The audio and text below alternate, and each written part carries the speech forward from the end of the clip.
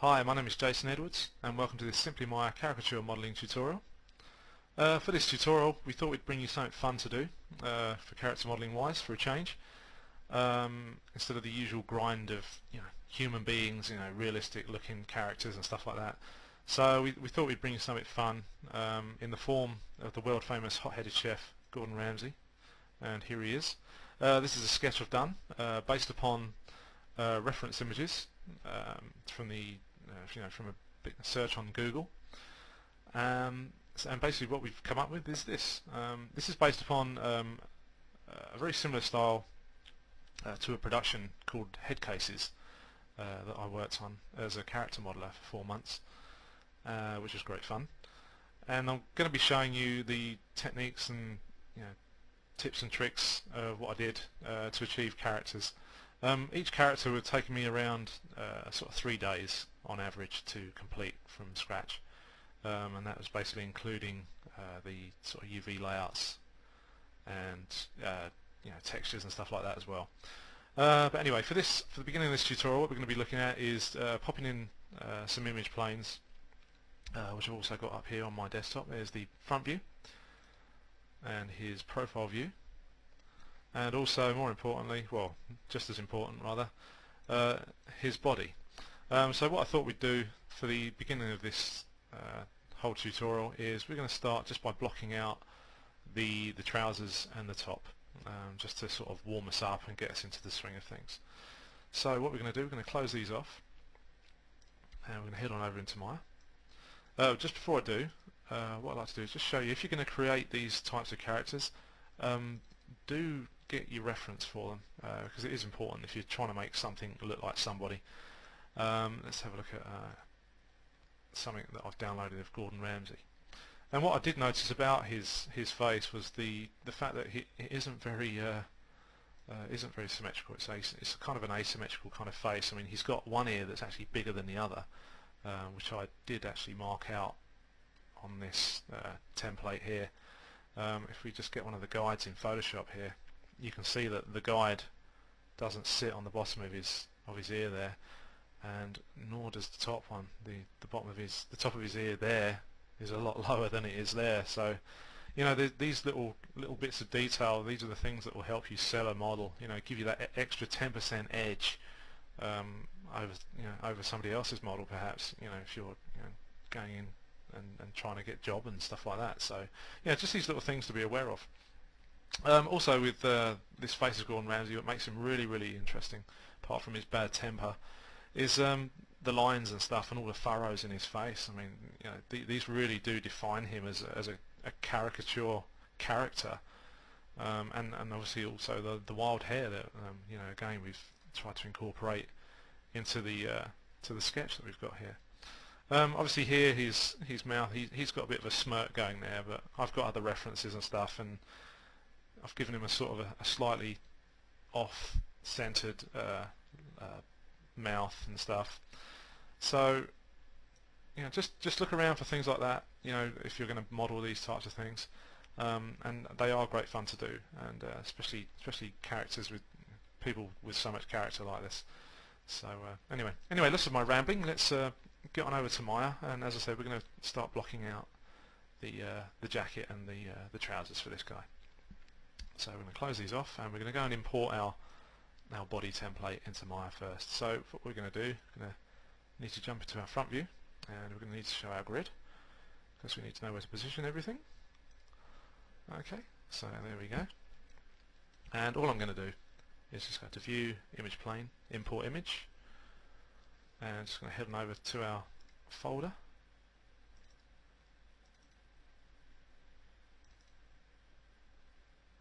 Okay, and caricature, reference, and the body. Okay, and that should come in nicely, which is great. Okay, so what we need to do basically is take it off center in the Z-axis, because we obviously want to model in the center of our world space.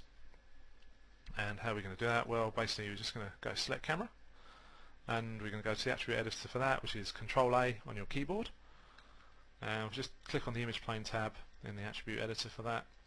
And as you can see here, If we go down to placement extras, and just open it out again, and we've got the center, which is basically XYZ or XYZ depending where you're from. And what we want to do is hit 0 for the X for now, and 0 for the Y. Okay, so basically what you need to do, you can put those in numerically to move this guy around, but a real quick way, just so you can see it, is we're going to start with the Z-axis or the Z-axis, and we're going to move that back in the with a minus value. As you can see, it's already gone behind the grid, which is what we wanted, which is fantastic. So I'm just going to do -5 for now there, and then for our Y-axis, we're just going to, I've got my finger on the control key, and I'm just dragging in this window here, and just moving that up. Okay, and then we just want to place the feet in a roundabout sort of area on the grid, and then we just zoom in a bit more. Okay, so we can see our center line, so I just want to move that over ever so slightly, and I think we'll line it up about there. The legs are slightly off, but it doesn't matter. We're going to probably use this leg as reference for our model, because this one's over a little bit and we don't want too many polygons sort of intersecting with each other. Okay, so that's done, and now we just want to jump to our perspective view, and there you can see again our image plane. And what I'll do, I'll just move this around just so you can see that it does move backwards and forwards. So we're going to sort of leave it there. Actually, I'll leave it at -9 instead, so that's quite adequate enough. Okay, so what we're going to do first, we're just going to block stuff in this particular episode. That's all we're going to do. We're just going to get things into position and sort of extrude it out, stuff like that. So nothing too drastic. Just going to sort of treat it as a warm-up exercise, if you will. Okay, so what do you notice about this? Well, first of all, the actual figure itself has got its arms facing to the side. Well, yeah, that's great. But I know I can hear some people asking, why aren't we modelling out for the T-pose out of the side? Well, you can do it that way, or you can do it this way. What we're going to be doing though is we're going to model it straight out from the side, because basically it's just easier to do it that way. But later on we will move the arms downwards, and the reason being for this is that sometimes in a production environment and you're using characters, the guys that do the hard work on the rigs and stuff, they may want you to have the arms at almost like a 45-degree angle, because basically it helps them weighting the armpit areas, painting the weights around the armpits. Whereas if you have it straight out in a T-pose, what happens is when you rotate that arm, the mesh sort of crushes in on itself and it goes inwards, and it just makes it that little bit more difficult for those guys to pick up. It just gives them that extra bit of hard work to figure out, and when they could be concentrating on really more important stuff for the character rig. So it's just things like that that you should really be aware of if you are thinking of getting into be it the movie or even the games industry. Everything works in a similar situation pretty much, even though one uses low res meshes and one uses high res meshes and stuff. But it's really just worth taking things like that on board. And also, if you are in a production environment and you're not sure, the best thing to do, go and talk to the riggers, go and talk to the animators, what's going to be best, and even talk to the visual effects directors if they're about. The thing to do is just communicate with your production team and stuff like that. And even if you're doing it for yourself, ask yourself the questions. What am I going to do with this? What is the end result need to be? Is he going to have his arms above his shoulders? So in which case you probably would want to model the arms straight out and leave them there when you rig, so you get the option of going up and down, with the motion of the arms. So it's just little things like that. You've got to ask yourself, what's going to happen with this guy. But in this instance, and the majority of stuff that I did for Headcases, I'd model the arms straight out and then rotate them down. And I was finding that the guys that were doing the rigging were actually rigging the characters in just a couple of hours, which is great. So anyway, onwards and upwards. So first thing we want to do is create a polycube, which is always a lifesaver. and we're going to hit 5 on the keyboard, and we're just going to move this guy up, and this is going to be the start of our torso and arm area. So I'm just going to jump into the front, and I'm just going to turn the grid off as well. Okay, so I'm going to enlarge this up to sort of about there, and then we're going to head on over to the channel box again and give it a 1 division, and we're going to get rid of 1/2 for now. Okay, and all I'm going to do is just going to move this top bit into position.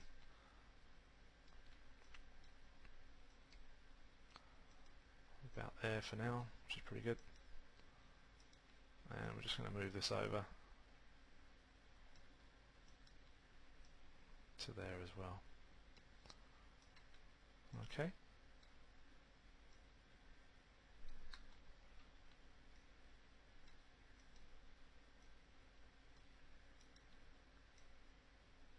Right.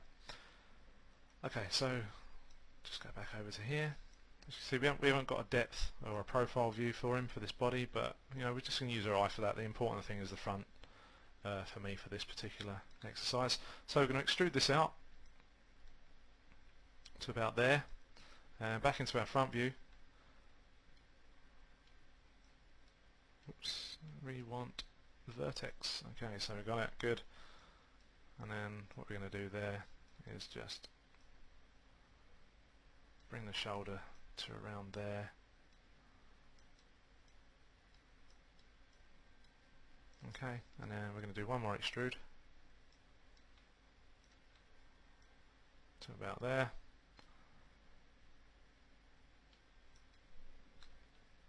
Okay.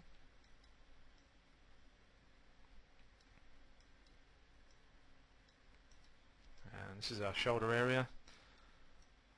Needs a little bit of jiggery, bit of a tweak. Okay, something like that for now will be fine. And all we're going to do is we're just going to extrude that straight out. So just by hitting this little manipulator on the top of there, just pull your arm out, and we're just going to scale that in. So all we've got there is the sleeve kind of ready for that. We'll tweak that all later on.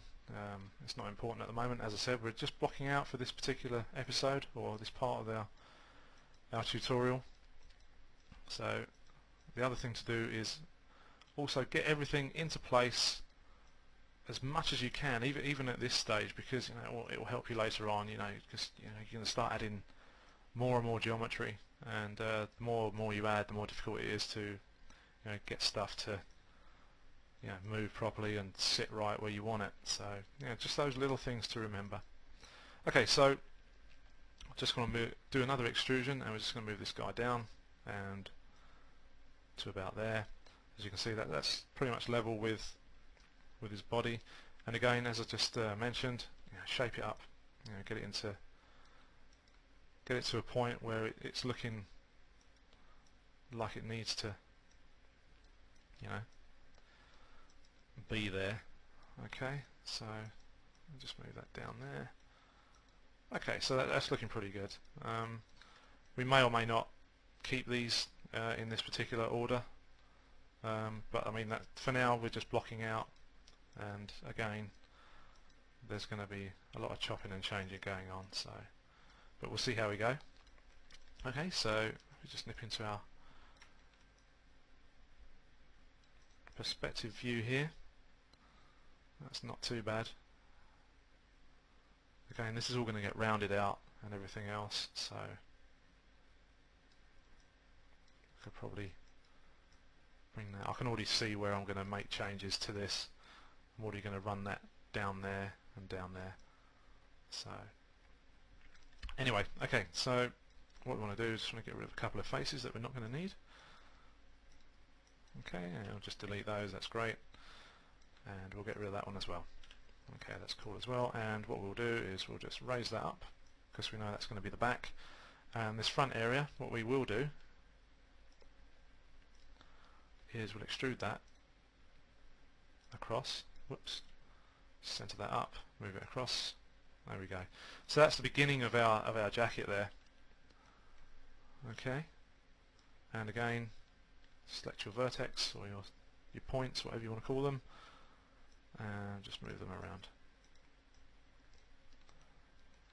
And that one we'll leave there for now, because obviously we're going to need to shape this, bend it round, sort of stuff like that, so we'll leave that there. Okay, so again we're going to go in and make the next object, which is going to be our trousers. So we're going to want to call up another polycube, and I'm just going to move those into position. And although we can't see the waist, it's probably best to just sort of give it a miniature waist at least.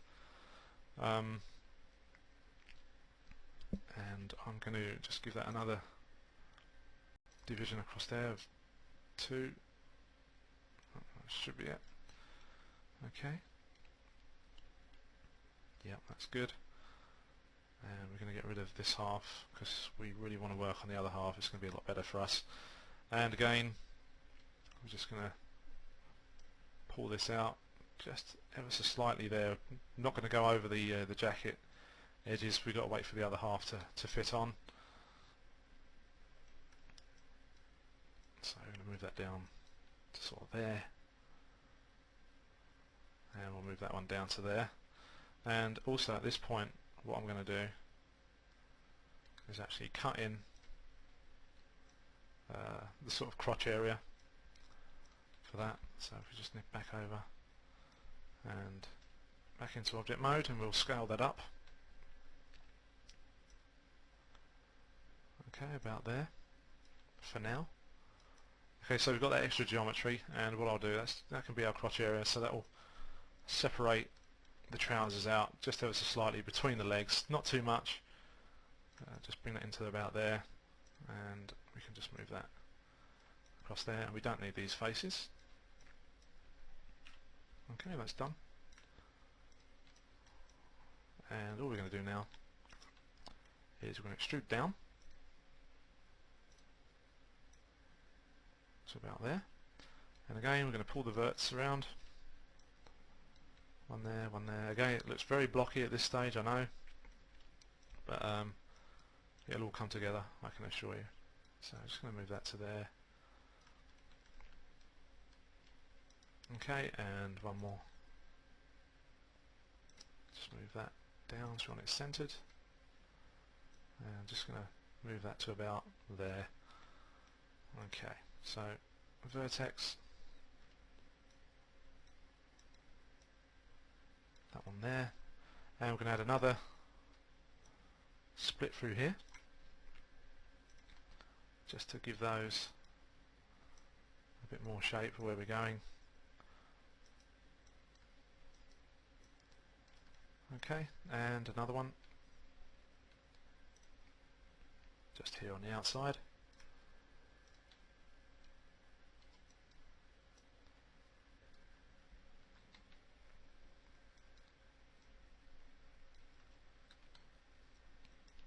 And there we go. So that basically will now be our sort of starting point for the clothing. So in the next section, what we'll do, we'll start adding the details and stuff, and really begin to block it out and stuff. Let's just put wireframe on just so we can see. Okay, I can already, as I said before, I can already see where I'm going to redirect stuff, just to make life a little bit easier for the model and everything. But the basic block for the model is there, and what we'll do, we'll just drag that back a little bit, lower it down. That's great. So now we're ready to move on to the next stage, where we're going to start adding more detail, things like the collar and stuff like that, and we'll move on from there, and we'll start adding the shoes, followed by the arms, and then onto the creme de la creme, which will be the face for this. So hopefully you've understood everything I said and gone through here at this point, and hopefully I'll see you in the next chapter. So bye for now.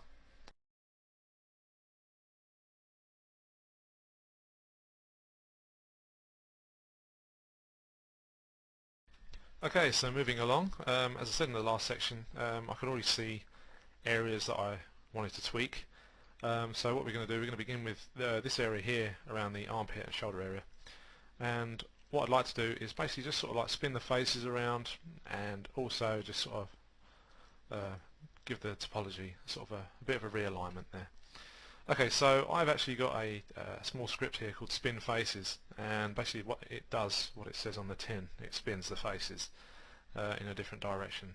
You select two faces at a time, and I will show you now, like this. And I've got my little meld button here, and you can just spin the faces and basically just realign your geometry. So that's that one done. That's great. That's where I want that one to be. And also I'm just going to do the back planes, and I'll just hide the cameras for a minute just so I can see what I'm doing. And again, we'll just do the same thing, and that one's done as well. Okay, so now what I want to do is I'm going to get rid of this one and for a minute. So I want my split poly tool. So first of all, I'm just going to cut in some geo into there, and also some geometry straight through there. Okay, and I'll get rid of these two edges, and again I'm just using all my shortcuts on top of my shelf. There we go. And again I'm going to do the same thing here, just to line everything up. That one's done, and also this one as well, which is great. So that's all done. That's supersonic and super fine. Okay, and we'll just delete that edge as well. That's all done. That's great. Okay, so what we want to do now is we're going to get rid of this face. Yep, I think we'll do that first. So we'll get rid of that. That's gone.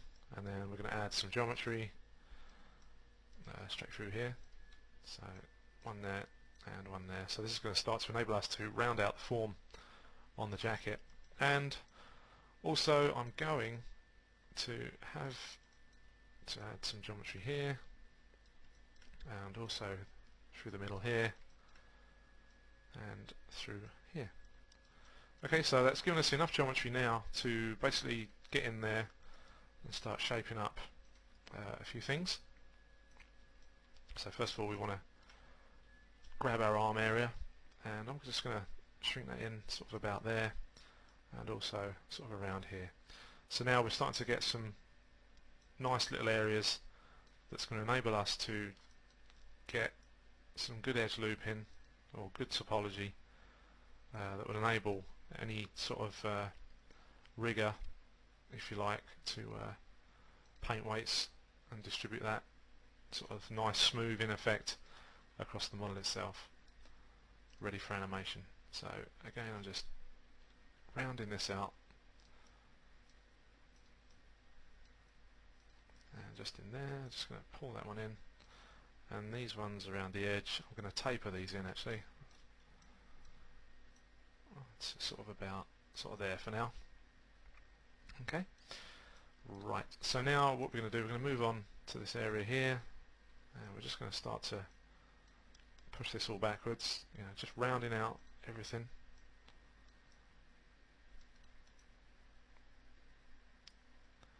And once again, I think we could do a little bit.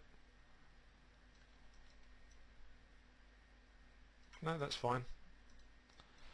So I was just going to get a bit too carried away there and start to do stuff that I didn't really need to. Okay, so again, all this is going to consist of in this episode is really just sort of getting the forms of our clothing ready to sort of fit on the character a bit better. And again, we're just going to sort of round it out there and there.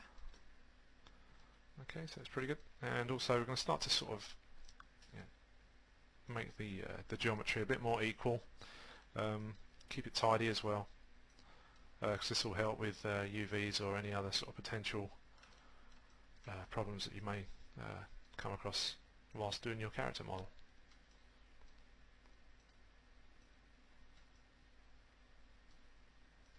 Okay, so as you can see, I'm just leveling it all out, and we're just going to jump into our front view and just start to push it around here.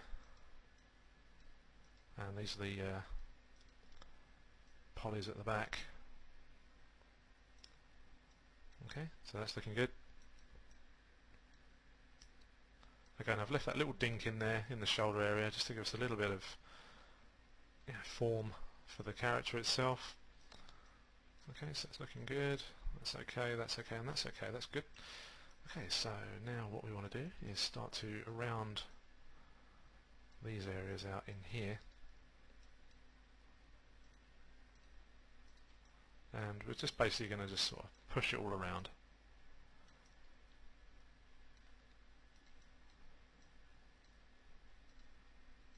Okay, I'll move that up.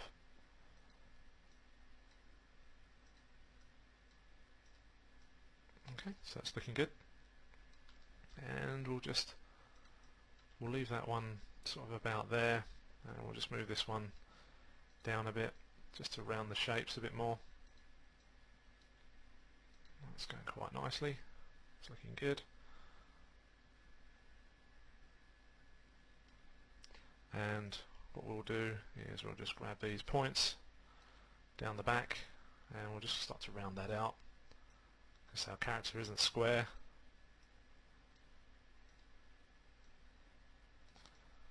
And being Gordon Ramsay, I'm sure he certainly wouldn't want to be square. So, okay, that's good. And what we'll do is just get a slight bit of a paunch at the front there. And we'll just overhang this area here, and what we'll do, we'll just add another loop in there. That's great.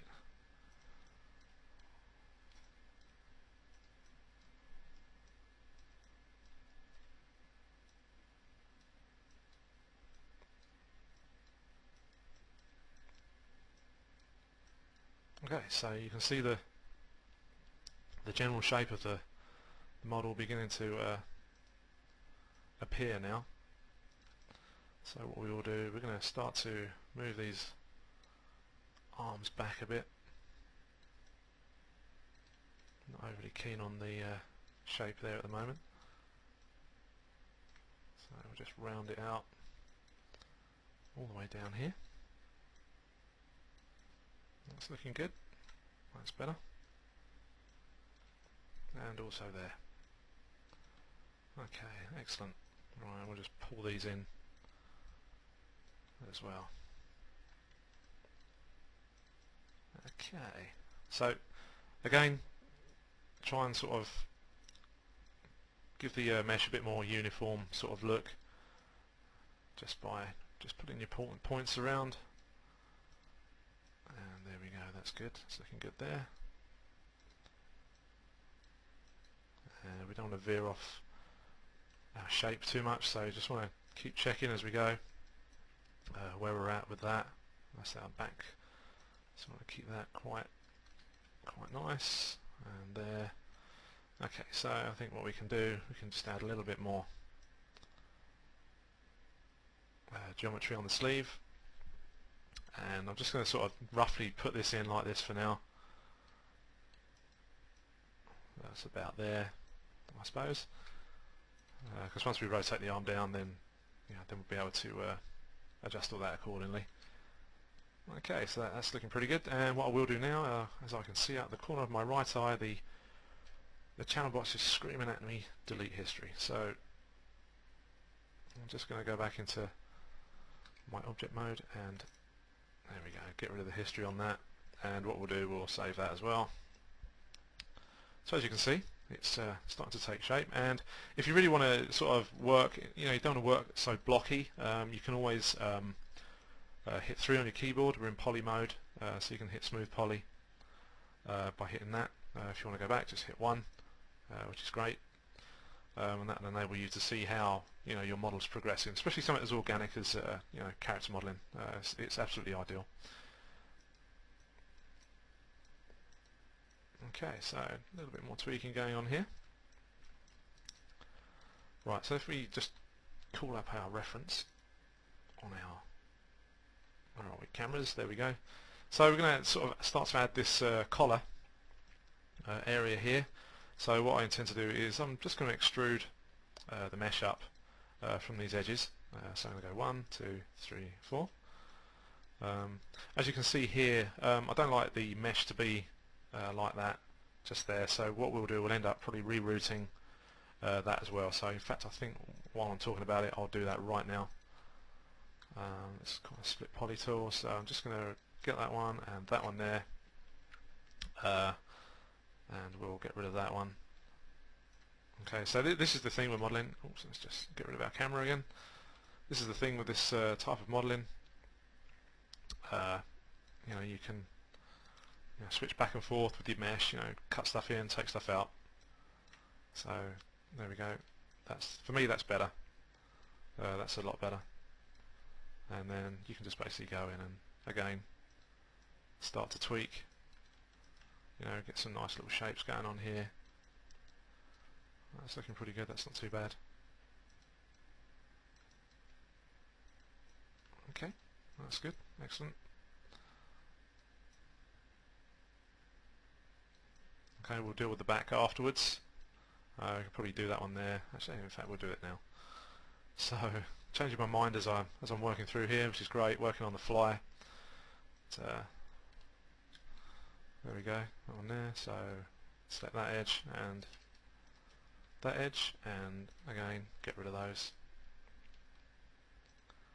And once again, just sort of move them about, get the form in there.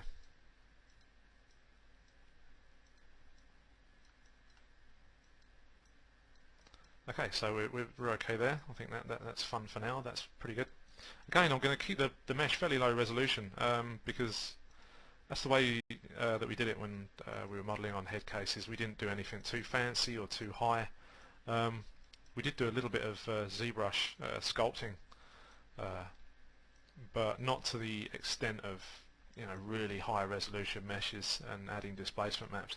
I mean, personally, I used it just to block out characters very quickly in ZBrush. I was actually taking my image planes into ZBrush and moving the meshes around very, very quickly and stuff. So I was also Frankensteining, what we call Frankensteining the body parts, to reuse over and over. On some occasions, you could do it, but sometimes you'd have to build something brand new. But also, you can, if you build yourself a template head,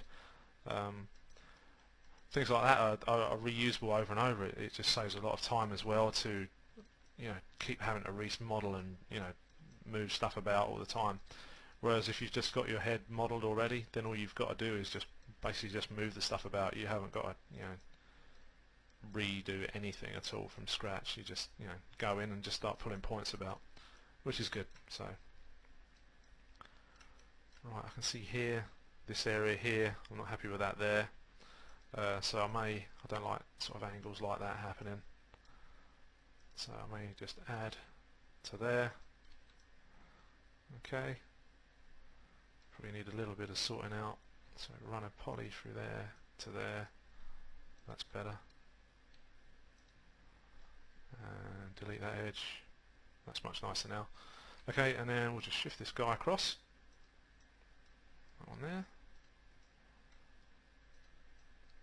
Okay, and all you got to do is just finish that off there. That's quite nice. So yeah, that's pretty good. I like that now. That's looking a lot better. And we'll probably do the same for the back. But first of all, what we're going to do is, it's looking a bit low on sort of geometry up here, even though we're only in the blocking out sort of main blocking out phases really at the moment before jumping in there. So I think we'll add another set of loops just in here. That one's done. Then I can move this guy to about there, and we can put this guy up here. Okay. And then we'll just chuck in some more edges using the split poly tool there by itself. Okay, and we'll just move that around. It's looking better. That's much nicer now. So we're getting a better edge flow, as you can see. Again, if you're not overly experienced with stuff like that, it does. You will get it, if you know what I mean, eventually. it does come to you. You just know what you're looking at, stuff like that. So, and also it's looking a little bit lean up here, so that's better. So we've got a nice balance of polygons going on there. Thing to do is just sort of get them into shape and stuff. So we'll just concentrate on those for now. Okay, so that's looking good. So as you can see, if I hit 3 on the keyboard, hit F8, so we go back to our object mode, you can see that the mesh is slowly coming together. It's getting us some shape. We go back to our front view. It's not looking too bad actually. It's quite pleasing. And all we need to do is just basically balance these polys out here, just so they sit where we need them to go for the rest of the model. Okay, that's all pretty good. We'll just move these out a little bit. That's the thing with the smooth poly, it tends to sort of really smooth it out, that it kind of shrinks the mesh in a way. And we'll just move that there, and that one there, and those there. That's great. So we'll add detail later on, to attain creases and stuff like that. So what we need to do now is start to add our collar. So if we call back our camera, okay, so it's probably looking around this area.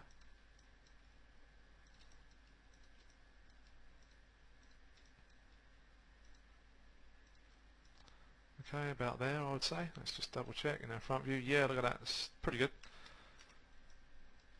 So all we're going to do is just go extrude edge, and we'll center that so we get the right sort of height for that. And I'm going to hit 1. You can see it's quite smooth there, but I mean there are options we can do to sort of make these a little less rounded and stuff. So, and we'll just move that into play. So that's about sort of there.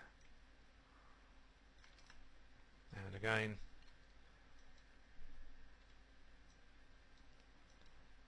just block those in, move them around a little bit, and there we go. So that's that done.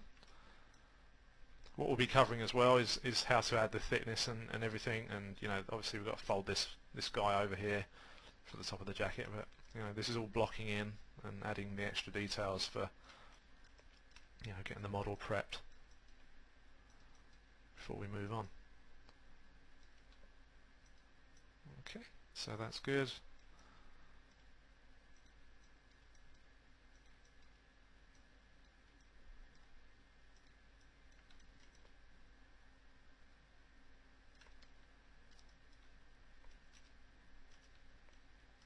Okay, so what I'm going to do, just move that arm up a little bit. It's looking a bit too thick. Okay, so it's not too bad there. And we'll keep that straight at the moment, because still got a little bit of work to do on those kinds of areas. Okay, so that's pretty good. We'll leave that there for now. We'll move on to the trousers now. So again, it's going to be a similar sort of approach. Just tweak these a bit more before we do. So yeah, it's going to be a similar approach as we've done here. And what I'm going to do first is I'm going to cut in a nice edge loop there, which is good, and we're going to also pop one in the front view there, and that's done as well. Okay, so first of all what we need to do is just come down here, and what we're going to do, we're going to scale those guys in, and we're just going to move those in as well there, which is looking good. And also we'll do the same with this side, and I'm just going to select those all the way there, and I'm just going to unselect those. So again, we'll just do that and just round those out just ever so slightly there, and we'll just start to push little bits and pieces about. We'll find the knee area, which is going to be around here, so let's just highlight that. And what I like to do with the knee is just sort of push that out a little bit, and we'll put a little dink in the back there, and we'll just round out the thighs ever so slightly in this view as well. Okay, so that's all beginning to take shape nicely as well. So we need to hide the camera since it's going to get in our way again, and as you can see we need the buttock area to oops, it's not the so we need the buttock area to have a bit of form. So what we'll do there is we'll just start to round the back side out, and front area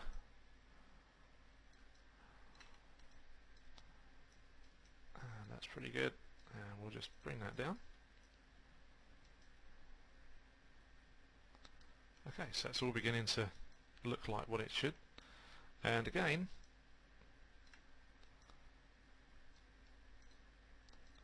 what we'll do, we'll just get rid of these for now while we're modelling, but what we will be doing, or you can do, you don't have to do it on this from this particular exercise or tutorial rather, and that's towards the end of the model when everything is done, before you move on to texturing. What we did as well for the production process in Headcases was I was asked to fill up any holes like we've got here, because in case the camera caught sight of them during animation, so you didn't want to be looking into like an empty space, because a lot of the models as well are single-sided, whereas at the moment we're working double-sided. So just little things like that can also help finish the model in the for the production. So just something else to be aware of. You may have to do that. Okay, so we're not really going to see that area up there, but okay, so if we just, we're going to add some extra edges here, just around the knee here, and put another one up here because there's going to be a deformation area, and also put something up here, and we'll put another one there and one more there. So again, it's not too dense, it's all stuff that we're going to need to work along with. And again, delete some history, and I'm just going to quickly jump into my side view, just sort of add a little bit more shape to the model. I'm just going to move these down. Okay, and we're just going to do that. And of course, again, you can go into your smooth poly mode to do this. Okay, so that's there. And I'm just going to start to just give it a general bit of shape for this area as well, and just got to move that up. It's looking a bit too low down, even though that's the back of the trouser leg there. We'll try and bring up the front area, which will bring up the back as well. Once I grab those, that's good, that's sorted, excellent. Okay, so that's looking good. And also we're in the knee area here, so I'm just going to bring these a little bit closer. Just around there. And I'll probably add another loop just through there. So there's a little bit of something for your potential riggers to have a look at. And also, by doing this, it enables us to just sort of shape in sort of some sort of creasy areas to help give the character a bit more realism.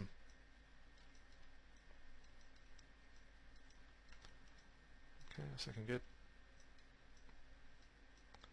So this area here is my sort of kneecap area. Okay, and what I will do is got some commands on my desktop here, or my shells rather, and hide unselected, so I can just go in and begin to sort of tweak a bit more.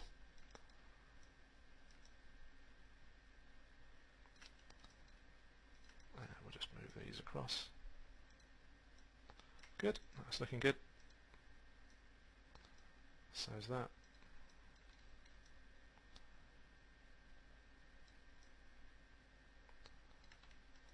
great. So we'll do a quick see how we're looking. So that's looking pretty good. It's, you know, hasn't taken us very long to get there.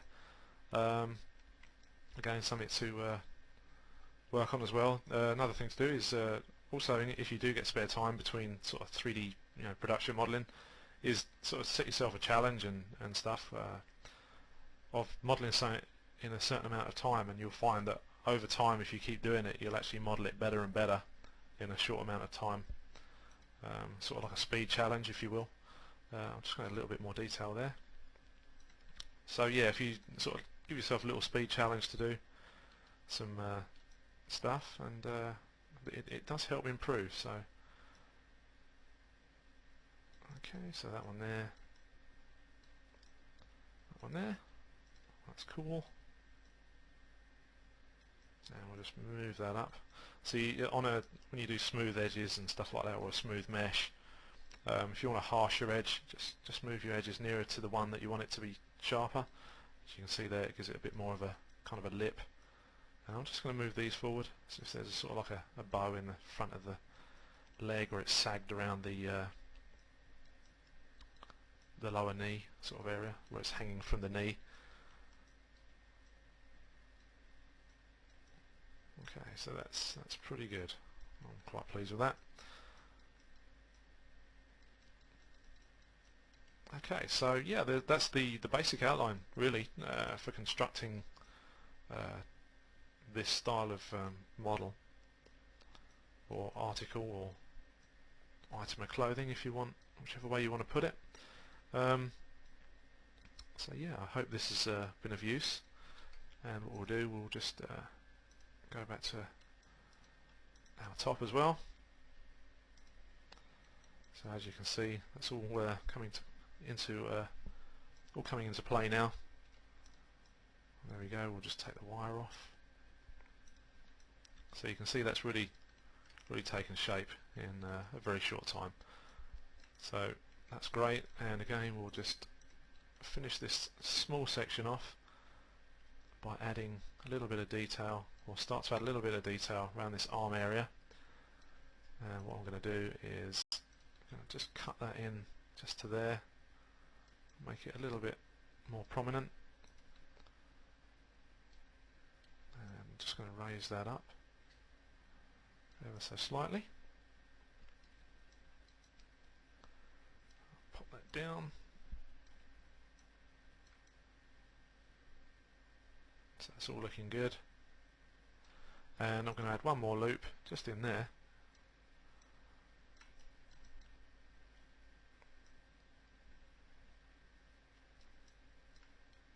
To give us the sort of crease or stitch join where the sleeve meets the body of the garment. And there we go. So it's very simple. It's not rocket science. You do this similar sort of thing on a high-res model as well. So it's there's no differences there.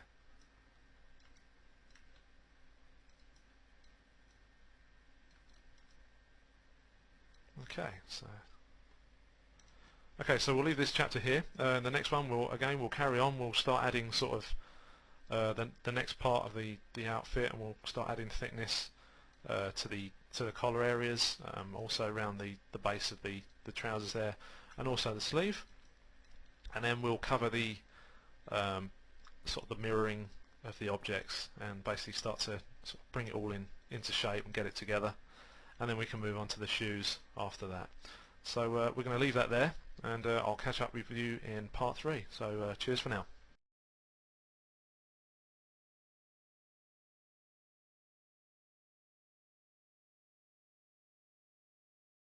Okay, welcome to part 3.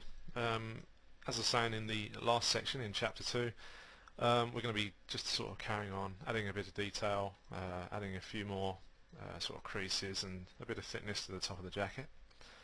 What also we're going to do, we're going to mirror the jacket across, and also just sort of trim it a little bit, because we don't want too much of this overhang on the other side, because essentially this will be sort of pinned, if you like, to the other side of the jacket, and we're going to hopefully get this to hang down over there. So what we're going to do first of all is we're going to look at the collar. We're going to sort this roundedness out, beg your pardon. I'm going to sort this rounding out just here, because I'd like it to be a little bit sharper when it's becomes smoothed out towards the end of the tutorial. And also we're going to sort of adjust this armpit area and stuff as well, and add the detail in and around the sleeves and around the waist. So okay, so if we jump back in one on my keyboard, we can jump straight back into a more rough version of our top. So what I'd like to do is essentially cut this area like this, and I'm keeping it very close to the edge, and I'm just going to do this like this for now. Okay, so we've cut this shape, we've come around this corner. I don't want that triangle there, so all I'm going to do is this, and just add another edge, and then what we're going to do, we're just going to delete this bunch of faces here, because I don't need those, and all I'm going to do is just move them about, just to make it look a bit tidier, and I'm going to keep that one there. And I'll just move this around a little bit more. There we go. So if I hit 3 now on the keyboard, it's a lot sharper edge because we've just added that sort of area to the corner. Okay, so again I'm going to do the same for the top part. So again I'm just going to jump back into my very base level there, and go back to my object mode. And again, this time I'm going to cut the faces right round in one go.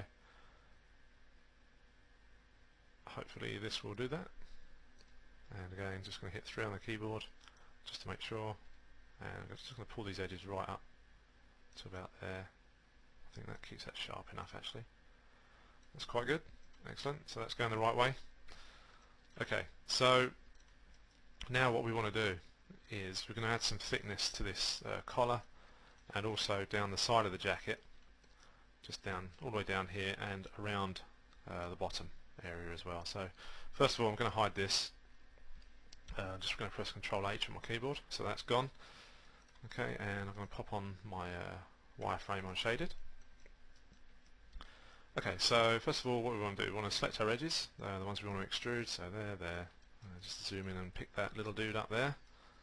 Okay, there, and around there, and hopefully I should be able to select a continuous edge. Yes, that's good.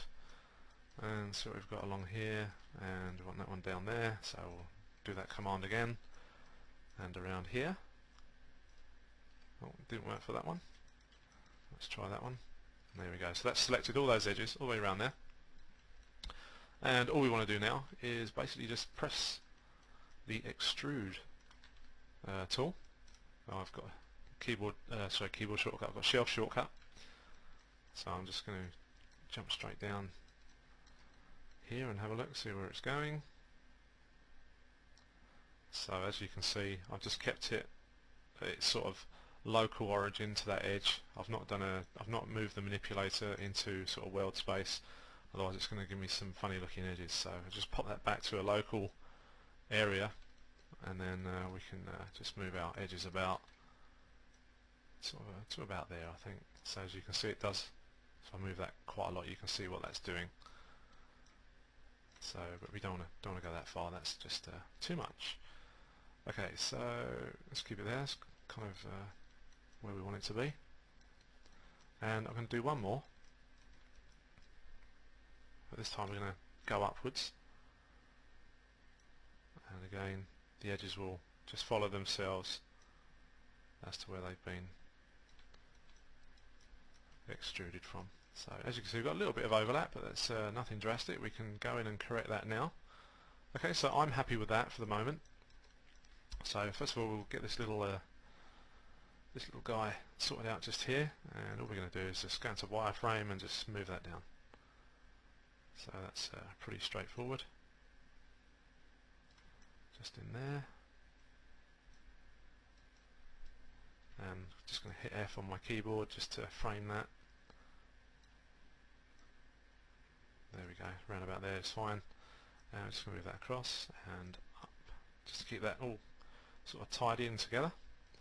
Okay, so I'm going to hit 5 and back in our shaded mode, and we'll just check all these edges as well. Just double check your edges, just go around and have a look, just see how it's all responded to the extrusion and stuff, because things like that do happen, you know, with the overlap there.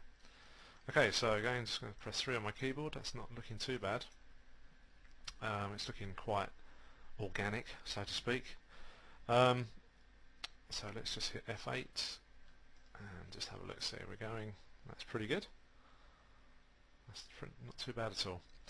Okay, so what I think we need to do now is add probably another edge just to run down here, just to keep that a little bit sharper, just up there. So we're going to jump back into our base level, and I'm just going to cut that in there, and hopefully by pressing 3 on the keyboard again, that keeps that nice and sharp, which is great, which is what I want. Okay, so we're going to do the crease, or the sort of the join, if you like, for the material, just up here again. And once again, we're just going to cut that in and move a few bits and pieces about. And I'm going to keep in this smooth mode for a minute while we do that. And also, I'm just going to move sort of these areas about as well. And just move that down. And we're going to move this guy up. And we can move those all in one go. Oops, perhaps not that guy. And this one here. So just go and move them as need be. And there we go. Okay, so just figure out where we need to pop that next edge, and I think what we'll do, we'll put it into here, and then we'll put another one in between those as well. So I'm just going to have a look here, see how it's going. So as you can see, it's become a little bit crunched up in there. So I'm going to go back to 3 for my smooth. I'm just going to move those up just to keep them off of there while we do this part. Okay, and they're still selected, so that's good there, and also there. So these are just like those little sort of things that will happen. They can't be helped. You just have to go in and sort them out. Okay, so that's that done there. So now we can add our edge, I think, just through there. So again, I'm just going to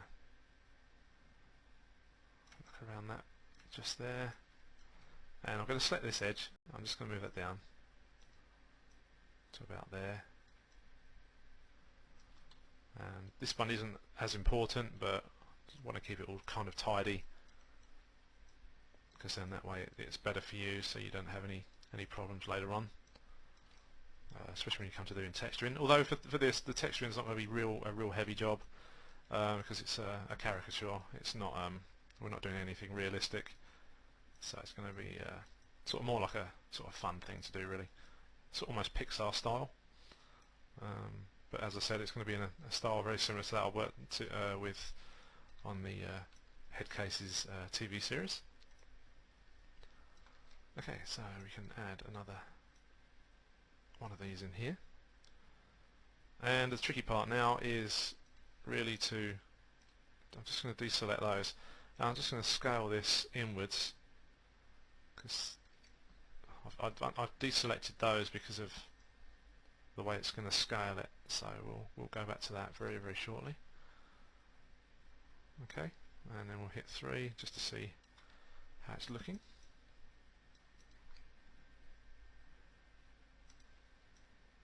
And I'm going to turn wire off, and there we go. So that's not too bad. Do a little bit of a tidy up just around here. I think it's a little bit round there, too round on this shoulder area just here. So I'm just going to bring that back in. That's better. There as well. And there. also there. So that's good. Okay, so that's all looking nice there, and now I think what we need to do is do something very similar this side.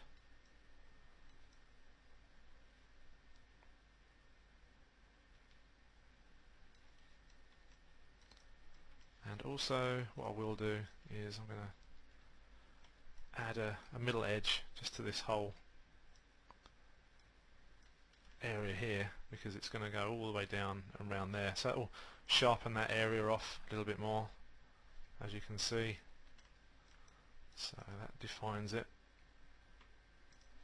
There we go. So that's defined that a little bit more. It's made it a bit more crisp. Looks a bit better as well, actually. So good.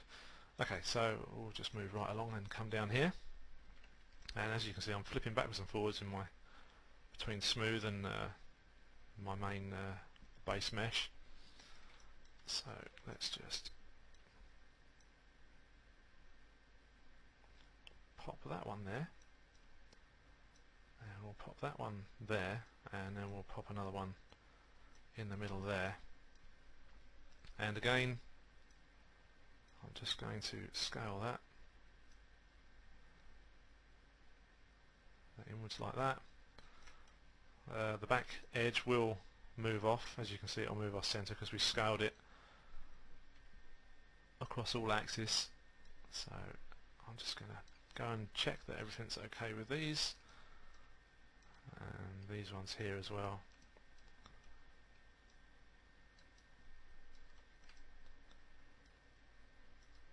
So a few things are a little bit tricky.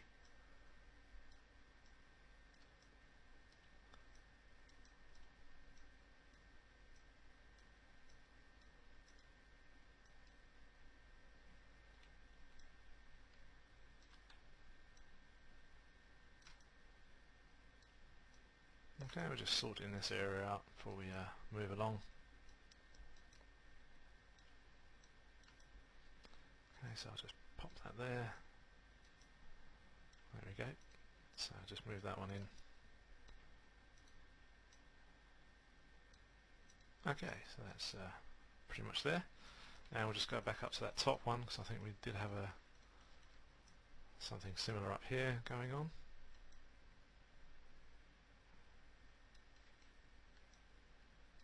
It's just in there. Okay, so just want to bring these back out and bring that one back out, and then there we go there.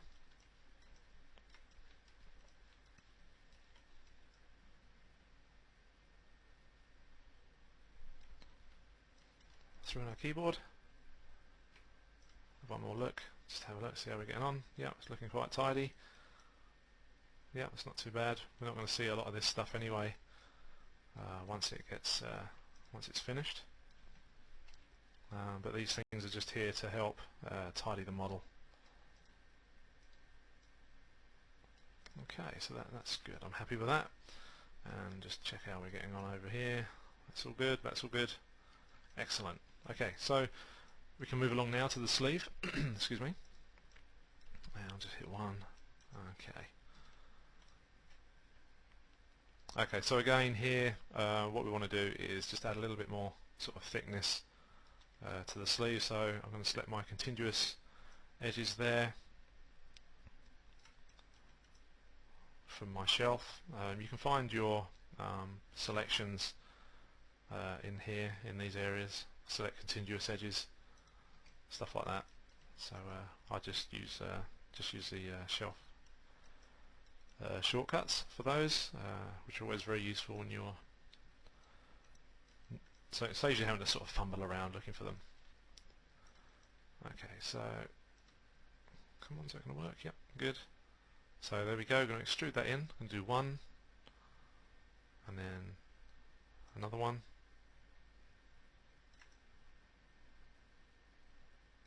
Let's just start pushing that in a little bit more. For some reason I've done that wrong. Okay. And we'll just undo that, start that again, Okay, there we go. So now's the time when I want to use the world space coordinates for this particular part, and then hit G on my keyboard, do that again, and then one more, and then this time we're going to just sort of move inwards, and I think for now we'll keep that there, and we'll just check, see how we're looking. That's not too bad at all, and we could probably scale that up. We don't want it too fast, we don't want it coming through. And what I will do actually, just for now, I'm just going to leave it quite near the edge, because we're going to go in and cut some more edges in here. So I'm going to put one about there. Let's just double check on the reference that we have. Yeah, so we got this one just along here really, so that's good. And then one there, and then another one in the middle, and same as before, just scale that in. I'm going to hit 3 on my keyboard. See how we're doing. It's not too bad. What we will do is just select that edge right around, and we're going to move that inwards just to create that sharper kind of stitch line. And there we go for that one there as well. And just for good measure, I'm just going to rotate that one. That's all looking great, excellent, good. And come back, have a look at that. That's really good. No, I'm very pleased with that. Okay, brilliant. Right, now what we need to do now is I'd like to delete the history first. We've got a lot of history going on there, and I'm going to freeze the transformations because you can see I've got a lot of stuff going on there in the channel box where this has been moved around when it was a polycube, and because we're going to flip it across, we want it to be sort of centered and stuff like that. So I'm going to freeze the transformations, center the pivot for the object, which you can see has appeared there, but what we want to do is seeing it as the whole object. So I'm just going to turn my cameras off and I'm going to show the grid, and hopefully the grid line, the center, is just there. So we want to move that across, and the way to do that, you can press insert on your keyboard to move that, or another way is if you want to work it on the fly, just press D, and depending on what you're snapping to, so we're going to snap to our grid, you want to hit the X key as well at the same time, and that will snap to the grid, and then you can just let go, and that's fine. So it saves you having to keep hitting the insert key on and off, which is a very useful command anyway. And we're just going to jump back into our perspective, and what I'm going to do is I'm going to hit Control D to duplicate this, and then I'm going to hit -1 in the channel box. So there we go, that was the overlap I was talking about, which we don't want. So basically what we need to do is have a look at our reference that's in our scene. There we go. So we basically just want to cut that off just through there, and what I'm going to do is hide this side and hopefully straighten this side up a little bit more, just through here, there, that one there, and we'll just select that lot, and then we'll just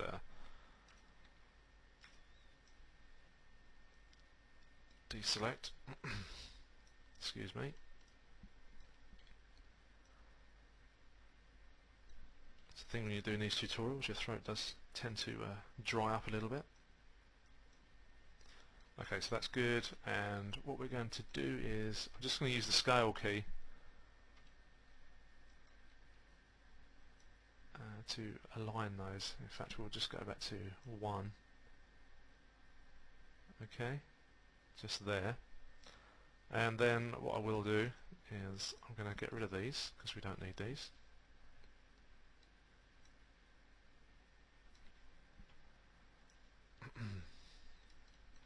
Okay, I hope that's all making sense. And then we're going to grab those and those and those, and I'm going to show last hidden, So as you can see, got a little bit of tweaking to do, nothing too drastic. And what I'm going to do with this is just move those to about there, and then push those back inside to about there. I'm going to hit 3 on the keyboard again, and we'll leave that there for that particular model. So that's not looking too bad, but so we get the general kind of base of what we're after. That's looking quite tidy. Obviously we've got these sort of crease marks and stuff to get rid of and stuff later on. What we will do is we're just going to add a little bit of thickness to this area here, and also just going to move this one across just there. Whoops, I think we've selected something else. Yes, I have. There it is. Okay, so we're just going to level this out on this side a little bit more, so we know what we're looking at.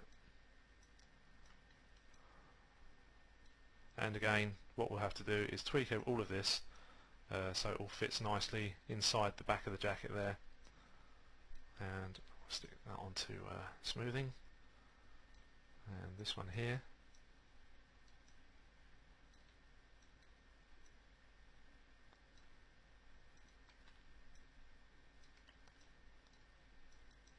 Okay, and there we go. That's not bad at all. And then these ones, we can do the same thing. Let's just unselect those. So you just want to get this kind of tidy up against, flush against the other one. Okay, that one there. Whoops. So I'll just bring that forward, and that one there can come forward as well.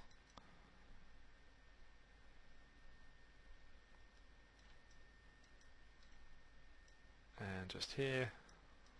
Okay, so that's all looking good, and of course we've got these guys here to sort out,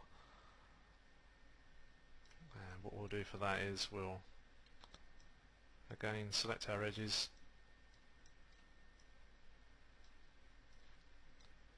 these ones here, just move those back a bit. Okay, as long as it lines up there, this one's not too bad, it's not overly important.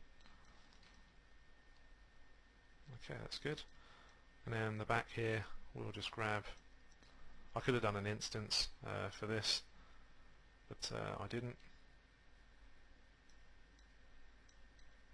And we'll just move those down just to round that out, which is good. Okay, so that's all looking nice.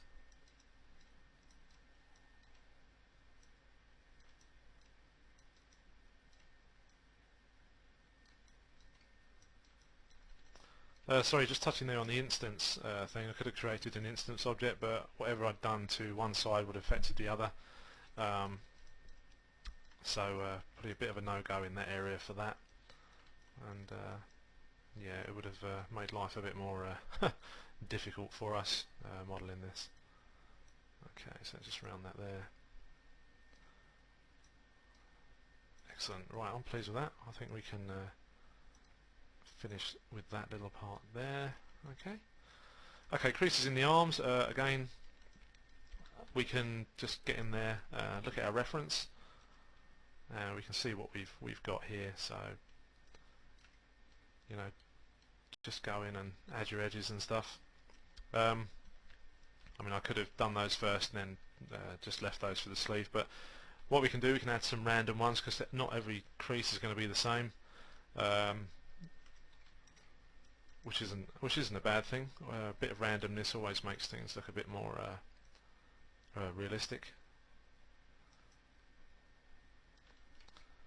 So all I'm going to do is I'll just go 1 on my keyboard,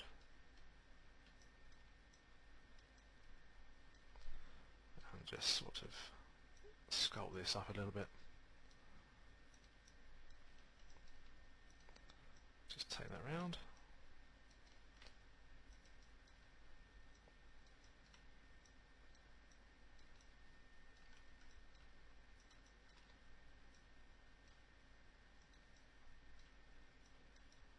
when you're in this rough poly mode, you might see a bit of sort of intersecting from other polys in areas and stuff, but I can assure you that most of the time when you do go into a smoother version of your model, those will disappear. So, but be vigilant, because sometimes they don't.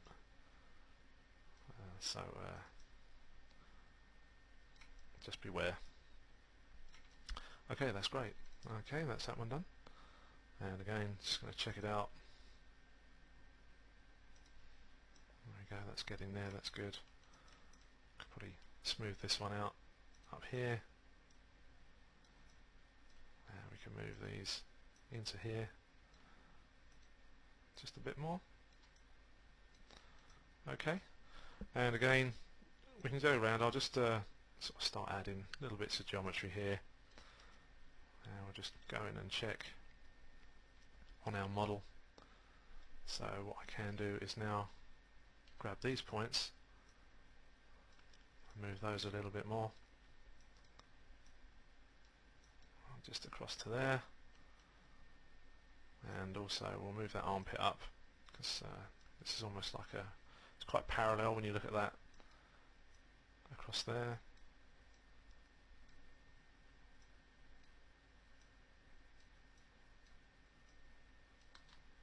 And we'll just move the crease.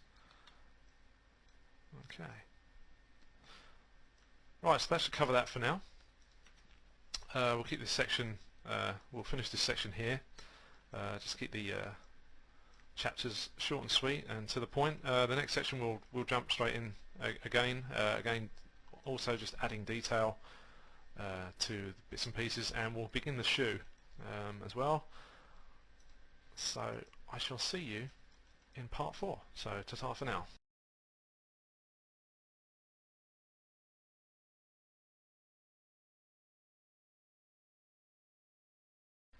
Okay, welcome to part 4. We're just going to carry on from where we were last time. Let's just delete some history off this model. We're just going to quickly jump ahead and go over to this sleeve. We're going to do something very similar with that, and then we're going to tweak the trousers, and then we're going to make a start on our the base of our shoe. So I'm just going to jump into here, and once again I'm going to split the mesh a little bit. Do one there and one about there, and I'm just going to jump back into my reference view. Okay, and all I'm going to do is just move these guys around, and those guys there, and we're just going to move those to about there, as you can see. Okay, and then what I will do, I'm going to pull this one, and once again we're going to sort of move everything into a reasonable position.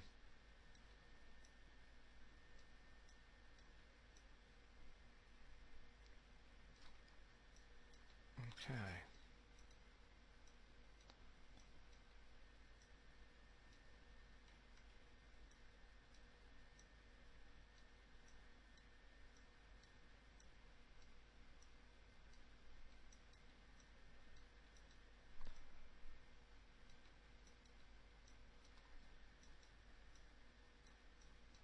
And for this one we'll just make this sleeve just slightly different up here, and also we've got a bit of a dink just sort of in there, so we'll add one more piece or another loop.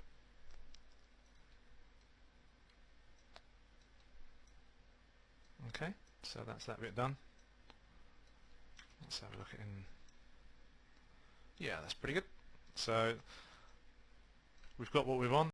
It's achieving a very simple effect of clothing there, which is really all you need for this type of work. And once again, as very similar to what I did on the ITV production of Headcases. So this is basically all we needed to do, because the main emphasis really was on the character face itself. As long as that was doing its job correctly, then the rest was sort of like almost like a peripheral being to it. So okay, that I would consider done for now. All we need to add is a pocket. And a great way to do that is just basically polycube, and we're just going to frame that up, and we're just going to crush that down ever so slightly. In fact, before I do, let's give it a division or two. So one there, and we'll do one there, and we'll scale that down to about there, and just give it a general shape, and we'll just make that a bit more saggy at the top there. And what I will do is just add a division, one there and one there, and we're going to keep it fairly sharp towards the edges, and we'll just hit 3 just to check, see where we're going. That's looking fine, and I think I will add, let's just go back to 1, so we'll just add some extras to that, just check we've got a whole selection there. I'm just going to move this forward, just so I want the edges to be a little sharper, and we'll put one there, and so if I hit 3 again, that's looking good, that's better. Okay, so all I'm going to do now is just move these back just a little bit. Okay, so that's our pocket, and all it needs to be done now is just pop it all into position.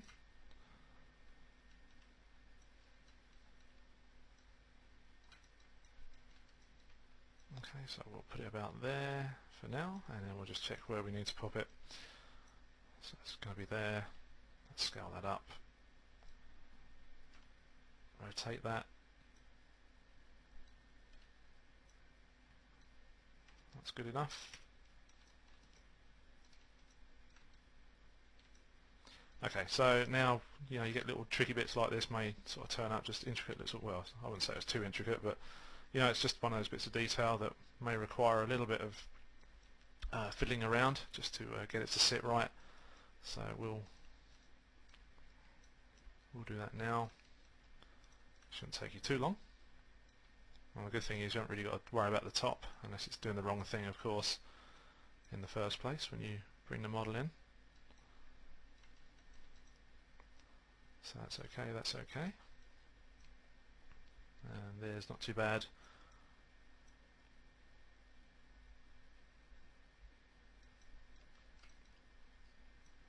So I'm just going to move that there, bend that in, and bring that back out.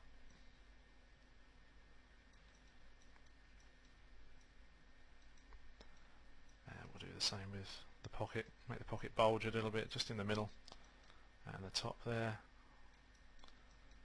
Take these top parts back and just do the sides, and then that one's pretty much done for that part.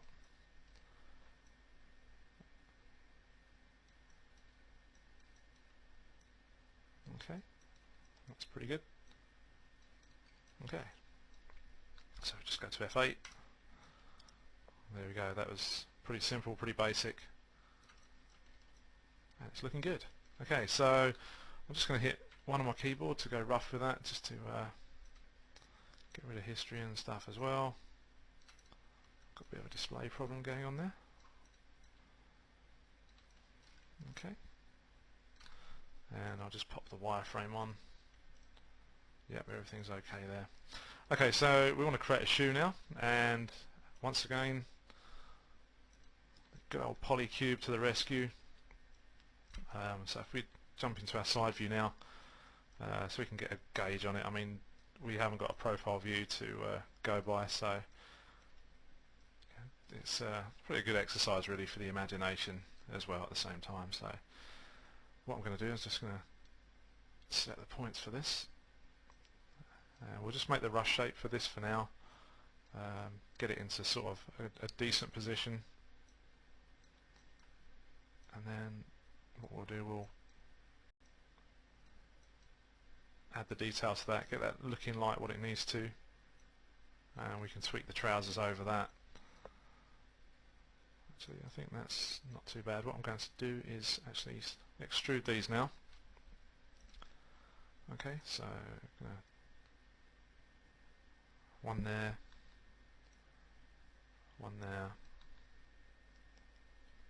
and one there, and another one there. Okay, so now we want to shape this, again running the side view, and then start to bring all this stuff up.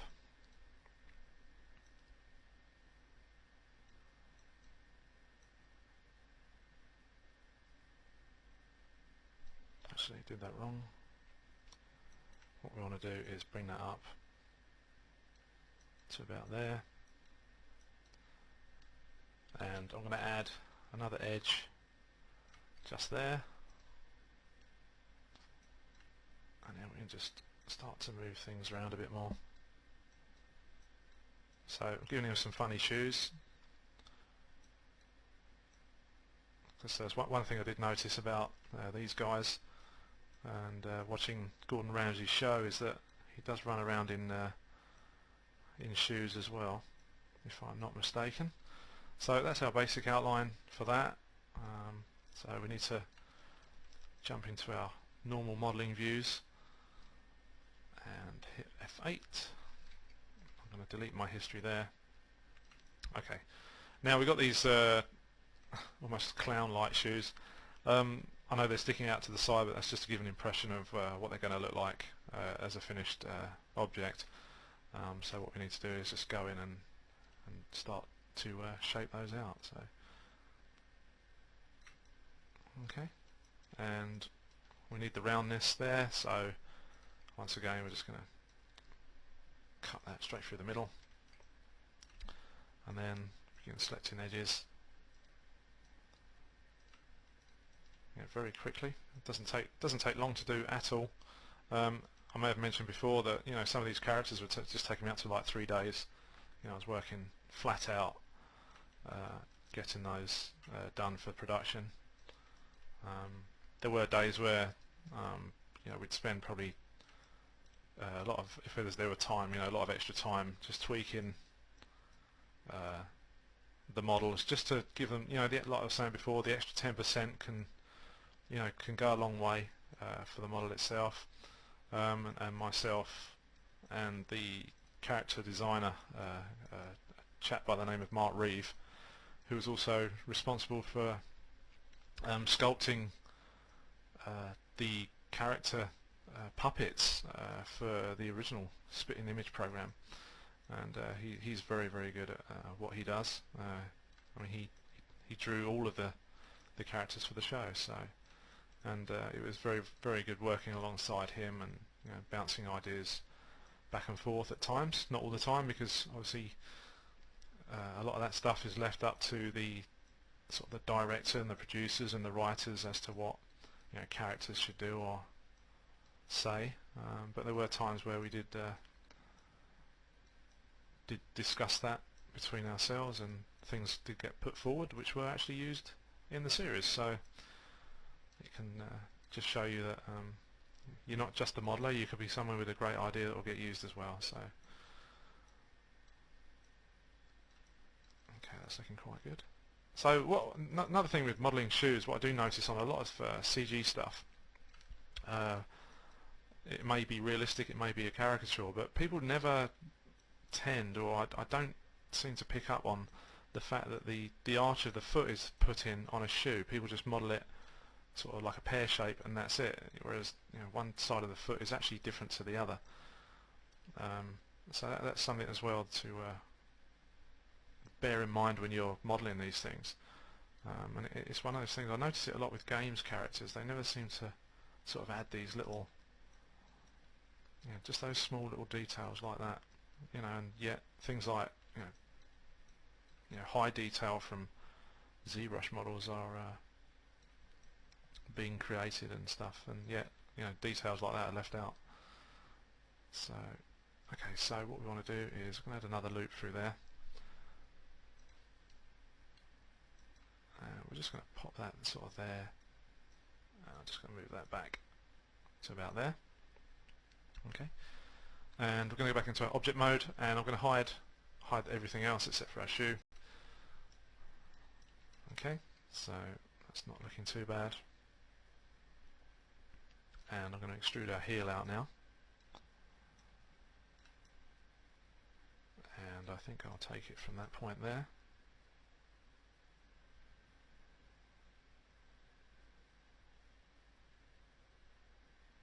In fact, no, I won't. I know what I've got to do first. I've got to extrude the rest of the sole out. So that's going to be like one kind of division downwards. In fact, we'll do it this way. We'll cut the edges in just there.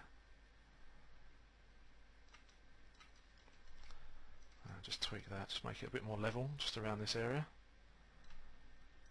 So we've got something like all the right sides going round. That's not bad there, that's okay. Good. Good.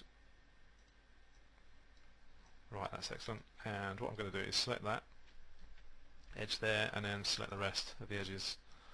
Hopefully. There we go, all the way around there. And now I'm just going to convert those edges to faces and go into face mode. And I'm just going to extrude those out. Just going to check that keep faces together is switched on as well. And there we go. So that will give us the edge of our shoe like that. And also start rounding out the back of the shoe here as well, on the back of the heel.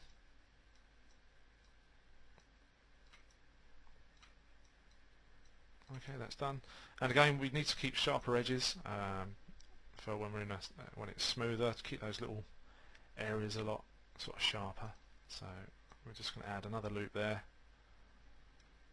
Put another one. Whoops, wrong place. Oh no, what's going on there? It's not quite right. So let's try again. There we go. And one there.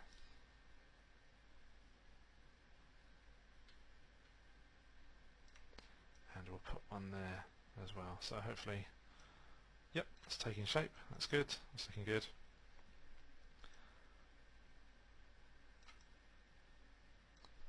So we'll just add that there. I'm just going to sort of give the shoe a little bit of character there.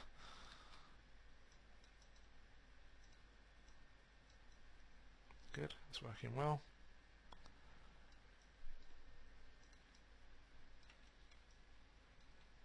And then we want to bring all this stuff up. That's going to be hidden under the trousers. And we'll just go and bring that back. So we're not going to see that, so we don't really have to model anything else underneath there. Again, if we're doing the top of the shoe here, so we may need to just raise it just to I seem to have grabbed the point there that's not meant to be like that. So, and that one there, I mean, you don't have to if you don't want to, but if you want to build the whole shoe, you can. So that would be just a little bit more sort of work to do. And if you're not sure, I can run through this now and show you a way of doing that as well.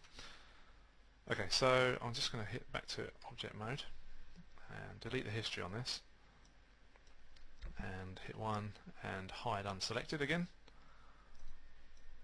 Okay. So what we need to do is we want to sort of cut that hole out there. There's a couple of ways you could do it. You could probably extrude it, which I think actually we will do, and then we'll just get rid of the holes accordingly for that area. And what I will do as well is just add some extra geometry in here to around there. Okay, and then what we'll do, we'll grab these faces,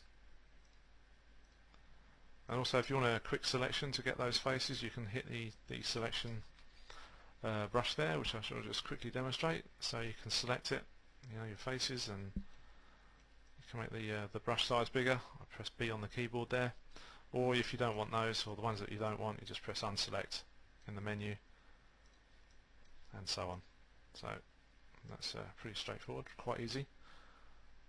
And all I'm going to do is just select this area,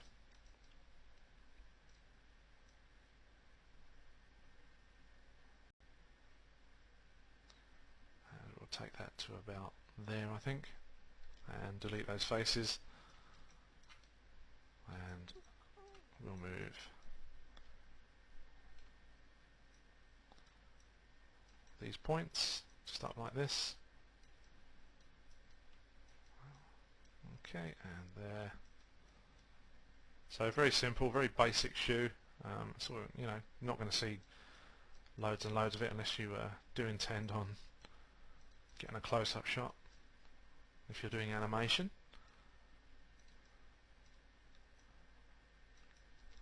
But as I mentioned before, while the production of Headcases was going on, we tended to block all the sort of holes out where the camera might see, stuff like that. But I can't recall actually doing that for the shoes, you know, filling these types of holes and stuff in. But there we go, that's how it's looking. So it's looking quite nice. So just go back to 1, and what I will do is just move these areas in.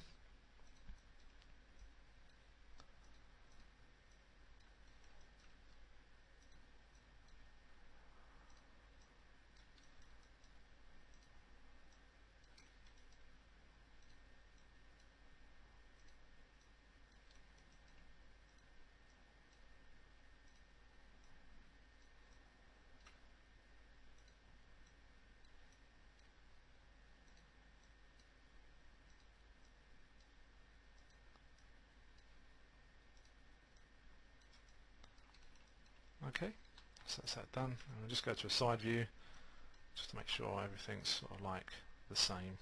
So that's there, put that one there, and just there, and I'll just pop this one up, and there's our heel, and I'll just start to tweak this ever so slightly. And I think what we need as well is a loop round through here, and what that can do is enable us to put a slight curve in the heel of the shoe, sort of about there. And we'll just move this stuff around a bit more.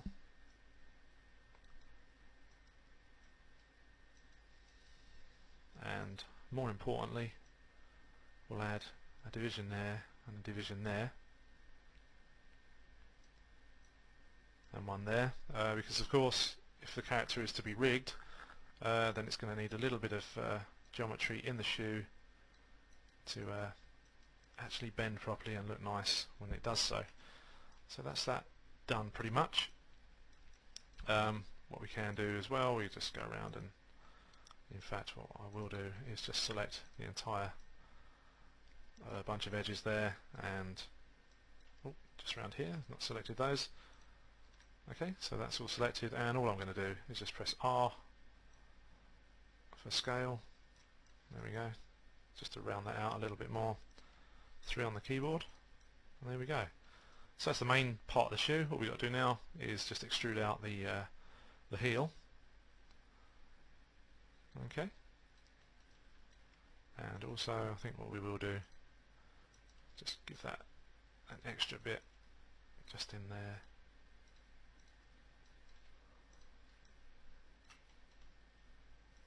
And as you can see, we've caught some unexpected edges. Okay, I think we've got rid of those, and I'm just going to extrude those in ever so slightly just to finish this off. Oh, hello. And that one there, we don't want that. And we'll just bring that in like that.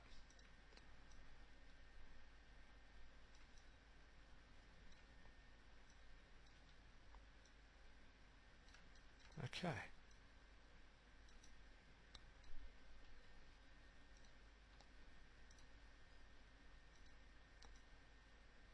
Okay, so that's done for there.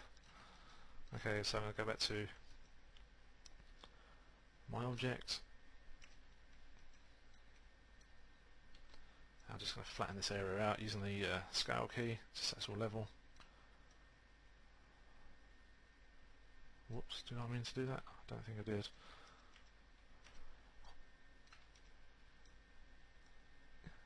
Yes, I did. Of course I did. I knew that. Okay, so what we want is the faces from here. That one, and again, I'll use the selection brush just to get this done. And then hopefully, there we go. We can then, as you can see, I've caught some faces there that I don't want to do anything with, so just I mean, you may want to put your back face culling on, yeah, stuff like that, but just for this I'm not using that. And then once again, just going to extrude straight down, scaling that flat, and once again, there we go. So there's our shoe, or the basis of our shoe, and if we hit 3, that's not bad at all. You will find you may get this sort of edge from the extrusion, so all you need to do is just jump in there and just add an extra loop, and that should finish that off. Not too bad, although we've still got that little kind of chamfer going on just in there, but it's okay, it's not noticeable. So there we go, that's pretty much that done. So we've got kind of a loafer. I'm going to leave that actually there for that for now, and now what I will do is tune the trousers up to go over the top of that. Okay, so again, if you have a look at our character, you might think, okay, we need to make the shoes a little bit smaller, could make them a little bit bigger. I think what we'll do, we'll just widen the trousers slightly, we'll just sort of ease off the reference for a minute, and we'll just use an artistic eye, if you like, to sort of get something a bit more pleasing to the eye, because at the moment they're looking a bit sort of skin tight. So I'll leave that one there, and those there can then sort of come down here. Okay, so that's not too bad. I will scale that shoe down, I think. Okay, we'll just, in fact I'll use a lattice on that, just to take it back, keep it in proportion.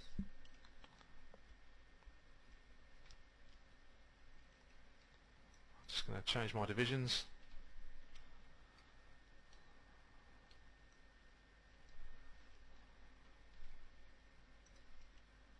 Oops, wrong way.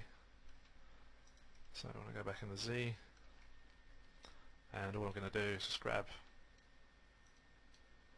the lattice points, right click on my mouse button, just pop that there, and then pop that in there.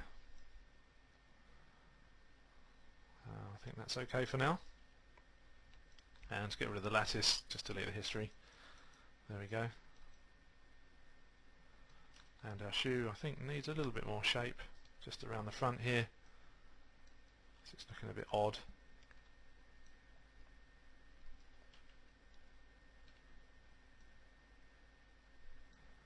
We'll just move that down. That's better. Get a bit more of a sort of a curve there. That's much nicer. Good. There we go. So things just need to be sort of tweaked, just to move those around. There we go. That's looking better.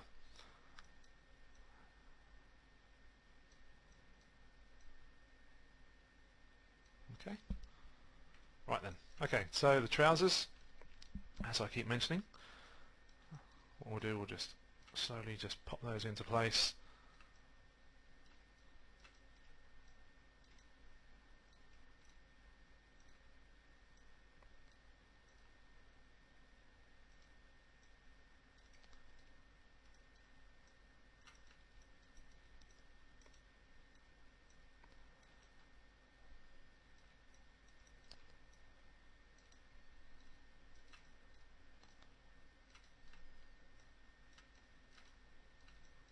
There we go, almost done.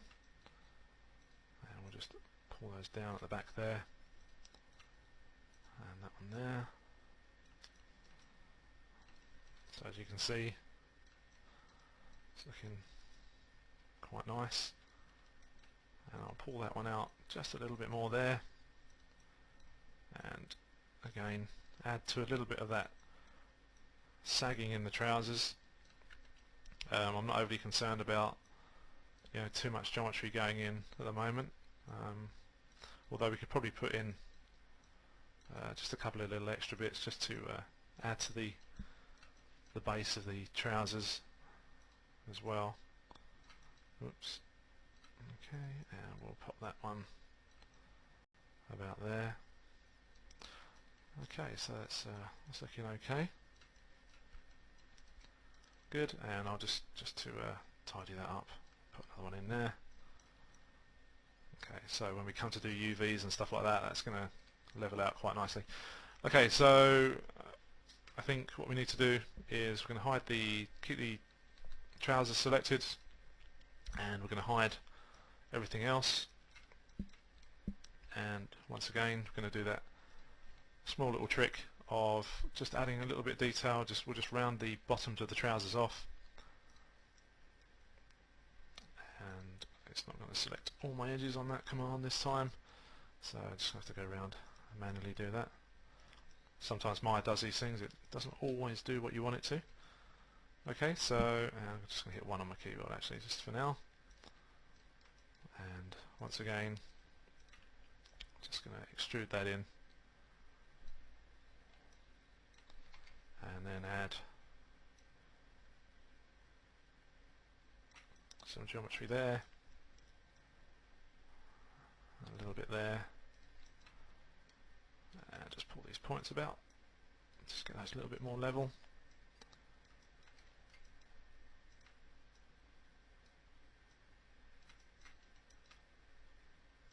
Again, this is a very simple model, pretty quick to build. Well, for these stages anyway. As I said before, the main, the key element for this particular model is going to be the face and how it looks. So these areas are very good to sort of warm yourself up on as well. But you can spend time, more time on these if you want to. Okay, so I'm going to hit 3 on our keyboard and F8 just to see how it's going. That's looking quite good. I'm just going to take off the wireframe. There we go, that's not too bad. It just finishes that off, gives that a little bit of more detail there. And what I'm going to do as well, I'm just going to take that kink out that's being caused just there, and a little bit just there, and there's one there.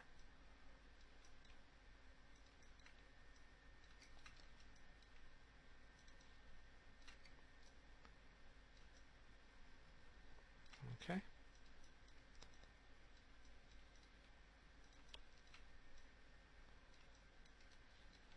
There we go. Okay, so that's done, and just going to show all, or show last hidden, and there we go. So that really is pretty much the conclusion for this chapter. What I will do is just hit 3 and 3 on there, and also on the pocket.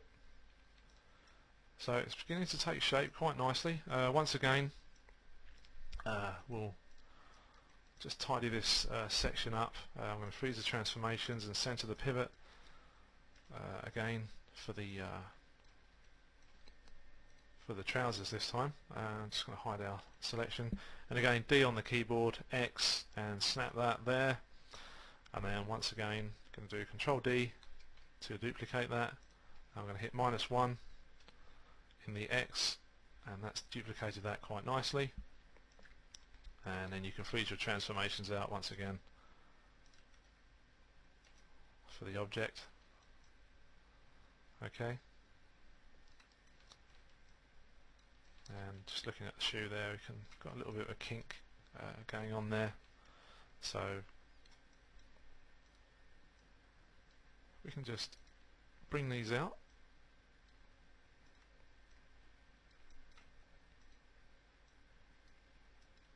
and the trousers we'll just bring up, and we'll probably do the same with the other one for that. In fact, I'll get rid of that, and Control D, -1, and for these transformations that's done. So hopefully I won't have to worry about the trousers again for that little area. And we'll just pull that out there and that out there. Okay, so that's looking good. Just tidy that up ever so slightly.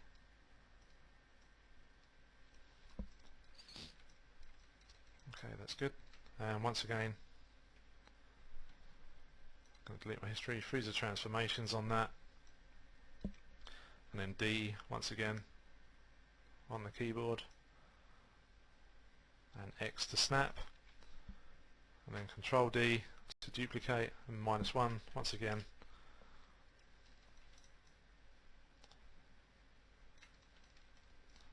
And what we will do is center the pivot for that, and we'll just rotate the shoe slightly, so it's slightly pigeon-toed there, and we'll just move that across actually as well.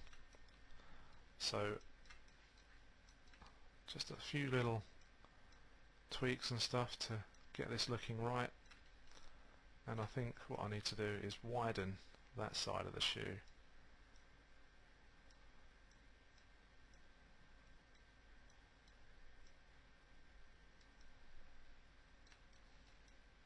Yep, that's good, so we'll get rid of that one. And again, just tweaking away. Okay, these things you have to get right. Yeah, sometimes you do end up repeating yourself. It's just one of those things, like I am now with this. So that's it, I'm happy with that.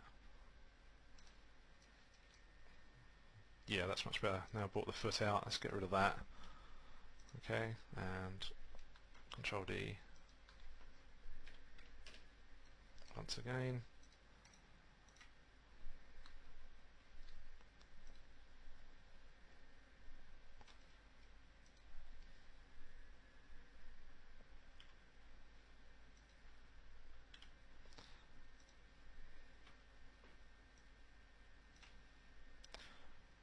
Okay, so that's done. There, that's it, at last, we got it. Okay, so that's all done for there. I'm not going to join anything at the moment, we're just going to get everything into place for the body.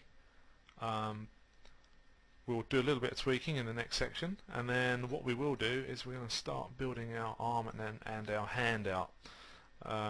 So that may go over a couple of episodes, or chapters rather.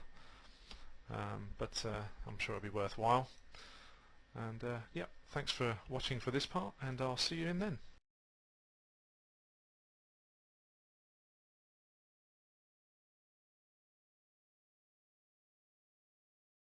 Okay, so carrying on from last time, we just want to have a few more details, a bit of a tweak around the shoe area, and then what we'll do is start blocking in the arm for the rest of it. The arm will probably go over a couple of, or maybe another chapter at least after this.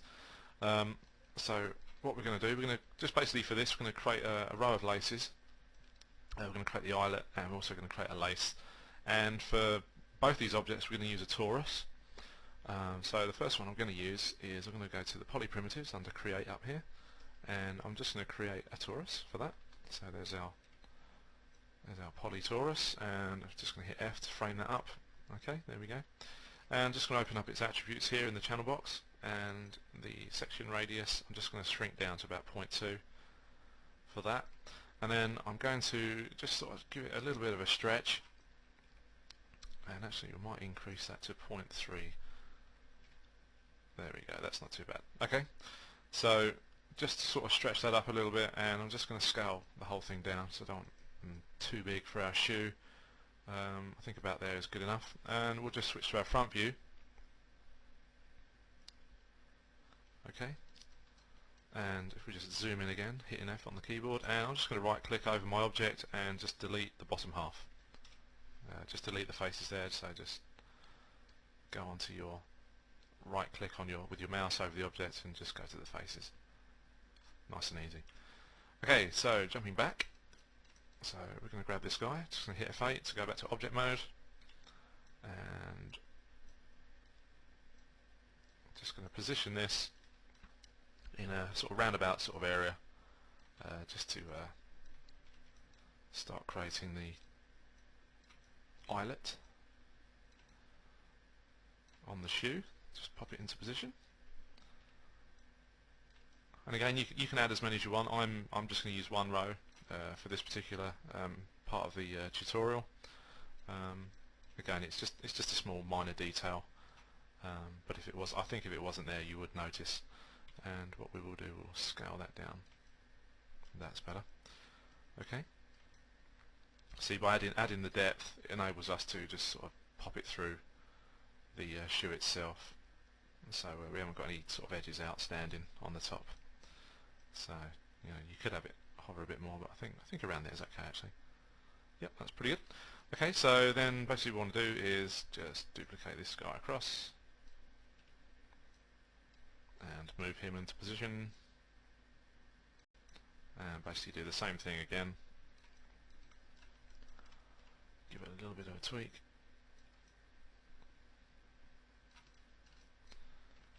Just move that down ever so slightly. There we go. That's looking good. Right, okay, so they're done. So what we're going to do is we will combine these, and I'm just going to use a shortcut on my shelf again, and I'm going to delete the history, so that's fine. I'm not going to move the center pivot for the move tool for this, because what we're going to do, we're going to mirror that across, and the best way to do that is do Control D, and we're working in the x-axis, and we want to mirror it, so it'll be -1. And there we go. So those will now fit nicely on that shoe there. And then what you can do is freeze the transformations, center the pivot for those objects. There we go. And do the same with these. So freeze and center pivot. Okay. And another thing to be aware of are the face normals. Because we flipped it, it might give you a bit of hassle later on when you're doing UVs or something. If you're going to really texture this up, we're only going to do sort of like simple shaders for this, with the odd sort of very light texturing. So the best thing to do is, if you go to display, and if you go to polygons and go to your face normals, this will display the normals for the faces, and it will show you which way the normals are. So I've got a shortcut on my shelf up here, so I'm going to use that, and as you can see, the little sort of pincushiony or sort of effect that you get here, it shows us that these particular ones are inside out. So the easiest way to do that is go to your poly menu and go to normals, and you can reverse those. So just do that, and there we go. So these pincushiony sort of looking things are now facing the right way. But hopefully the ones that we used over here, they'll be okay. Oops, let me just get back to our view there. That's better. Okay, so that one's okay. So you can turn those off, just hit face normals again, and that's fine. And we'll just check these on this one. And there we go, these guys are fine as well, so that's all safe. Okay, so that's just one thing to be aware of when you are mirroring or flipping objects across on certain axes. These things can happen. So the main effect you'll see is in a bump. If you do a bump map, one will be the right way and one will be inside out, so just one of those things worth checking. So anyway, okay, onwards and upwards, and we're going to create a poly, sorry, beg your pardon, a NURBS torus. This is going to be for the laces, and what we're going to do is just going to go down here and sort the height ratio out. So that's about right for that. And this time we're going to right click and select isopalm over the object, and then just select that one there, and I'm going to go to my surfaces menu for NURBS, not poly, and go edit NURBS and detach surfaces. So we'll do that one. So that one's done. So you can see there that the edge, or the isopalm has become thicker because it's been detached from this part of the object. And again, we're going to do repeat the command as well. So just hit G on the keyboard and it's done. So as you can see, we've got two different objects now, and one is white and the other one was green. So that shows us that the object is separated. It's just like when you do polys. If we separate these, one will be white and one will be green. Okay, so delete that one, we don't need that. And what I'm going to do, I'm going to rotate that, and with my finger on the J key you can constrain it. As you can see, it's like snapping to various angles, so you can constrain that to that angle, and that's at 90 degrees now. That's perfect, as you can see up here in our channel box. Okay, so I'm going to delete the history on that because I don't need anything else from there, and all we're going to do is basically we're going to flatten this guy out, just to give it a bit more of a lacy kind of effect. In fact, let's just use the move tool for this, and we're going to use the scale tool for these. I'll just bring this one in a bit. Okay, and there. So just move that. I'm just doing these by eye. I'm not going to worry about the front view or anything at the moment, because we're going to move it around and stuff once we get it over to the eyelets, so it's not too drastic to get it super spot on. But of course it's up to you how you spend the time.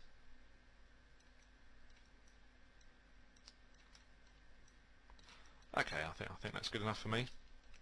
Okay, so going back to the object mode, I'm just going to center the pivot for this one.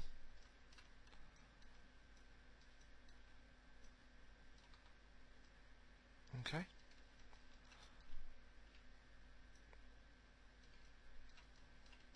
And we'll just scale it down. We'll rotate it a little bit. Okay, we'll move that in, and hopefully we could just move that down. And then I'm just going to stretch that across.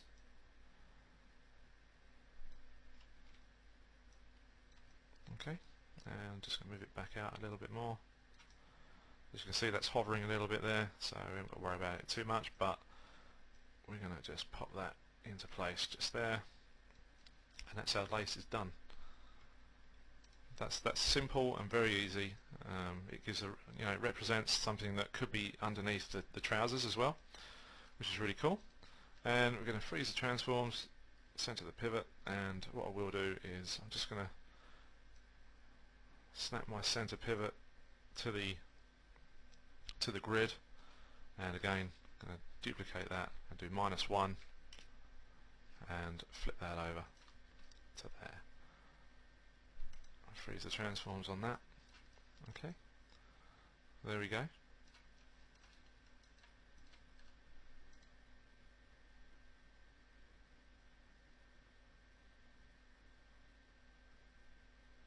Okay, and also what we want, I was just looking for it here, is reverse the surface direction, because again, the UV will be flipped because we've duplicated that over. So that's just one thing to be aware of as well. You can do it with nerves, so just reverse surface direction. Okay, or do both actually, and we'll reverse that. That's done, that's sorted. Okay, so that covers that little area. So what we're going to do now is we're going to start creating the arms, and first of all we're going to start that off. I'm just going to switch to my polygons again, just so I've got all my menus set up there on the shell, on the status line and stuff. Okay, so we're going to go in and create a polygon cube, which is always a winner, and we're going to jump into our front view, and I'm just going to zoom out, and I'm going to show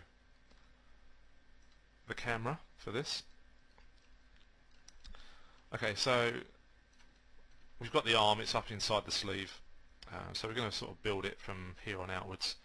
Try and include a little bit of sort of just a tiny bit of the elbow area sticking out, because it'd probably be ideal if it's there if you decide to do a rig, stuff like that. So you've got a little bit of bend in the arms, you don't get too much intersecting going on with polys and stuff that could cause you problems, with rigging and stuff like that. But so what we'll try and do is try and sort of build part of the elbow, then out to the sort of forearm, and then the wrist and hands and fingers. Okay, so what we're going to do is I'm just going to make sure sort of the cube is the right kind of sort of scale first. Yeah, that's about right. Okay, so I'm just going to Control Z that, and just going to move it up into position sort of up here. Okay, so there we go. and all I'm going to do, I'm just going to extrude it out a few times. So I'm going to go 1, that's our first one, and all I'm going to do is just, whoops, let's redo the whole thing, excuse me, and then we're going to do another one, and again we can adjust all the scale and everything afterwards. I'm not too concerned at the moment. Okay, so we'll do that there for now, and now what we want to do is put a twist in the forearm for the whole thing. So we're going to do 45 degrees for this one, and then we're going to do 45 degrees for the end one. Okay, and then what that will happen is it will turn it 90 degrees and we'll still have it nice and square at the end. So okay, so E, and then we can hit J.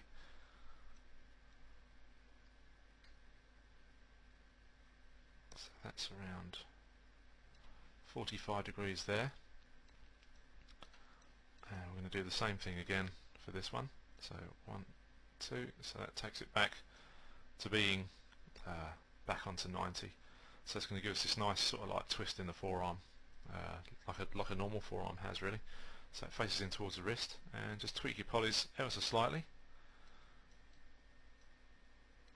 We're only supposed to be sort of blocking this in for now, but sometimes I just can't help myself. Well, there we go. Okay, so we'll move along for there, and then basically what we want to do, we're going to start on the wrist sort of area. So we're going to extrude this out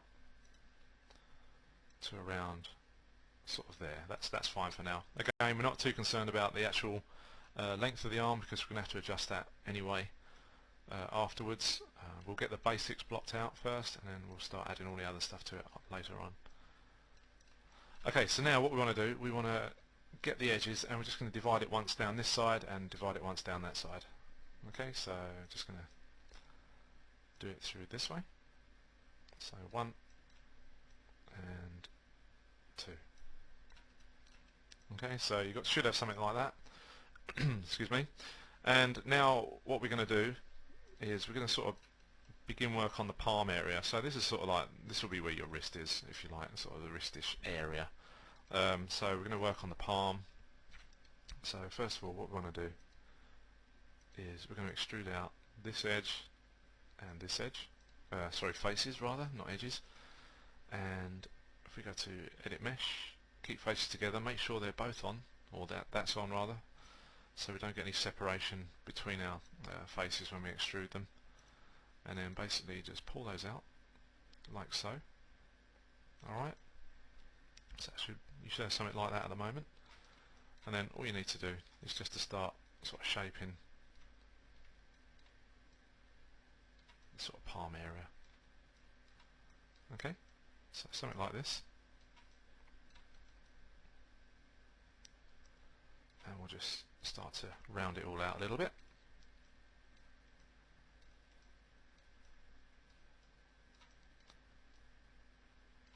Okay,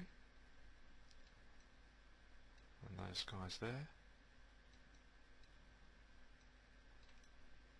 Now's a pretty good time actually to sort of give it a little bit more form, because it's looking quite square throughout here.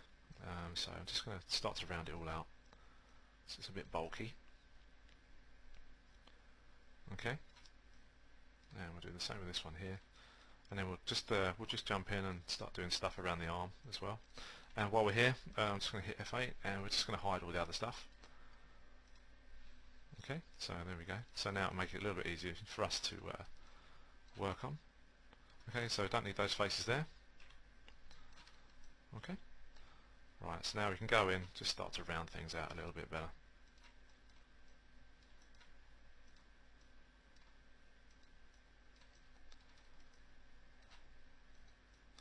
And again, you've got kind of a sort of a slight area here where it sort of goes inwards towards your bicep area, just where the elbow sort of creases in the middle there between the forearm and that bicep. So just one of those little things to sort of be aware of as well when you're sort of doing these kind of just little anatomical details. Okay, so we're just rounding this out.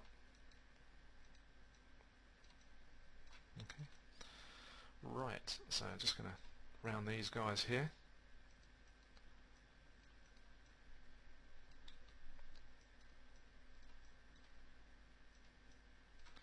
Okay, and what we can do is now I'm going to go in and just basically just squish it down a little bit more.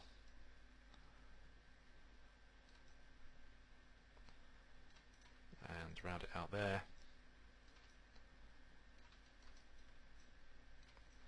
And we'll squash it down just a bit more there. So he's got these sort of big bully boy arms at the moment. But I'm sure once we get to smoothing this out, it'll all come together quite nicely. So this is the sort of area we're going to have the elbow. So what I will do, just for good measure, just so we have a starter sort of place, we'll cut that into about there. Okay, so that's that bit done.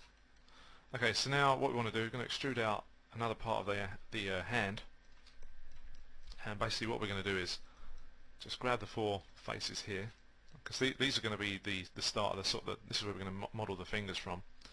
So what we're going to do, actually, just need to shape this guy just a little bit more. So if we leave that about there, and that one we can just push down ever so slightly, because this is going to be where the little finger is, our pinky. So we'll just shape that up, and I think that should be okay for now. So the more you can do at this level, the easier it will become for you when you know, adding the extra high sort of detail later on. So you haven't got to mess around too much with the geometry. Okay, so what we want to do is just pop this guy across just ever so slightly, just sort of balance these out for thickness for now. Okay, so as I said, we're going to just select those just here, and what we'll do is we'll extrude that out to the front, and I'll just center that so it goes straight out. Okay, that's all we need to do.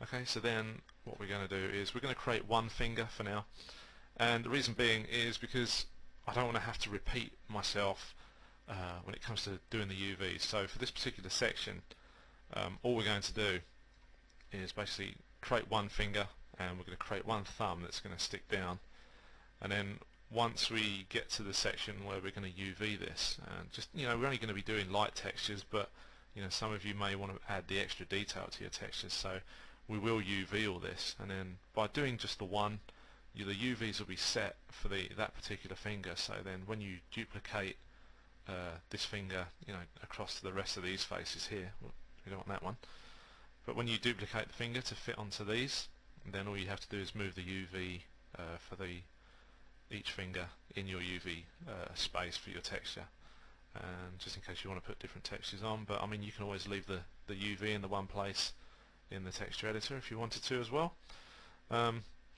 So yeah, anyway, so what we're going to do, we're going to extrude out our first finger, and all we're going to do is go just going to do one of those there. Okay, and I'm just going to just tweak that ever so slightly. Okay, so let's just center that there, and then we're going to hit G. I'm going to extrude that again. Okay, just a little bit more there. As you can see, it's a little bit square there, but we're not too worried about that. And then I'm going to go one more, and what I'm going to do with this one is I'm just going to push that down and just sort of bring that to there, and we're going to push that back a bit, and I'll just rotate that there. So this is going to sort of be the area of the cuticle that you have on your finger. And before we do anything else, I'm just going to round this out, and just select the verts for that one and this one here, just so we've got a little bit more form for these. Again, it's really low res right now, so you know, there's not a lot we can do with it. And I'm just going to push these up. Okay, and I'll just move the palm up slightly there as well. That's much nicer. And just going to grab these guys just push them together a bit more. Okay, and then all we're going to do is just extrude the face out once again.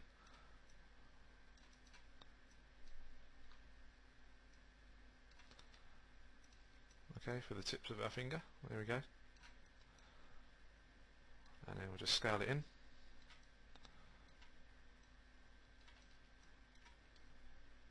Okay, so at the moment it's a little bit stubby fingered. Usually what it is that your fingers are usually the sort of the length of your palm. So I mean, this is just like a rough guess at the moment as to where it's all sitting, but if we look at that, it's not looking too bad. So just shape all this up, and that's the basis for our finger at the moment. We're not going to do anything else to that. We're going to just move on to the thumb using a similar process, and I'll just get all these looking a bit tidier. Okay, and that's that pretty much sorted out. Okay, and again just scale these guys in here, which is good, and we'll move these dudes back to about there. Okay, so that's the area where we'll extrude our nail out from. Okay, so still needs a bit more shaping, still a little bit sort of uneven here and there. Okay, but again, nothing drastic. Okay, so we'll leave that there, and what we'll do now is we'll get on with our thumb, which is a strange appendage on its own. So anyway, what we want to do is we're just going to shape this area here a little bit more, and we're going to use these two faces on there, and that one there. Whoops, we don't want that guy. Okay, and all we're going to do is do something very similar with the thumb, and we're just going to extrude that out. And what we'll do, we're going to do it straight down for ease of modelling. Okay, so just going to move this around, shape it up just a tiny bit. Whoops, it's on there. Okay. Okay, so this is sort of our sort of thumb palmy sort of area. Okay, and just move these guys into position. And it's always easier to model it straight down, because then you can angle it afterwards. You haven't got to worry about modelling at sort of strange and funny angles, because there's nothing worse, in my opinion, when you are doing stuff like this. It can be a bit crazy. So you want to make your life a lot easier for you. Okay, so I'm just going to grab those guys, scale those like so. Okay, and then we're going to again extrude it straight down. So I shall just go to faces and grab that guy and that guy there and extrude that down.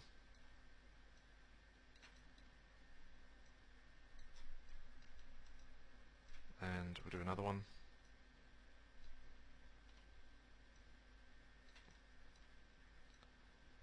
And again, we'll keep it all into shape while we're doing this, so we haven't got to worry about it too much after.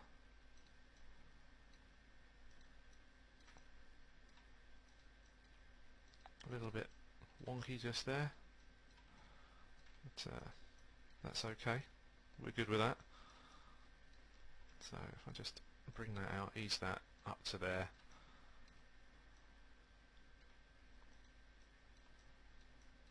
Okay, there, actually there, we'll grab those down there. And again, just need to give it a little bit of shape.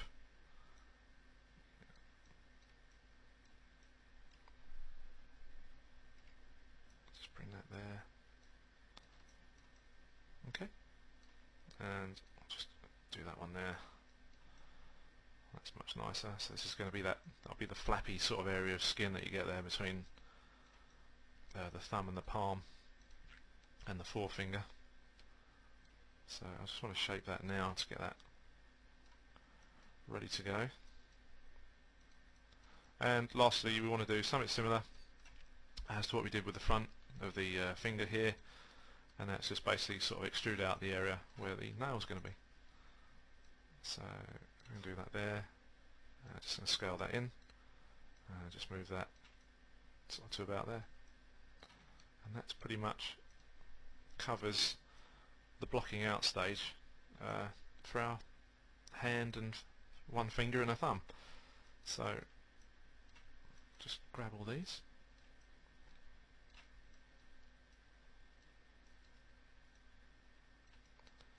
And we'll just make some minor adjustments. Keep the shape looking nice.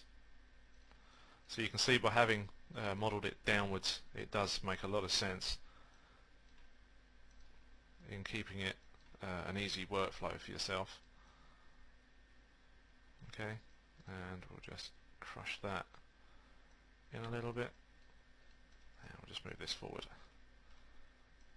to about there. Okay.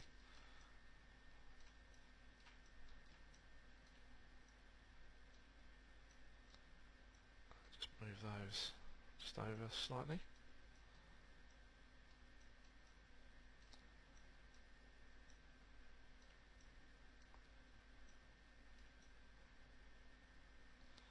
Okay, so that's looking good. Okay, so we're going to leave this section for here, and lastly what I want to do is get rid of all the history on here. Okay, so that's our hand blocked out, and we'll just go back and show last hidden. There we go. So as you can see, it's all beginning to take shape quite nicely. So it's not a bad proportion for the arm there. So yeah, that covers that section. And what we'll do in the next section, we'll just carry on from here. We'll start adding a few more bits and pieces and start shaping that arm up a bit more. We're not going to over detail it or anything like that. We're covering very simple caricatures. I just keep stressing rather through this tutorial. You know, it's the main emphasis on this character will be the head by the time we get to that part. So in the next section, we'll just carry on a bit more rounding out, add a few more loops and stuff. Start shaping up the fingers a bit more, and add a nail, and then that we can leave there. And as I said before, we'll add the extra fingers once we've done the UVs for that, which will be a bit later on down the line, and that'll be it for now. So I will see you in the next section.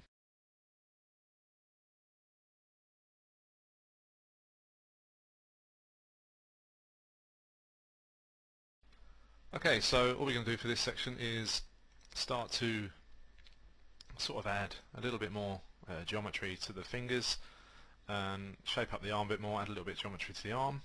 Just going to add a couple of sort of muscly bits just down the arm here just to finish it off. Again, not too much, but just enough for what we're going to need later on, because we're not going to do the other fingers now until we've gone ahead and done our UVs for this, because basically it will save us unwrapping the last three fingers, whereas we only need to really UV this one and duplicate that across, as I mentioned before.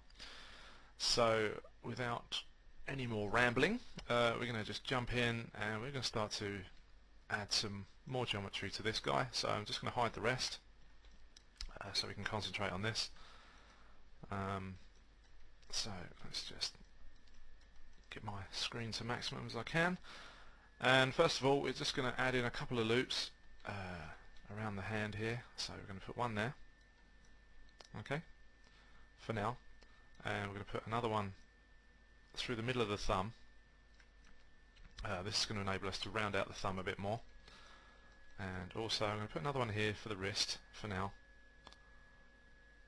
Okay, so that's fine, and another one just through the arm just here, and we'll leave those there for now. Oh, and another one just up here just to add to that. Okay, so we'll leave that for a minute, and what we're going to do is we're just going to go in now and just slowly begin to round out the forms for all of this. As you can see, it's a little bit square. So the more we do now at this stage, the better it's going to be for us in the long run. And again, we'll just push those back. Just keep it all nice. And again,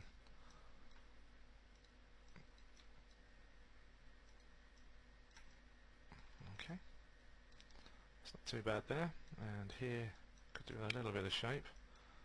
Sort of losing a little bit there, and we'll just pull that thumb palm out there a little bit more. Whoops, I grabbed a point there, so we don't want that one.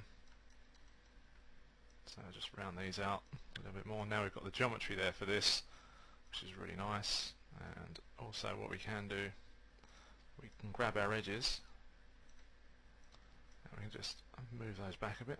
There we go. So it rounds out the form ever so slightly. I'm not going to do too much for this around the nail.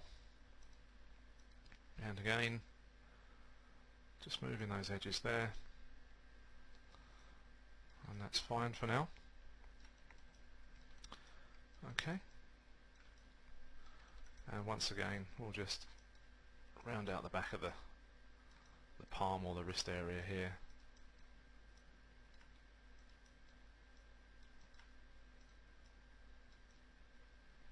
So that just sort of flows back into the arm a bit better. And we can move that across. Again, we're just sort of setting this up ready for the next sort of stage of our modelling. We can add some, as I say, some extra sort of detail along here.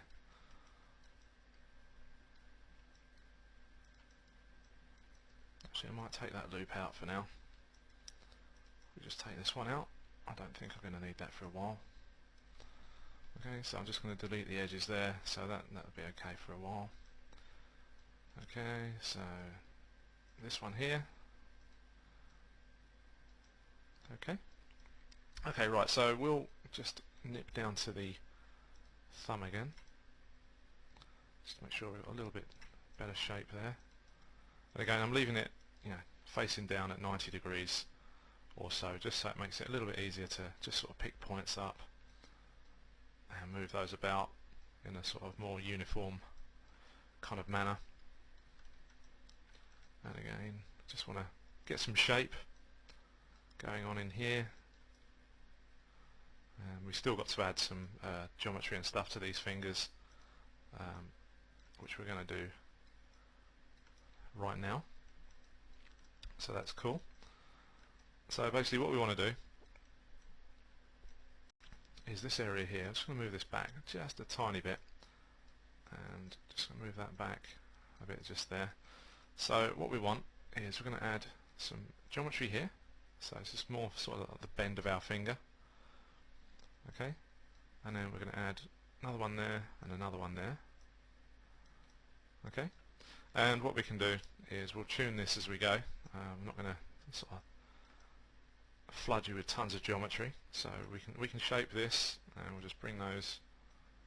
So we've got the sort of crease for our fingers there, and we'll just bring up the knuckly sort of area. Okay, something like that. I'm just going to bring that forward a little bit more, and I'm just going to pop a piece of geometry just in there to give us a slight sort of crease, sort of where the knuckle sort of area is for the joint of our finger, because there is a, if you look at your own hand, there's a sort of crease where your finger bends, your knuckle's sort of positioned here. Whoops, wrong command. Your knuckle's sort of positioned here on your hand, but there's an actual crease here just by the finger at the front of the palm there. So by adding that, it'll probably help us as well, or help you as well when you come to do your rigging, if you decide to rig this type of character. So I'm just going to add a little bit extra in there, and we're just going to move this guy up. There we go. So that's okay, that's cool. And then lastly, we're going to do this one as well. So I'm just going to move that nail back a bit. It's looking a little bit long there. Let's just check we've got everything. Yep, good. So just slightly out of place here and there with a few of these polys and points. Okay, and also what we can do through there is we can widen it just a bit more. Okay, and then lastly we're going to do the front excuse me, for this area. Okay, and again we're just going to push up like that. Okay, and just a little bit there as well. And then last of all, for the main sort of areas of the fingers, we can just add these areas here, and then what we can do is sort of begin to set up the geometry to round out the rest of it. Now we're not going to do the whole hand because we've still got to add some geometry down here in order for these these areas that are going to line up here as well, and also for these fingers, which we're going to come back to anyway once we've got everything else into place, as I keep saying, for the UVs and stuff.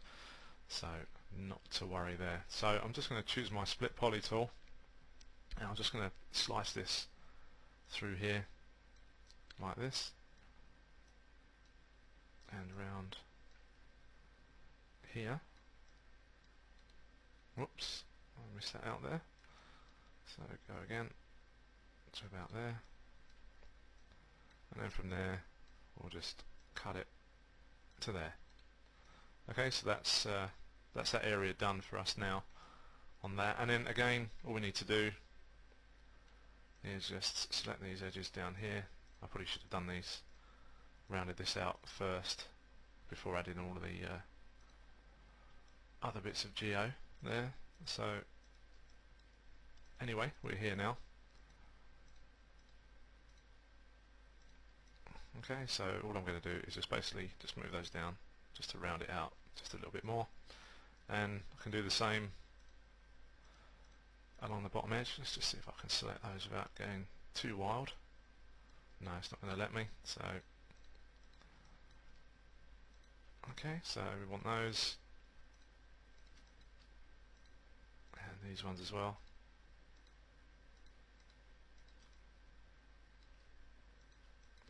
And we'll just move those up just to round that out. There we go.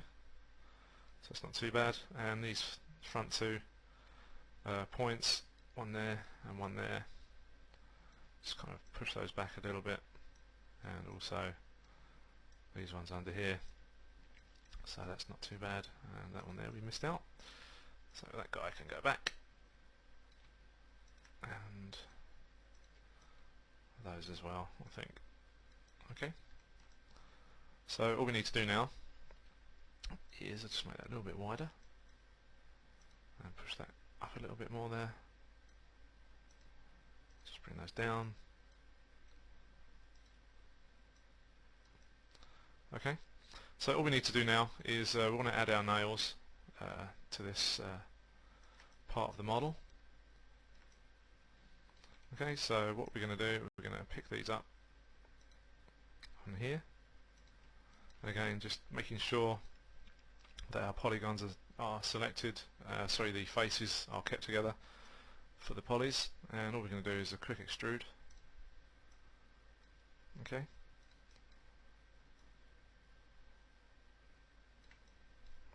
and just going to rotate that inwards just ever so slightly, and do one more. Bring that forward, and then just round it out a little bit, just on here and on here as well. Okay, so it's not too bad there. And then last of all for this bit, you're just going to run another loop through there. Okay, and we're going to select our verts once again, and I'm just going to scale this outwards, and there we go. And we'll just do the front a bit more, make it a bit more of a man's nail. There we go, so that's that nail done. Again, it will need tweaking once you go to smooth, but it's not too bad, as you can see. And we could probably move these guys forward a little bit, because the knuckle's looking a little bit too far back. But that's not looking too bad at all. Okay.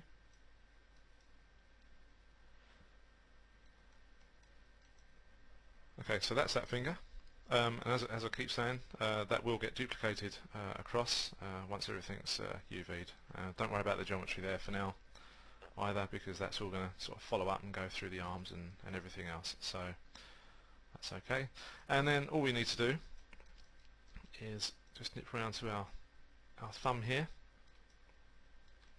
and do pretty much the same as we did a second ago for our finger.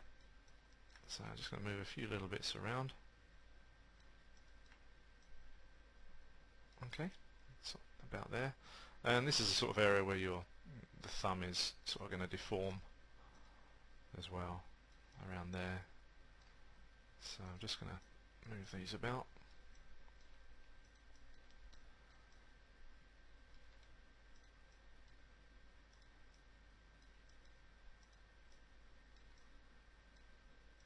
Just move that into place there, that's pretty good. Okay, so once again, just going to split some loops through here and through there, and do a couple, one about there, one there's will suffice for now, and we'll just add another one just up there. Okay. So again, another element of adding geometry really is to, obviously you don't want to flood it with too many loops and too much geometry, because it's more work when you come to do your UVs, but also just bear in mind that doing the UVs does require sort of an adequate amount of polys, etc., to stop areas of stretching, things like that. So just another thing to be aware of. Okay, so we're just going to move these guys in here, just give a bit of a crease on the thumb area, just about there. Okay, so that's that done.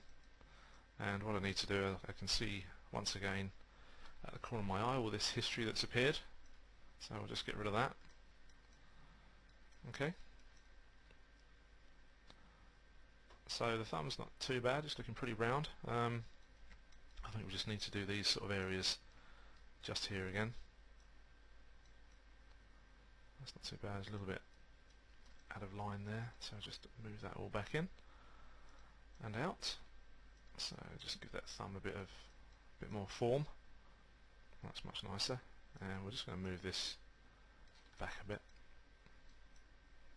Thumb's always can be quite a difficult one to judge as well in terms of scale. But I think what we need to do is just move that down ever so slightly.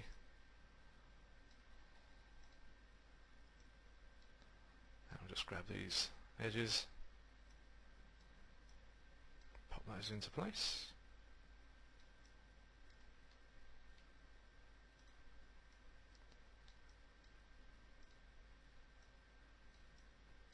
And there. Okay, so that's not too bad. And once again, we're just going to extrude our nail out. Okay, so extrude using a shortcut on my shelf, and just rotate that back, and then do one more.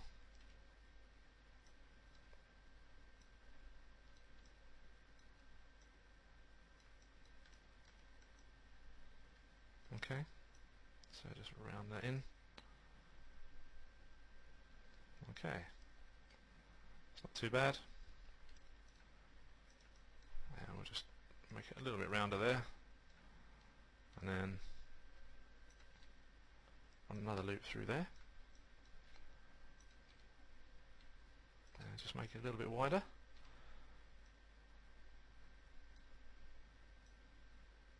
Okay, and we'll do the same once again for the tip of the thumb, and also we'll just round that back into there. There we go, that's better, that's much nicer. And I think also we could bring those in just a tiny bit. Oops.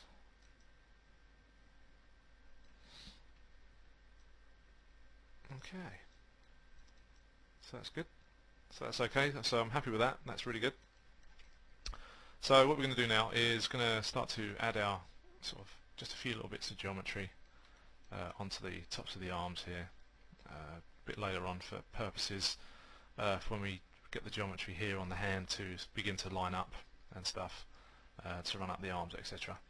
So what we'll do, we're going to make a couple of extrusions. So sort of one there, and we don't want that one, and we don't want that one, and certainly not that one. Okay, so we're going to do a couple of extrusions. We're going to do one there, one there, one there. We may end up just sort of deleting them later on down the line, but for now, if we just do these, so we have geometry there ready to go for later on. Okay, so I'm just going to sort this stuff out a little bit.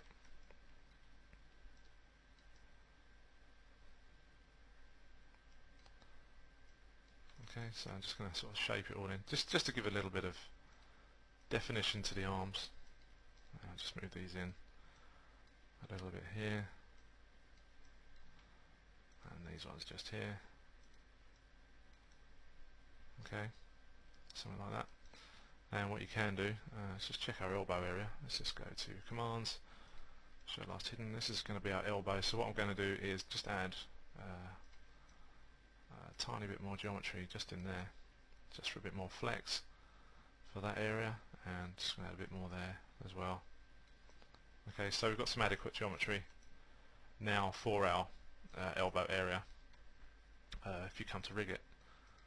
Okay, so what I'm going to do is rotate these in using spin faces just to tidy the whole area up a little bit. So just going to move these around. Okay, pretty simple, nothing drastic. Okay, and again, just round out the forms as you go. So it's a bit of a muscly sort of arm, but I think it's quite adequate for a guy as hot-headed as old Gordon Ramsay here that we're making. Okay, so there's that one done, and what we're going to do, we're going to add another one here.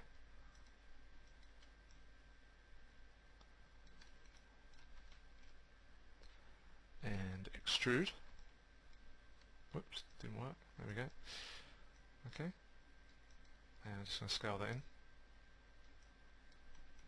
Okay, so you can see where I'm going with this.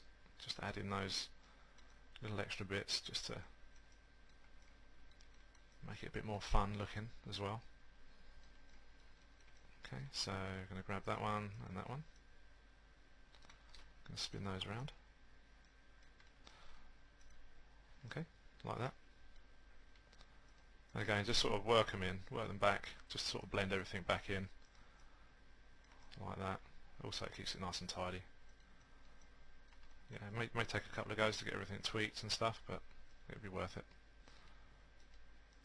Let's just have a look, see if we can...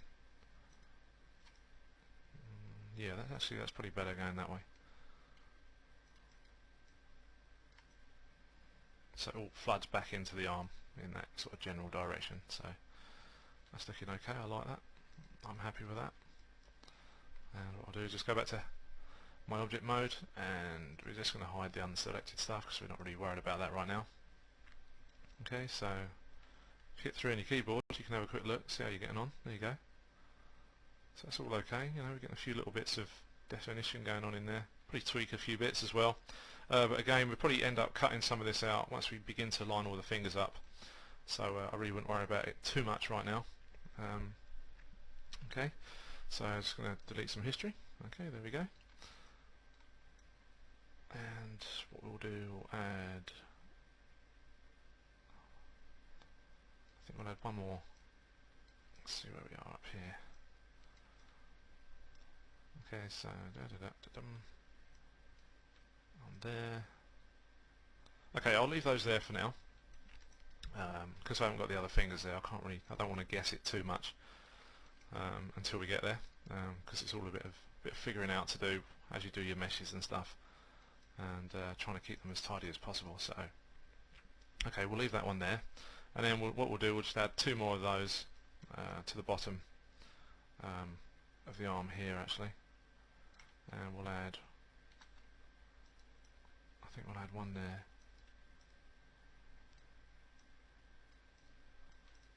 In fact, we'll leave that for now. Yeah, I don't want to guess on that one.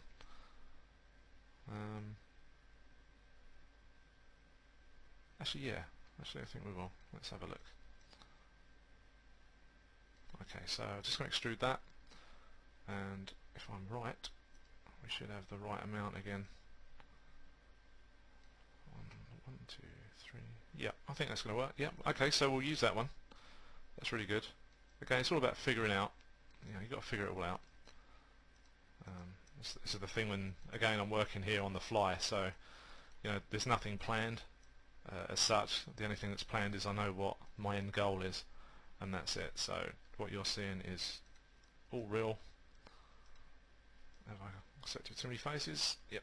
Yep, so what you're seeing is all real. There's nothing pre-planned or anything like that. So, you know, I've got to have a vague idea of what I'm doing, obviously, or an idea of what I'm doing.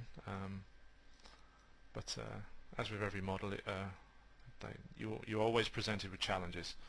So it's just something to sort of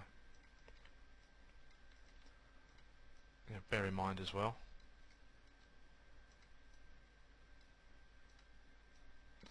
Especially with different styles. You know, this is a cartoon character, so it's not really going to get as much, you know, detail, say, as a human character. So you have to sort of take all these things into account and sort of decide where to sort of chop and change stuff and things like that. So it's looking a bit pointy there. Okay, so that's better. That's much better. Okay, that's good. Okay, so we'll leave that there. Okay, so that's just sort of like the main sort of structure now. It's all in place, ready for us for when we attach the other bits and pieces for the fingers. That's ready to go. So we'll leave that chapter there for now, and we're going to start moving on to the head in the next section, because everything else is pretty much in place now for the body. So yeah, we're going to move on to the next section, which is the character head. Again, we're going to be using the image planes, stuff like that, once we're in the scene, and we'll be getting on from there. So I shall catch up with you in the next part. So cheers for now.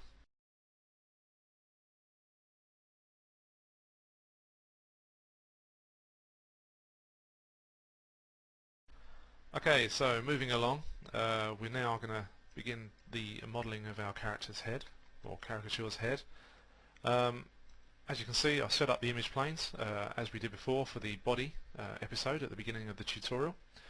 So what we're going to do, we're going to crack on straight away, and first of all I'm going to hide the grid, and then I'm going to go and create our trustworthy polycube. So I'm going to hit 5 on my keyboard, show the shaded, and over to the channel box, and all I'm going to do is just hit a subdivision width of 2, and then I'm going to delete 1/2. Okay, because what we're going to be doing is working with an instanced half. Although the model itself, or the character's face, is not symmetrical in any way, we're going to be modelling symmetrically for now, until sort of like the later parts of the, once the head is complete, then we can start sort of bending bits and pieces around. So, okay, so first of all we're going to go back to object mode, and we're going to scale this dude up. Okay, it's to about there. And then I'm just going to go to Edit, Duplicate Special. When the menu comes up, Edit, Reset Settings, okay, and then you want to click Instance on the radio button up there, and -1 in the X scale here, just in there, and then Duplicate Special, so that's great. And then every time you hit a component or a face or whatever, okay, so it should now all sort of move together nicely, so that's really cool. Okay, so jumping straight in to the model, okay, so we're going to add a division there, and a division here, okay, so, and we will add another division in a moment. So first of all what we're going to do is jump to our side view, and I'm just going to put on my shaded mode again, but this time I'm going to put X-ray on, so it's not too bright and I can see what I'm doing as well. So I'm just going to move these bits and pieces around. Again, for this section we're just going to be blocking in, doing a few little bits just to sort of prep the model for a later part. And I think we'll drag that to there, and we'll pop that one there, and this one we're going to pop just up to there. Okay, and then back to our front view, and again the same thing, I'm going to hit 5 on my keyboard. Also I'm going to show wireframe unshaded, and also X-ray once again, so we can see how the shape of our character is beginning to form up. So okay, so we're going to drop that down to there, and also we're going to nip into our perspective view at the same time, so we can gauge excuse me, what we're looking at here. And what I'm going to do is just going to move these up, so we've got sort of like a rough area where we're going to begin modelling the face as well, just for the shape in the front view, and sort of there I think is good enough. And so this is going to be the back area. This is sort of the back of the neck, sort of about there. That's fine. Okay, so that's all good for now, and again just going to put my wireframe on shaded for this initial part. Okay, and all I'm going to do is begin to just sort of round out sort of the areas, and we'll take that forwards. There we go. So again, very simple setup at the moment. Okay, so back of the neck just sort of sitting on there, and you can bring that forward again, and I believe we can get rid of that neck area for a bit, because we're not going to need that for a while. Okay, so this is just going to enable us to get some more shape at a lower resolution, and what I'm going to do is I'm just going to start to block in just these little areas here as well. So as I keep saying, this episode is just going to consist of blocking. It's going to be nothing elaborate. We'll start making sort of placement areas for the mouth and the eyes and stuff as well. So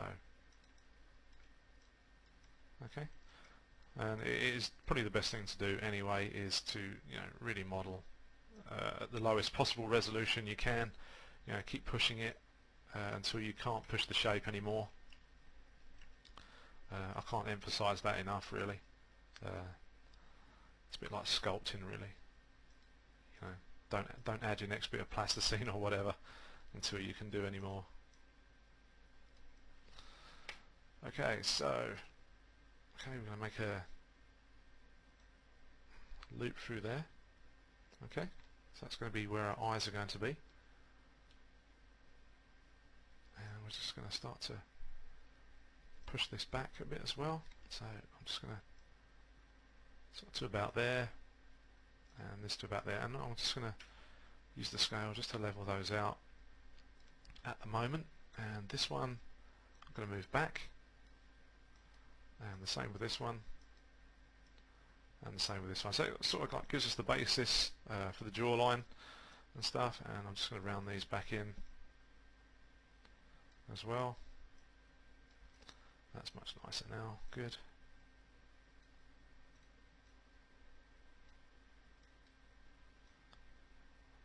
Okay, and we're going to add another loop through here, and once again all I'm going to do is just level these up, keep everything tidy, and once again round it all out. Okay, and just here as well. So we've got a starting point for our eyes, just in there. I'll just level that out a little bit more and bring that one down. Okay, and what we will do, we'll add another set of loops just in the back, sorry, I beg your pardon, just in the side here. So it's going to enable us to have a little bit of geometry there ready to put in for the mouth as well. So I'm just going to move that down, okay, to about there, and I'm going to push these in because obviously that's not the shape we're after there. and I'm just going to bring those just slightly inwards, just prior to the hairline there at the back here, just so, because when we come to model the hair needs a bit of shape and stuff to go over that part of the neck and stuff at the back there, so nothing to worry about.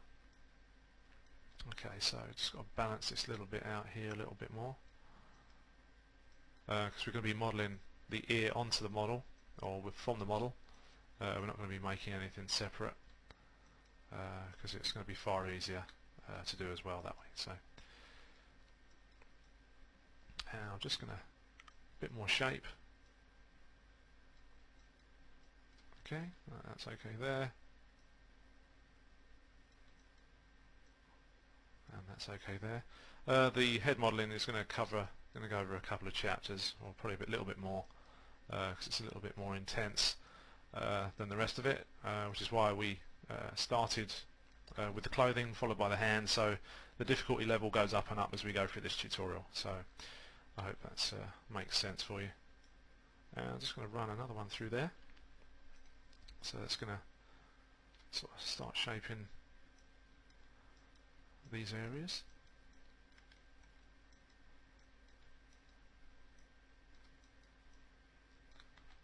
And there as well, and we'll just bring those two there for roundness. Good, it's all looking nice. Okay, I'm modelling in the side view here quite a lot. Once we get to the heavy duty detail for the model, we'll probably be using the front view pretty much more so than the side view. It was something that the concept artist or concept character artist guy named Mark Reeve that I worked with on the Headcases show when we were doing this type of stuff. Although there were slight differences in the way the drawings were from the side view matching sort of features with the front views, which is quite difficult anyway. We tended to just work everything from the front view on each character anyway. So as long as it looks like the character in the front, everything should sort of be okay. With regards to the side, it's usually just like minor tweaks and stuff like that. So just a little bit of inside info there for you. Okay, so that's looking good, and what we need to do now is just to start to sort of give it a little bit more shape. Okay, so that's good, that's looking good, and what we'll do, we'll just start to move these bits around, and we're going to add in one more set of loops for this particular section of the tutorial, because the main sort of geometry is now sort of in place and sort of ready to add, start adding the extra details like eye areas and stuff now. So we're going to put in one more loop, shape that up sort of around there, I think. Let's have a look in our front view. That's not too bad. Okay, so all we're going to do is just round this out.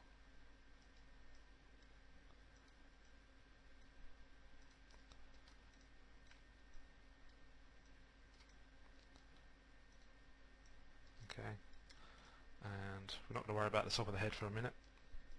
It's not important really. What I am going to do is I'm going to sort of move these across here now. So I could probably move this lot. This is going to enable us to get the nose area sort of in a basic position. And here is where sort of chin area is going to be. Okay. So that's our eye. So what we're going to do, we're going to center that up. Oh, that's pretty good going there. So I'm happy with that. So what we can do, we can just move all of these dudes across here a little bit more, and we'll just get those back ones and just shift those as well. And then I'm going to add one more, because the center of the eyes are actually bang on where excuse me, getting tongue-tied there, where I want them. And so we can begin the tweaking process for that as well. Okay, so that's good. That's sort of rounding off now where I want those to be. Good. Okay, so definitely one more set of edges. That's going to be the center of our eye just there. Okay, so I'm just going to run one more set just through there. That's all I need. I'm not too worried about all of these sort of edges and stuff here at the moment because we've still got a lot more to build and all things are going to change. But just getting these basic areas done before we move along. Okay, so that's our eyes. I'll just bring that forward. Okay, so we'll cut the eye section in, and then we'll end this part here, because otherwise it will just run over, and we need to go through a lot more in the next lot. So I'll just undo that.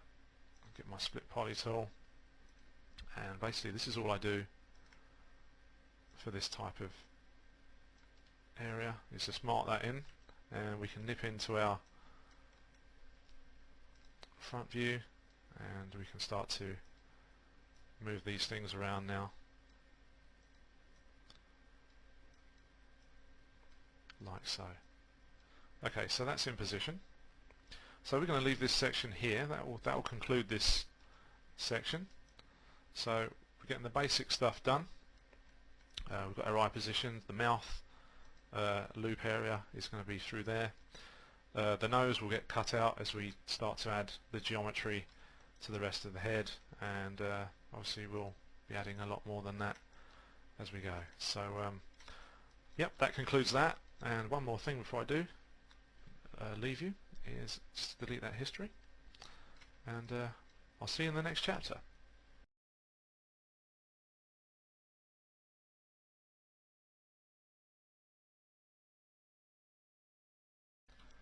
Okay, so moving along, this is part 8, and what we're going to do is just going to carry on blocking out, adding some extra loops and stuff for this tutorial. So first of all, I'm going to jump in, and I'm going to put in a loop just up here first of all. Okay, and we're going to jump into the side view, and we're just going to tweak it all up, and I'm going to make sure that our edge flow is sort of following the lines in the forehead here, even though that's from the sort of side view. It may differ just slightly in the front view, but as I said before, we'll concentrate on all that kind of stuff a bit later on when we've got everything in place and ready to sort of finalize the rest of the model. So I'm just going to continue sort of rounding out, blocking in, so the model is just basically taking that shape of our caricature. So okay, that's not too bad, and just check it out in the top view there. Yep, that's not too bad. Okay, probably round that back a little bit more, and our back edges as well, take those in a bit. So anywhere that you see sort of bits sticking out, you know, even at this early stage, just get in there and sort those out, because it will save you a lot of time later on. And you can see there we've got something going on there and there, so we'll just move these guys in and here.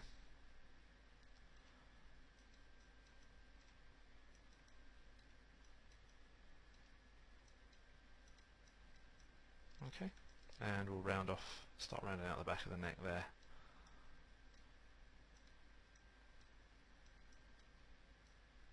Okay, so that's not too bad at the moment.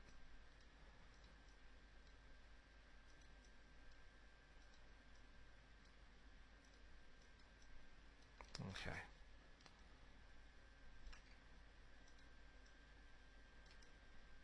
Again, you can switch to and from your smooth mode to see how you are faring with the model.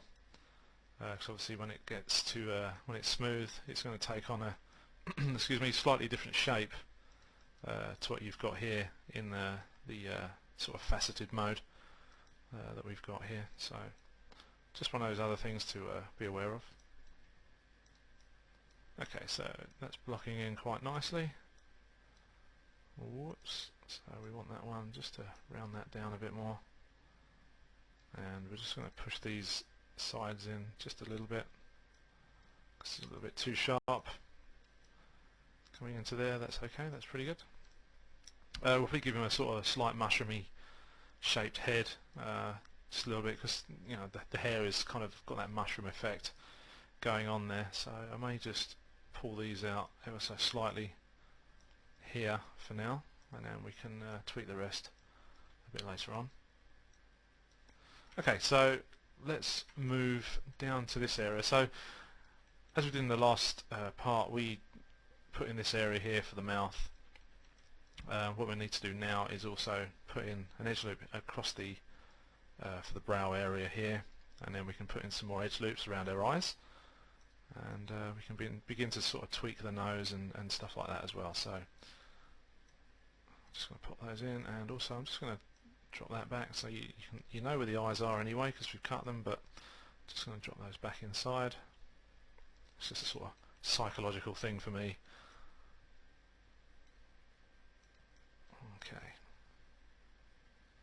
Okay, that's pretty good. So we want our edge loop tool, and just going to pop in another one there. Now you can see there it's ended there. Now the reason being is because we've got more than 4 sides going on, so the tool basically will refuse to cut through here. But I can do it on this edge here because again we've got 4 sides. So you just go and cut those in manually with the split poly tool, and there we go. So no harm done there. And then all we need to do now is begin to sort of go into our front view, and we'll start to shape in the sort of eyebrow sort of area. Okay, so sort of we're trying to keep a flow going here with the model itself, and we're just going to pull all this stuff out, and those can go back, and these can go back as well.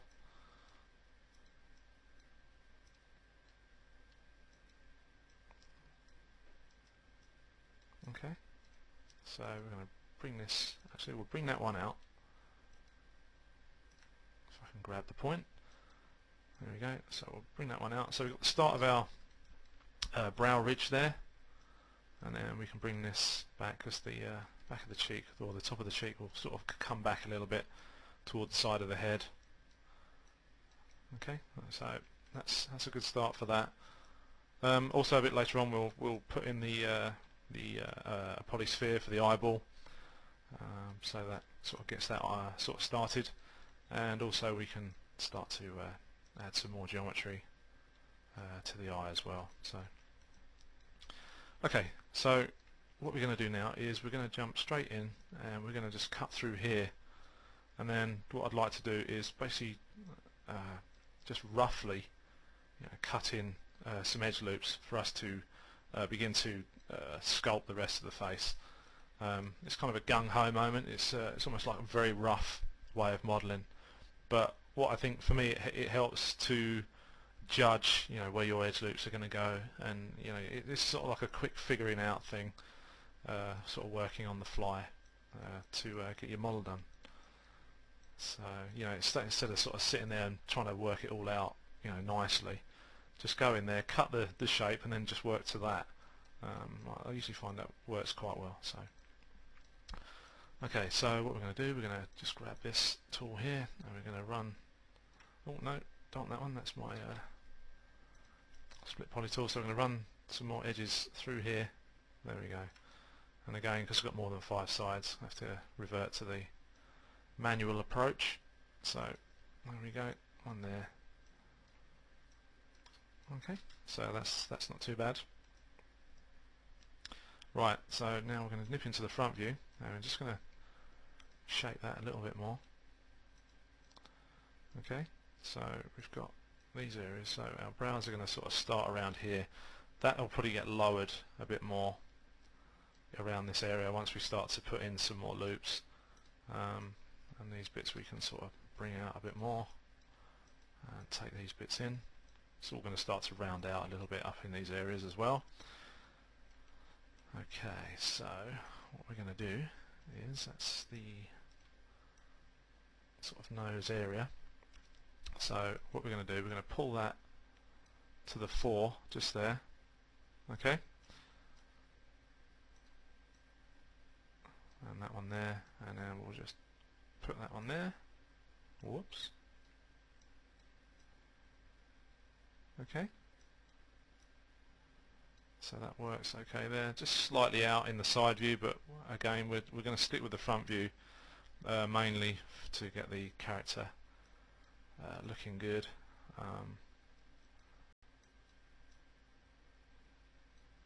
Okay, so these are sort of like little parts that are be added later on for detail, so I'm going to go right in now. Okay, so that's that, and then we can start to add some edge loops and stuff in now for the rest of our model. So here we go, so one through there, there, and around the mouth area. Okay, so it's real kind of rough stuff like this. And also I'm going to run some more loops through there. This is going to enable us to shape the nose. So it's a very quick process once you do get into it. Okay, so we're going to sort of start like this, and again go into your your main front view, just start pulling those shapes about. Okay, something like that. And again you can see our edge loops for the face in there. And then what we're going to do, we're probably going to cut another loop through there and just delete that face in there because at the moment we really don't need it. So all these things are going to start to become our edge loops for our face. Okay.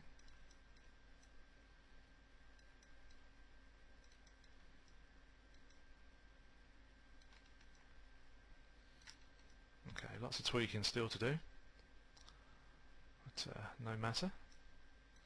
Okay, so we've got some 5-siders going on there, so what we're going to do, basically we're going to go, whoops, I'm not going to do that. We're going to just jump in and just start to sort of fix those up. Okay, and there. And we can also put one in here for now. This is all probably going to change as well as we sort of head off down to the nose and around these areas and around here as well, because I want the loops to start to sort of run from the mouth area and out and about from there. So okay, so we're just going to tune these eyes, and we're just going to get some more shape in those.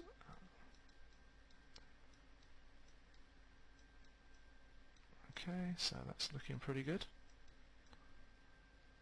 And you can, if you want, you can delete those centers of the eyes now if you want to. It's not overly drastic to keep them in there, but if you want to keep them, that's no problem. Okay, so what we're going to do now, I'm just going to raise that up just while we're in this blocking process still. I'm just going to raise that, and I'm also going to see we've got a 5-sider going on there, so that will get joined up somewhere along the line, and same with this here as well. So all our loops are going to start to come out to around the mouth and stuff. So okay, so I'm going to add another loop through here, and I'm going to start at the base of the nose so we can get rid of this area here.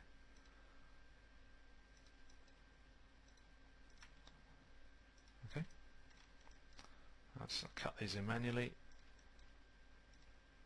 and also it will leave us some nice geometry for the ears just here as well, which we will concentrate on later on. Okay, so that's that bit done, that's good. So now we can just go in once again and start to tweak it all about. And we'll get rid of that.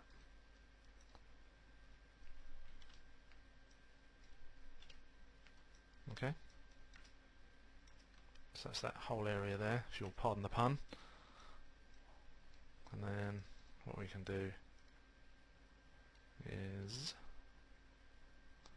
take that back ever so slightly,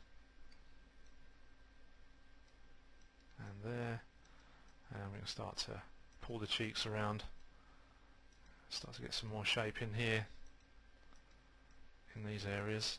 So can't grab that point. There we go. Okay, so it's going to be the base of the nose around through here. Okay, so that's that bit done, almost. Just grab those, pull these back. This is for the mouth.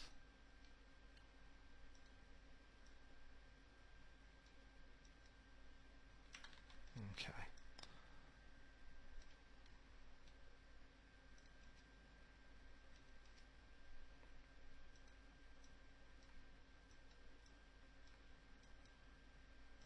And we'll just take that to there. So here, I'll get rid of that, I think, for a minute. And let's have a look. Okay, so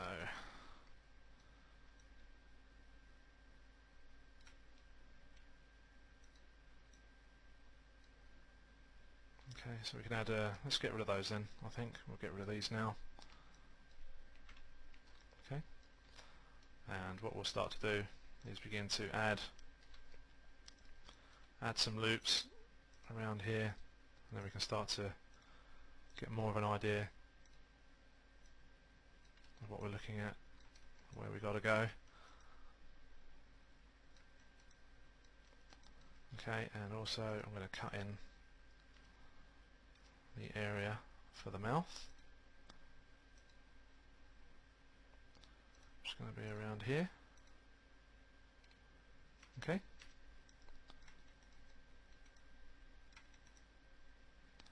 Okay, so let's have a look. What do we got? Okay, so there's a loop there. Okay. So we can start to just shape all this up a bit more. So that's going to allow us to have a bit more kind of shape around the mouth, and then we can join all this up here.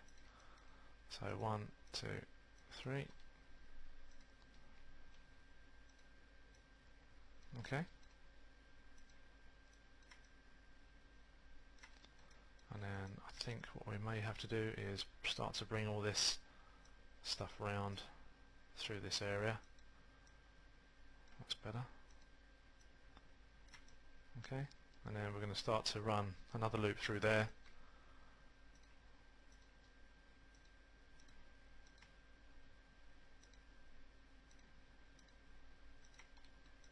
Okay, so it's looking a bit messy at the moment, don't worry. Let's just turn our image planes off. And what I'm going to do is I'm actually going to delete the lips, because I don't need those as of yet. Okay, and now what we can see, the geometry is starting to appear for the rest of the head. So again, it's all about shaping now. It's all going to be this is the part where it's all going to start to matter as well. So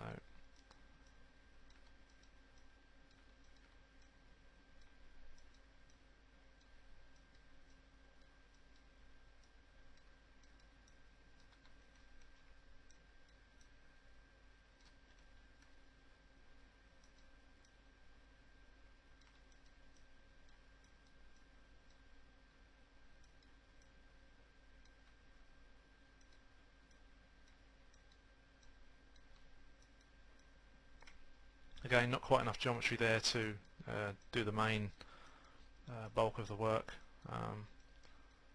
But as you can see, we're just getting everything into shape.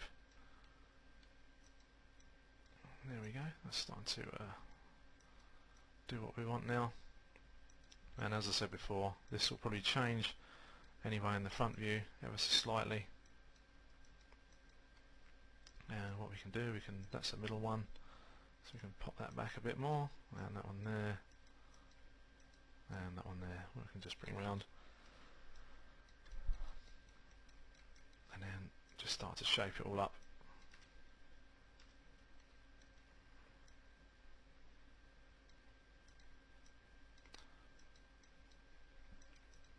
Okay, so we need to go in and have a look at these areas now. Right, so we've got this edge loop here, this one here, and this one here. So what I think we need to do is start that one there. Let's just check I'm in the right. No, let's just get that one.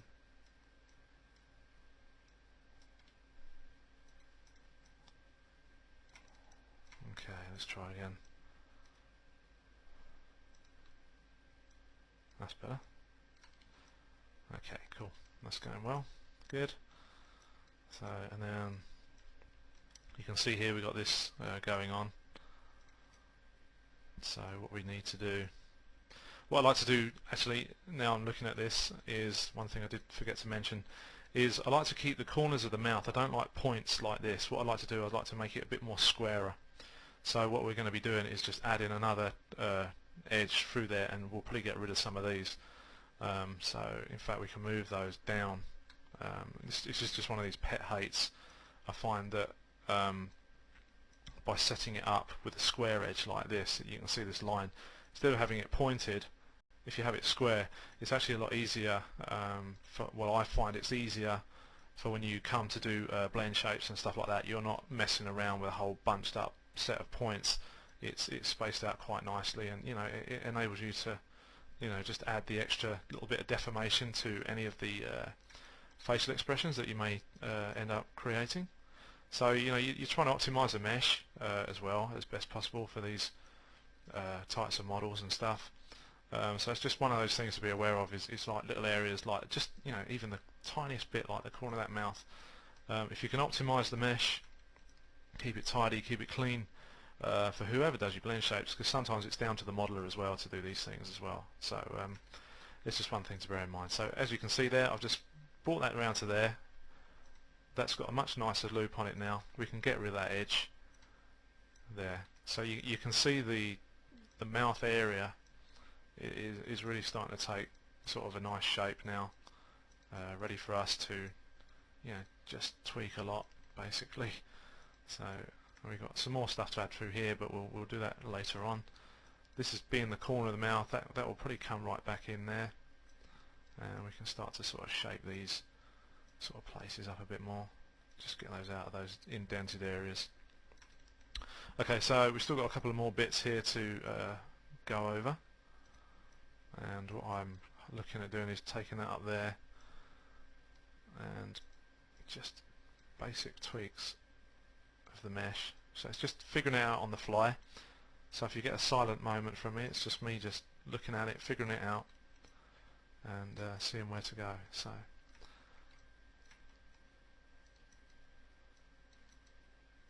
okay, so what we can do,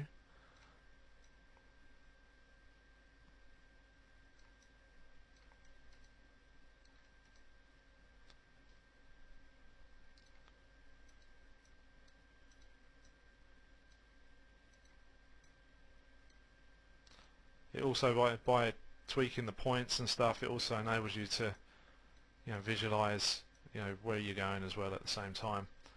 So just those little things to use that time to think, okay, I'm going to move that there, so if I move that there, that will do that. So just little things like that can always make a difference. So okay, let's move this guy down here ever so slightly. That's better. I prefer that there. Now then, what we want to do is move this down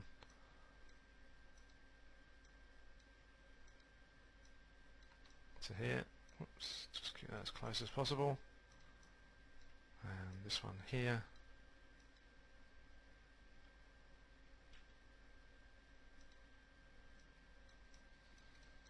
Okay, let's have a look, see where we're going. Okay, so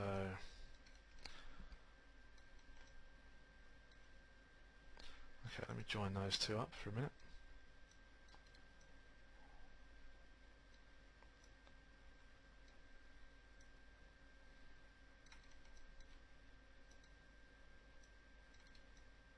Okay, that's okay. That's good.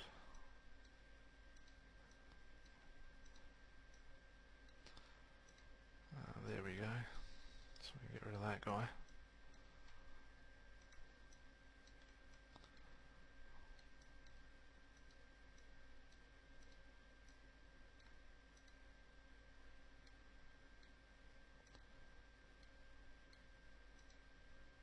of trouble today with my mouse. So you have to bear with me if I keep clicking on and off. Okay, that's not too bad there.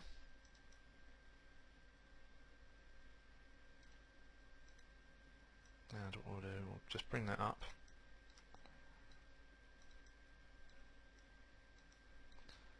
Bring that back a bit. Bring that up there. Okay, so this is a bit of an area here for me at the moment. Just around here, so it's sort of a little bit odd. So what I'm going to do as well is just move these up. Yeah, we've got some points there. And another one there.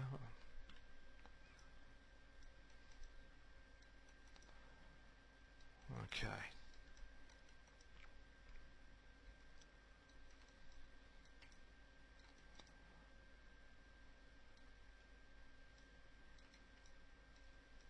So it's not too bad generally. Let's just give this a bit more shape. Okay, so that's there.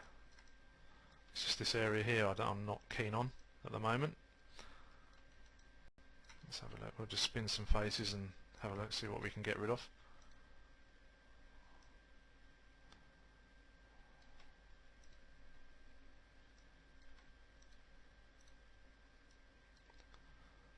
What about those two there? Let's try those. I could probably move that to there. So we've got this area here as well. I'm not too keen on having points like that. So what I could probably do is take those edges out there. Okay, and then join the edge or the verts there.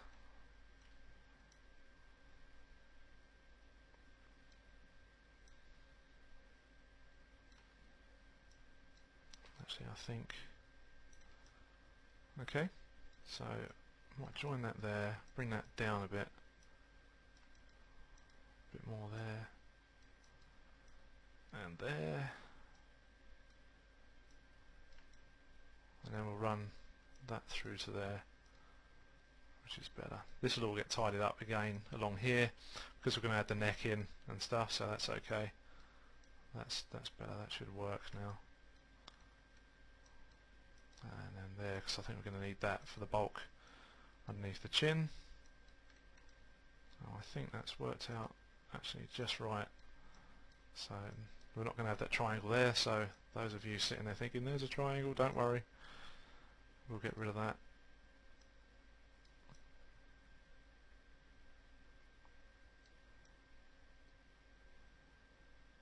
Okay, so we can move these guys up. Okay, so this is the thing. Sometimes it's a bit of guesswork. You know, you can't always predict. You know, your mesh is going to be spot on every time you model one. These are just one of the sort of challenges that you get presented with this stuff. As I'm sure those of you who do a lot of modeling know already. So that one belongs to that one, and that one's going to come down. We're going to get rid of that one. Okay, we're going to delete that edge.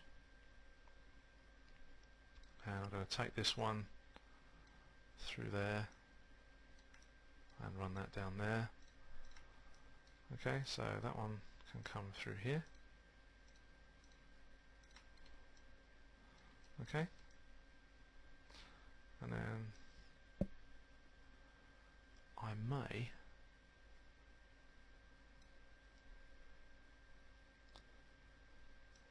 grab that into there, which is fine. That's better actually. Good. So actually that area there is now safe. And so is that one there. So all our cheek areas and stuff are going to be okay. I'm going to have a pole there, but that's not too bad, so it will just help pull it out when we shape the cheek, so that's okay.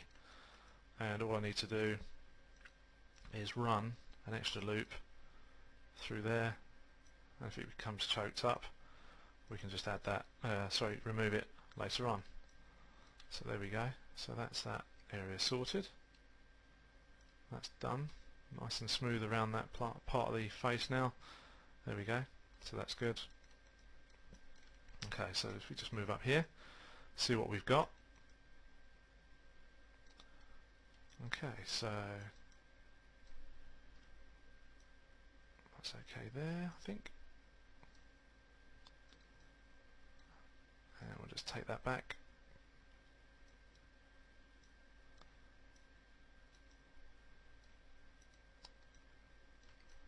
Okay, good. And all the eyes and stuff, these are all the sort of detailed areas that we're going to start adding to over the next couple of parts. So this, I think, it's going to be quite a heavy kind of section to do with the modelling of the character's head. And again, that's the brow that's going to come down and overlap our upper eyelid. So there we go. So as you can see, it takes a little bit just to sort of get that sort of into place, things into place.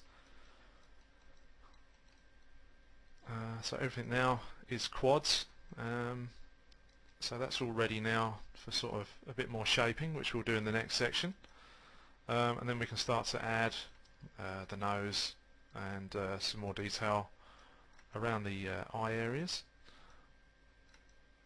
and we'll also throw in the spherical, or polysphere rather, and get that sort of all rounded out as well. But you can sort of tell it's starting to take shape. It's beginning to look like our caricature just a tiny bit. There's hints of it there.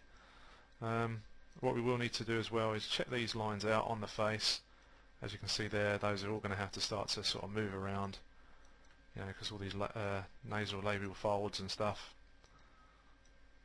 And also, see, everything's just going to have to move out and to allow for the extremity of this character. So these are going to be the inner creases for that part of the face. But we won't go there right now. I'm just going to tweak those into sort of place there, and we're just going to push those back in a bit, because these are going to be the sort of more fleshy parts that we want. Okay, so something like that for now. So we're going to end this section here while we can, while we're ahead of ourselves, and we shall carry on tweaking and point pulling and all that stuff in the next section. So I'll see you in part 9. Cheers for now.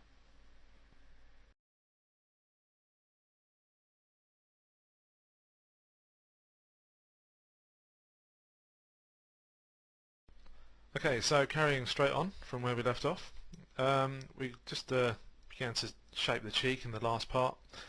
So we're just going to start to put all these bits into play now. Just sort of begin to shape stuff up and move things around. Start to get the general shape of the face in there and stuff. So that's his chin. This will be the back area of the chin where it goes to the neck. So a few of these things are just going to need to be realigned. Just going to turn off that grid. Okay.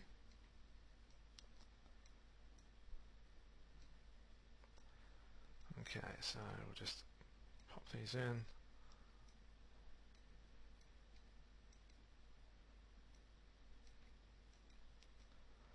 Okay, so we'll just put those there for now, and we'll move these guys down.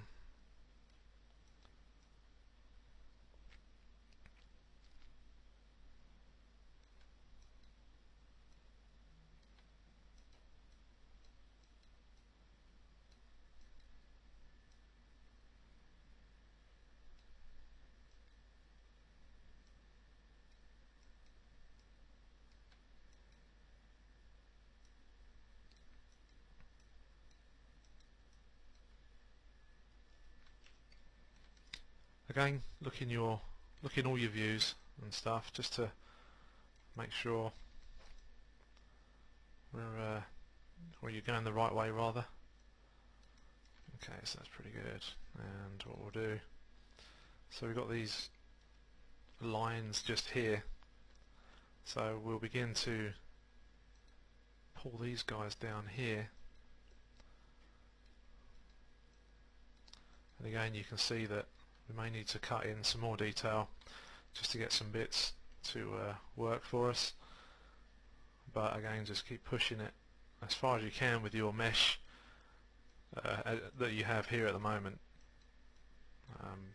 because you don't want to be adding unnecessary geometry in that time. So okay, so I'm going to leave that there, that's okay, and there.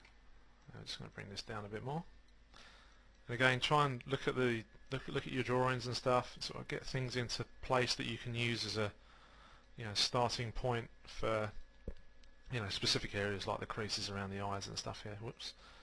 So I'm just going to pull these around a little bit more. Okay, so that's looking pretty good, and that's our brow area, and that's all going to sort of crease off and come round through there. And again I'm just going to start to line up various bits of our geometry and stuff, so we're going to need to cut some stuff through there a bit later. And let's see where we go with the nose now. What I may do is pop that there and that one there and get rid of that poly there and that one there for now. We can always put them back. So I just feel we need some extra geometry in that area, and I'll just grab that guy there. We'll just round this off. That's better. It's actually looking better now. Okay, and once again we can just start to push and pull things around. As you can see, the mouth area there,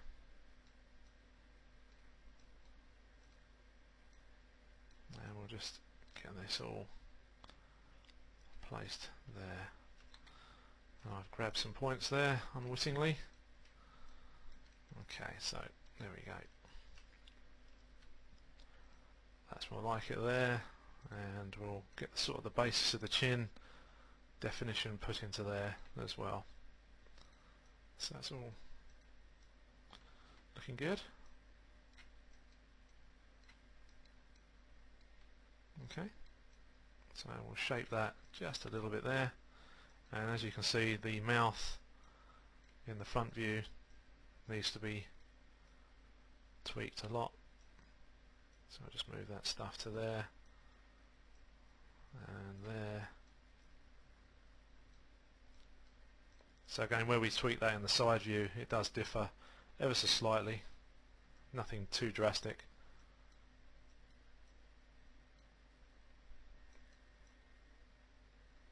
Okay.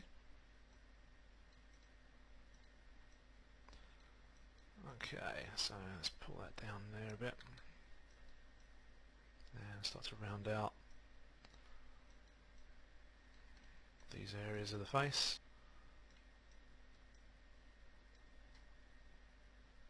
Okay, so that's going to be towards the back of the head there, which it is, so we're going to push that in slightly all the way back down.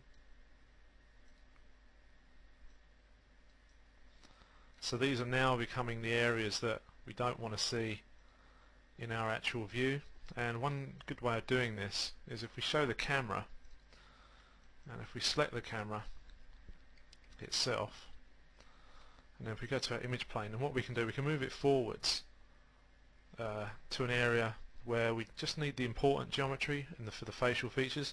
As you can see, it's all coming together already with just within those small tweaks that we've made. So what we need to do is just bring this forward, okay, like so. So I would say sort of around that area there. Let's just line that up. So it's just before where the ear is starting. If we look in our profile view there as well, if you can see the profile, if I just slide that forward, these areas here are the areas that are going to matter to us. And as you can see, the image plane has cut through the model, and that's now going to enable us to shape the caricature a bit better and head towards what we want it to look like. Okay, so a bit chubby chop there. Again, it's very asymmetrical, so this side will do afterwards as well. Okay, so that's looking good. I'm happy with that.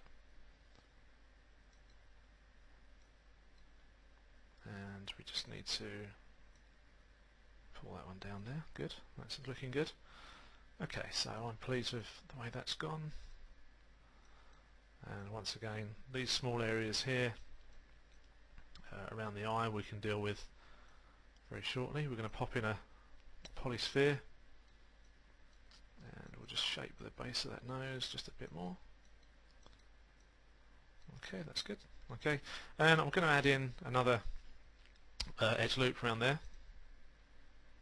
So we'll start there, and I think there is quite adequate enough for now.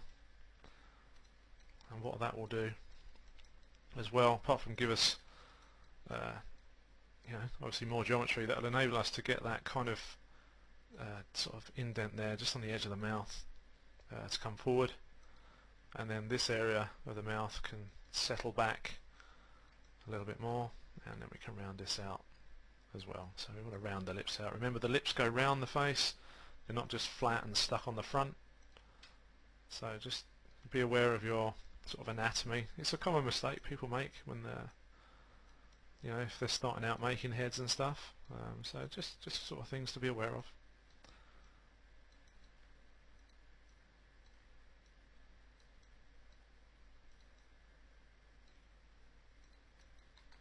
Okay, so lots of tweaking.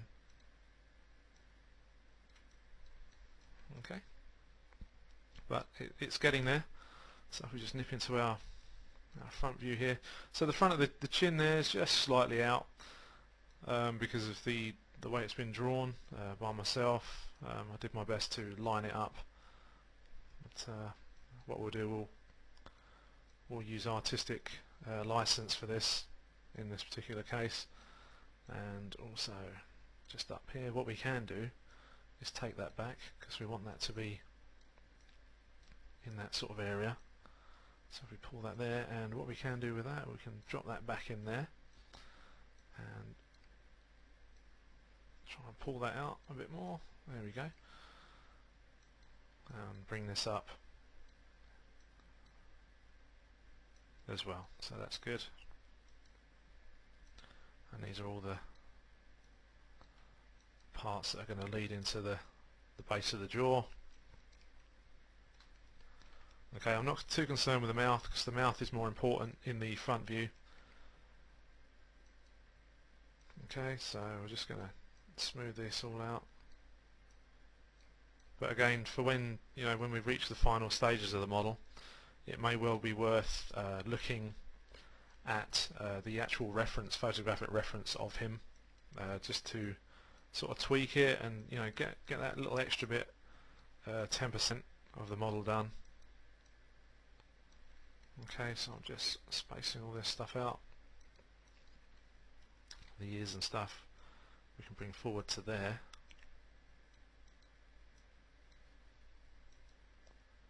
Okay, because we're going to use 8 polygons around this area to build our ear. So I'm just going to position those now. So that's about there. Okay. So we're going to do some extruding for those a bit later. So they'll do for now, and we'll just tidy these chaps up here. Okay. Okay, so that's all good. Now I'll just move those up slightly as well, just to tidy that up. Okay, so we'll leave that for now. Get back to where we were. Okay, so again, just follow the shape of the face, and you should start to get a bit more of a better looking model.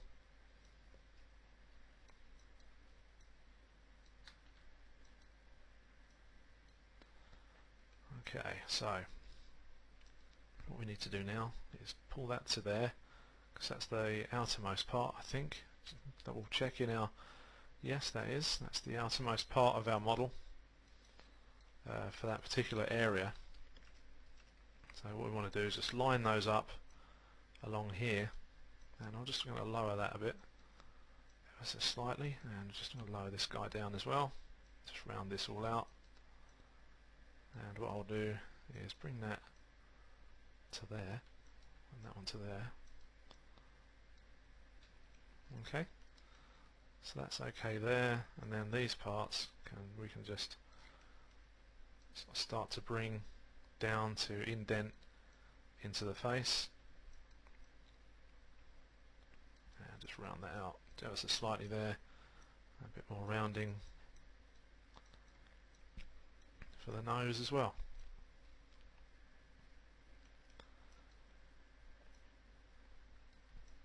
Okay, so that's looking good.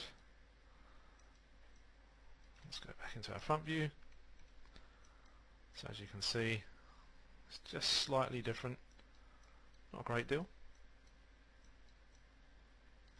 Okay, so we're going to bring that up there.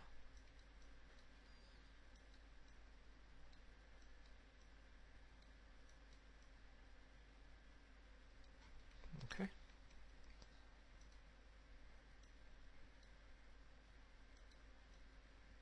Okay, so we'll go back to our perspective. As you can see, that's taking shape rather nicely. And now what we're going to do, we're going to get our polysphere, pop that in. Okay, let's just turn that so we've got an idea of where the pupils and the iris will sit. So and again, because we're in X-ray mode, we'll be able to see through that, scale it up a little bit more. So if we sort of concentrate on these sort of edges here, just to blow, so we'll look at these on that loop, and we'll try and make that the iris itself, so that would enable this sphere to actually become the correct scale for this. So scale that up. There we go, it's about right. And just move that up ever so slightly, because the way the eye sits inside, let's just use a little bit less there. Okay. Okay, that's good. We'll leave that there for now. That's good enough. Okay, so the way that sits in there, the iris just sort of sits on the, almost just on the top of the lower lid there. So if you get your photo reference and stuff and check that out. So we're just going to go into the side view, position that accordingly. So let's have a look, see where we want it to be. So it's going to be around sort of this area. So I'm going to pop it about there. There's good. Okay, so then all you need to do now is start to round out your character shape around the eye. So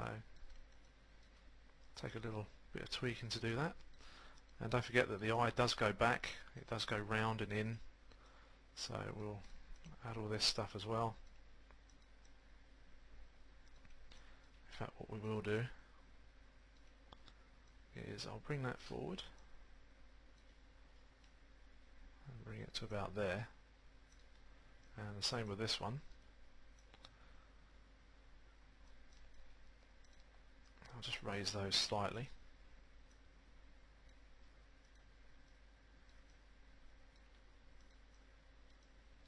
And then what we can do is take this base back just a bit.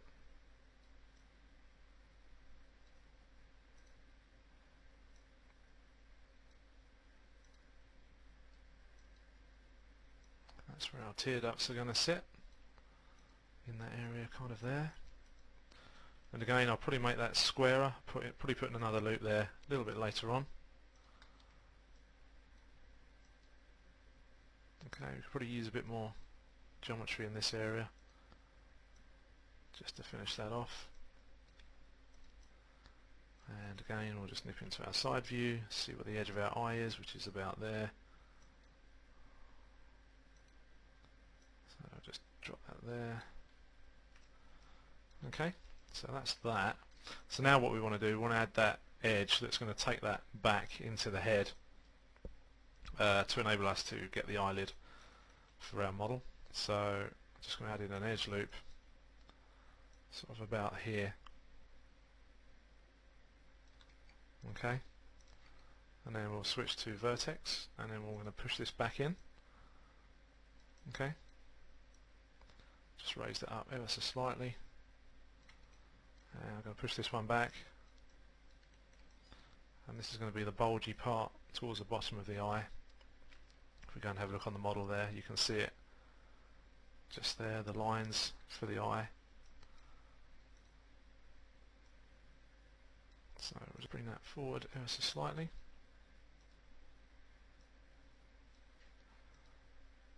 And we'll take that back.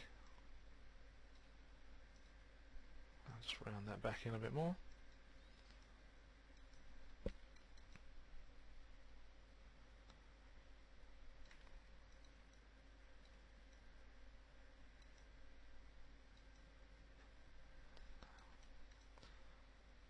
Okay, so it's not looking too bad. So now what we can do, we're going to add some edges up here just to finish that part off there. Okay, so one there and one there. So it's going to allow us to sort of control the roundness a bit better on the front of the eyeball.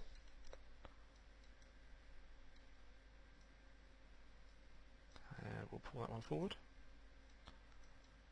And the same with this one.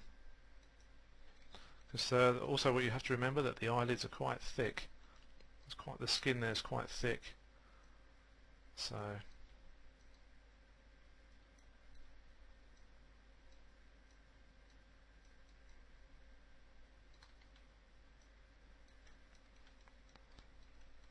okay, let's round that out. Okay. And what I'll do is start to just bring this in a bit more, just a tiny bit, and here.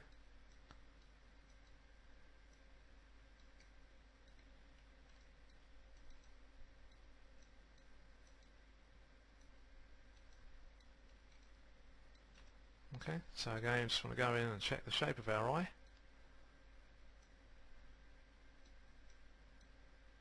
There's the lid there, you can just see the edge of the lid, and just there as well. And then all of this is concave, that's why it's sort of slightly shaded there. So this all goes inwards towards the sort of darker recessed areas of the eye, around the eyelid areas. And that's matched up quite well, that's good.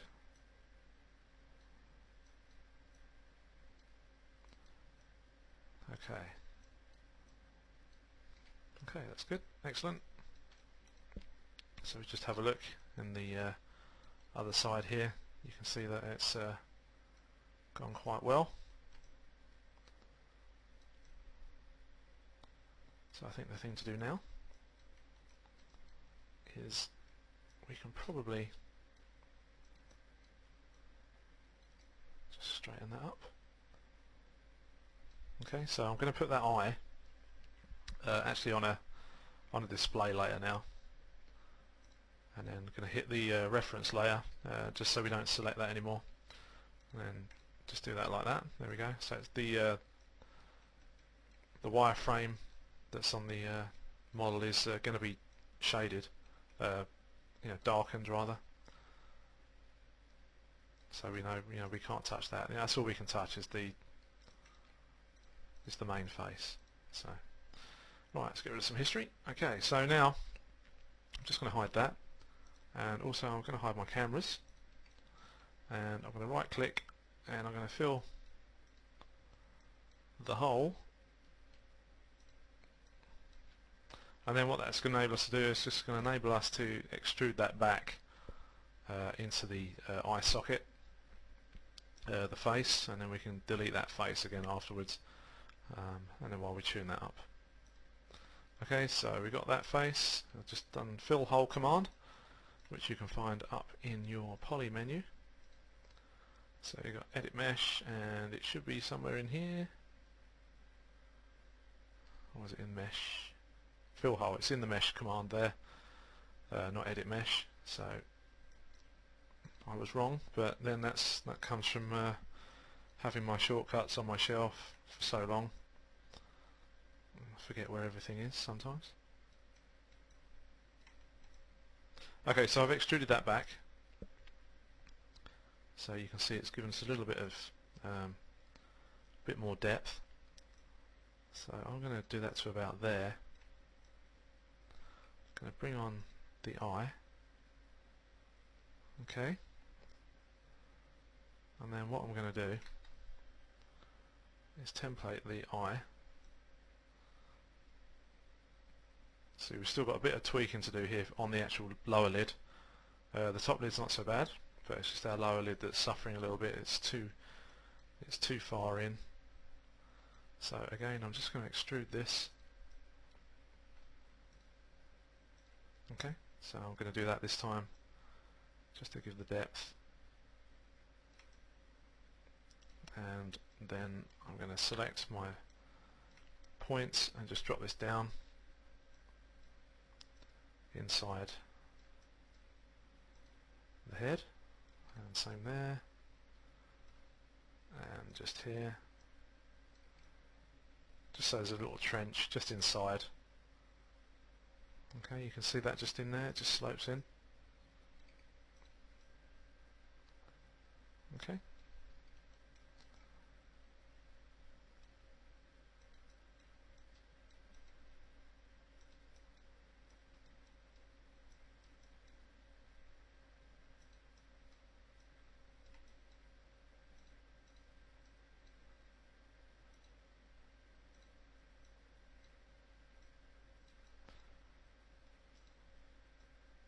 Okay, that's good. Right, so one more. Whoops, selected a face at the back. Yeah, a little bit untidy there, but we can tidy that later on.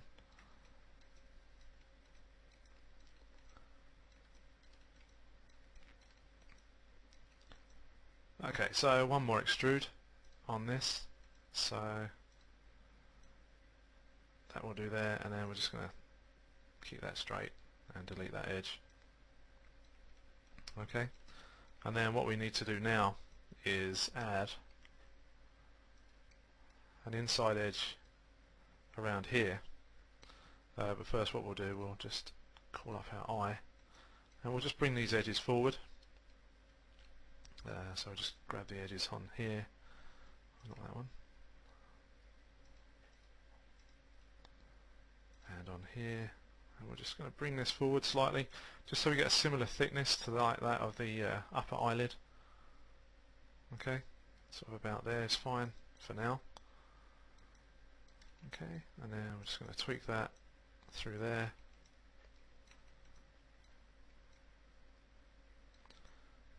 And also just going to select this area, just going to move it up ever so slightly.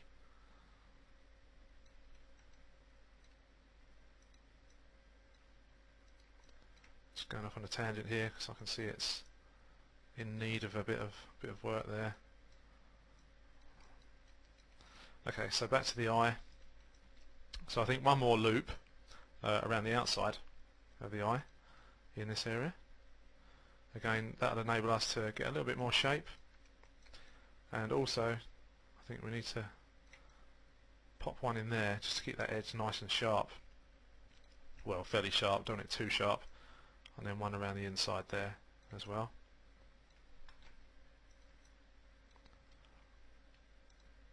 And we'll just grab these and all of these.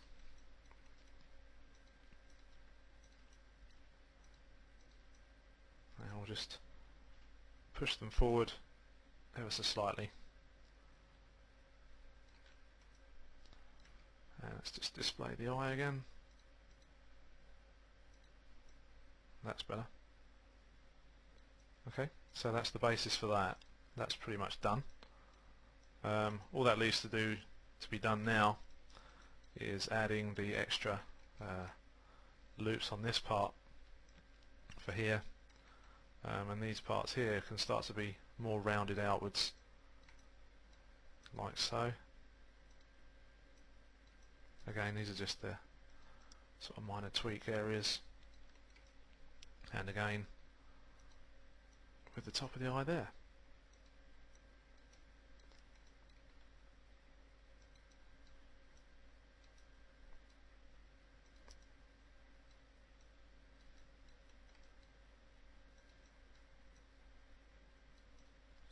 Okay, so also what we need to do, as I recall earlier mentioning, is I'm going to run a loop in there, basically just to square this out a bit more for the sort of tear duct area.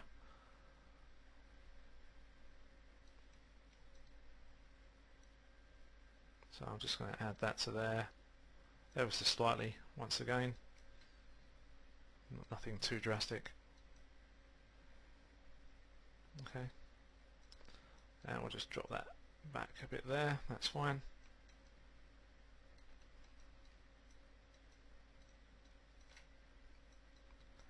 Just sort of give that a bit more, and this bit here as well, so that tidies that area up, that's good.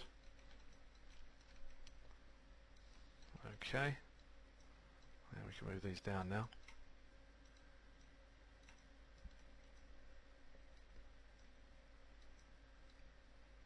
Okay.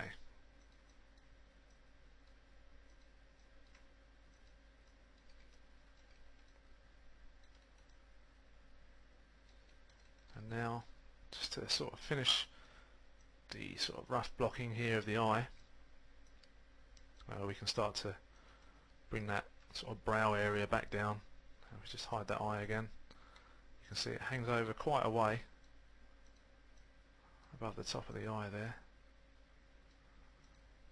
And we'll just push that up there. That's fine. And that bit there. So you can see we're starting to get these main areas now coming together.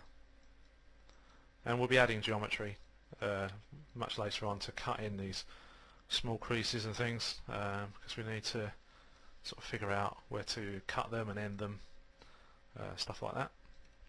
But as you can see, that's done the trick there over the top of the eye. Just there, which is good, and that one can just come forward a bit more. There we go. Okay, so that's good, that's taking shape there. And before we end this particular section on the eye, I think we need to just quickly tidy that up. So what I'm going to do is very quickly, that's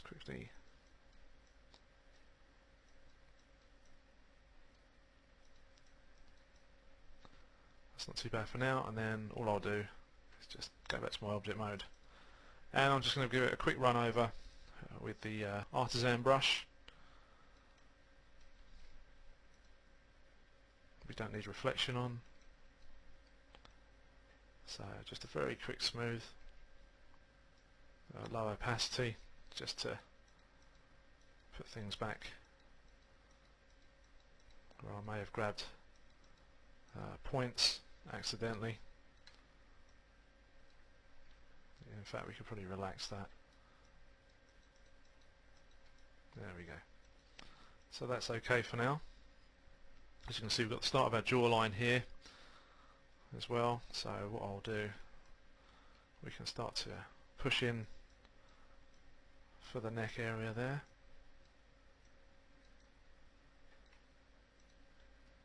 And we'll just move this stuff up and back.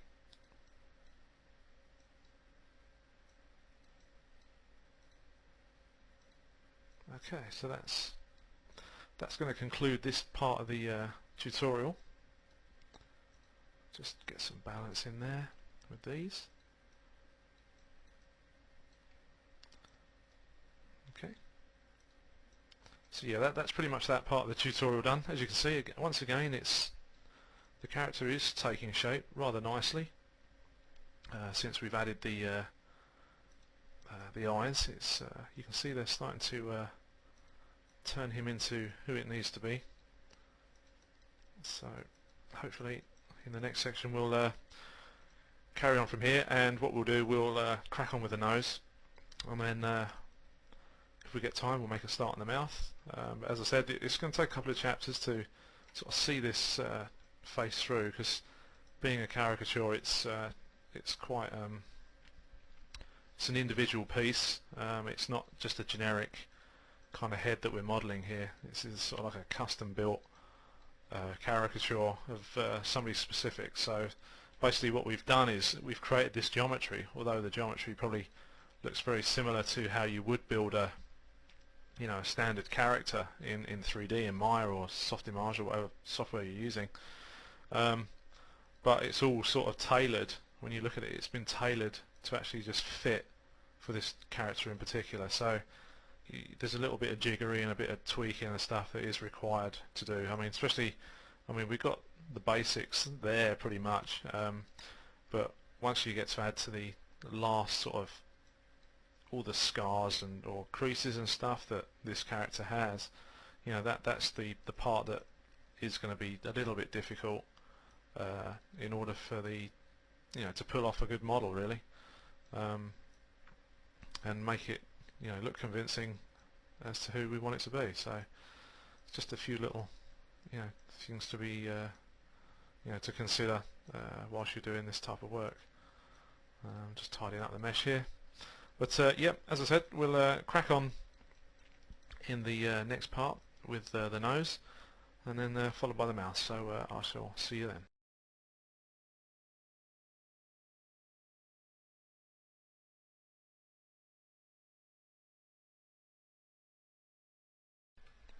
Hi, welcome to part 10.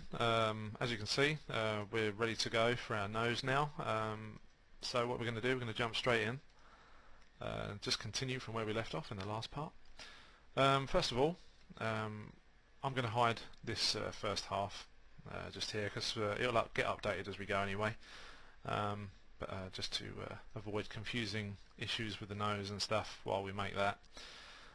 So what we're going to do first for this is just going to move a few bits and pieces around, just so we've got a little bit more room for some extra geometry that we're going to pop in. I'm going to slice right through here.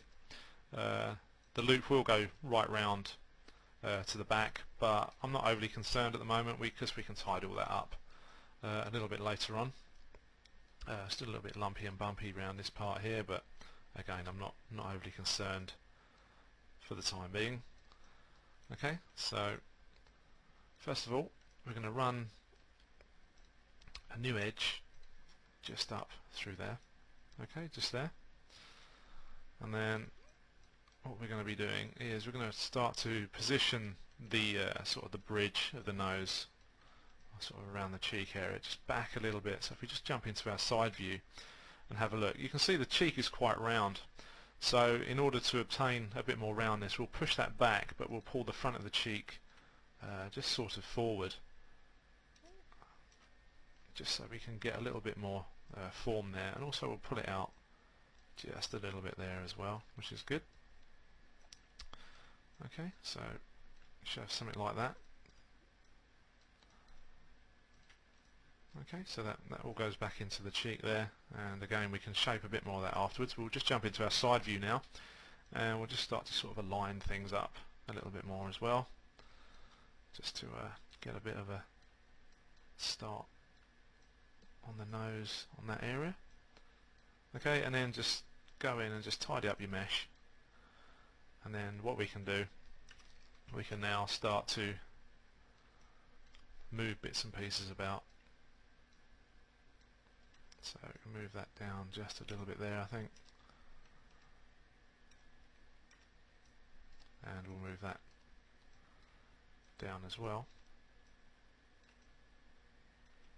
Okay, So then, right, what we want to do now is basically what we're going to do. We're going to extrude these faces now for the nose. So just tweak these one more time.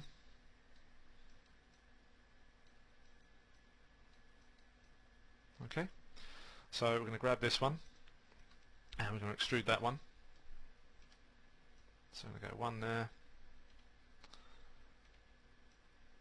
and another one there, and again just before we move on, just going to tweak that, get that into its ideal position for that, and then we can hopefully should be around there I reckon for that, and then extrude that down, and then another one to there, just making sure. Just snip into our front view and perspective view rather, and just tweak it up a little bit more. Okay, so you should have something like that, and then we'll just level these two dudes out here. Okay, so that's pretty good. And then what we can do is if we grab one and using the V key, I'm just going to snap it to there, and the V key again with that one, and that's into place for that area there. Okay, what I might do, I might remove that edge there in a second. I'm not overly sure that I'm going to need it. We'll have a look anyway.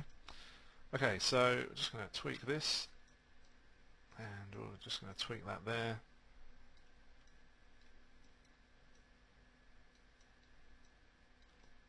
So there we go, we've got a row there, a row there, and a row there, so it may work out quite well. Okay, so just going to merge these verts just here, one there and one there. Okay,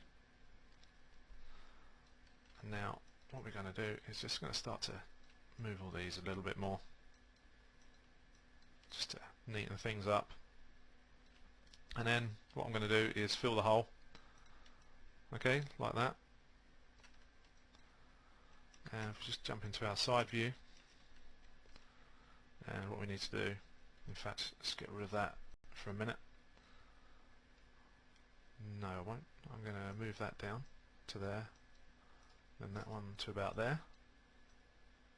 There we go, that's better. That saved us having a bit of overkill. So first of all, I'm going to get my split poly tool, and I'm just going to run a split there. Let's just nip into the perspective view and then hit there. So those two are joined up, yeah, and then basically we'll just move these dudes around again.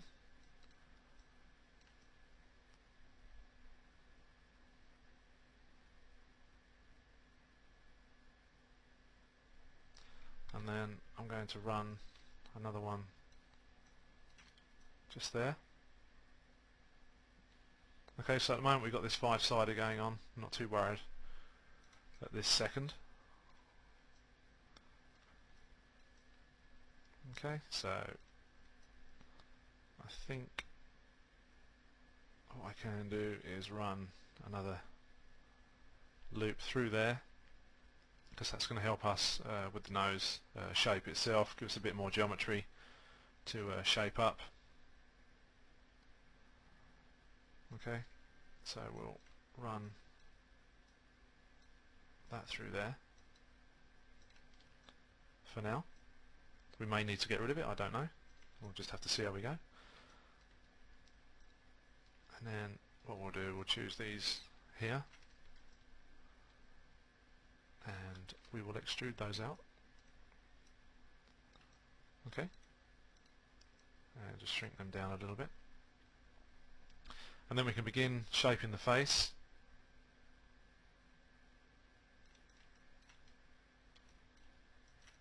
So get these parts of it done.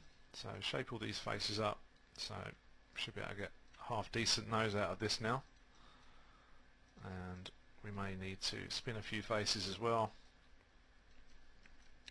And I'll just jump into my side view. So as you can see, it needs a tweak, which is always expected.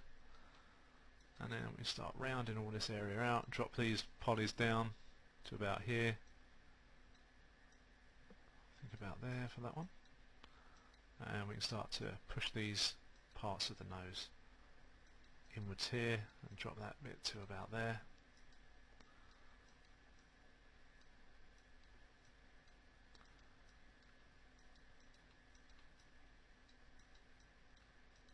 Okay, so something like that, and then you start to round out the forms here.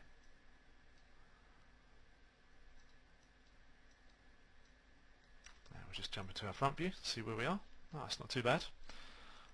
So all we've got to do is just push these up here on these areas, and then start to round out our shape for our nose on here.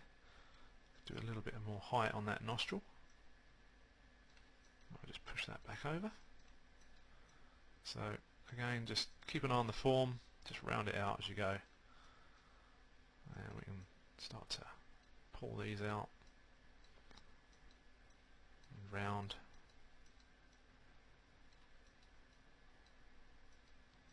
So again, you're probably going to get a few little minor differences in the actual facial sort of features in certain areas. I mean, like we have here with the nose. But again, it's going to be down to your artistic sort of talents to get it looking right. So that's pretty much the sort of main outline for our nose now. And here I can see already where I want to start to cut things out, put new geometry in. I don't like that line going up there, so I may just choose to bring that through to there, and again, just spin a few bits and pieces around. In fact, talking of spinning, let's have a look, see what we can do with these faces.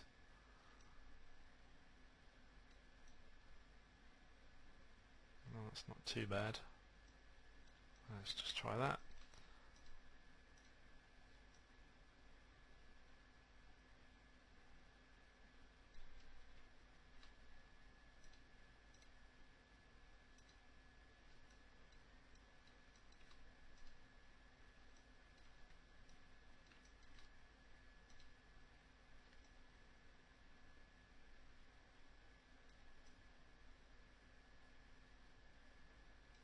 Try those too.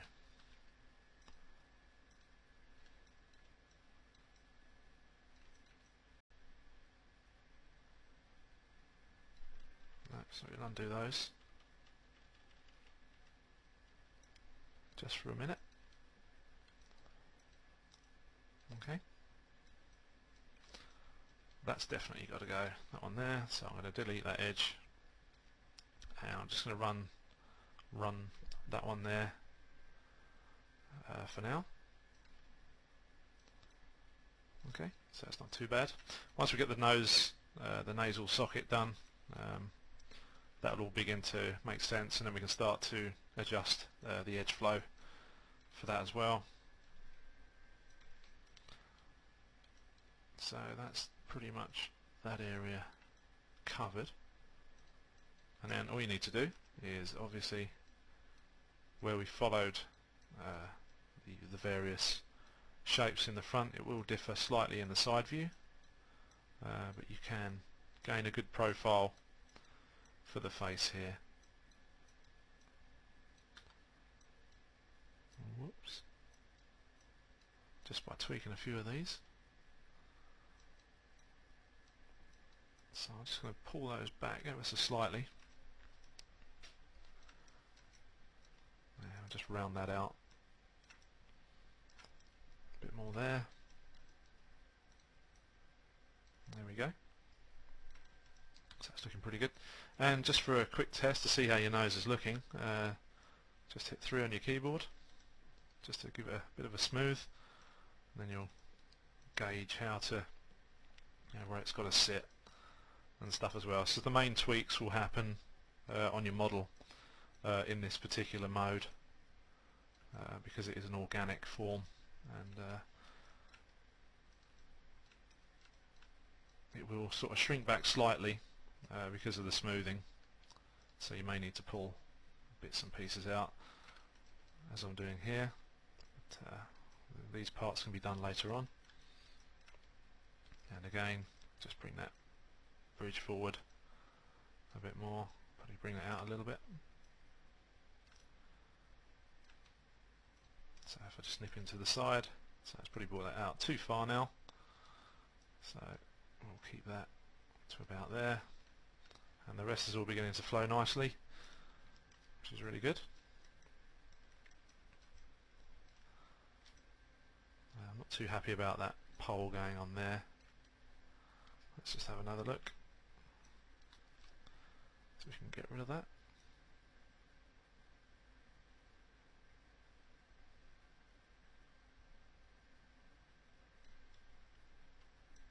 I'll come back to that, see how we go.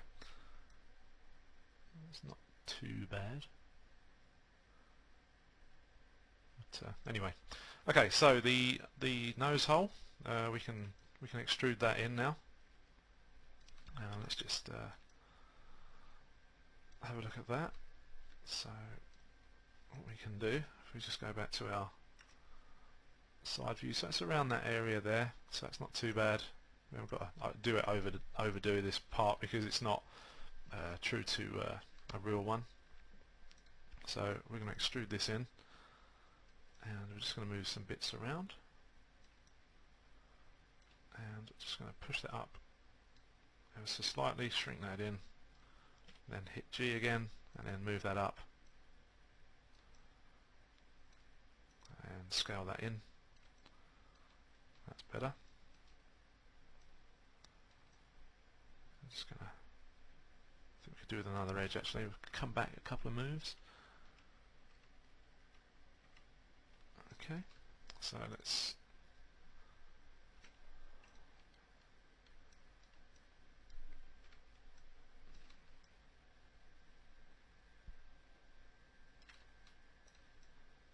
okay, so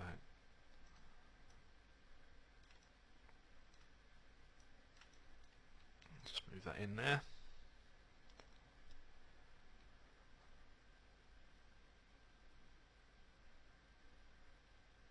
Okay, and then what we can do is just scale that in and then move it in again. Okay, and then all you need to do, just scale that, and if you want to, just move that upwards. Can always sometimes be a little bit of a tricky area to do the nose on the inside part as well, because you may end up with a funny amount of edges and faces and stuff that aren't equal. So it's just a case of sort of balancing it all out. But we've got 4 sides all there, which is really good. So it saves us having to do too much work later on to tweak that.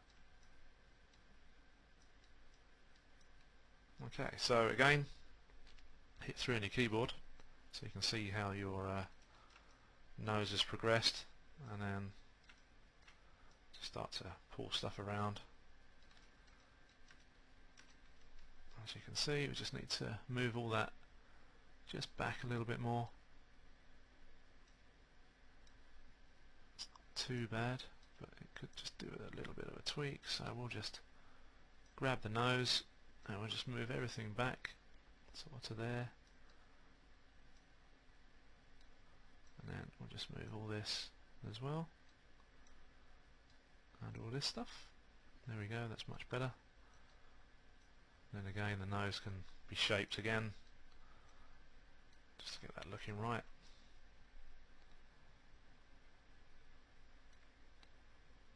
So let's just start putting bits and pieces around. So I want a smoother transition going up into the nostril area, up in the nasal passage there. That's better. It's much nicer now. So start to round all this.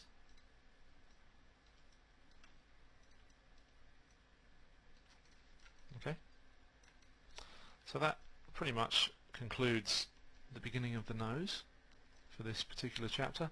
These areas here I'm not too concerned about because these are all going to join up if we just bring back our other half. So you can see that's all come together quite well. In fact, I'm going to leave that pole, it's not going to deform anyway. for that particular area, so that can stay. It's a quad. So yeah, these areas here, when you come to joining the whole model up, those areas will change just a little bit, not too much. So again, a bit of tweaking just to do on the nose here for the front end. That's not too bad. And just nip over to our side view. As you can see, it just needs tiny adjustments in there, and we'll just pull that area down there. Okay, great. So I'm happy with that. That's worked out quite nicely, and we can just get a bit more of a dink in the definition there on the top of the nostril. Okay, and of course you can really begin to exaggerate these types of characteristics now for this type of character. So he's getting quite a big bugle, or a big nose, whatever you want to call it. Okay, so I think we'll leave that there. That's good enough for now. So in the next chapter we'll begin shaping the mouth in, and we'll go on from there. So I'll see you then.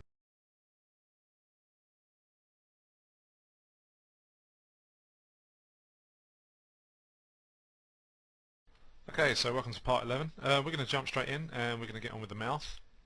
Basically what we're going to be doing is just getting on in a similar fashion to what we did with the nose area. Just going to extrude a few edges and stuff and work it back inwards to start creating the sort of base of our lips. And once again, let's have a look at our profile view here. So it's not too bad. It could do a little bit of a tweak. We'll just move it back a little bit.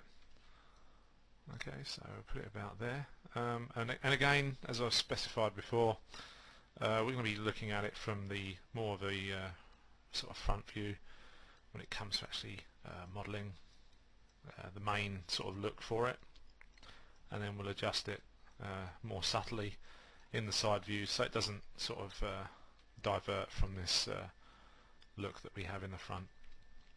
Again, I'm not overly concerned about the symmetry for this, because obviously this is a caricature and we're going to be moving bits and pieces about just to sort of line up by the time it reaches the final stages. So okay, so moving right ahead, so we're going to just jump in here and here, and all I'm going to do is I'm going to extrude these back inside. Oops. Okay, so I'm just going to squash those down and I'm just going to move them back. Okay, so that's the basic of the lips there. So now what we need to do is I'm just going to open it up just a tiny bit,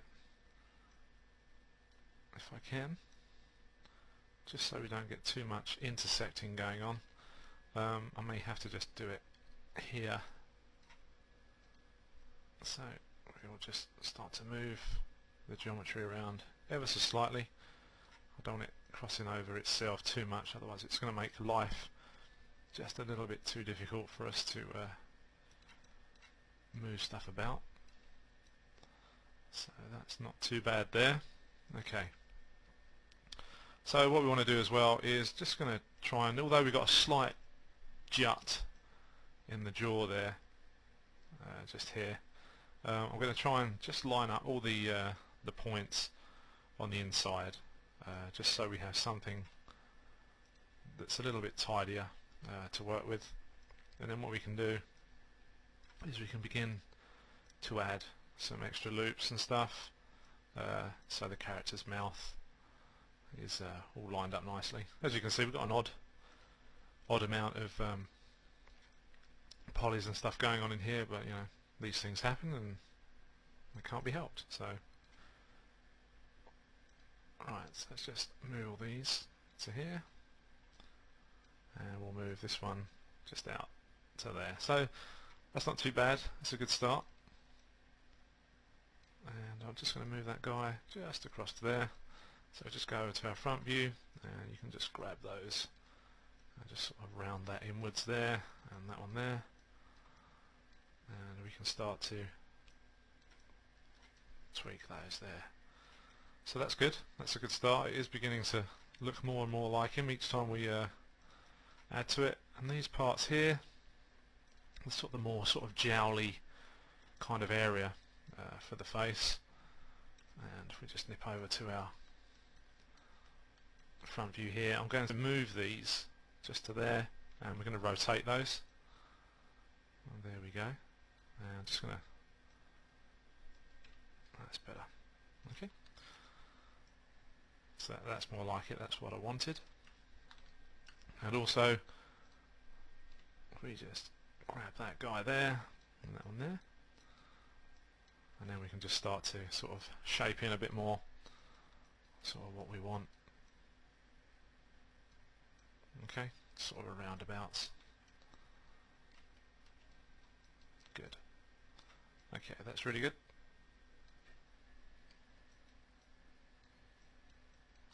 Okay. Okay, so these areas here, we'll just quickly jump in and move those back. Again, as you can see from our reference here, not spot on, but nevertheless in a sort of appropriate kind of place for us to get a general idea of where we're going. So now what I'd like to do is add another loop in here, so we get another bit more form coming around into the lips. So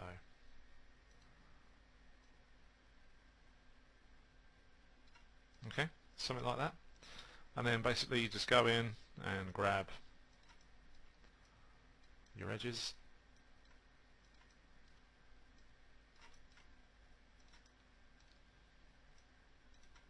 and start to bring those lips out, give them a bit more form.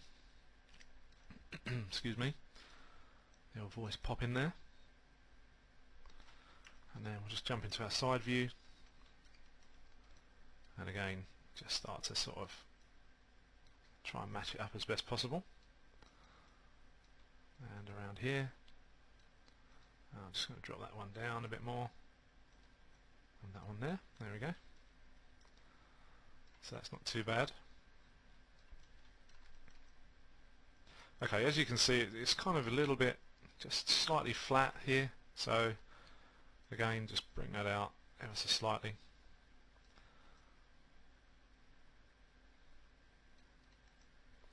And areas like this, just on the nose here, we can just sort of begin to bring across. Same with that part there of the nose, just so the geometry is a little bit tidier in these types of areas. And again in here, just start to edge that back and push that back in there for the sort of philtrum area. Okay, so that's not too bad there. And again, you could probably still move that across just a tiny bit there. And again, we'll just move that across to there. That's not too bad. And here, because looking at the reference of Gordon Ramsay, it's quite flat in this area here. It's not lots of shape, it's sort of a flattish area. So just one thing to be aware of when when you do this type of work is, although it is exaggerated, do try and check your reference, stuff like that, just so you know, you've got something to go against as well as a sort of distorted looking figure. Okay, so that's pretty good.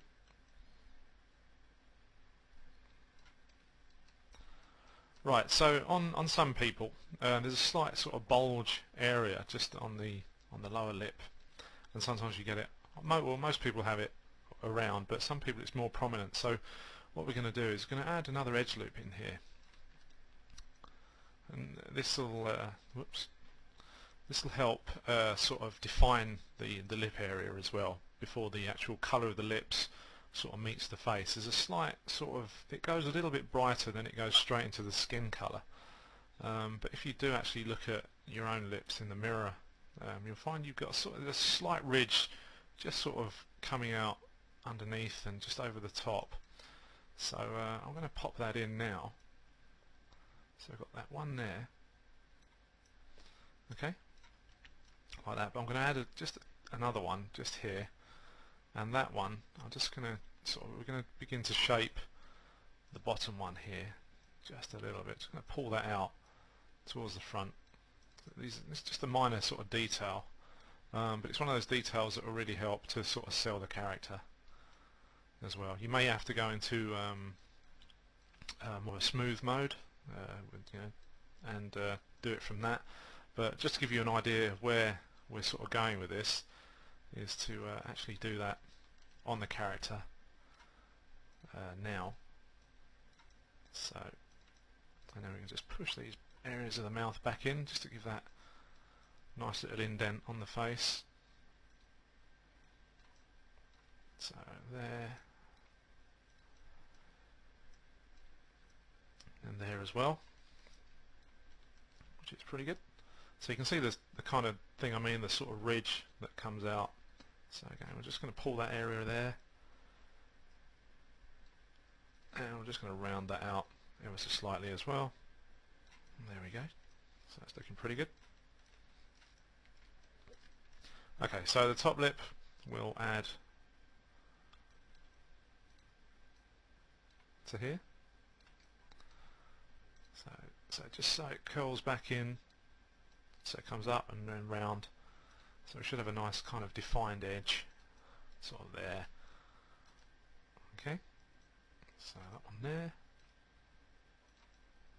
and also there, but not as much on here, because obviously this is going back inwards to the actual mouth area itself, going back into the face, should I say. So that's not too bad. And now we can just sort of tweak little bits here.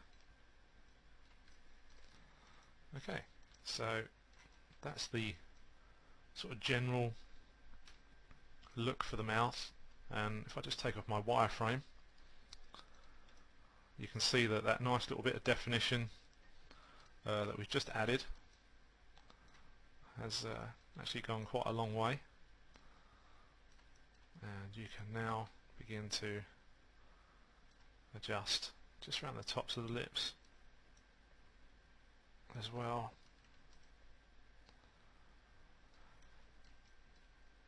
So we're going to push that back in just a tiny bit, and there as well.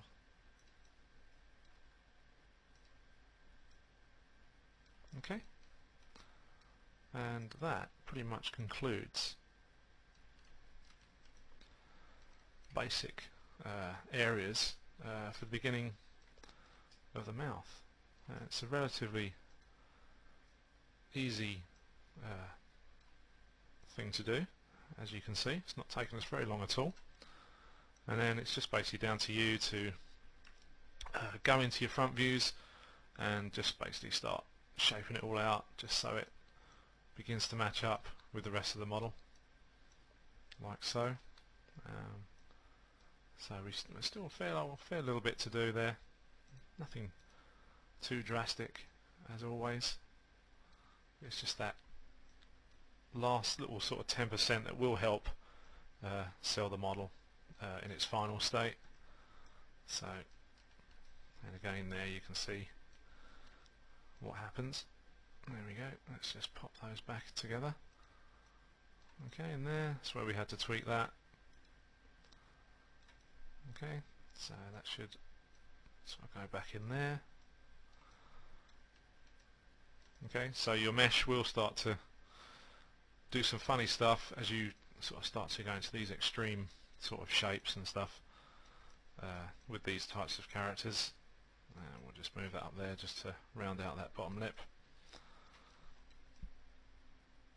Okay, so just double check that, that's all fine, that's starting to go into there. We'll just push those in just so they match up, and then we'll just drag those so you get a nice flow on the edges for the character as well. So there we go. So that will conclude that part, and the next part we'll begin to get our ear done. It's not an overly detailed ear, but it's going to be it's a little bit tricky in places, so it's probably worth sort of spending a couple of goes looking over that particular chapter when we come to complete that. Just and then go over it yourself, and then just so you know what you've got to do, and then you haven't got to worry about it as much. So it just gives you an insight where to start. So we're going to leave this little section here, and I'm going to see you in part 12.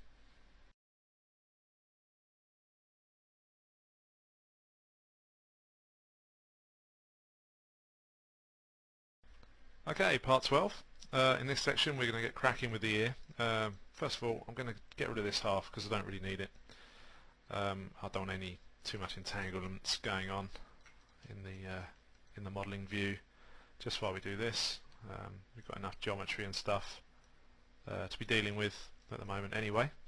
So if we just jump over to our side view, and as you can see, our ear just needs a bit of a tweak. I'm going to be using 8 polys really to begin the basis of our ear, and then we're going to be adding and sort of taking away little bits of geometry, and also using our spin faces tool, or our little script that I will include for you on this particular tutorial. You can actually pick it up for free anyway over at high-end 3D.com's website in their mail scripting section for modelling. It's very, very useful. But anyway, so let's crack on, and what we're going to do is we're going to extrude in first, and I'm just going to get this all going nicely here. Okay, so it's not too bad, and also I'm going to extrude again to about there. Okay, so it's not too bad. Just do a quick check in the front view, and we'll just line it back up ever so slightly, just keep it straight. Okay, so that's all done there. Now what we want to do now is we're going to extrude again, and then begin to extrude more sort of areas of the ear out. First of all, I'm just going to rotate this back and inward, just sort of here. There we go, just so the ear sits nice and flush against the side of the head. Okay, so just move that about there, and we'll just move it back again to about there. Okay, so that's a good starting point there. It saves us having to worry about mucking around with the polys and stuff afterwards. So I'll just grab these guys and just give these a bit more shape. We'll probably end up sort of rotating the ears outwards and stuff just to match the concept drawing that we have in our views. I'm just going to pull these out as well, and I think we'll leave that there for now. Okay, so what we're going to do is we're going to extrude these guys out. Just make sure that's all I've got. No, I've got those there. Okay, cool. Right, so another extrude, and again I'm just going to center that, but this time we're going to use the extrude and scale like that. Okay, so that's cool. Okay, so we're going to do the helix part of the ear. So what we need to do first is to create the little branch that goes inwards of the helix. So what I'm going to do, I'm going to spin that like that, which is really neat, and that's just going to give us a little bit of shape to begin making our ear. Okay, so that's pretty good so far, and we're just checking the side view, make sure we're in the right kind of area. So we probably just need to drop that down a little bit, just so it matches up with our reference that we have. And again, just going to put these parts, I'm just going to move these inwards.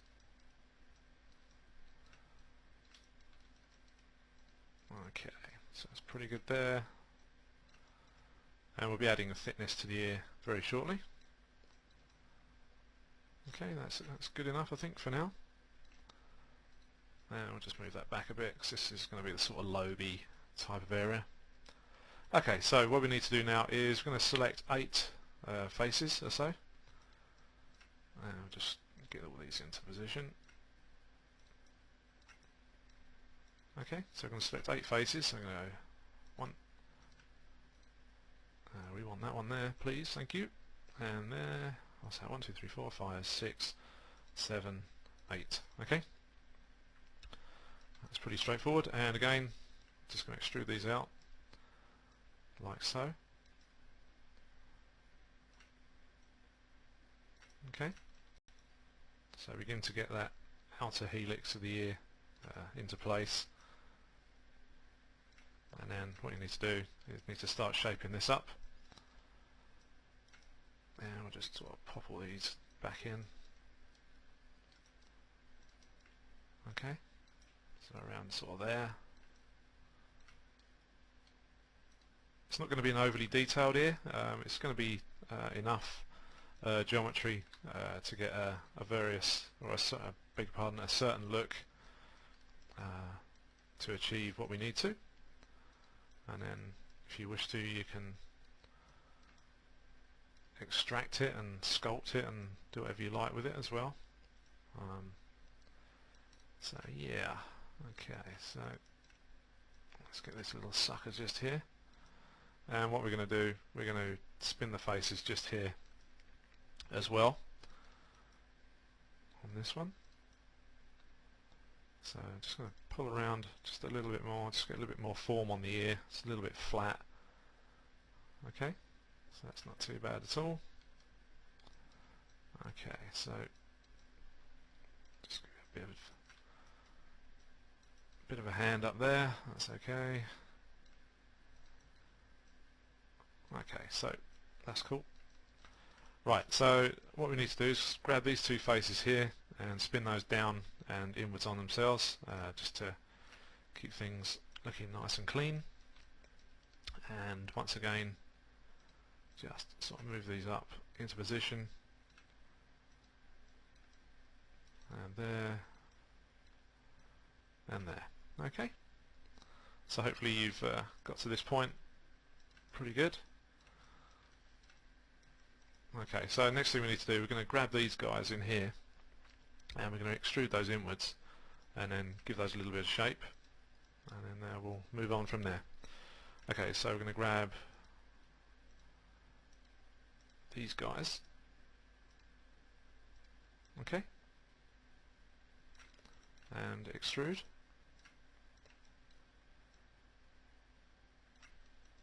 Not too far, it's a little bit too far.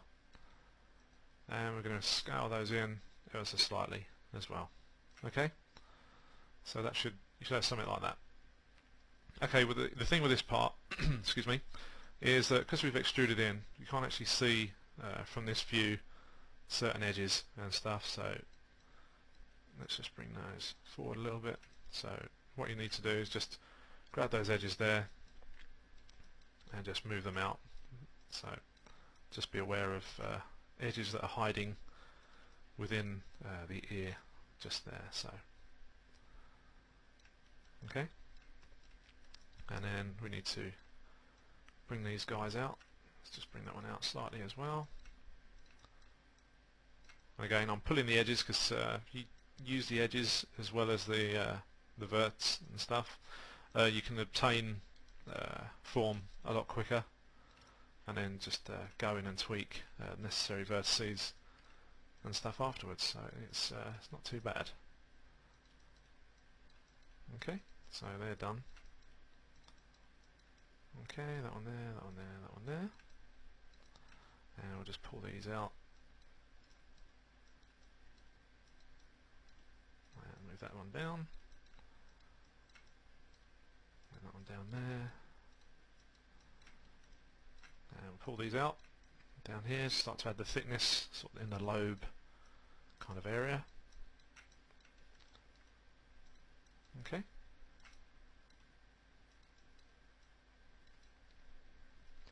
going to be lots of little twists and turns going on in this particular exercise, so just be patient with it. I'm going to have to be while I'm building this. Maybe a few little chops and changes here and there. Okay, so that's not too bad. Okay, so I'm going to grab these guys here and I'm going to spin those backwards to about there. I think that's about right, looks about right. And then we're going to grab these edges here and get rid of those and delete that edge. Okay, and again, a bit more shape.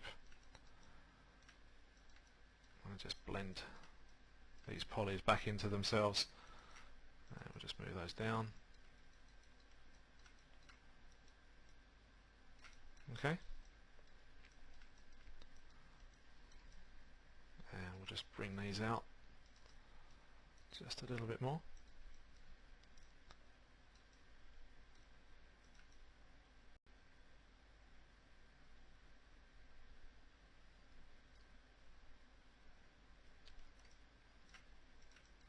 And again, keep shaping as you go.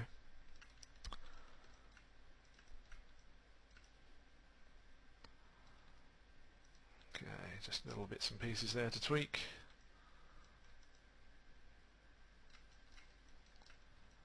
And just it here.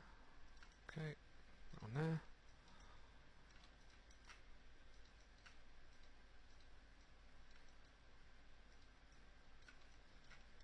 Okay. Okay, so we're going to do another extrude now on, again, similar sort of area. Okay, so we're going to grab these guys in here. I think there's around 1, 2, 3, 4, 5, 6, 7, 8 polys there. So we're going to grab these. Where is that? 1, 2, 3, 4, 5, 6, 7, and that dude there. Okay, so that's 8. And once again, just going to scale these in on each other. Oops, probably a little bit too far there. And just push those in ever so slightly, about there. Okay, and again, need to begin to sort of shape everything up and go from there. Okay, so a little bit of point pulling, so it does get a little bit messy in here, and I know there's a point there because I can see that. There it is, and we'll just move that up into there, and we'll grab that point there and we'll just pull him back into there so we can see where he's gone, and there's one there. There we go. So just other things to be sort of a bit aware of anyway. Okay, and that one there, and then this one we can start to move up, and these guys can move down a bit, and those that can go in. This one can come out, so we start to get that little dent that we get up the top of our ear there. Okay, and then there, that can come down, that can come down, and these dudes here can come down. Okay, and then we just need to, just a little bit of tweaking, keep everything looking tidy. Okay, so we're going to grab that one there, and I'm going to push that up, and I'm just going to pull it out ever so slightly, and that one up, and that one up.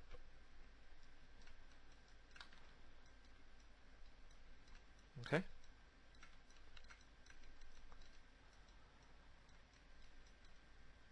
now I'll just shape this a bit more. Okay, and that one there, do a little bit.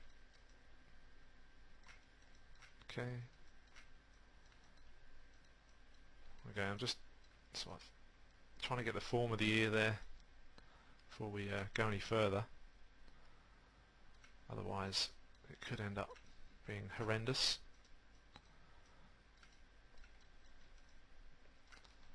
And here, this is where the sort of the whole of the ear is going to be. So we're going to start to sort of pull these about a little bit more as well. Okay, so I'm going to keep that sort of around that area.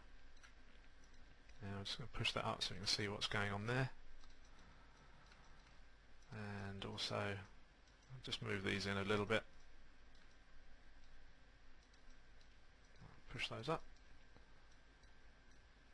Okay, so what we got? Let's have a look. Okay, so a little bit more spinning to do. Another couple of edges to delete. Okay, it's all looking pretty funky. Let's have a look. And I mean in a good way, not in a bad way. Okay, so that's pretty good. Just want to push that back in a bit more. Pull that out. Okay, so what we want to do, we're going to grab these two faces here, and we're going to spin those. Whoops, have I grabbed too many? Yes, I have. Okay, so I'm going to spin those two to about there, and then we're going to grab these, and we're going to spin that. So that's better now. As you can see, the shape has come back in. So we've got a nice little loop going on there for the ear. Just pull those out, just so we can see what's going on.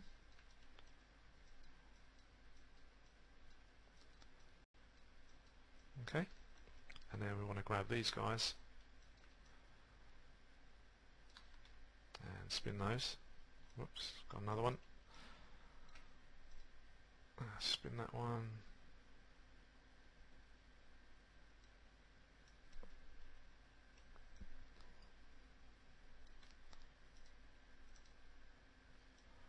That's better. So that one there, get rid of that and that one. And delete the edge.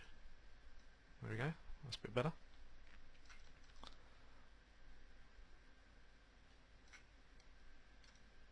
And again, we'll just pull that out.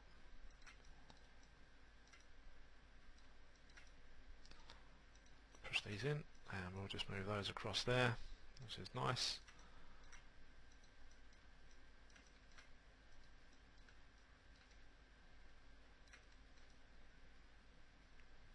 Okay, just push that in there.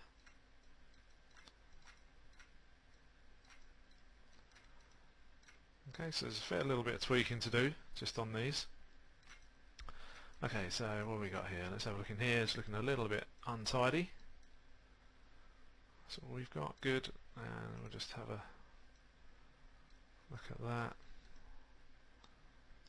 So that's not too bad. We can, let's just spin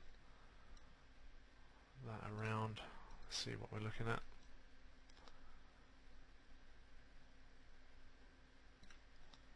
Couple of choices there. I think we'll go with that one, and we'll get rid of that one, I think. Okay, yes, I think we will, yes, good. Right, okay, cool. And then, see what we've got here. So, see if we can spin these two guys here. Whoops.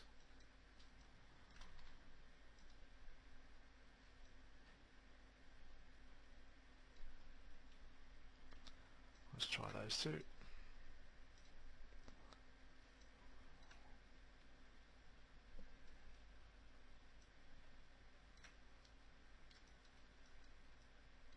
What we got? Let's have a look. So that's all looking pretty good. Actually, it's not too bad at all there.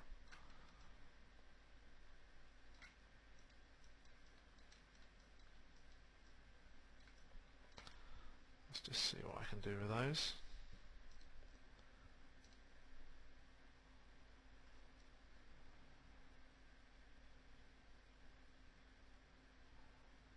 And so we can select those two.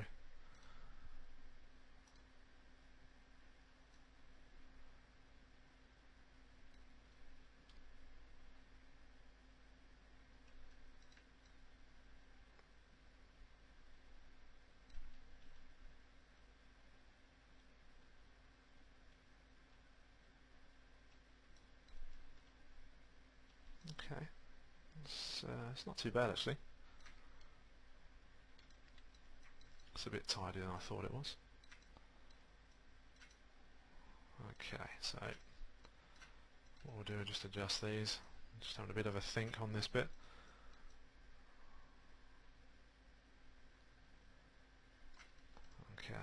so I think I need to grab, let's have a look at those.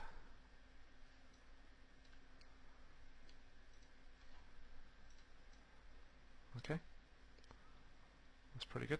Okay, so let's just shape all these guys up here. So we're almost done.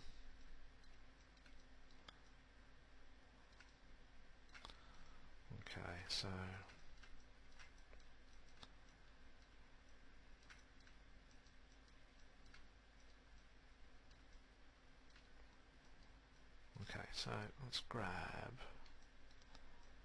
that one there.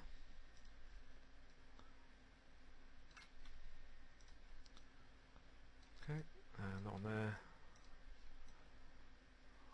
Let's go again.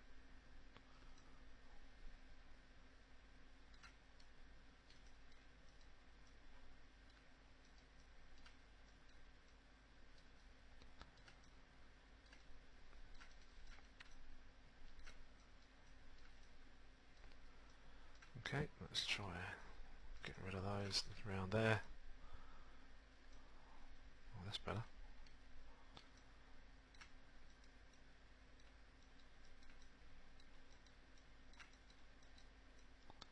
And these guys again.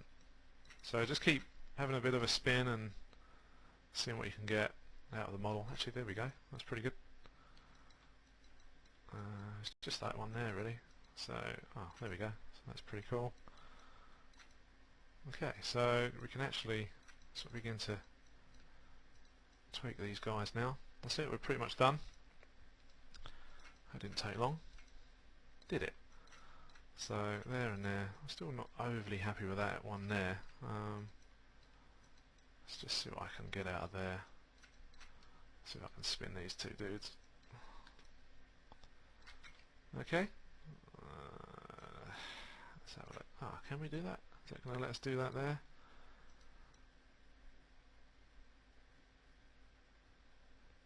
And spin that back.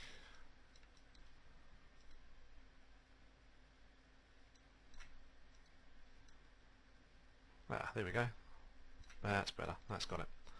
That's much nicer for me. That's good. So I'll just bring that in there. Lovely. Okay. So a few little odd bits there. We just need to tweak these, and we'll do these guys in here. We'll just bring those inwards, and we'll spin those around. There we go. That's better. So those now go inwards towards the inner ear. And what have we got here? Let's check these guys out.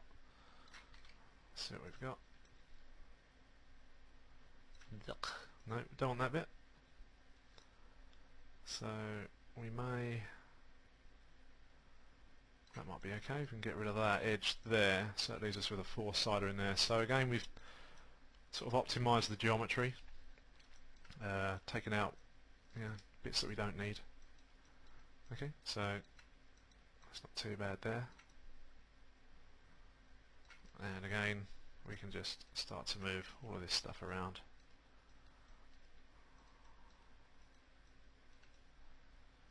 And so that will smooth. Actually, I'm going to put that back.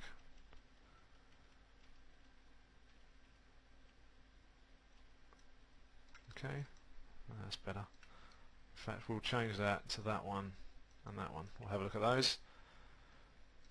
Okay, pop that in. Try that way. Oh, that's better. Okay, that's cool. So it's a much nicer edge flow there. And also that means we can just pull this one forward as well. That's good. So that can all now go back in together. So there's not so much of a gap there. That's much better. Okay, great. I like that. Okay, so we've got these two here. I think we'll just give it one more go. See if I can get the... Oh, actually, no, there we go.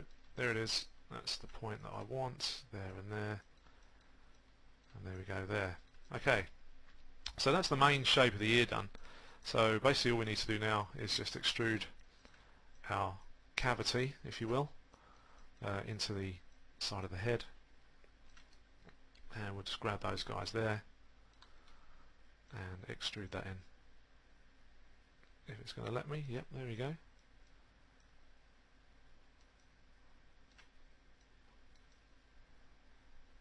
And all we need to do, excuse me, is just to shape this area just a little tiny bit, and that should almost be done. Excuse me again.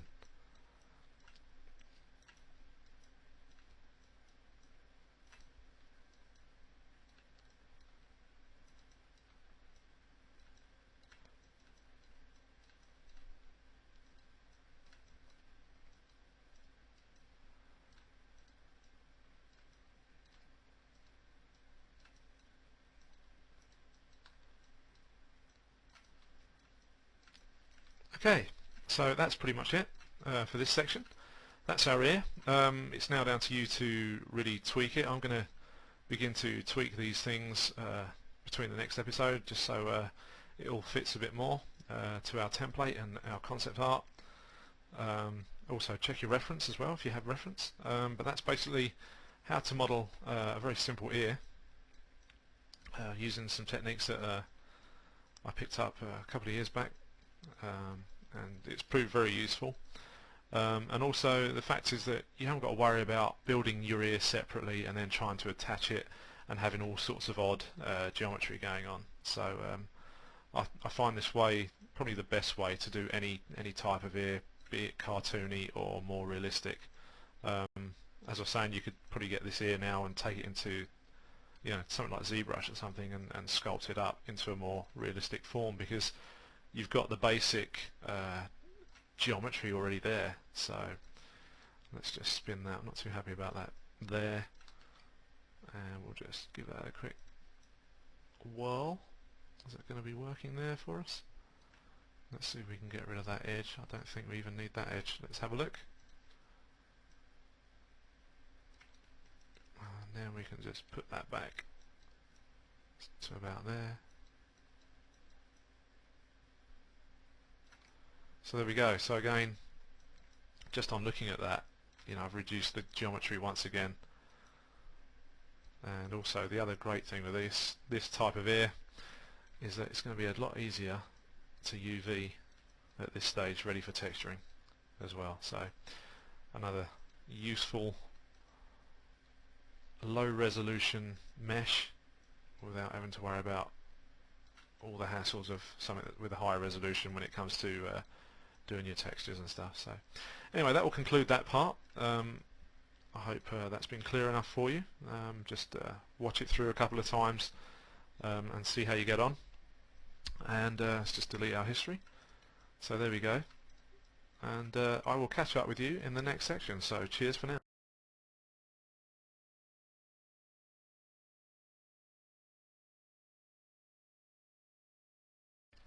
Okay, so moving along from our ear, we're going to begin the process now of creating hair. And if we just nip into the side view and also our front view, we can see sort of the basic shape that we have to do. I think what we're going to actually start to do first is put the actual model on a layer, and then I'll turn that into a reference object, and I'll just put on the wireframe, so you can see that that's no longer selectable either. And I'll just turn off our grid as well. It's quite annoying. Okay, so we're basically going to just start out with a polyplane or possibly a polycube. We'll have a look, and then we'll start doing a little bit of shaping, and we'll begin to extrude that out as well. So let's get cracking with that right now.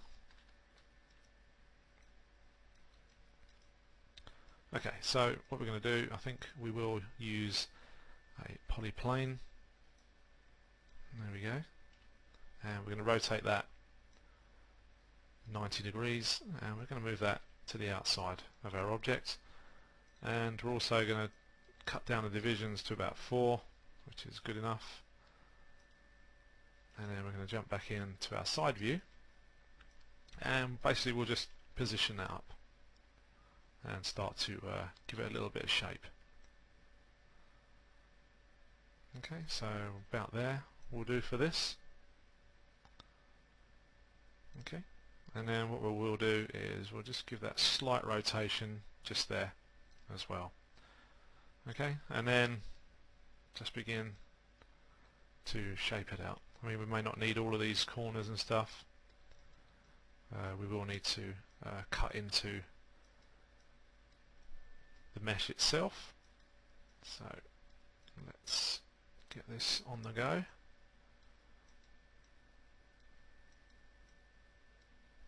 I'll just move that there.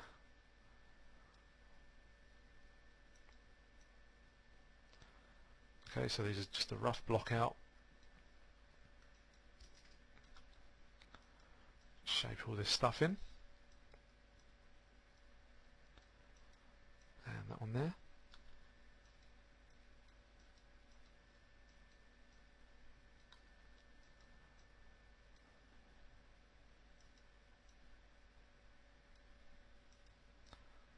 Okay, so something like that, and then what we can do is get rid of these faces. Okay, so that's the beginning of our hair there, and I'll leave that there for now. We'll probably end up rerouting some of this mesh so it all works out quite nicely, because I don't want it symmetrical. Okay, so let's have a look, see where we are, and we can start to have a look at some of these faces, see what we can do. Okay.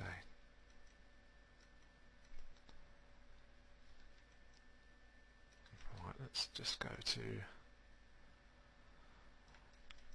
our perspective here, just have a quick look around, see what we're going to get, and then all I'm going to do first of all is I'm going to extrude this. Okay, so we're going to extrude that just the once for now to about there. Okay, and I'm going to get rid of those because I don't need those, and I'm also going to get rid of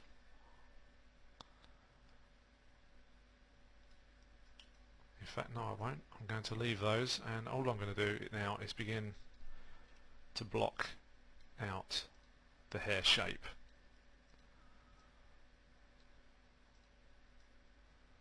Okay, it's very simple. And again, what we will be doing, we'll reference our concept art here just to get a guide as to where we're going. But for now, I'm just going to get the shape in there, get it rounded out a bit more.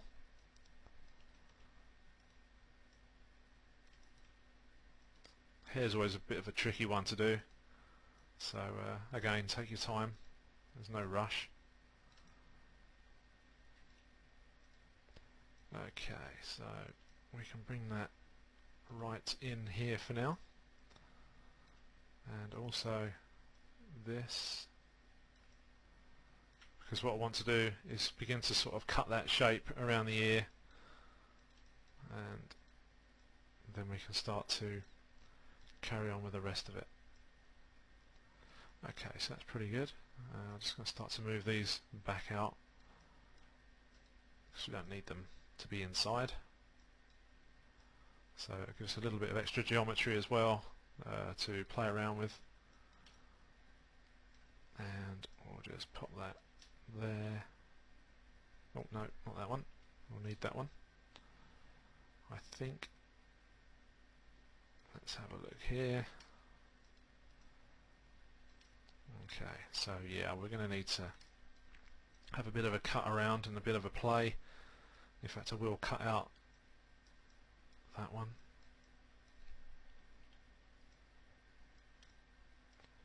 And that one there. Just for now.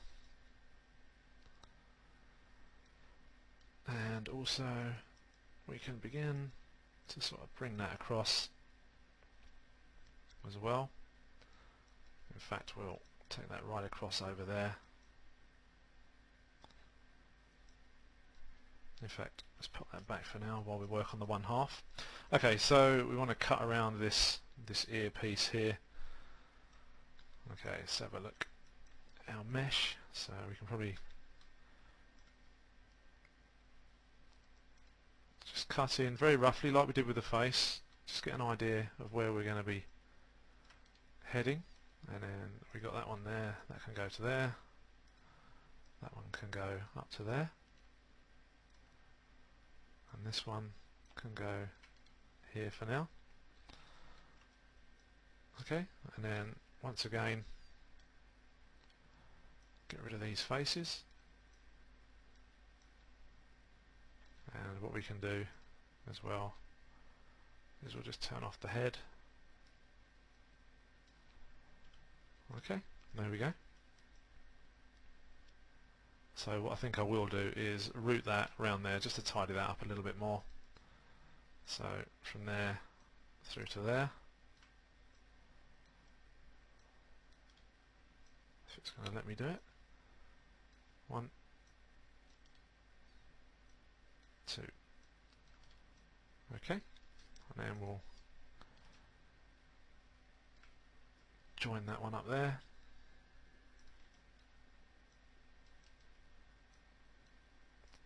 And finish that there. Okay, and then get rid of that. Okay, so that's done. So a little bit more shape there. There we go. It's not too bad. Okay, so we've got to shape this up now for the rest of the head.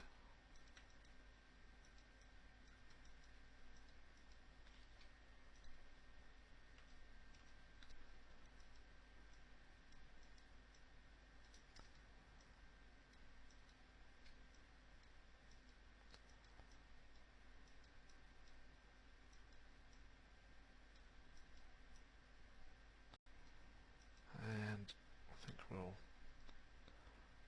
bring that to there just for now.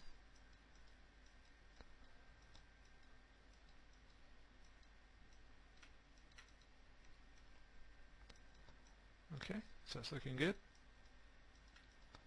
Just round out the form a bit more.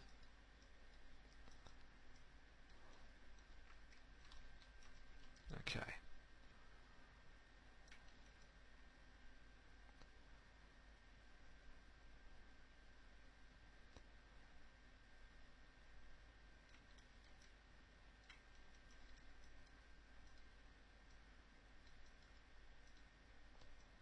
Just pull that away from that edge. Okay, and then we'll just turn that off, and then what we're going to do is just extrude these edges.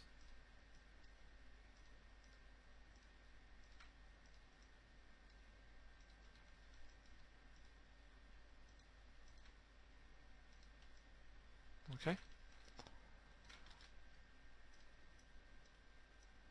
and I'll just bring those in just there. And we're going to point snap that, and we're going to merge that one up.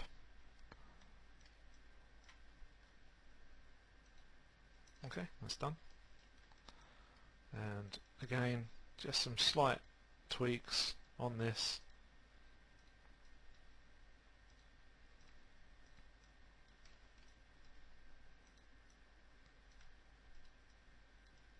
There we go. And I think what we'll do, we'll have a look at that there as well. I don't like that being over there like that. So we'll bring that into there for now. So that there.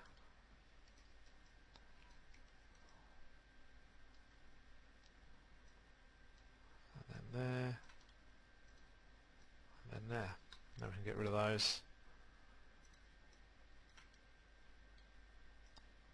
For now. There we go. It's a bit tidier. And it's got a bit more of a better flow Okay, so a bit of a gap there, not important at the moment because we can deal with all that once we come to fine tune it all.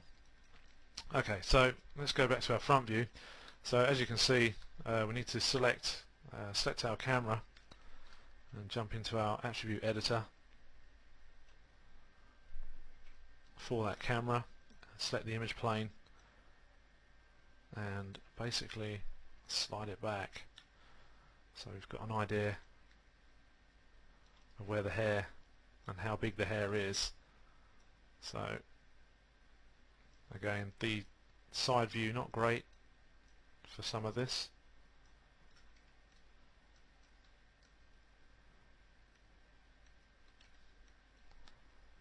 And let's have another look. So yeah, it could probably come really quite high up here. We'll bring that to there and we'll let the strands do the rest of the work for that.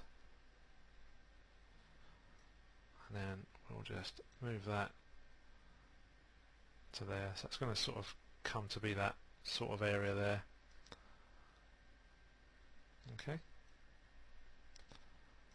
Right, so now what we need to do is start to get all these areas into position.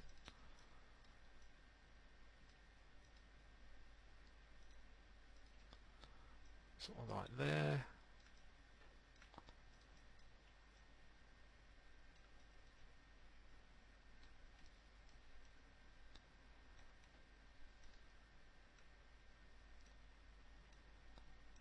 Just push those in, there we go, so that matches up quite well.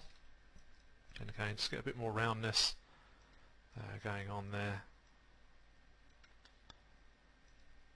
Okay, good.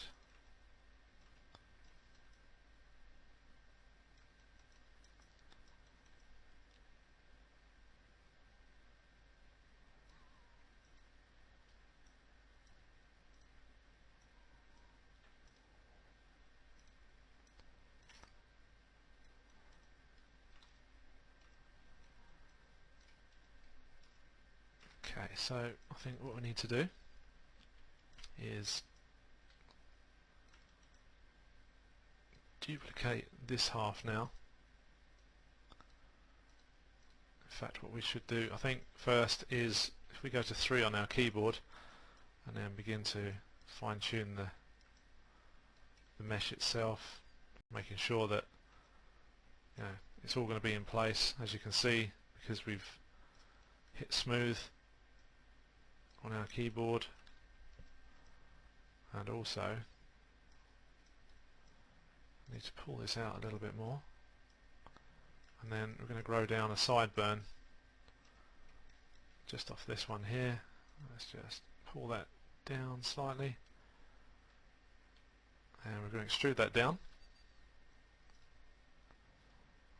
center that up,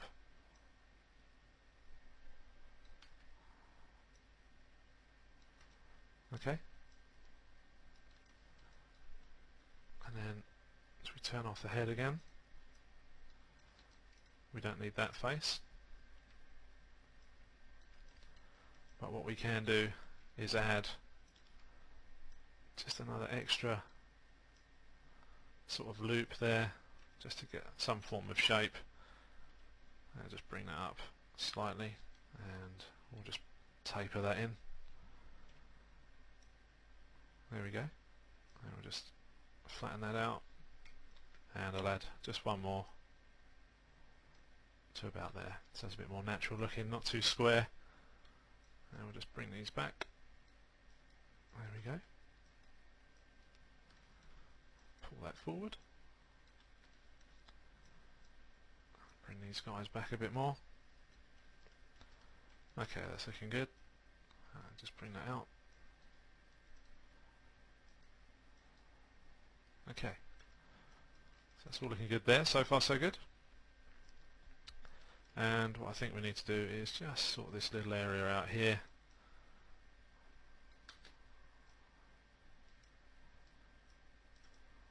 And we'll just make all this hair fluff into the back of the neck as if it blends in.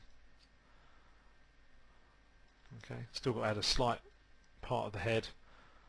Still got to add some neck to him before we attach it to the rest of the body.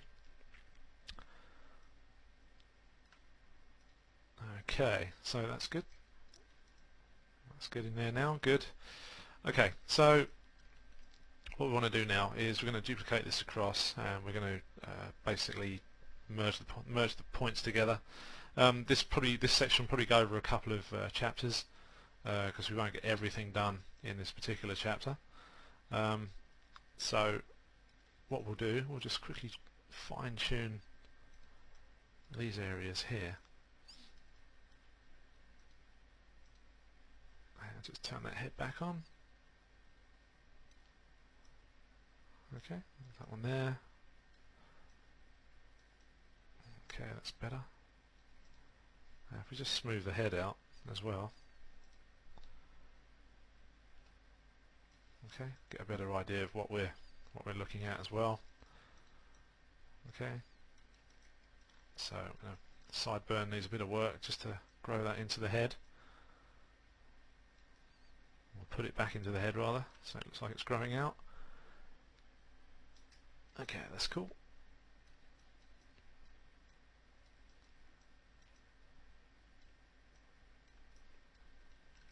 As I said before, creating hair like this is quite tricky, especially when it's of a certain style. I think one of my biggest challenges when we were creating head cases was the hair of Amy Winehouse, because the particular week that I finished her model, she went and had all her hair cut and wore a bandana instead, so I had to make new hair with strands and a bandana as well, and then she started wearing a long wig again like her original haircut, so that was a bit of a challenge and a bit of a pain, but we did it nonetheless. So okay, so that ear has come in there, and we'll just drop that back and push that towards us there, which is okay, and then that one back in there, so it's not too bad now, good.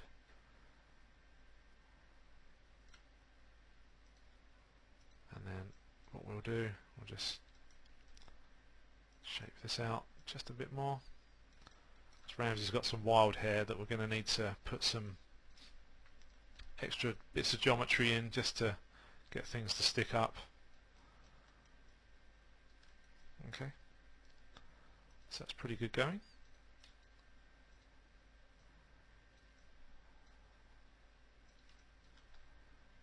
Okay, right, so as I said, we're going to go back to our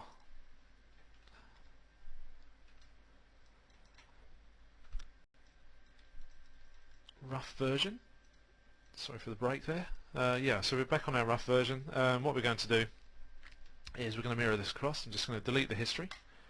It's got a bit of build up going on there, and I'm going to freeze the transformations and center pivot, and we're going to move the pivot point once again across to the center of the grid. Okay, so I'm going to hit D and then X just to snap these. There we go, and then just release those, and again it's another shortcut, save using the insert key. Okay, so Control D to duplicate, and then in your channel box -1 on X.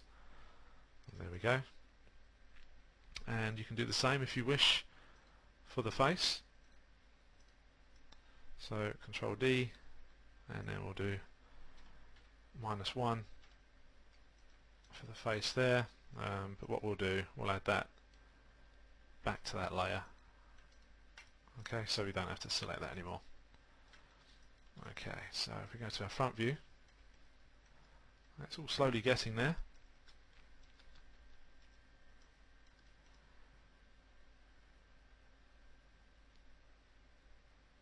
Okay, so what we're going to do, we're going to join these up. So selecting both the objects. In fact, let's turn the show cameras off, and we'll just grab the verts from both of these and select those. Press R to bring up your scale tool, and then W, then hit X for 1, and the other one it didn't work for, so it's just going to do that by itself, and then hit X again. So hopefully that's fine. Okay, so selecting both of those, then hit combine if you have a shortcut shelf on your shelf. If not, just go to your mesh poly menu up here, just hit combine, and then delete your history, and then once again select your vertices, and if you do have a command to run border edges, do hit that. It will show you how thick. The thicker lines will be the unmerged geometry, or just open edges that aren't joined, so it's always worth checking that. If you haven't got a shortcut on your shelf, once again, if you go to polygons and then border edges just down here, and you can create a shortcut for your shelf. Okay, so we've done that. So what we need to do is just quickly merge the vertices on that, and we've missed 2 there, so we'll just run that command again. That's good, that's done. Okay, so all we need to do is tweak that. So that's that little area done for the hair there. And we'll just round this out as well. Okay. And then 3 on our keyboard once again, and I'll just call up the face mesh here. Okay, so we've got a lot going on, so I'm just going to call up the cameras. So what I think we'll need to be doing is we need to drag this area down sort of to here, and then that's going to need to go back into the head there, and possibly, yeah, that's okay there, and we'll grab those and we'll push those back into the head as well. Okay, so it's going to start getting tricky now. So we need to sort of start pulling this stuff around, and I think what we can do is if we start to shape that lump or bump of hair there just towards the front, and then we can start to add extra geometry that's going to enable us to extrude that out and just add those sort of wispy kind of strands as well. Okay, so let's just turn this grid off, and as you can see, I'm also going to turn off X-ray for a minute, and we're going to hit smooth for the face. Let's just go into wireframe. Now then, you can see the hair here, it's not quite right in terms of shape for the front of the head, so I'm just going to go in and grab some of these points, and we're going to need to start to shape that in these areas just here, and I'm going to turn that head off again. Okay, so this is where everything starts to become more of a challenge for the actual modeling process now, because this is where, so you can see there where all the final tweaks are going to come into play. So areas like this will need to be moved about, and same there as well. So let's just pull that.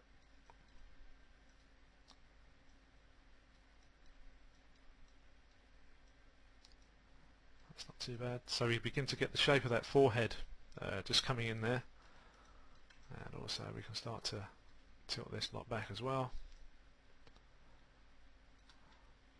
and I'm going to start to move this lot over.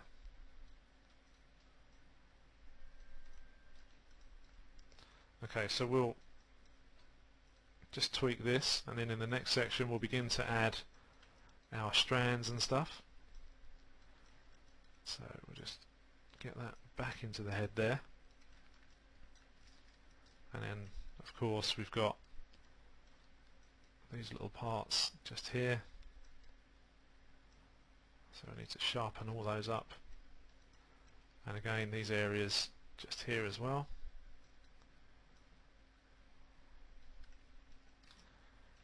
And that area there will have to come out anyway, because we're going to, again, because the model's not symmetrical on one side.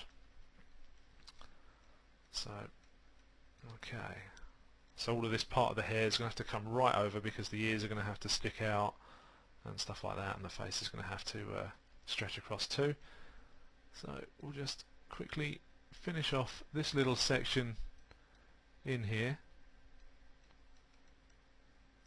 and then in the next section what we'll do, we'll start to tweak the hair shape by adding the strands and stuff.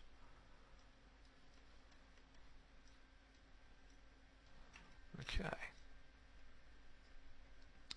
so that's not looking too hot there, so that will need to come back in, and we'll also just push that out slightly just to round that off, and the same with that area there.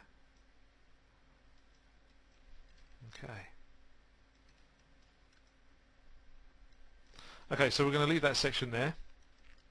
In the next one we'll start adding our strands, and then that should start to finish that off, and then following that we can start to add eyebrows and the rest of the detailing, like the creases in the forehead and the scars and creases in the rest of the face, and the crow's feet around the eyes and stuff. So okay, so that will conclude that for now, and I'll see you in the next part.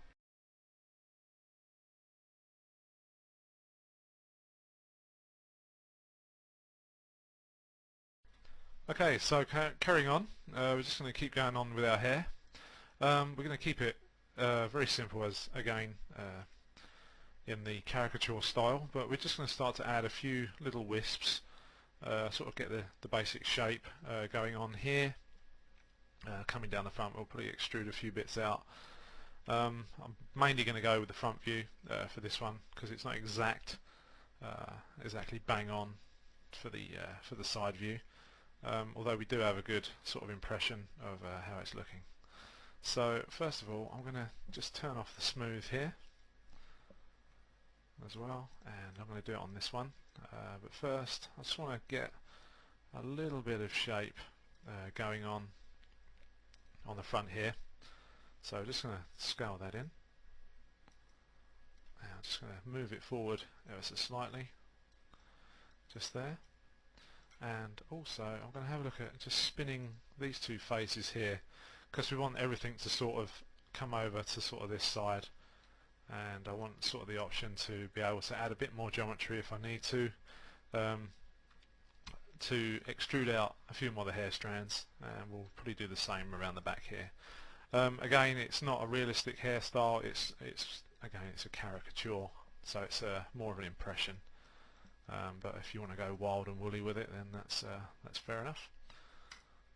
Okay, so we're just going to spin these faces here, just have a look. Okay, so maybe not those, let's try those two. That's better for me. Okay, yeah, that's better for me there, so it gives it that, it can start to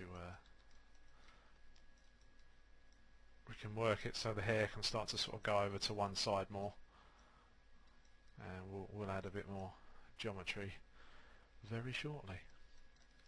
Okay, so first of all, what I'd like to do is get that sort of wispy little bit coming out of the front that I've got going on in the side view, which looks kind of cool, although it's not as prominent here in this view, but it'll add to it nonetheless. So again, a little bit of artistic license in this area. Okay, so I'm just going to extrude that out. There we go. And we'll just jump into our side view. Now we'll do another one. Okay, there we go.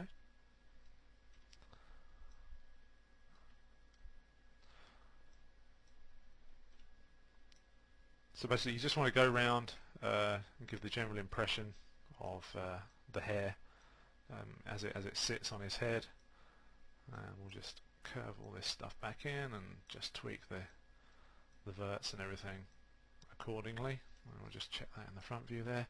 That's better, that's getting there. So at the moment it looks like a bit of an Elvis going on there, or Superman, whatever you want to call it. So we'll just narrow that down just a tiny bit. A bit more there, and a bit more just here. And I think also I'd like to just sort of scale it just up here on this area. I'll just squash that in about there. And once again, that's still looking a tiny bit too fat for my liking there. Okay, so we'll just move these about a little bit. Okay, and there, and then what we need to do is basically just move them over here a little bit, keeping them on the same sort of plane as these, and we'll grab those there and we'll just move those across to about there. So hopefully, there we go, so that started to work. The hair's beginning to look a little bit mad. It's already got that kind of look to it, so we'll just carry on, and I'll just move these about.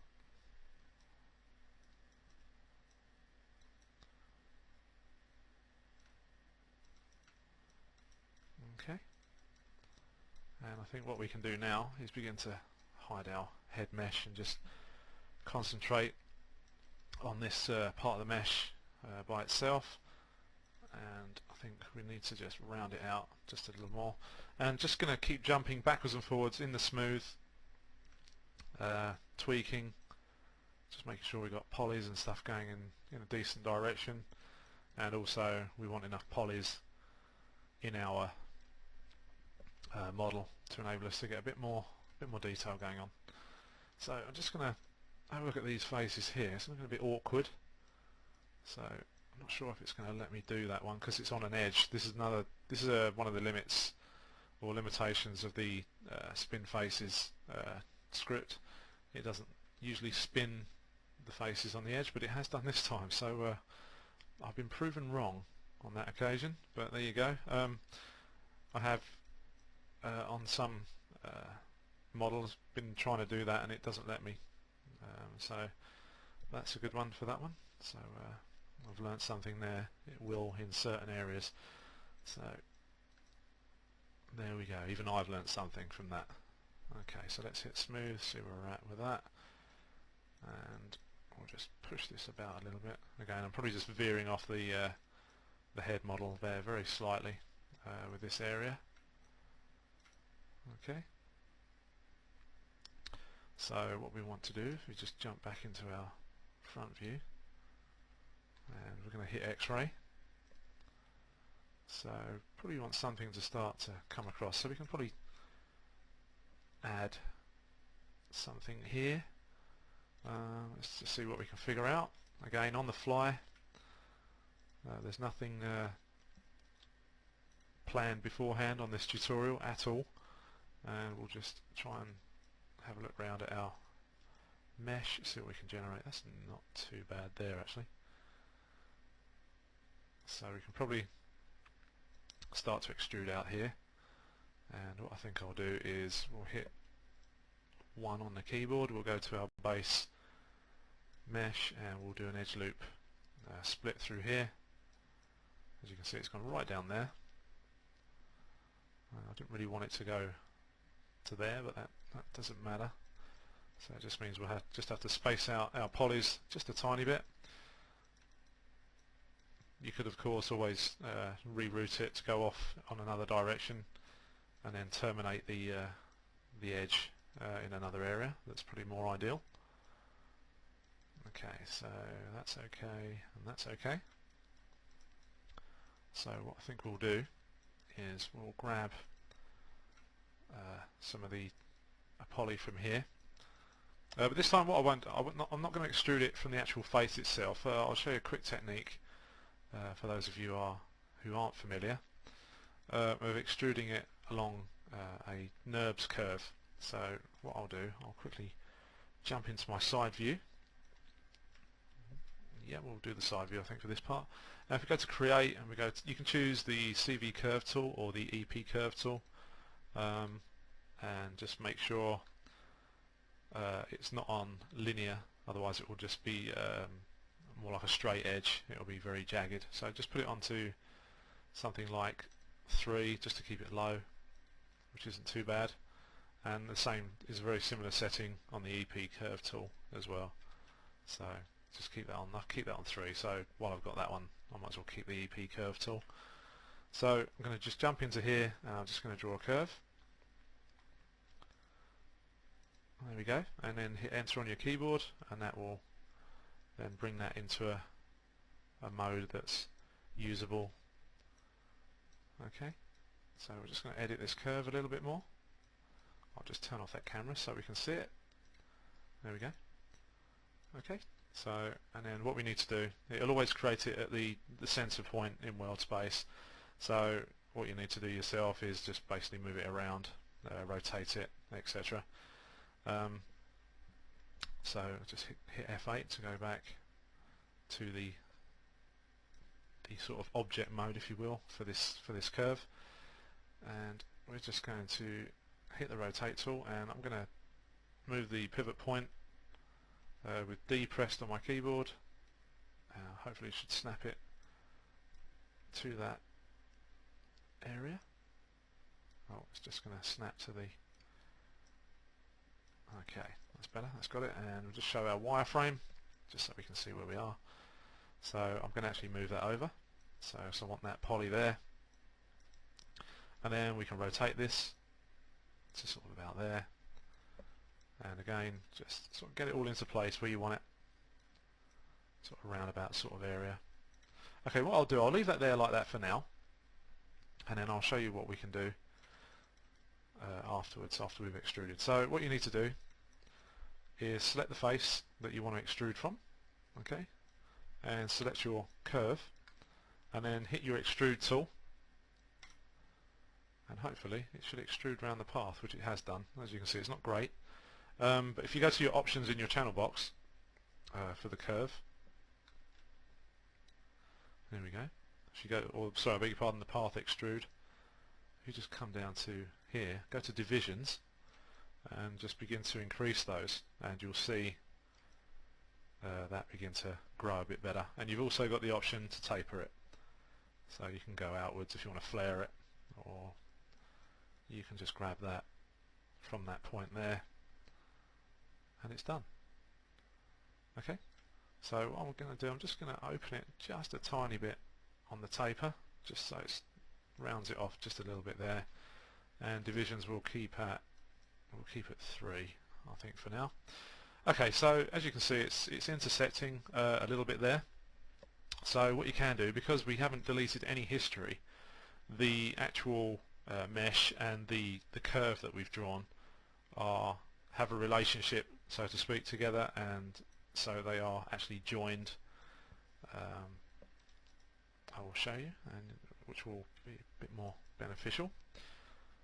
Okay, so if I select the hair, or there you go. So you can see it has a connection, because this is highlighted, so it's acting like a deformer.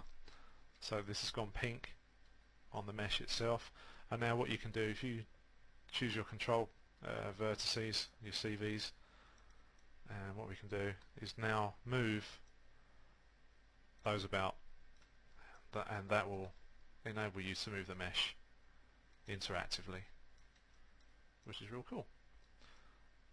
And we'll just start to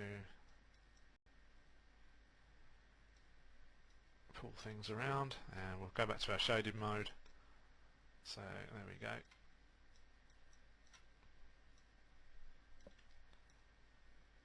That's better. Okay. Whoops. And you can grab these and make them longer if you wish, and just position anywhere you like. And obviously you can make the extrusions a lot more in division. You can divide these up a lot more.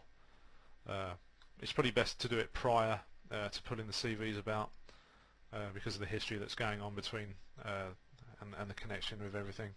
it tends to can play havoc with stuff. Okay, so just going to select the wrong one again. I'll grab that. That's better. Control vertex. There we go. Okay, so just going to move this into position. Okay, so that's going to do me for now. So when you're happy with that, go back to your object and just delete history. And now when you select the curve, you'll see there's no longer a connection there, and you can delete that. And we can go back to our shaded mode, and you can go back to 3, and you can see how the effect has taken place. So now you can just go in and manually begin to tune everything else up. Okay, so that's two ways of creating the same thing. As with everything that's in Maya, there's 100 ways to skin a cat, so to speak, and that's 2 of them. Okay, so what we'll do, we'll just call up the face, see how we get on. So yeah, it's getting there. Starting to look a bit more crazy effect to it. So okay, let's just bring that back. We'll just make that a little bit wider. And that one there. Let's move that about. Okay, and we'll just double check in our front view. Yeah, it's not too bad. So what we can do now is begin to add some smaller ones. And what we'll do, we'll leave that for this particular section, because I don't think you want to watch me go around and do every single one of those strands.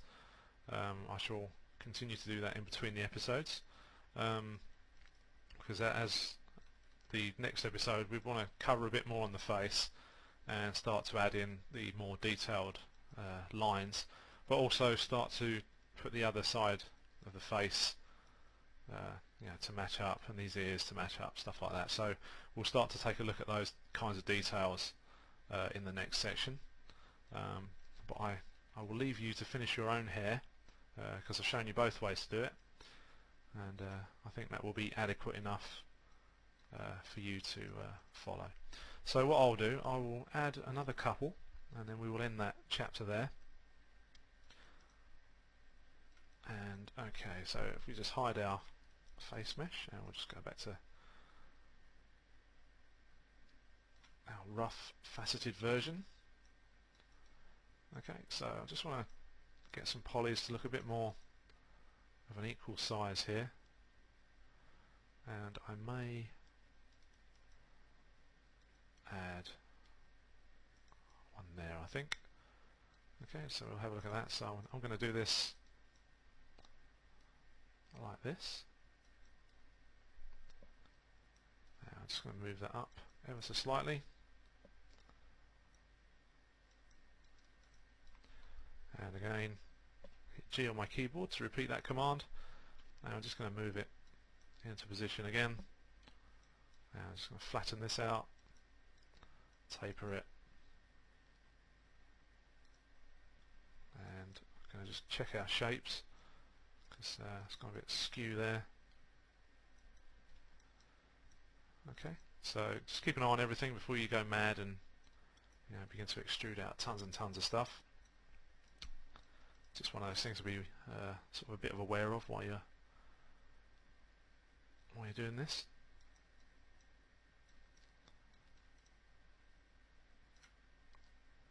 Okay, so we'll grab that guy and we'll extrude him one more, and we'll also rotate that, scale that down.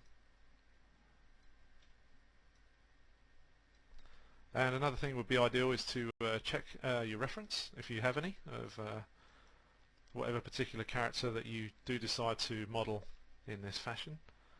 I've noticed with the reference that I have of Gordon Ramsay, has a whole row of this type of hair going right up here, so it's kind of wild all the way along. So I will, as I said before, I'll add those in between the episodes. So and I won't be using any different methods. It'll all be done by the same method, so I just don't want to repeat these little exercises over and over when all you have to do is just hit the rewind button on the video, and you can go back to the particular part that's of interest. So once again, there we go, there's another one, and we'll do one more, and then on the front here, and we'll add a couple on the back here, and then we'll end the episode there. So again, I'm going to use the extrude method.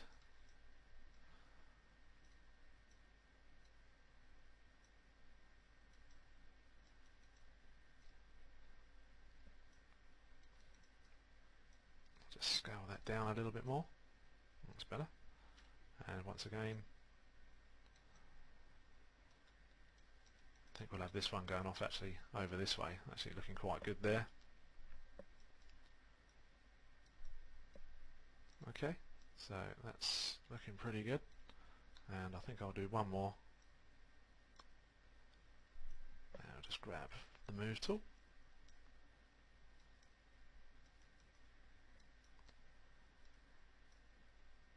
And we'll rotate that back a little tiny bit. There we go, that's better. And again, what we'll do, we'll just grab those verts there, scale that in. And I think we'll just scale that there as well. And again, the other thing as well, if you don't want to actually extrude everything from your mesh, just build separate parts and just insert them all the way around if you want to. So that's the other method to do, of course. It may be easier for you if you wish. Okay, so that's looking good to me. I think what I'll do is just have a look at our model here. So it's all beginning to play quite well there. I'm quite pleased with that. So I think what I'll do is we'll add one wild one here on the back. Once again, we'll just scale that in. Actually, let's undo that, and we'll just scale that down a little bit first.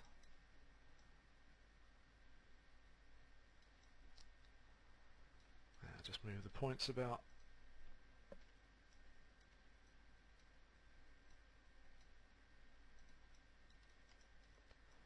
Also, the other thing maybe worth thinking about while you're doing these, if you do decide to do them separately, you'll only have to probably UV these sort of strandy bits once if you decide to put a light texture on your hair. So it's just something that may be of an advantage, whereas trying to UV this might prove a little bit difficult in areas. But obviously if you can persevere doing the UVs for this way, then that's good, because it will help you possibly in the long run with more of a difficult model that may be presented to you for texturing.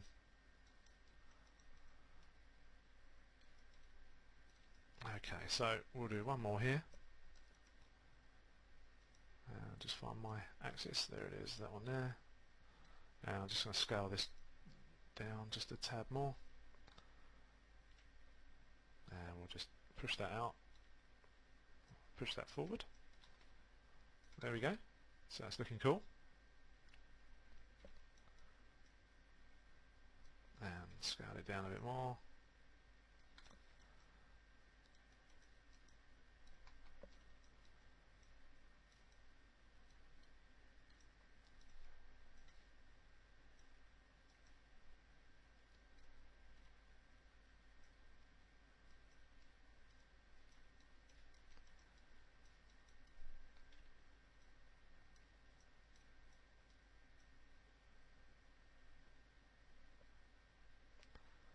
I'll drop that one just to there slightly. Now I'm just going to cut in a loop on this. Okay, and I'm going to hit 3. There we go, that's better. And then I'm just going to pull that out, just give it a bit of a curl. There we go, that's better. So that's a couple of ways to do the extrusions for your hair. As you can see, it's looking pretty wild and it's giving him that kind of mad look already. I will finish this off in between our episodes, and in the next episode following this we'll start to look at sorting out the sort of deformed sort of areas, or the the big wrinkly bits and the asymmetrical side of his head, and we'll add a couple of little bits in just to sort of separate the hair from the sideburns as well, and then we can move along, and then hopefully once we get all those kinds of sorts of details in, we can then move along to creating a UV map, and there we can finish the arm off from the previous episode, where we can get the UV done for the finger and then duplicate that finger across another 3 times, so we don't end up repeating the process over and over. And then pretty much that's the tutorial done. So there's probably just a few more to go chapter wise, and we're almost there. So I shall see you in part 15. So cheers for now.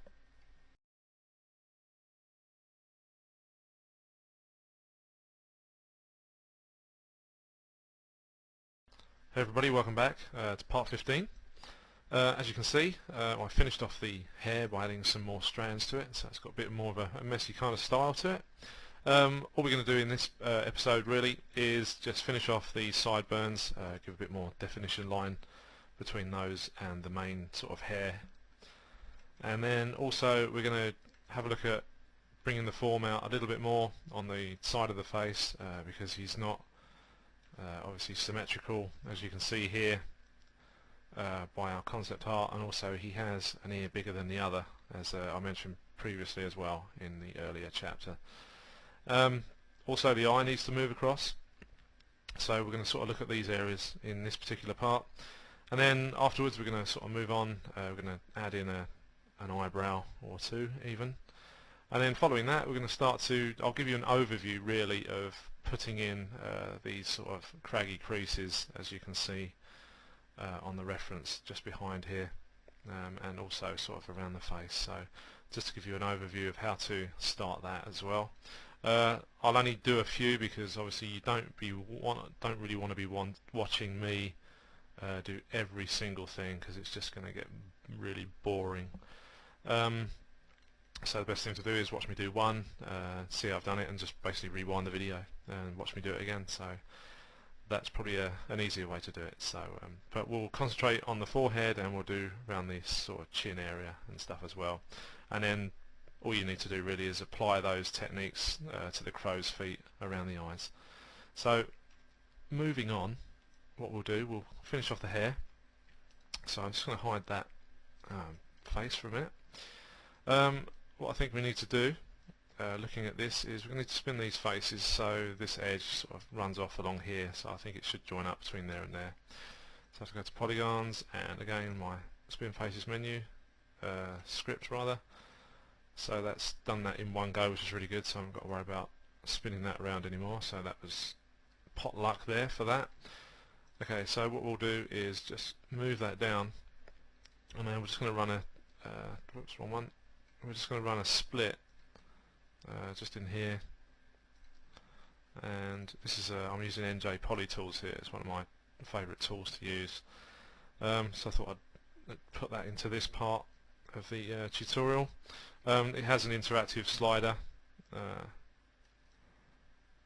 to enable you to move your edges up and down, and it always divides through the middle of the edge, so you know, it doesn't put it in an awkward place or whatever, so you get to choose where you want to put it as well with that. So that's that part done. So let's have a look in our smoother mode, and what I'll do, I'm just going to drop this down, just pull it out ever so slightly, just so we can see that there's a bit more definition there, which is great. So we're going to go back to our faceted low res model, and then all we're going to do is the same thing on this side. And there, if I can find the face, where's the face gone? There it is. Okay, great.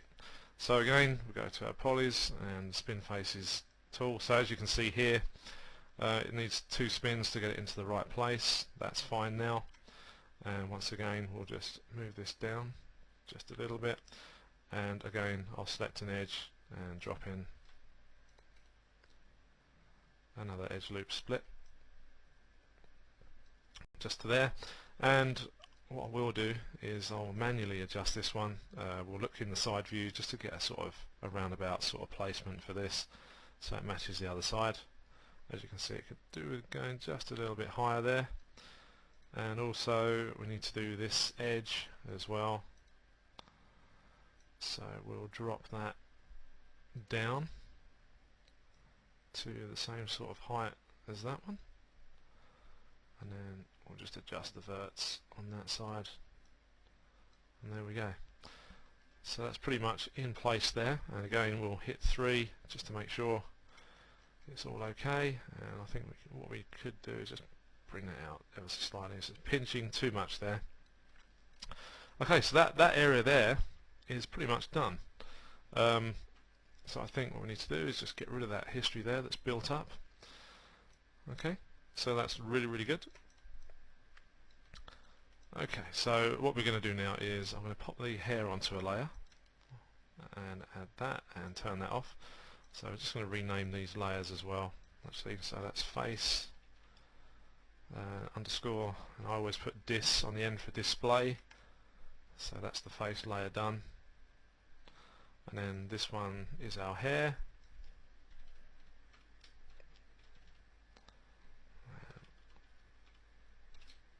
Okay, same again. So that would be the face. That's good. I'm not worried about the eyeballs. That's not a proper object really for us for the model. That's just there for reference purposes. So I know what that is. I know it's a throwaway object, so I'm not going to label that. Okay, so if we look at the face, we need to do a little bit now. I need to pull this area out here, and I think what we need to do is go into our front view and just have a look. So we need to pull these ears out, and also need to pull the side of the face out here, and then again there's going to be a little bit of shaping. I'll just run through the shaping really for this episode, because there's a lot to do. There's quite a few tweaks, so we'll run through it basically till the end of the episode, where we're at a point where I can say, okay, it's just repeat this process for the rest of the model really, and then in the next section we can go in, and what I'll do again for that, I'll give you an overview of how to put these creases and stuff in, all the craggy edges, because we're going to be using again the same techniques that I used for the Headcases production. You could, if you wanted, run these in ZBrush and use them as a displacement map if you really wanted, but we didn't do that because it just wasn't time, and it wasn't in the style of what we were using either for those characters, and it was just far easier to just basically cut in the geometry for these particular types of characters. So we'll run through how to do that for the forehead in the following chapters, and also around this chin area, just to get you started, and how to produce quads in a certain way and not just in a traditional square manner like this. So first of all, we'll carry on anyway now. So first of all, what we'll do is we're just going to show our camera plane. Okay, and the one we're interested in, I don't know if I can hide that one. Yes, I can. Good. The one we're interested in really is the front view, because this is the cheek area here. Tends to protrude out a bit more than the other side, which should make it a bit more interesting to look at as well as a character. So really what we need to do is we'll bring the image plane forward as we have done before, and just hope for the attribute editor to catch up. There we go. And if we go to image plane 2, which will be our front view image plane, and what we'll do is just click and slide that, and all I want to do is just get that just toward the front of the ear, just there. Okay, and if we go to the front view now, you can see the difference here in this area. So this slight area here has to go back in, and then we have to pull this part of the face out just to get it all into play. And then what we'll do, we'll just move around the geometry a little bit more to chubby up the cheeks a bit, move bits down, and then what we will do, finish off by sorting the ears out. So let's jump straight in, and what we need to do, I'm going to paint some selections here, So I'm going to just go in and select this sort of area. So again, you can do this, or you can just choose to go in and loop them manually. It's entirely up to you. So I'm just going to do this using this selection tool, and then all I'm going to do is just jump into the front view, hit the move tool, and just move those out. Okay, so we're already sort of halfway there with that part, and then really it's about the tweaking for these types of areas. You know, there's really nothing you can do about it except for just get in there, and it's just good old-fashioned hard work really, just to get it all to look how you want it to. So we'll just start to round this area off. Let's just double check in our view here. So you can see the hairline there, so we probably just need to put these guys here just slightly, round those off as well, and we'll just pull that forward. Okay, and what we'll do, we'll move this one back in as well. So this is what you're going to need to do for the whole model, you know, to get the shape to look exactly how you want. That one can probably line up there, so that's okay. This area here I'm not too concerned, because I think the hair is going to hide that, but you may need to tweak it. Okay, so that's around the back of the neck there. So I think what we can do is just start to round out these shapes on the neck, and of course we will need to put the rest of the neck in just by extruding the edges. Okay, so that's looking quite nice, and then we'll just move these around a little bit more and just smooth that one out.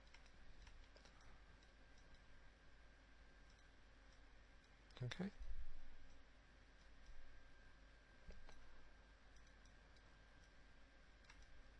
Okay, so that's looking a lot nicer now. And another thing as well, you may want to sort of jump in and out of your smooth mode just to see how the model is actually looking, so you haven't got any sort of odd looking dents and stuff, which we'll have a look now. So that's all looking quite smooth there. Could probably come out just a little bit more.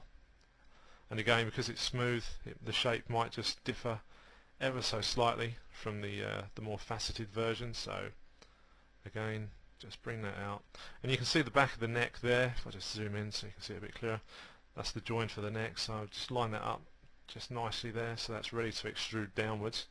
So I haven't really got to do a lot there for that particular part. Okay, so what we've got, let's have a look. Okay, so there's that sort of slight crease there going on in the cheek there, so we may need to use the geometry there. Make use of what you have as well before you do start to add more geo to your models, because otherwise it can get a bit too confusing. So we'll just go in and check on that, see how that's looking. So that's not too bad. So what you could probably do now is begin to move the other geometry sort of forward. You know, you may even want to add in some extra. But that's looking quite good. I may add in some cuts in there later, but we've got the basic shape for that for now, which is quite good. Okay, now let's just run down here.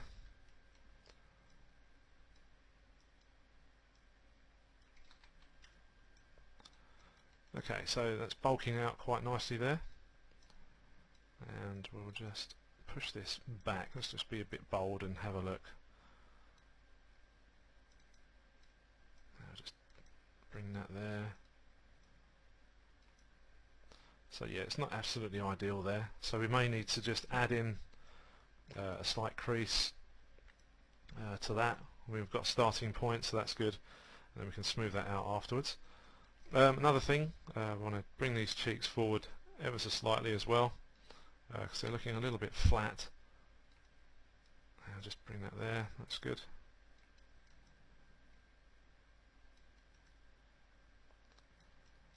Okay, So if we go back to our front view, so now we can see where the actual shapes and stuff actually are, and we need to just really start to push things around.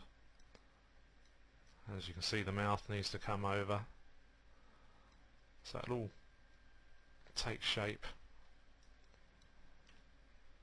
So we'll just push that just slightly just there, just a little bit more, there we go. And then what we'll do, we'll start to shape this in this area.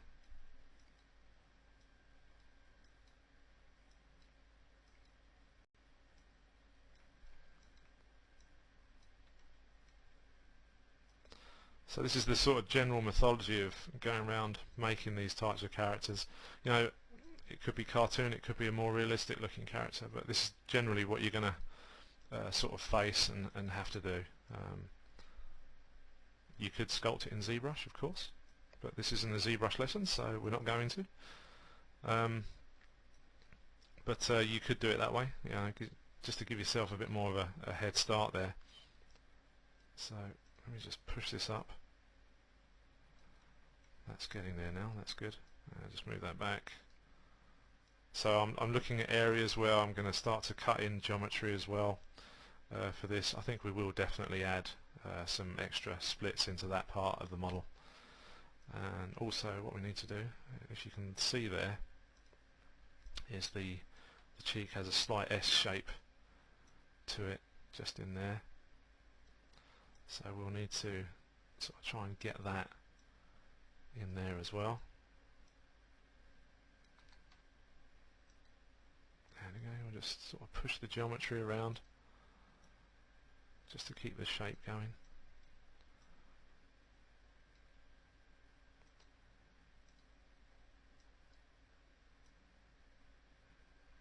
There we go.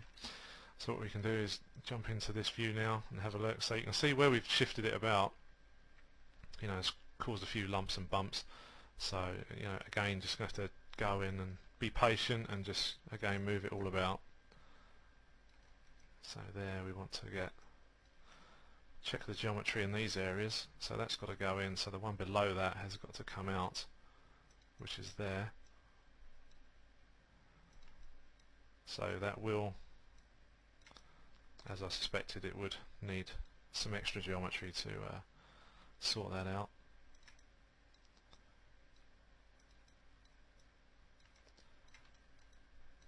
And we'll use that one there.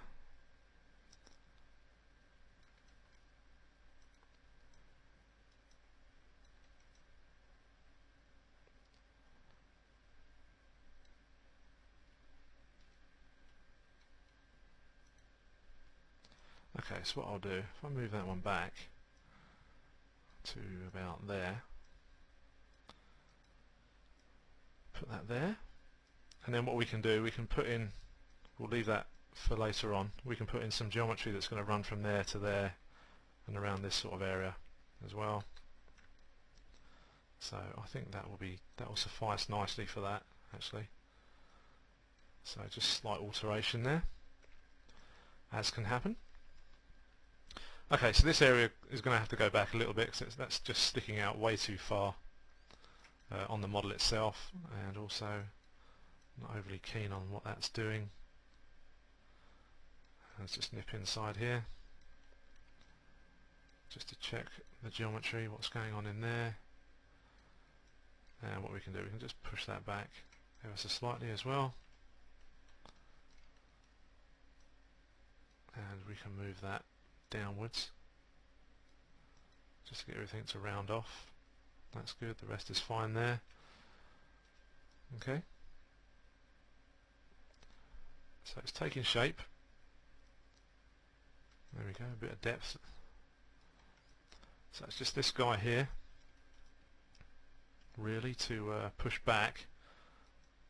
You may not want to do this in smooth mode, you may want to go back and go to the more faceted version, and what we will do is grab that because the mouth really needs to go back into there. And we'll just move all these guys around. Okay, so basically this is just, this is generally what you're going to need to do for your model. And again,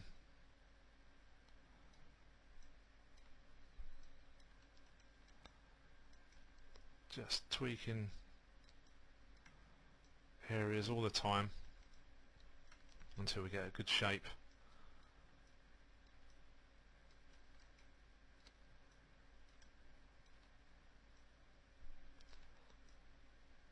Okay.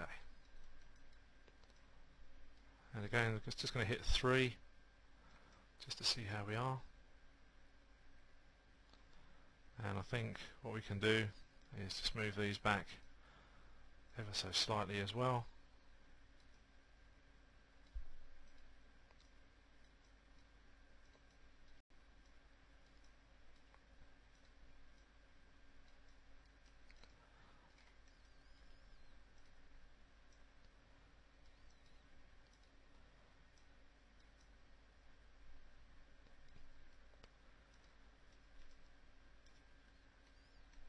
So we've lost a little bit of shape on the chin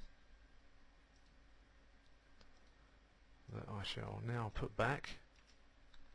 So we need to just sort of grab those points, okay, just so the profile's working, because it can get a little bit confusing sometimes with this type of stuff, because you've got a lot of lines going on, and sometimes the lines can get a bit sort of misplaced, if you will, in translation.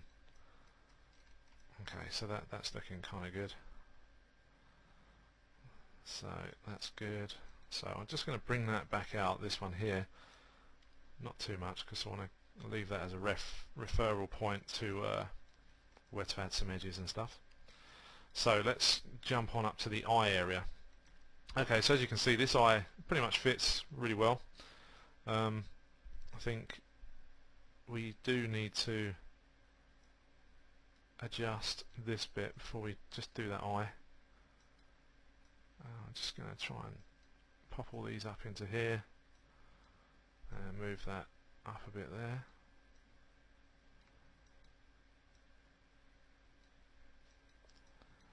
Okay, so that's not too bad.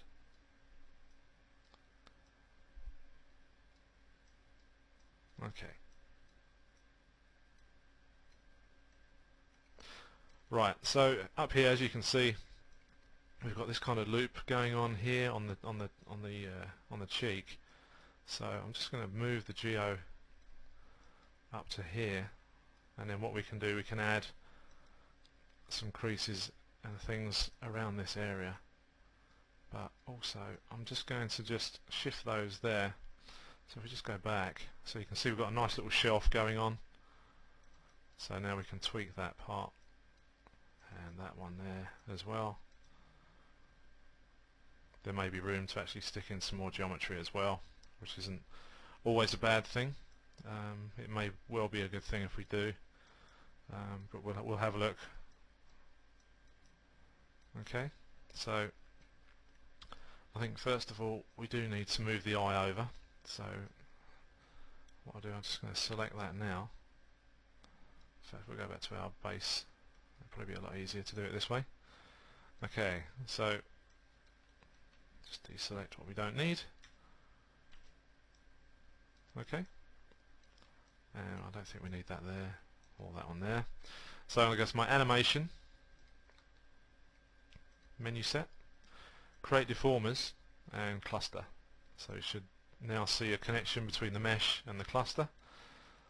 So, and all we need to do is we can actually give that more of a fall off. So I'm going to go to my paint attribute and just go to, if I can grab that, there we go, just need to double click on that, there we go. And all I'm going to do is just smooth it ever so slightly. That's probably a bit much there. So we can now move that eye without too much jaggedness going on. You could also use the soft mod tool for this, but all I'm going to use is the cluster itself. And I just need to select the cluster. There we go. And then I'm just going to move the whole eye area just over a little bit more to about there. And again, just going to flood the area smoother. And then what we can do, we need to adjust the eye. So first of all, let's delete the history on that. So we got rid of that cluster. First of all, we need to adjust the eye. So as you can see, it's just slightly out in some of the areas here. Okay, so we'll just move that up sort of around there and around here. But you can see it's intersecting just there. That's the actual brow sort of area. So we'll move that down in a minute. So let's just get the sort of eye shape, general shape for our eye, and then what we can do is just begin to move the rest of it afterwards. So just try and keep a decent eye shape.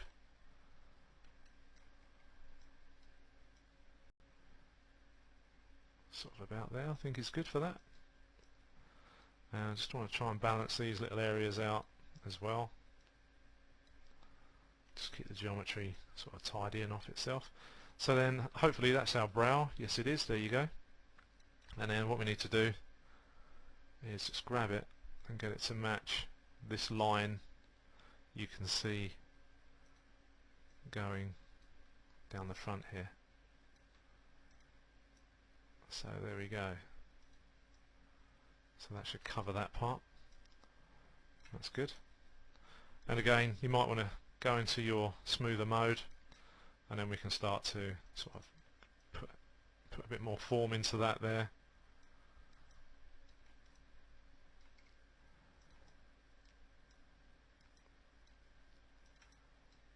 Okay, so something like that. And obviously follow what reference you have as well. So if I just jump onto my side view, so we need to really sort of pull that about and make it a bit smoother. Pull these joints, I beg your pardon, points back. There we go. That's much better. So we should have a bit more form there, and then we can just start to adjust these areas as well.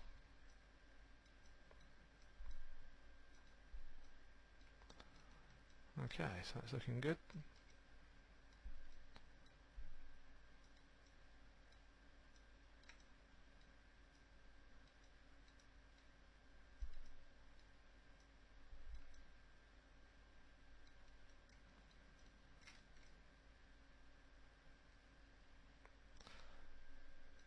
Let's just hide the camera.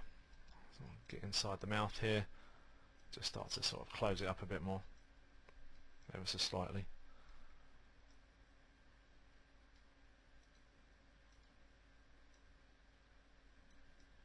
That's better.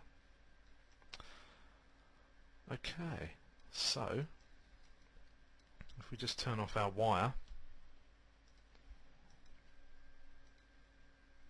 and just have a look, see what's going on with the mesh itself, you'll be able to deter, you know, the sort of problem areas. There's one there for me already, which is just down here. So it's that one there that will need to sort of come back, and that one can come up a little bit more. But again, as I said before, we're going to, you know, cut in extra parts just to get a bit more definition on the character itself. So that's not a problem. Okay, that's good. And also I think what we'll do is if we just form this up a bit more there, I think we will add another edge loop through here. Let's see how we go, because we've got the ear there. I don't want to be confusing all the geometry through there, but we can have a look anyway. Okay, so that's pretty good. Just double check that the eye is all okay here. That's looking good.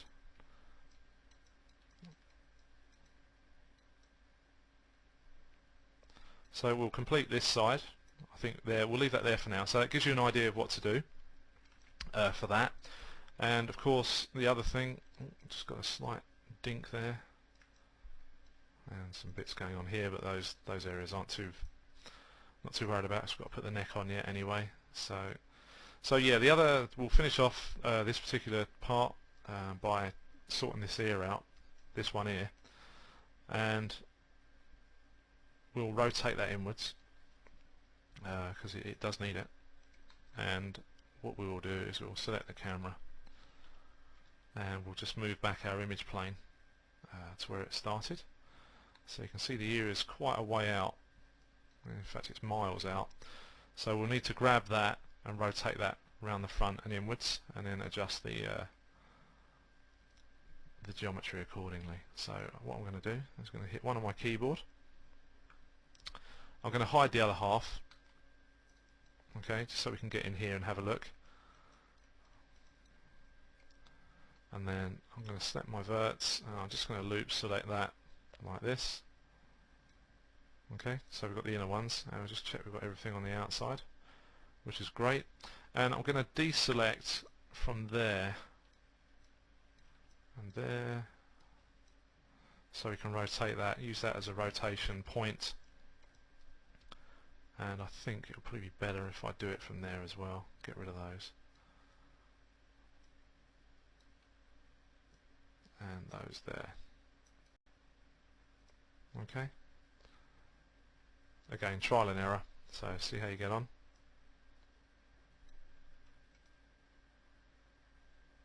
Okay, right.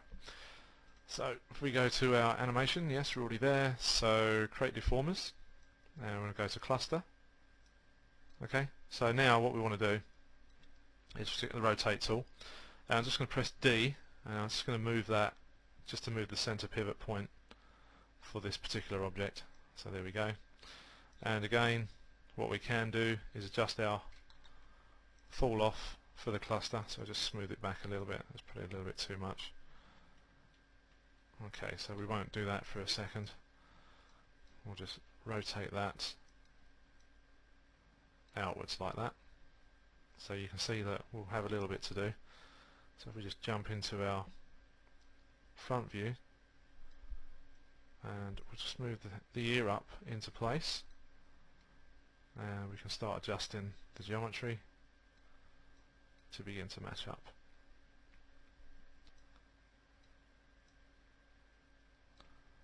And then that will probably push back into there, and that can push back into there. Okay. And here, not here, here, we'll have to start to sort of bulk it all back out again. I want to keep a slight definition near the jawline as well. So this bit here, and that should almost be pretty much done. So just begin to just tweak all of this, make sure that your mesh is looking good.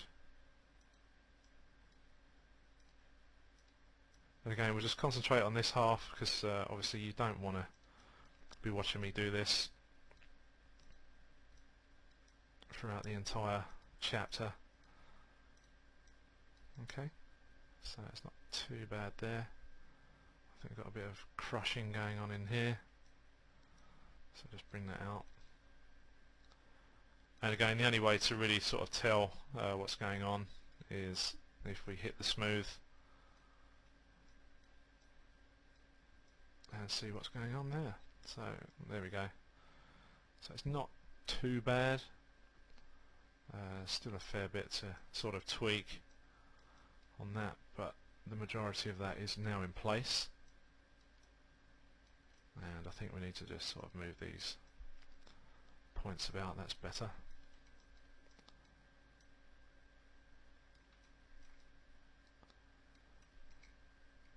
And there we go. So, and then if you want to add the extra sort of definition crease or something there, that's fine.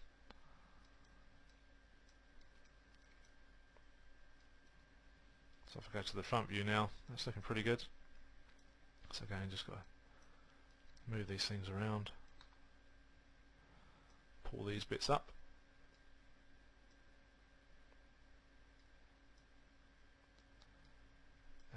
dink that back in there.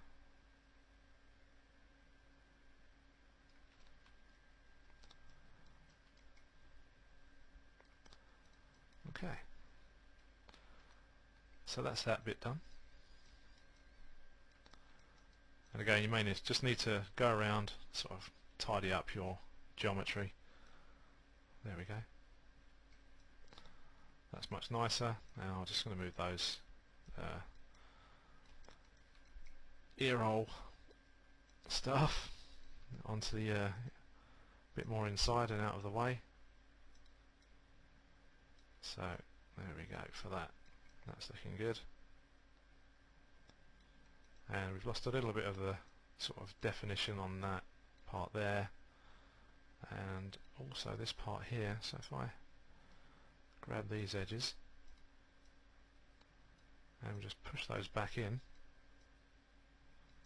that's better.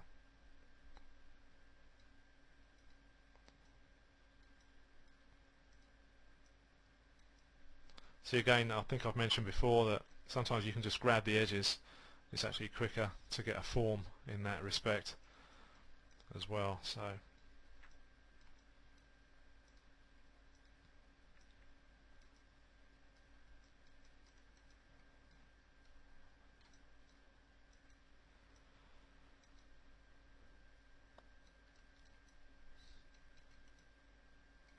there we go.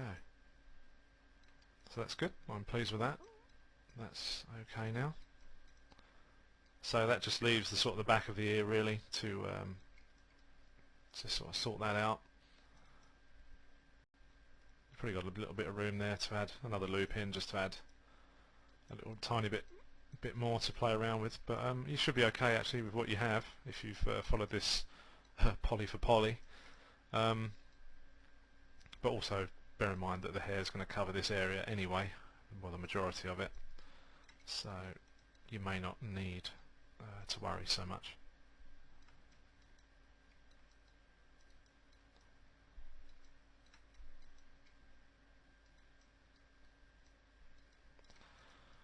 Okay.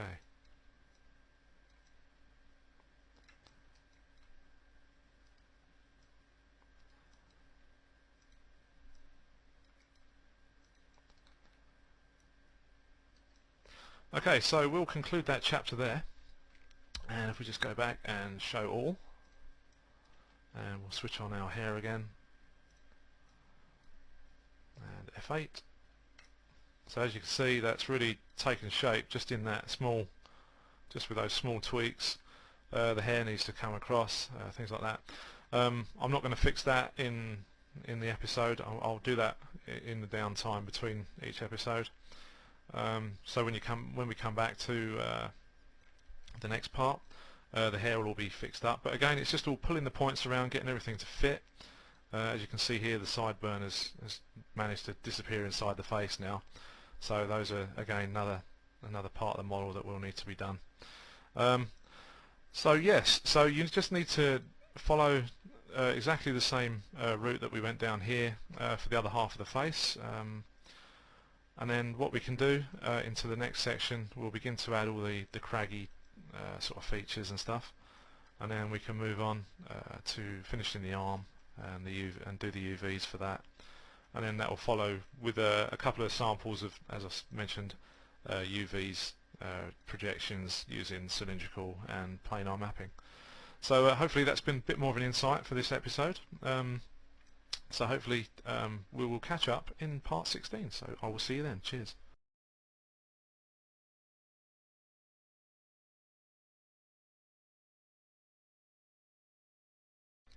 Okay, welcome to part 16.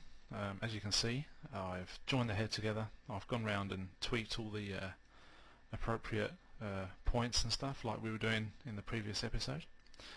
What I'd like to do in this particular section is give you a brief overview of how to put in the wrinkles and stuff, and as you can see I've already sort of put some into place, some edge loops into place, ready to go for that particular part of the model up here. And we'll also look at putting in the scar sort of around the chin area as well, and then followed by the neck area. We'll put in a neck, we'll probably just extrude that straight down, and then we'll shape that once we get that together with the body. And lastly, we'll have a look at how to do the eyebrows. So we're just going to jump straight in. I'm just going to turn the hair off.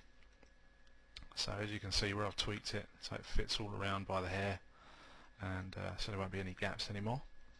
So I'm just going to go into my front view. Okay, here we go. So you can see where I've lined up all the edge loops to begin adding our wrinkles. So what I would like to do is I'm going to cut in some more geometry.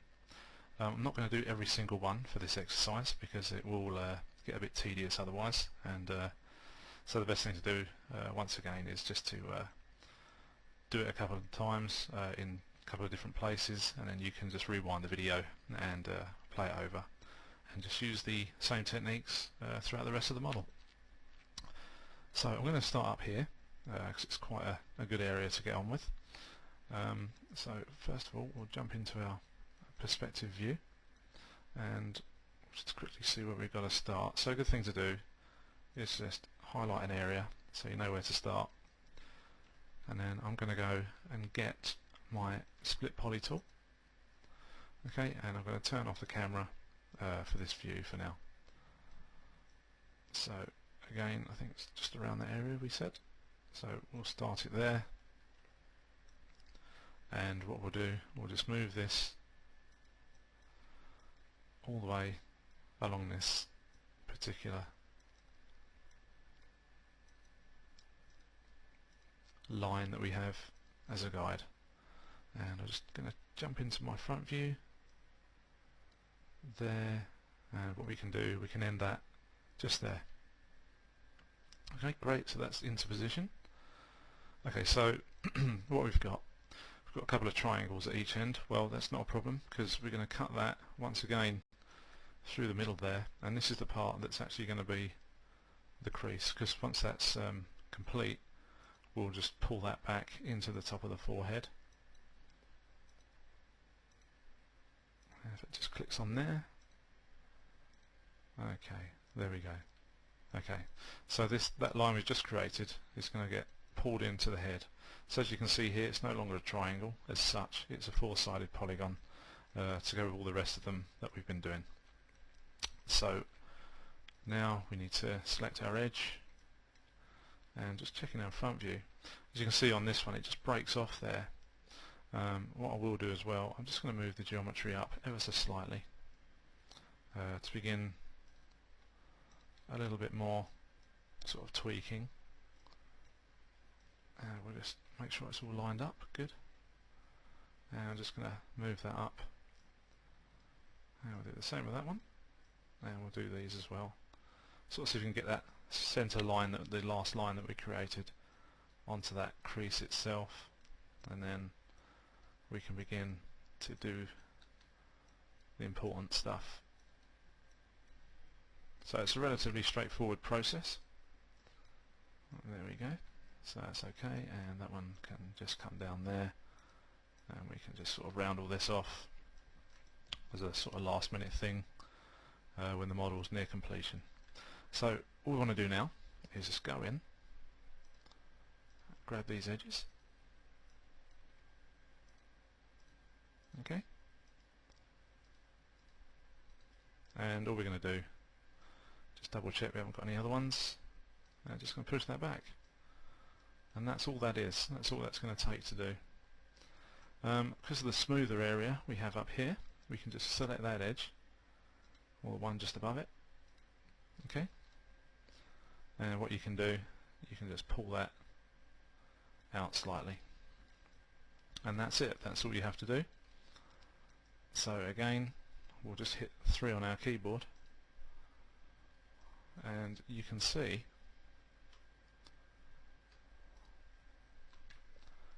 just turn off our wire. There we go. So you can see the subtle change there in the forehead. You can see that it's come out a little bit lighter there. So what I'd like to do is, if we just push these in just a little bit more,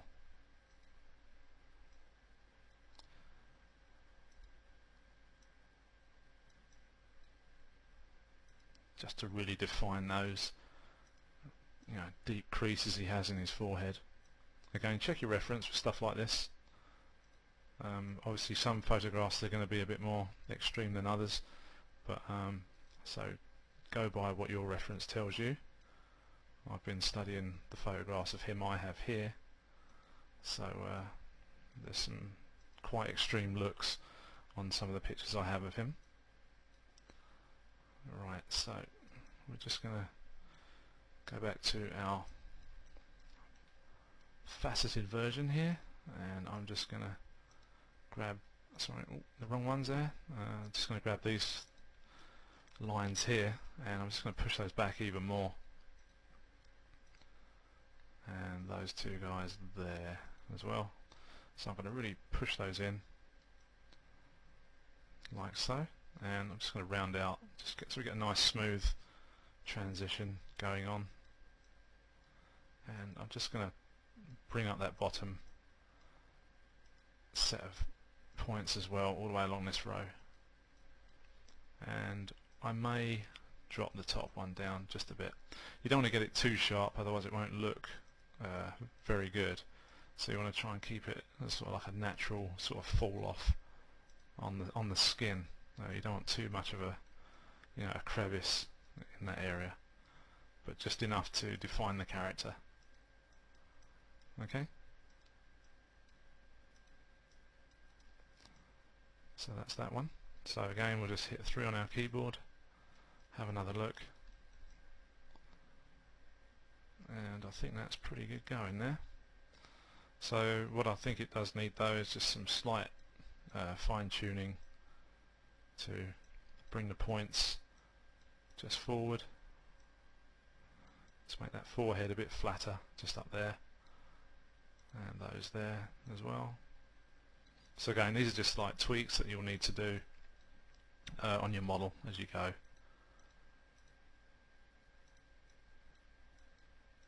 Okay, so that's pretty good there, and I'm just going to drop these down. It's probably a bit too much, as I was saying, so I'll just pull it forward a bit, and that one.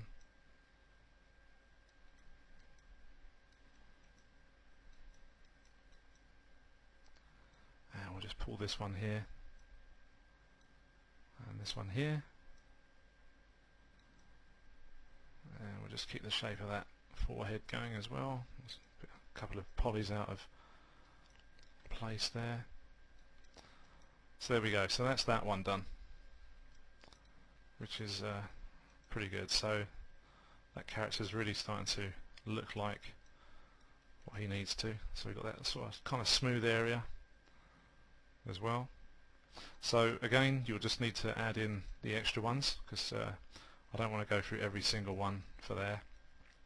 What we'll do now is we'll just delete our history, and we'll head on down to the area on the chin, which is going to be a bit of a tricky one. So I'm just going to go in and have a look where we have to start, and I'm going to select our camera as well and show cameras, and I'm just going to bring the image plane forward like we have done before. Let's go to the front view. It's not letting me grab it there. So that camera, okay, that's got it, and we'll just go to our attribute editor for the image plane, and again just hit your control key and just drag that forwards or backwards, whatever's easiest for you, whichever way your orientation is for your particular setup in Maya as well. So we've got this area here, so I think what we can do is we'll start the crease there, and again we'll run it through to that one there. So let's begin there. So we're just going to jump in with our split poly tool again. So it was that one, and we're going to run it all the way through here, and we're going to terminate that just there. So this isn't really a deforming area for the mesh, so it's okay to add sort of extra details and stuff. But if you do end up adding creases to your models and stuff in these sort of areas around the places where they may talk or blink or whatever, just be aware of the geometry that you're adding. So again, we're just going to pop in just these little bits just to make a little bit of a difference. Okay, and we'll just double check that, and we'll just move these into place up here. I'll just move that back slightly, and again probably need to tweak this afterwards. Okay, that one there and that one there. Okay, that's good. And then what we'll do is we'll select the edge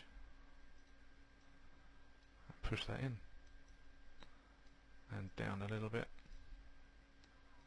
and just back a bit there. As you can see, it's just slightly out there, so we'll just pull that about.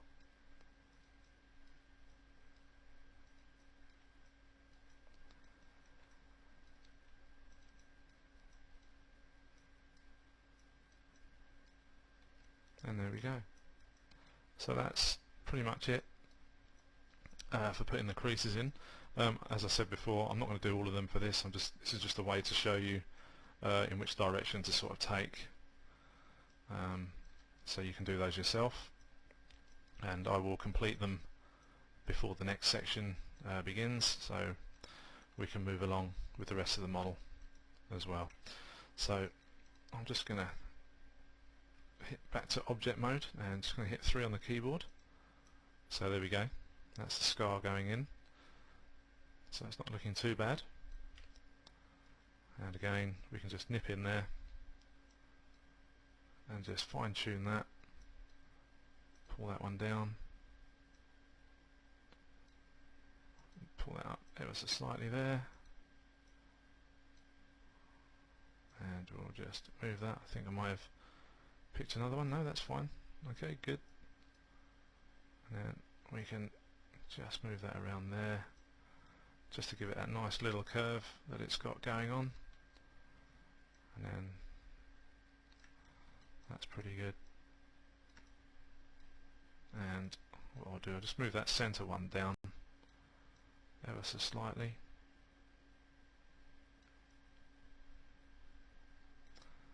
and that is pretty much there with that part.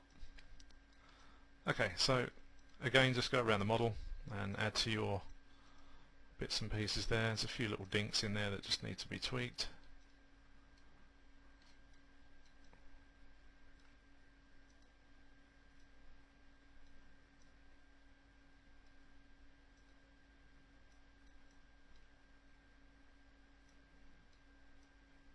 So we'll leave that there.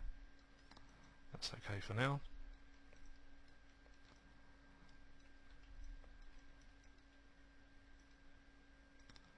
Just pull that up ever so slightly, just get rid of that sort of dent that's going on in there.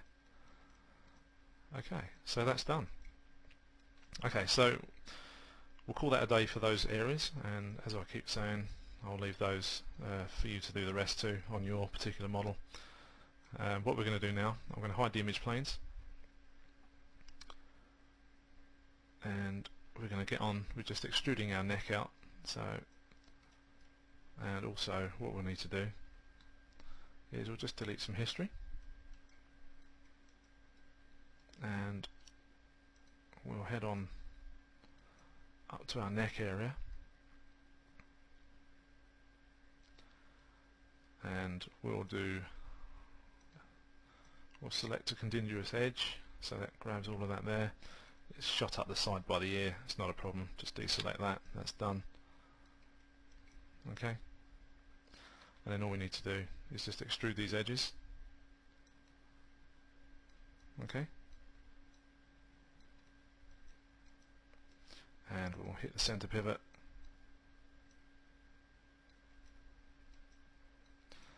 and just ease it back ever so slightly there. Okay, and again just hit G to repeat the command, and this time I'm not going to center it, just going to pull that straight down, and that will be good for now. That's absolutely fine, and then all we need to do is just go in and tweak up these little bits that are crossing over each other. Okay, so that's okay, it's all happening, so that's good. And if you want to, we can go into the side view and get rid of the image plane for the camera, and I'll just select these guys here. What you can do is just get your scale key, tool rather, not your scale key, and just rotate that back, scale again. That's pretty much done, and we'll just move all these together, so there and there. In fact, we can do the same thing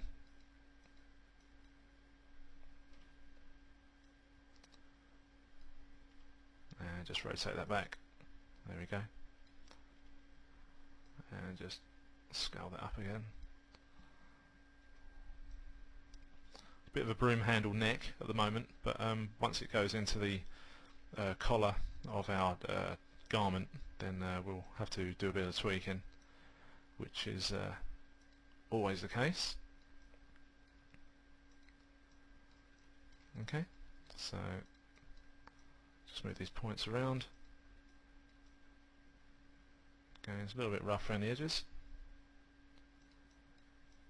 so we'll just tweak away for a little bit.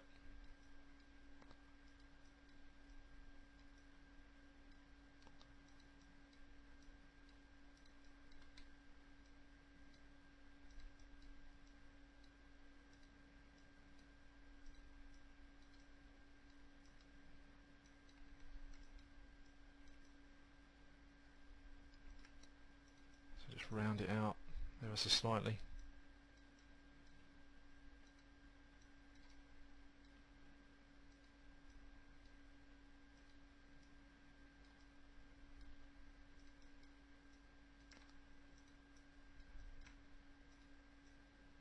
Keep it clean. There we go, that's looking good now.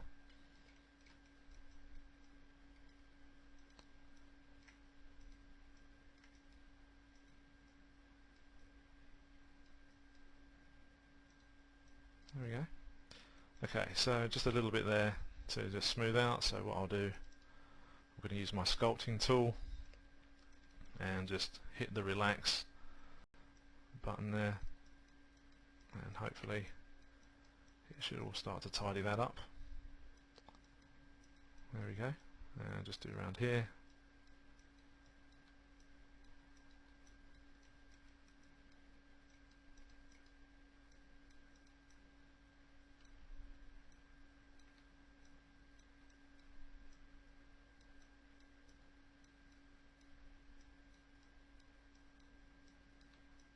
Okay, so that's our neck area all sorted. Okay, and we'll just set that to face. There we go, so everything's the same now, so that's all looking good. So let's just have a look in our smooth. Yep, there we go, just a little bit of roundness to do on the back of there. If we just have a look at this with the hair on as well, so you can see that really does start to look like him now, so that's really cool. Right, so what we need to do now is add a little eyebrow, so we'll just turn that off and we'll hit 1 on the keyboard for that, just to keep it all floating around nicely. And all I'm going to do is create a polycube, so we can find that guy. There he is. Okay, and what I'm going to do is just bring him forward to our front view here, and then go to our, let's just turn the face off now, and basically just shape this up. Let's very fast, very simple way of doing this. Okay, and we're going to extrude that. So 1 and 2 for that side, and again 1, 2, and we'll just taper that off just sort of there. And in fact, what we need to do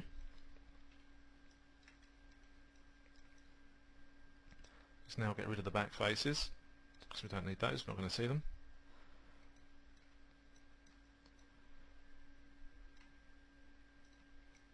Okay, delete that. And then basically all we need to do is just cut in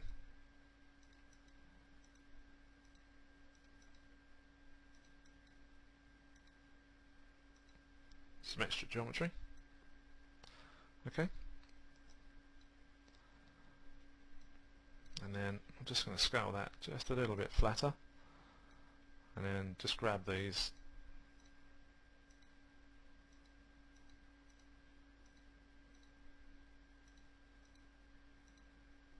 and just shift those back a tad. There we go, about there.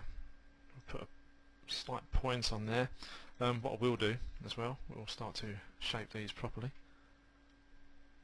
Okay, so just round that up there, and obviously we may have to put in an extra loop around here because it's obviously got to go around to the side of the face, so we'll round a bit more around the side of the forehead. Okay, so sort of around there for now. That's looking pretty good. Okay, so now we want to display the face. Okay, so there it is there, and we'll just go into our smooth mode, and we will now template that as a reference layer, and we'll just take this brow back,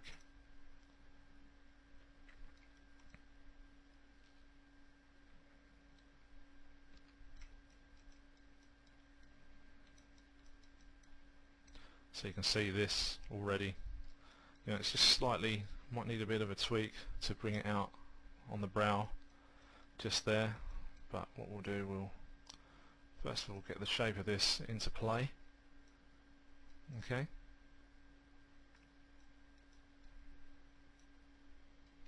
and another one,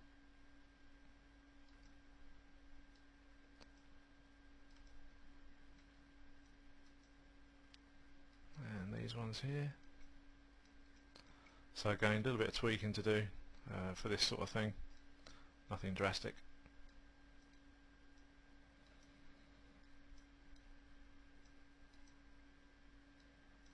Okay, so there, and we'll just push that one back, bring that one forward again, keeping the shape.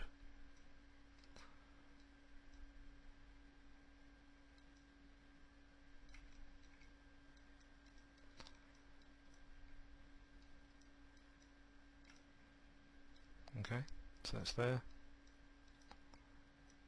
That one there, let's just move that back. Okay, great. Okay, so the geometry's disappeared inside there, so we need to tweak this ever so slightly, and also check the image plane if you need to in the side view, just in case the brow does need to be brought out just a tiny bit, so which I have a feeling we may have to do.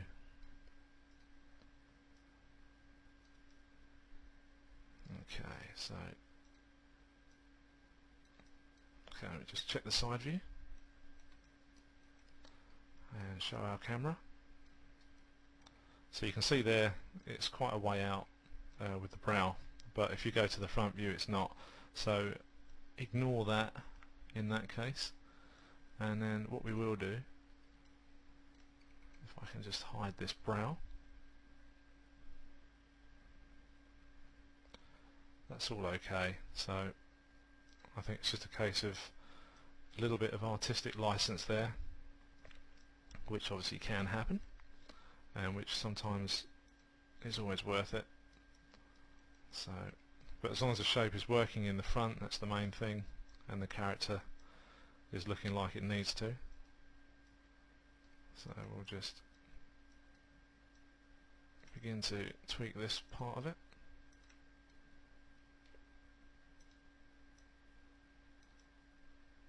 Okay. And what I'll do, I'll run an edge loop around here. So we'll go to edges, highlight that one, edge loop split, just to give a little bit more shape there so it doesn't squash or collapse in on itself when it's smoothed.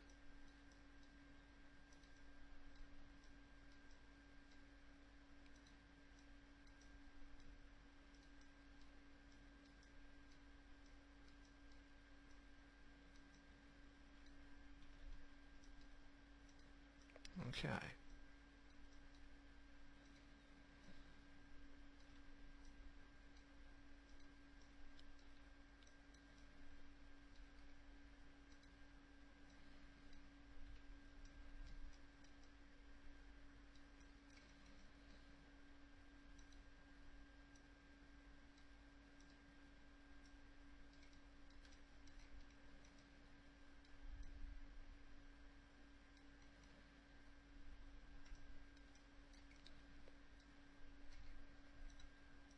Okay, so what I might do is just bring these brows down on the actual face, just here, just to bulk it out a little bit more. Just on there, and then we'll grab these guys and just pull those forward. That's a bit better actually, that's much better. And push that forward just a bit more. Grab those points there, pull those back in, and that's pretty much that part done. And just pull those out.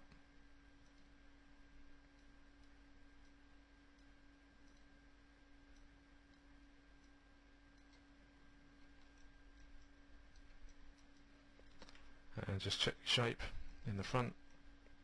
So let's get a little point on there, and we'll just thin that out just there, and also there. Okay, so I'd just like to get a little point on the tip of that, where that goes up.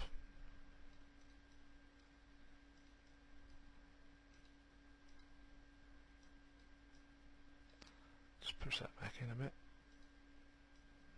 There we go.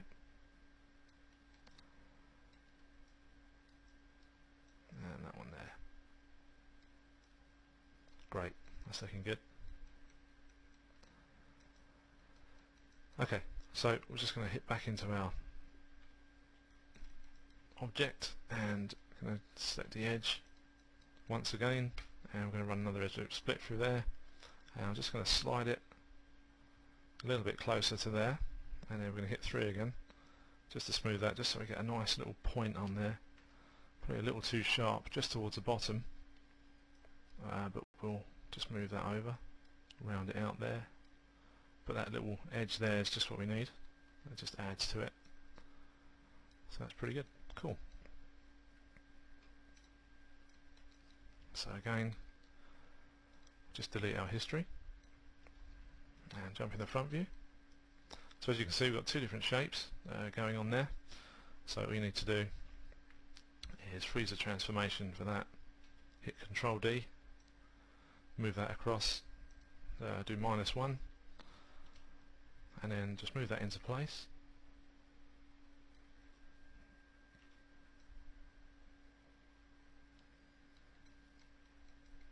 And then begin to shape that one up as well.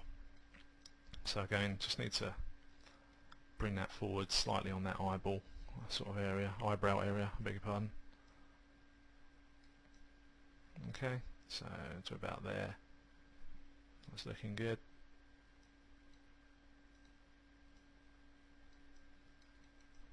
Okay.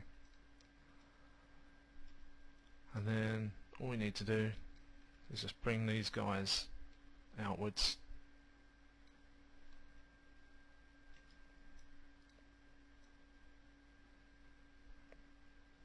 we go.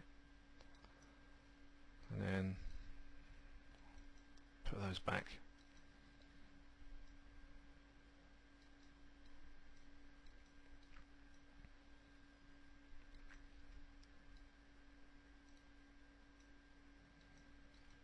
Like that.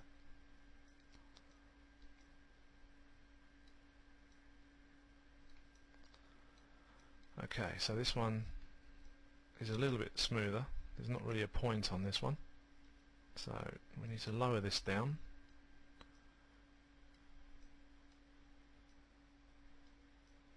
Like that.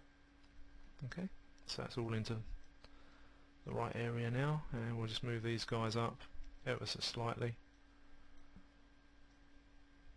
And there we go. So that's done. And we'll just tidy that up.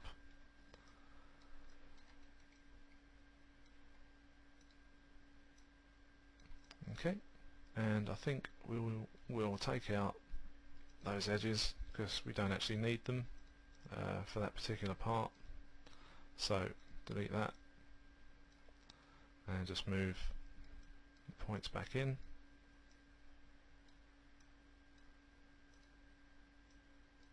Like so.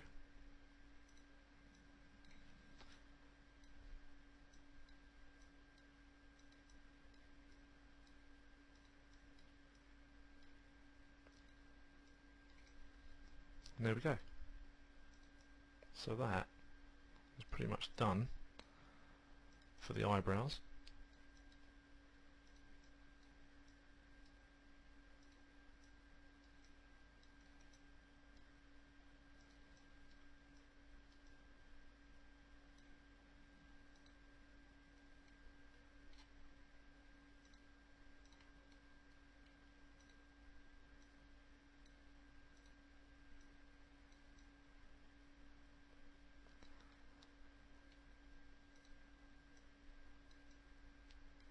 Okay.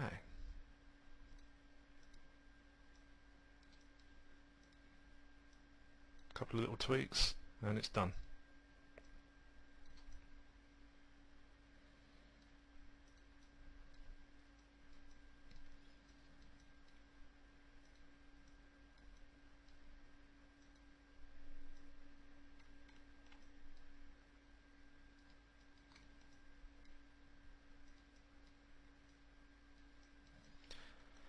Right, so that looks like that's all okay. Just check it against that one. Yeah, that's all looking good as well. So that's looking good. Nice and evil looking. And there we go, so that's all coming into play. That's looking pretty good. Okay, so we're going to leave this section here now. So as I said before, you can rewind the video to see how I did the creases and wrinkles. I'm going to finish those off before the next chapter, and so you should see how they should sit, or in a roundabout sort of way. The next section we're going to carry on finishing off our arm, if you recall that from the earlier chapter. So we need to do the UVs for that and then duplicate the fingers across, which we're going to do. And also in that section we're going to sort of make a meat cleaver as well to add to the character. So that concludes that section, and I shall see you in part 17. Cheers for now.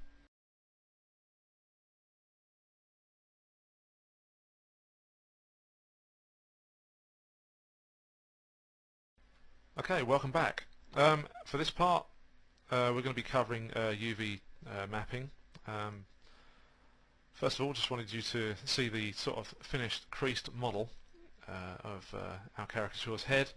All these creases were done exactly the same way as I mentioned in the previous episode, and showed you a couple of little samples of how to go about that.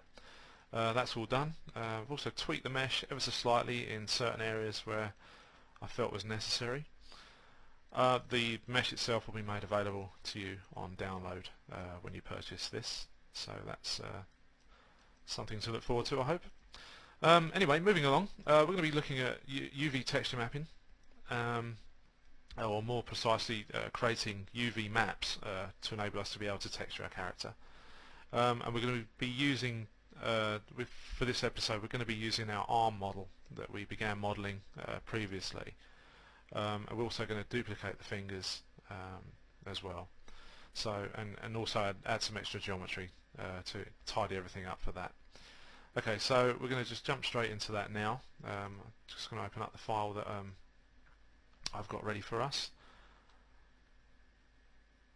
So here we got our body with the arm all ready to roll for us to put some more fingers on and create some UV maps. So first of all I'm going to hide this, hide the unselected stuff, I beg your pardon, and what we need to do is we just zoom out a little bit, there we go. So first of all I'm going to get rid of these front faces on the front of the hand here. Okay, so that's done. Okay, because what we're going to be doing, we're going to be extracting this finger and then just duplicating that across. But first of all, what I want to do is create some UV maps for the hand, the arm, finger and thumb. I only want to do it really once for this finger. I don't want to do it another 3 times because it's really like wasting time. And if you're in a production environment, you know, time is of the essence. So, you know, just little things to be aware of like that as well. And it can just also help you if you're just doing it for personal work, because you don't want to be repeating yourself over and over. So we're going to jump straight in, and I'm just going to select the finger and these last 2 rows of polys here. Okay, so we're ready to go. So we're going to go to create UVs and we're going to go cylindrical mapping. Okay, so it's going to bring in the UV tool for the cylindrical map, and I'm just going to hit 6 on the keyboard, and you'll see that it's also applied a projection map for us, a checkered one. This is really good because it enables us to see where our textures maybe or maybe not stretching, but there's always going to be a little bit of stretching because of the awkward shapes that, you know, obviously we produce in 3D. So I'm just going to move that down just a little bit more there.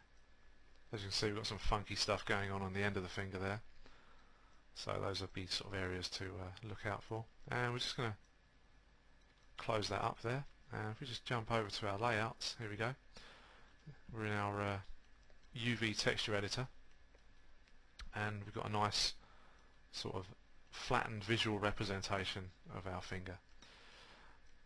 So what I'd like to do first is really just sort of begin to tidy it up and make sure everything's sort of equal for this. So I'm going to cut these edges, and we're going to move those by going to Polygon, Move and Sew UV Edge. So those are now back in place where they need to be. And this setup here, just going to move all these guys back into place as well.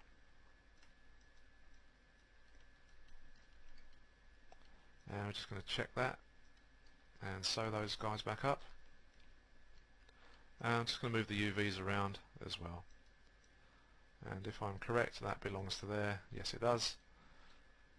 And we're just going to sew those UVs back in. Okay. So here you can see you've got a little bit of intersecting going on with the UVs. So what you can do is you just go to Unfold. Okay. And that should just begin to unwrap that stuff for you.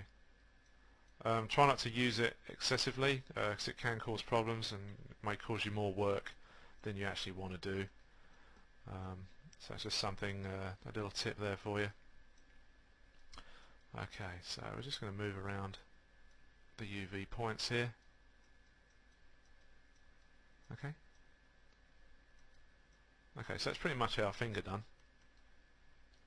And I don't think we're going to need to do a lot of work on it in regards to pulling UVs about, but what I will do, I'm just going to shrink that down a bit because it just looks a little tiny bit too long, because this finger is actually the same length as this palm, so I don't want to make it too long, and because it also causes us problems later on when we come to extract the finger and stuff and then re-sew up all these UV maps to the palm. Okay, so that's looking pretty good. So what I'm going to do now is select the faces for that, and as you can see it's highlighted here, and I'm going to assign a blend shader just for argument's sake. I'm not concerned really about anything else, and I'm just going to jump over to my hypershade, get my unwrap map, and with our hand still selected, just going to delete the history from that UV tweaking and select our blend, and then middle mouse drag that to the colour channel. As you can see, we've now got a UV representation in 3D space.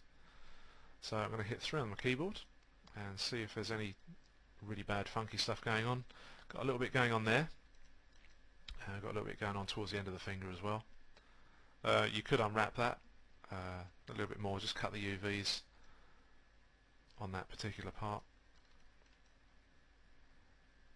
In fact, I think we will. Probably make a bit more sense. We will have sort of more seams to sort of tidy up afterwards, but it'll probably be better in the long run if we separate those out, so we don't get this strange pinching effect going on at the end of the finger there, which can always be a bit of a nightmare to tidy up. But what I'm going to also just repeat, increase the repeats for the texture map, because it can, by doing this, can help you define areas a bit more precisely, such as down the middle here. So we're going to get rid of that anyway by just sorting out this half of the finger. So just going to hit 1, and I'm going to go into my side view now. Oops, in fact that's my side view, I want the front view. Okay, so I'm just going to zoom in, select the faces, and for the lower half of the finger, okay, so we're going to separate this out in the UV editor. Okay, so go to Layouts, UV, there we go, and we can see what edge we need to cut from, and then hopefully if we select the contiguous edge it may drag around for us. There we go, it's done that, it's great. And then polygons, cut UV edges, and then what we need to do is just move that away. So select some UVs, select shell, and we'll do that again over here, select shell, and hopefully we should be able to move that off of there.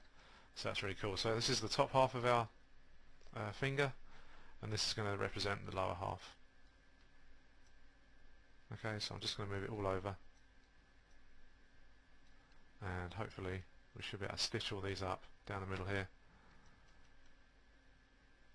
In fact, that's the wrong way round. I want to detach it up there, cut UV edges, and then we're going to sew those two halves back together, which is what we want. So okay, so poly, move and sew UV. So there we go. So let's flip that over, which is really, really cool. This is what we want. Okay, so by doing it this way, when we come to do the palm and the top of the hand, both sides, these will then be able to fit into play quite nicely. Okay, so we hit 3 on the keyboard. So if we have a look now, the distortion is nowhere near as bad as what it was, although we will have a seam running just down the center of the finger there, but you can use Maya to get rid of this, so it's not too bad. We'll run over that a bit later on. Okay, so that's cool. A little bit of balancing to do there. Okay, so that's done. So now what we need to do is we're going to cut that finger off, and by easy way to do that without having to do it in 3D space, just select the faces in your UV texture editor, and that will affect it in your 3D space, and then just extract that part of the mesh. So that's done. So now we're ready to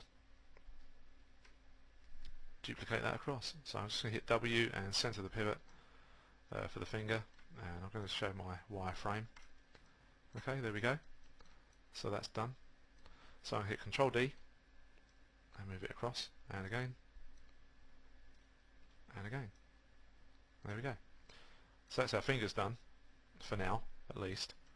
So all I'm going to do is I'm going to make these a bit more sort of a realistic kind of scale by just shrinking that one down for our small finger.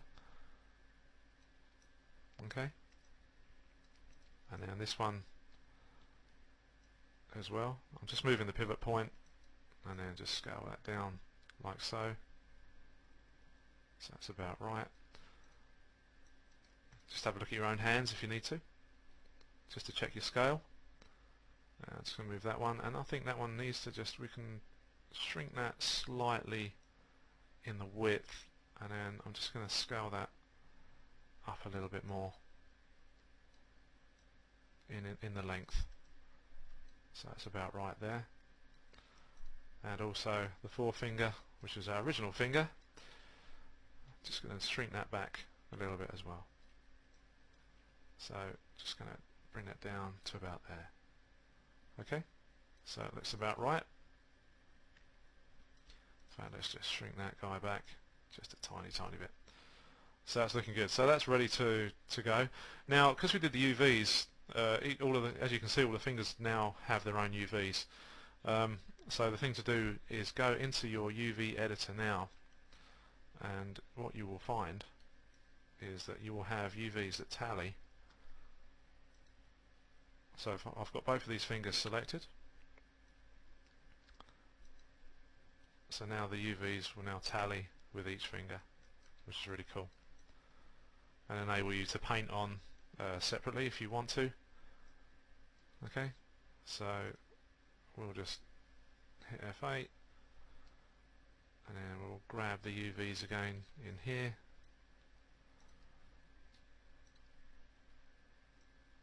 Okay, and just move those just across, just so we know where we are.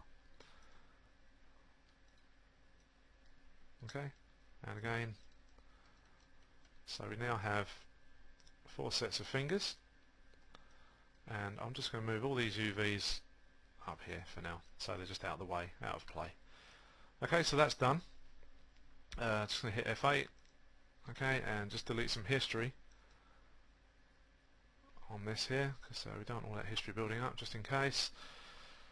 Okay, so again, same thing, just move on to the thumb and just do the same thing. So I'm just going to select the thumb, and just for a bit of extra help around these tricky areas, just going to use the selection tool. Okay, like so. So that's ready to go. And again, create UVs, cylindrical mapping, and there we go. So that's the thumb caught already. That's coming at a nice angle on that tool as well, so I'm just going to rotate that back slightly, and we're just going to grab the manipulator handles and just close that up. Again, we may need to cut the thumb in half because of the pinching effect that you get on the end of the finger itself, and again, this is a little bit messy. So I'm just going to try and separate a few of these little bits out just to help us along. So unfold, unfold, unfold. So it's not really doing a great deal there for us, so what I'll do is grab the UVs here. There we go, that was the problem. Okay, so that's good, and then we can just start to pull these out and about,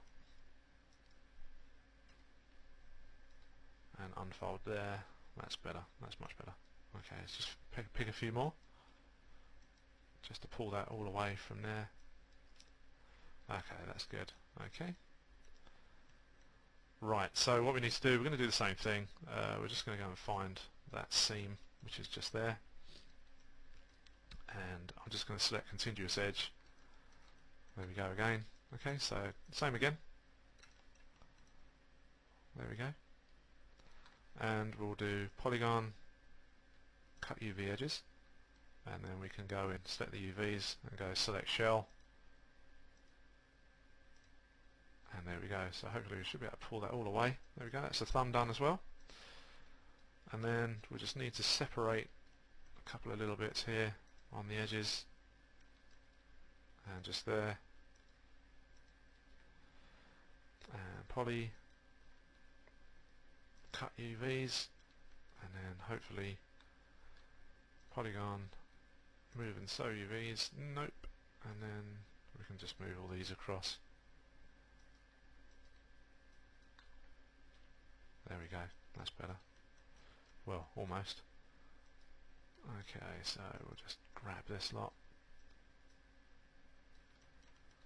This won't take a minute to do.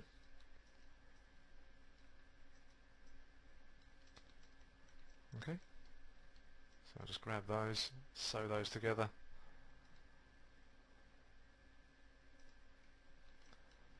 And in there. And what I will do, I'm going to run an unfold command. There we go, a little bit awkward. So I just need to join those up.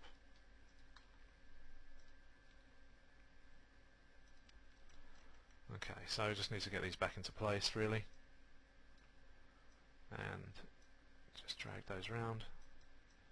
There are various tools available as well in the UV texture editor. There's like a lattice deformer as well, you can do all this as well, which I will show you. So if you just select some points and you can select this tool up here, the one that looks like a little checkerboard, so it enables you to sort of pull your UVs around. Obviously the more divisions you have, the longer it will take, or depending how precise you want to be with all this. Whoops. As well, so you know, it's really up to you how you go about this particular part. So it's quite a useful little tool. There's also one that's like a smudge tool. Again, you know, you can make it bigger and you have a bigger area of fall off as well, like that. So again, it's entirely up to you how you use that. And we'll just sew those edges up there. But personally, I just prefer to go in and do it all manually. I just feel there's a better control for it that way on most of the work like this. I find the results can actually look a bit better. I try not to rely too much on sort of automated tools and stuff, unless they're really, really good and it can save you like an hour or something really ridiculous. Okay, so we're just going to squash that up a little bit more and just move those around. And again, what we'll do is we'll just move this guy across to his friend here, and I'm going to select the faces, and again we're going to apply that blend. Just have a look, see how our stretching is going. It's looking pretty good actually, quite pleased with that. I'll just check the tip of the finger, that's not too bad. So that's there, and that one is down here, so you can see we need to just adjust this ever so slightly. There we go.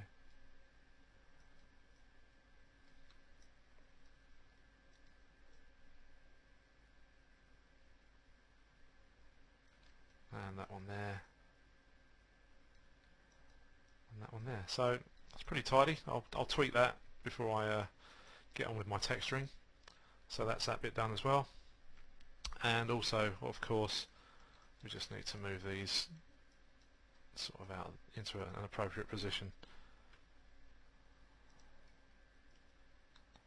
Okay, so if we just select the whole of that, that's what we've done so far, which is really good. So now we need to do some planar projections. So here and here.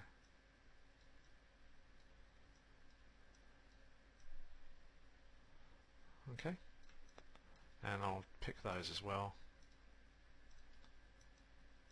Okay.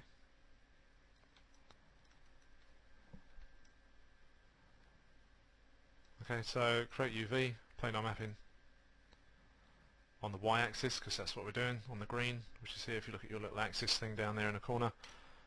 And there we go. Okay, so I'm just going to move this off to one side, and I'm just going to rotate that back.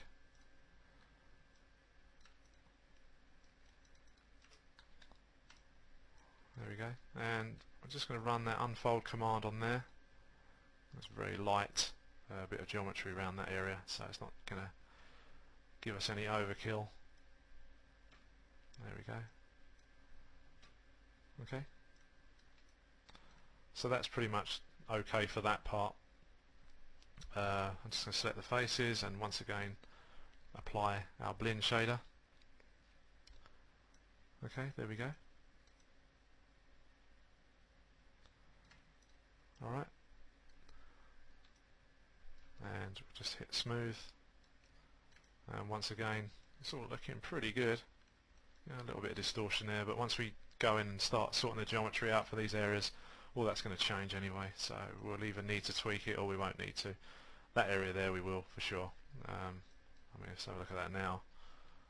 It's in the right area. Let's just undo that there and that one there. So just go in and move that about. So we just need to select that part of the thumb, which is just up there. Get rid of that. So if we just move that around, there we go. Already you can see a vast improvement, but again, until we get everything else put together, you know, it's not really worth worrying about. So okay, so just the lower part of the thumb, sorry, the palm to do. And so what I'm going to use for that, I'm just going to go to face mode, and I'm going to use my selection tool to run around here very quickly, which is very cool. Okay, and once again, our trusty planar mapping to be done here, and we'll just move that into a decent area once again, and we'll just grab the UVs on here, and what we can actually do, we can join those two halves together. So I shall just rotate this round. I think this is the right way. Is it that way? Aha, there it is. Okay, so we'll just move those ever so slightly. Scale that down. Okay. And then move and sew UVs.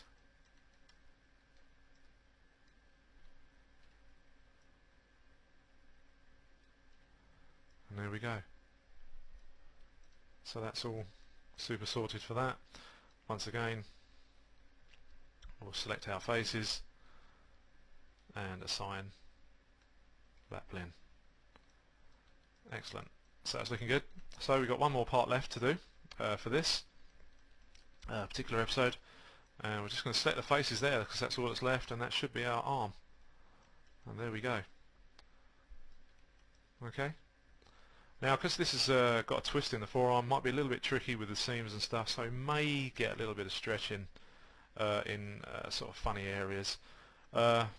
So just we'll have to persevere with that until everything is actually joined together and we're ready to you know, add our extra geometry and everything else, and then we can do sort of final tweaks that way.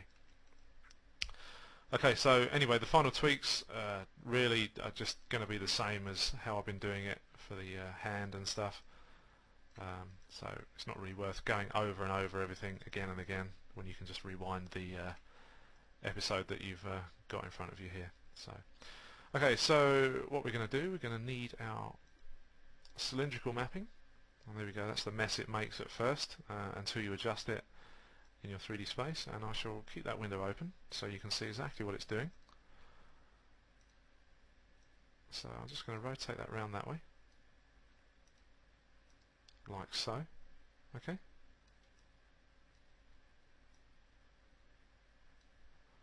And then I'm going to rotate that around there, that way. Okay. Whoops, that's the scale. Don't want the scale, want the rotate. Okay, so there we go. Alright. And we could just sort of give that a bit more of a inclination towards the direction in 3D space there. Okay, so that's good. And then what we'll do, we'll just scale it up 1 to 1 like that. So that's pretty much sitting inside that 1 to 1 ratio area. Okay, so now all we need to do is just begin to sort our UVs out ever so slightly here.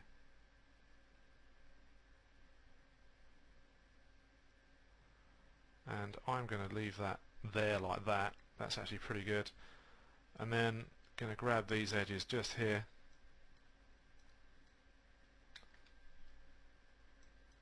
Cut the UVs there. Okay, grab those there, and then that top one. and then polygon, move and sew UV edges. Okay, so what we need to do now is determine where our seam is on this arm. But I think once we get everything else joined up, because we've still got to join the fingers, so there's no point, we can't really sew anything up properly until that's all done. So we need to see where our seam is going to be. So it's just there on the underside, which isn't too bad in a place to have it because it's not going to show so much. But again, we're not going to be doing over elaborate textures. It's going to be more like a sort of Pixar style, you know, more subtle, so to speak. Less is more. Okay, so that is done. So all I'm going to do is just going to grab that lot. Okay, and I'll just do that in our UV editor, and again assign our blend shader, and that covers UVing for the hand at the moment. Once we get everything else, all this joined together, then we can start attaching the UVs, etc. Because at the moment we can't do a lot. I just didn't want to have to repeat everything over and over just to do fingers and stuff like that. So I thought it'd be an ideal time to show you how to do UVs before we head on and do the rest of the arm and stuff. So I'm going to conclude that chapter there, and in the next chapter we'll start joining everything up and then start to add or take away geometry as and where necessary for the arm, and then that will be the arm UVs complete for that, and then we can move on and have a look at the chef's jacket, doing similar kind of thing, but again it's the techniques are going to be pretty much the same as the arm, so we won't go into a massive amount of detail really, because they won't be necessary to do. We just have a little bit of modelling to finish off for that as well, but I'd like to get that UV'd first because there's going to be like a little awkward area before I finish off the model there. So I shall see you then, and I hope you've enjoyed. Cheers for now.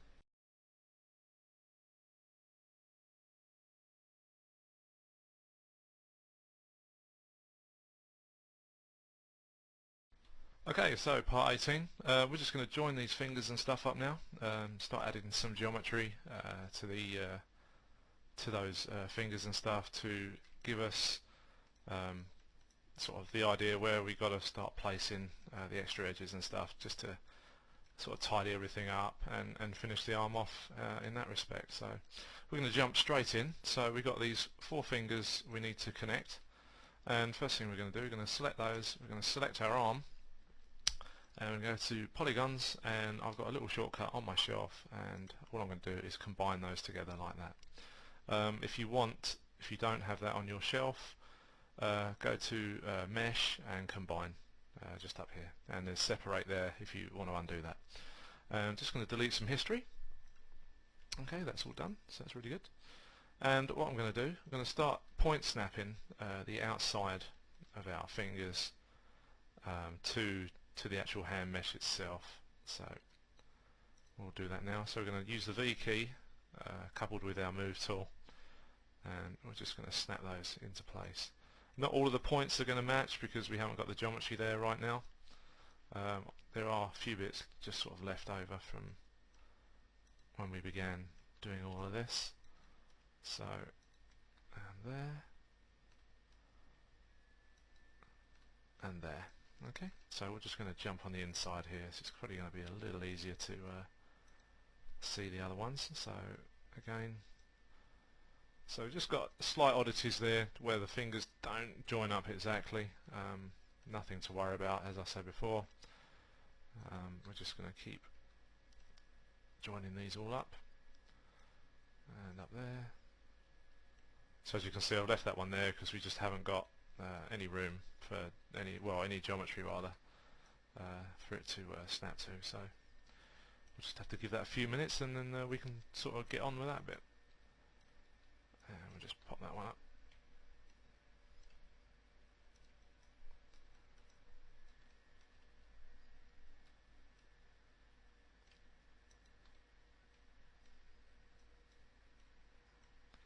And I'll just move that into place there, and we'll do the same with that one. And we'll do the same with this guy, just ever so slightly, just put them in there, that's it. Okay, and same with this.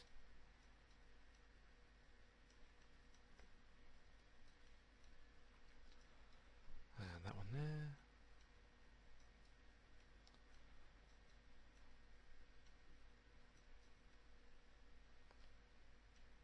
Okay, and that guy there will snap and join to this guy. There we go. A little bit of geometry to just sort of move around, but nothing, again, nothing too much to worry about.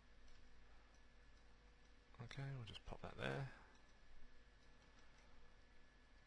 And the last one for this section. There we go. Okay, so they're all in place. So now what we need to do is merge those vertices together. And a good way to tell if they are or aren't merged, so if I just select my border edges command, and again if you go to display, polygons, and there'll be your border edges just in here. So you can see the edges are quite thick where there's nothing joined up. So what you need to do is select those areas and just merge your vertices there, and what will happen is you'll see here, oops, I picked up a stray one there. So at the moment we've got this nice, well I say nice, but we've got this fat line just running through there, or fat edge rather. So the minute you merge those adjoining points, that will disappear, so you know it's all joined together. So just repeat that all the way through. Obviously this area is not going to be affected right now because again we've not got any associating geometry running off of it. So we'll just join everything up where we can. Okay, and there. See here, we'll see the large edges disappear. There we go. And the same down here. And there. And there.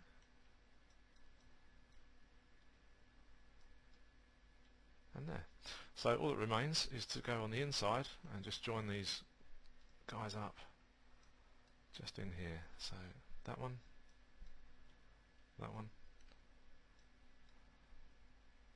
and that one. Okay, so that's that done. So those are all pretty much attached to the hand, so it just leaves us now to add in the geometry to begin finalising. Right, so what we need to do, I'm just going to hit F8 and I'm going to delete my history because that's all sitting on there. Right, and also I think what I will do is just take that specular down on that blend shader as well, so it's sort of highlighting too much for me at the moment, and I'm going to take the texture off it as well. That's better, just so it keeps it this dull colour so I can see where I'm going. Okay, so first of all what we're going to do, we're going to grab our split poly tool, okay, and we're just going to select on this and we're going to run this line just up to here for a minute. Okay, so we're eventually going to join all of these lines up to the fingers, and what I think we need to do is grab these two faces here, okay, just make sure we've got just those two. We're going to spin those round, okay, like that, so those meet up. Now I have a feeling we're going to have sort of an odd edge because of this area here, but we can sort all that out as we go. Okay, so that's that area, and what we want to do, we want to grab our split poly tool again, and we're just going to run this line all the way up to here. Okay, delete that edge, that's done. Okay, and then what we will do is we will begin to run this one all the way down to the end next to our finger, and once again just need to grab that edge there because we don't need that any longer. Okay, there we go. So again, just begin to shape it up just a little bit more. Just get rid of all those sort of kinks and stuff that are in the mesh. Alright, we'll probably end up getting rid of this, but I'm going to keep that there for now because we are going to need the extra geometry around the mesh itself just to round it out a little bit more. Okay, so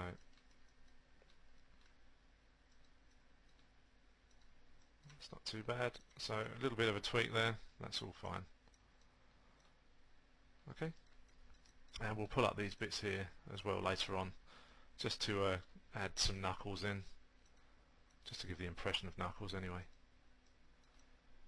Okay, so that's all looking good, and I think as well we can probably get rid of some faces around there at one point. So it's a little bit odd just there, so we'll just tweak this guy here and we'll move along to the next bunch. So what we want to do now is basically run the geometry from here or across there to the middle, to that finger there. Okay, so by doing the same thing once again, I'm just going to bypass that edge, connect that one up, then this one I'm going to run along to here, I think. I'll just double check that in a second. Okay, and I'm just going to move this stuff about, so we don't need those two, that one and that one, and delete those two. There we go. And again, just pop these all into place on here. Okay, now probably a good time now is to begin to merge some vertices together. So we'll do those two, and we'll do these two. Okay, so that's done. So let's begin to tidy up all of those edges a little bit more. So the smaller pinky finger, the geometry will just basically run around there, so I'm not going to do that right now, we'll do that last. We'll get all the big nasty stuff out of the way first. So we're on the underside of the hand here, and again we've got these little bits going on here, so I'm just going to move that across and move that sort of like to there for now. Okay, so again I'm going to run a bit of geometry from there all the way through to here. Okay, that's that one done. And once again, get rid of the excess that we don't really need for the moment. We will be rotating a few bits and pieces, I can foresee that now, because of the way that's all sitting around here. Okay, so that's that one done. And then what we need to do is run that one to there. So that one will go to there. And this dude here should run up to there. Okay, and once again we'll just grab the edges that we don't need and delete those. So I know what you're thinking, what about this guy here? Well, that's not a problem, we'll be able to sort that out in a second as well. First of all, let's just sort of tidy this area up, shake that up a bit. Okay, so what I think we can do is run some geometry here and round through there. I think we'll have a look. So that one to there.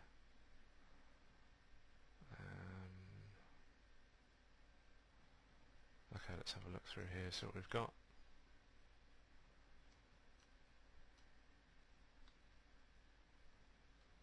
Okay, so a little bit figuring out to do.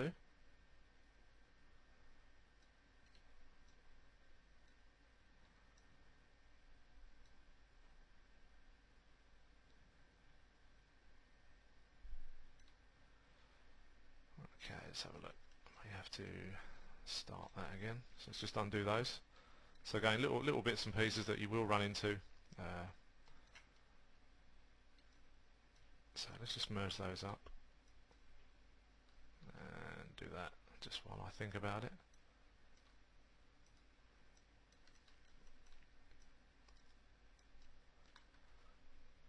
Okay, so those two and those two there. There we go. Okay. Right, let's have a look at these guys here. So what I think we can do is put that one to there and get rid of this edge. Whoops, wrong tool. So on that edge. Okay, so I'll take that one from there and we'll get rid of that. And then what we can do is move this about.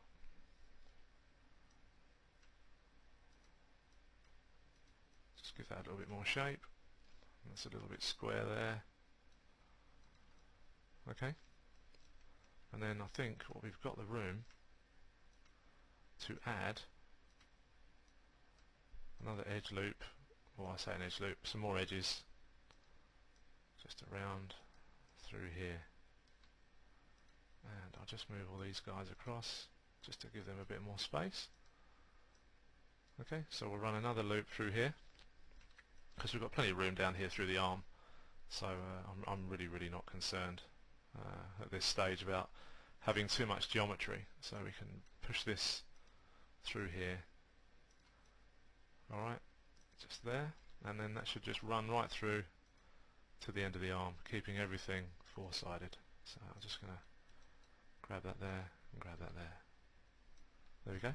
Okay, so again it's a case of shaping the mesh, getting that to work for you. You know, making sure everything's rounded out, you know, with the forms and stuff like that. So okay, so what we need to sort out now is this wrist area. So it's causing a little bit of a problem just around here that I can see.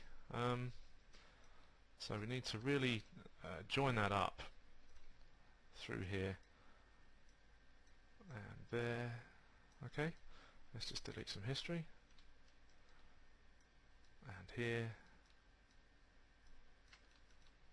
and we'll run it right round to this point. Okay, so now comes the tricky part that we will have a triangle to deal with in this area. Okay, and we don't want that triangle sitting there.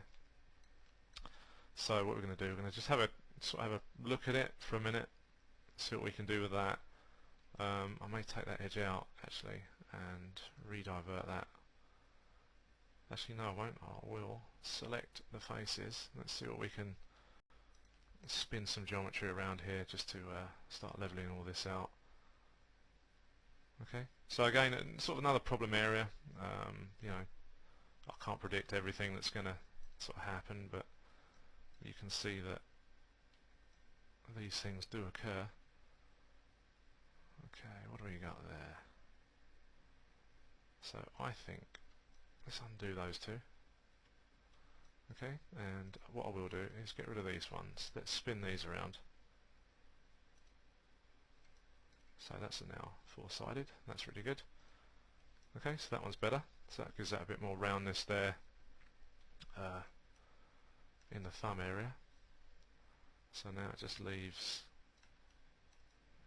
this little area here. So let's just flatten those down. Don't like those up there like that. Okay. So what do we got? Let's have a look. Let's grab these two faces and let's spin those.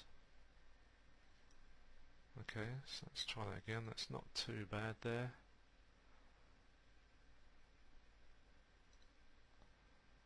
That's what we started with, almost. Okay, let's go back again. Spin that again. Okay, so if I do that one there, okay, let's get rid of that edge. So we've got four sides there so far. Okay, so there's our four sides. Actually it's a five side. Then if I just have a look at this. Let's cancel that. We'll join that up. I think that's ended up with the same again. Okay. So we need to, let's have a look at these two here. Oh, what have I got? Okay. So a little bit of a problem occurring here. Okay. Right, let's have a look. Okay, right. Let's take that up there for a minute. So we can end up with a four-sider there. Let's get rid of that edge. And now what we need to do is try and sort these guys out.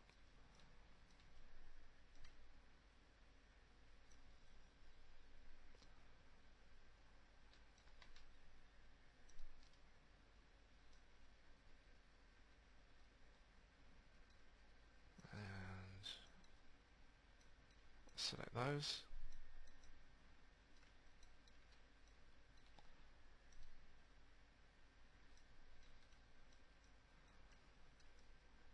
And what I think I could probably do is come across there, I think. So that one there. And I could add another edge in, actually.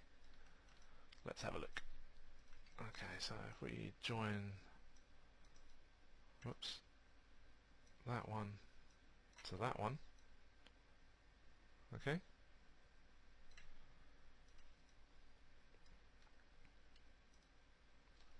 Get rid of that. Let's just check that I didn't put in an extra vert there. Yes, I did. We'll get rid of that. Okay, so let's see what we got here.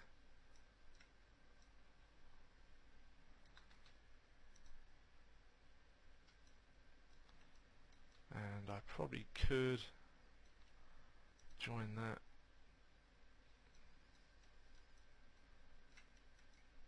Okay, so what I'm going to do, I'm going to run another edge all the way along, because that is causing a problem for me there at the moment.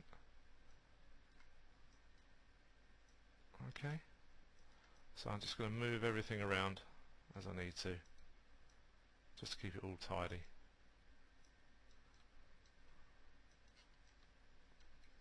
And hopefully we should be able to, we've got plenty of room up here just to move all this stuff about.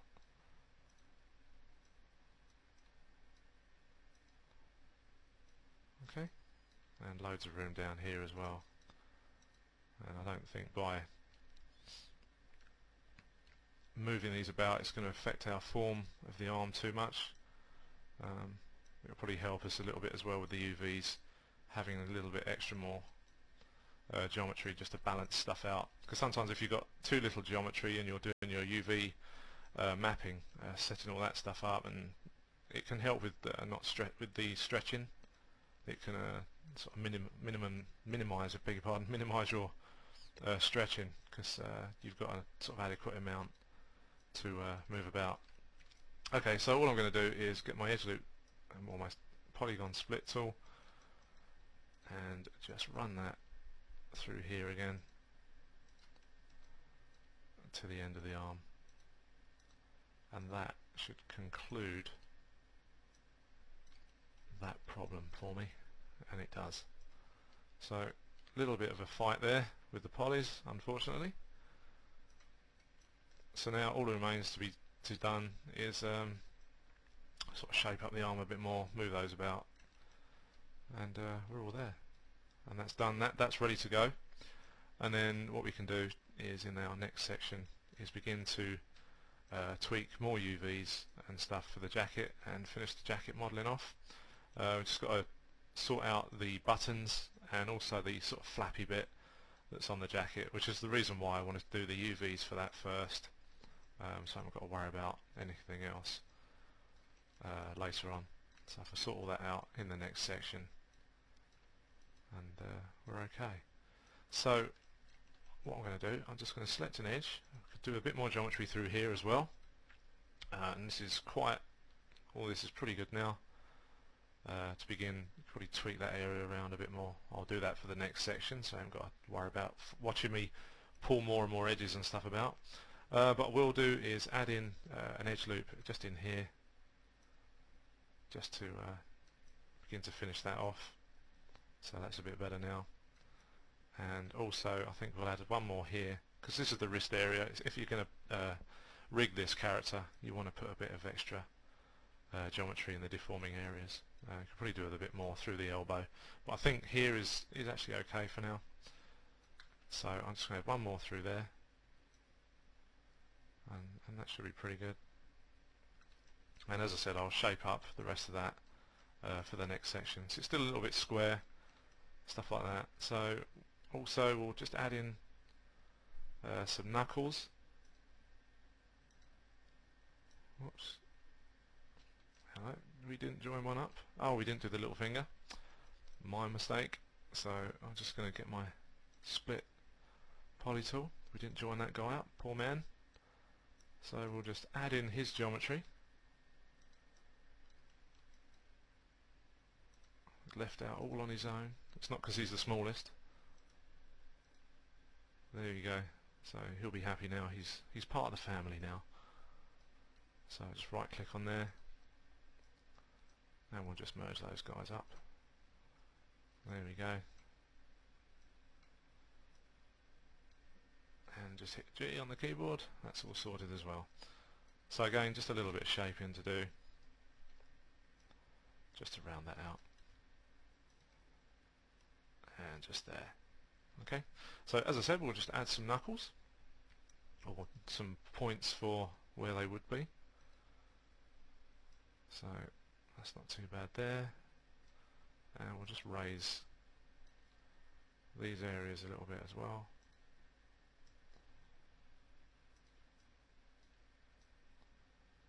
And that is pretty much it. So okay, so that's that done. For the next section we'll carry on with the rest of the model. We're almost at a point where it's coming to a finish. So once really the UVs and jackets are done, just remains to put some light textures on, which we'll run through in Photoshop. And we'll give him a prop as well. We'll add him in a small meat cleaver, I think, and we should almost be there. So hopefully let's give you an insight of problem areas that can happen as well. You know, sort of be trying to figure it all out on the fly. A little bit of pressure, but no problem in the end. However, you know, you don't have to sort of rush through these things. You know, take your time, figure it out. You know, because there'll always be a solution as to how to get rid of sort of those problems that we had there with that little triangle. Especially if you're quite particular, and like myself, I don't like tries in my models unless it's obviously a game style model where you can get away with that. Yep. So hopefully that's all been an experience for you. It was for me.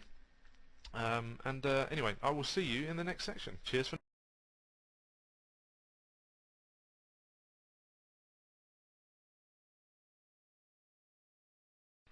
Hi, welcome back. Part 19 now. We're just going to be moving on in this section to do some UVs for the top, and we're going to sort out the flap here, which is going to be a little bit tricky.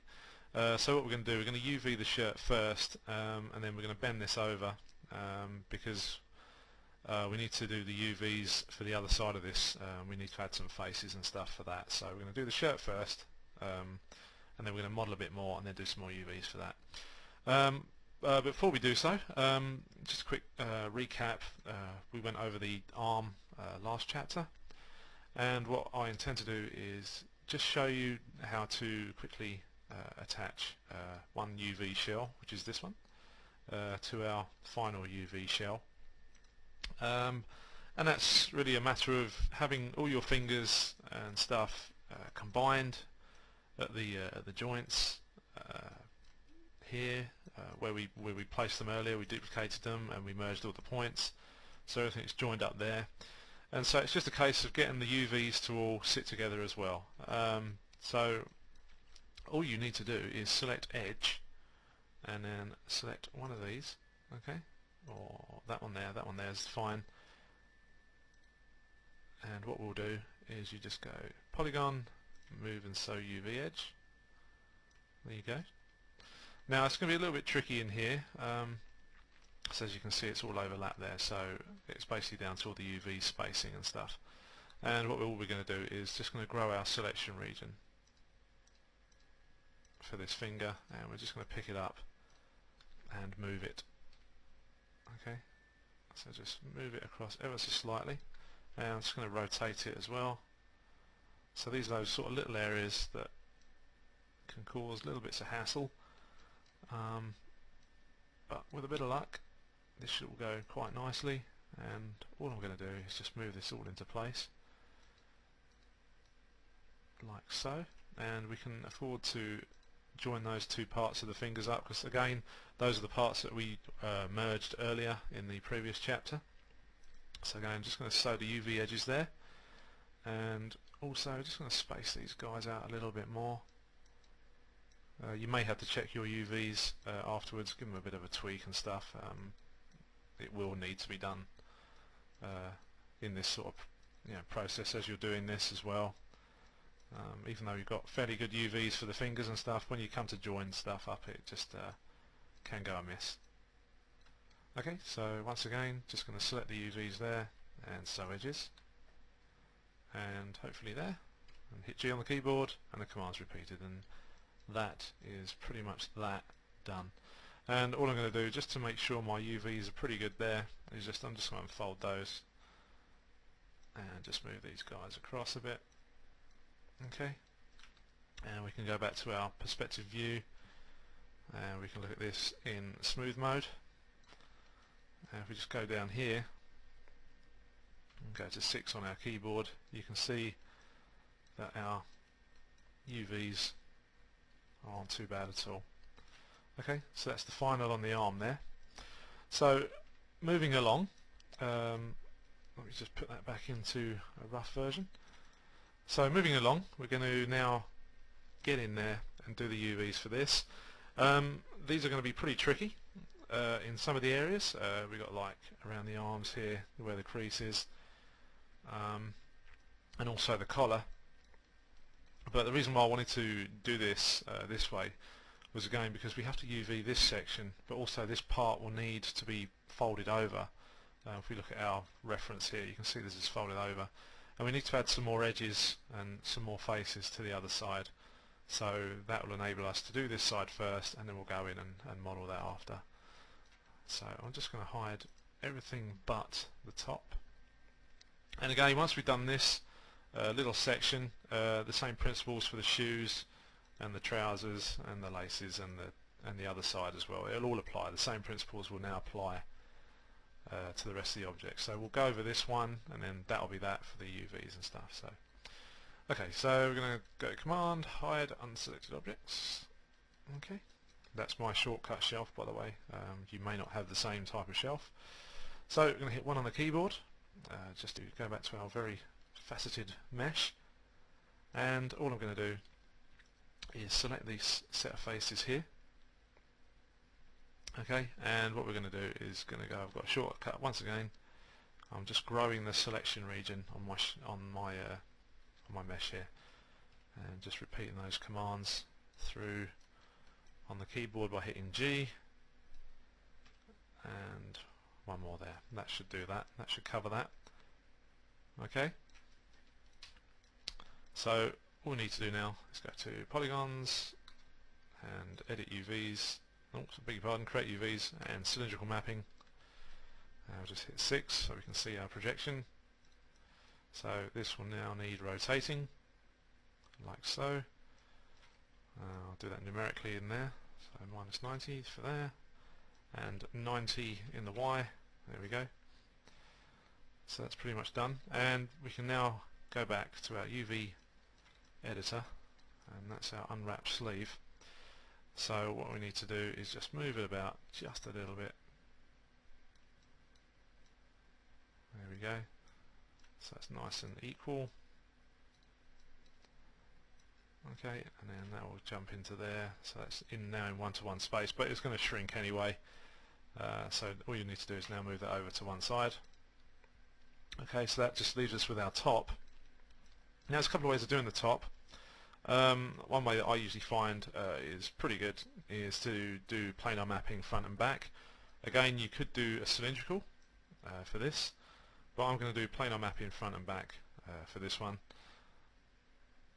And then for the collar we'll do something similar as well. So let's select one half first. So I'm going to grab all of these.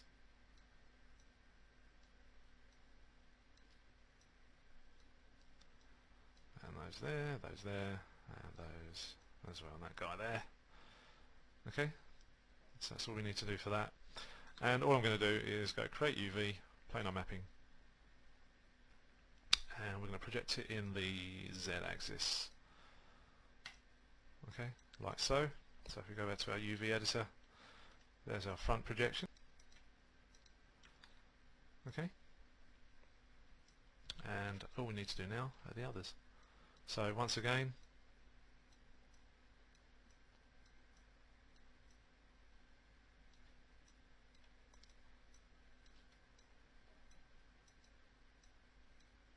these are all now selected.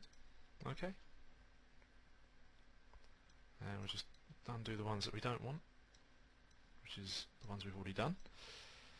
Okay, and once again, create UVs, planar mapping, and that's on the Z-axis or the Z-axis, depending which country you're from. Okay, so that's those two parts done, and all that leaves now is the collar. So we'll just go to the face mode in here, so that should leave us our collars, which is great. Actually what we'll do, we'll go for a cylindrical mapping on this part this time, and if we look in our texture editor, you can see it's just slightly out, and what we can do is rotate that to 90 degrees, and then what I like to do is just center up these edges with these edges of the manipulator. So we just move those across. That should work out just right there. Okay.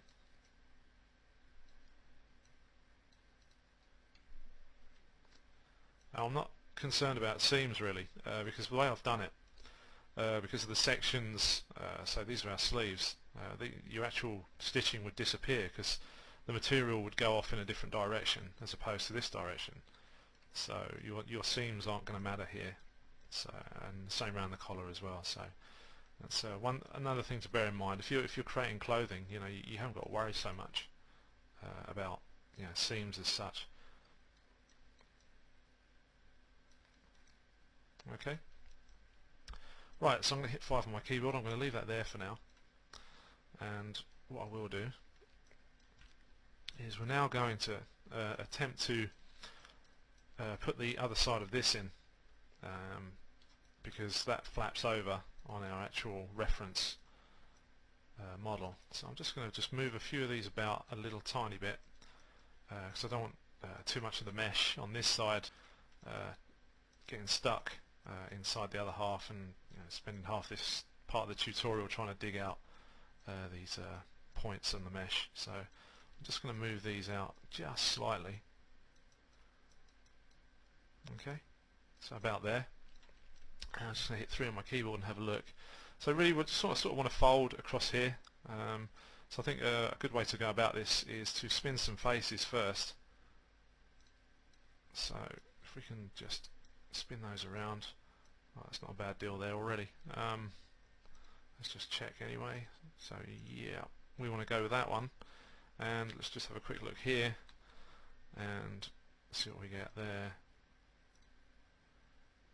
No, not quite there, but I think that will be ideal to come down from that area. So what we'll do is we will move this. So our UV is already done for this side, which is really cool. So we haven't really got to worry about too many faces. Okay, so what I'd like to do is we'll just space these guys out a bit more. Okay, so that's that bit done, and we'll just move these into play. So now we can grab these here, here, here, and those, and what we can do, we can rotate them now. Okay, so we can rotate all of these over like so. Oh, I've missed one out. Okay, and that guy there. Alright, and what we'll do, I'm just going to move that into a position where it's good enough to move these things over. So as you can see, a little bit tricky. Now I'm just going to move them around a little tiny bit.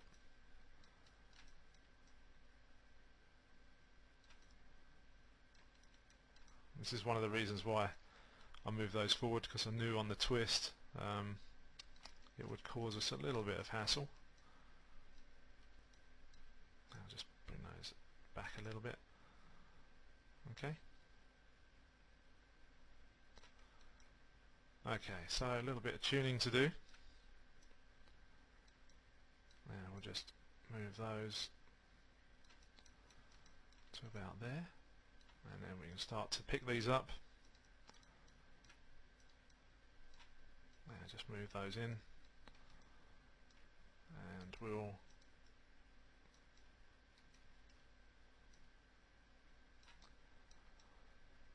start to smooth these guys out as well. Okay, so let's just have a look at that. That one there. So these ones here have gone inwards, which we don't want.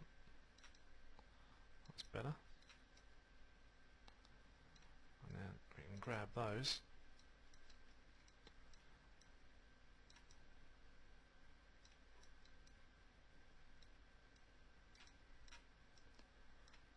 So as you can see, a bit of a tricky section. I think it's one of the reasons why I left it till sort of near last to do. Okay, so we've got a little bit of intersecting going on here. So we need to just pick out these points here. Okay, start to pull those back inwards on itself.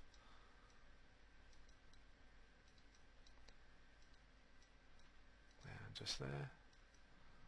So that's one, and then we'll grab these and we'll just move those up.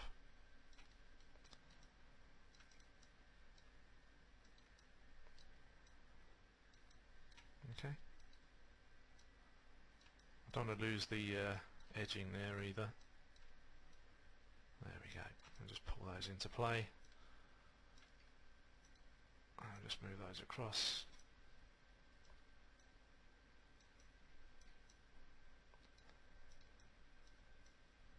Okay, I'll start to tuck those round.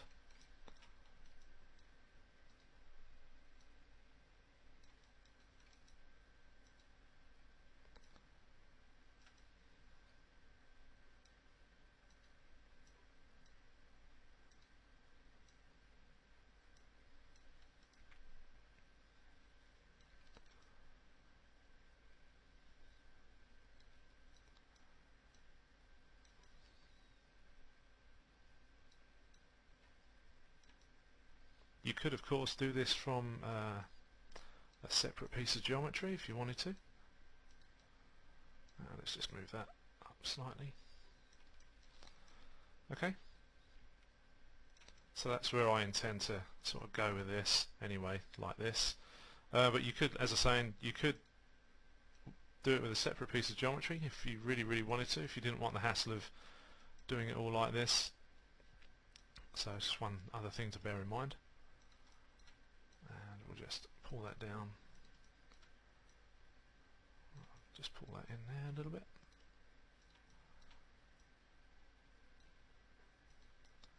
And we'll just bring that out just a tiny bit more. Okay. So what we need to do now is grab these edges, and we're going to do these one at a time. you can see, a tiny bit tight here. So yeah, we're gonna grab these edges. I'm just looking at these now. So one there, one to come up there, and we'll just take that down there a little bit more. Okay. So I think we'll grab these and we'll shift those upwards.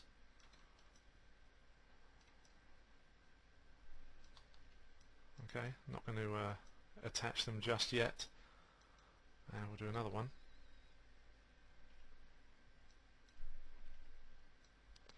We'll move those to about there, and just move them across a little bit. Good. Okay. Just want to keep it all in check. If I do it all in one go, you could probably get a little bit lost. And just do one bit of a tweak here, just to bring those edges round. Okay, about there. So then that can go backwards onto that. So we pick the edge there and we'll just extrude those back a tiny bit as well. There we go. Okay, so we've got those points to put together. And in fact I think we'll do that first before we go any further. Okay, so just grab those, point snap to those corresponding points, and there, and then what we'll do is we'll merge those guys up. So those two there, those are done. G on the keyboard again, and we'll do that one there just for good measure. And you can hit 3 just to have a check, see how you're going. So it's all looking pretty good. Bit of shaping to do, as you can see. Alright, so it's not too bad. It's just a little bit tricky, so that's one of the reasons why I thought I'd do the UVs first on the other side, then show you best way to go about it doing it this way. So okay, so again we'll just go back to 1 on the keyboard and grab these edges just here, and I think what we can do is extrude this one up a couple of times. So we go 1 and 2, and we'll just shape this up, and then we'll do another one.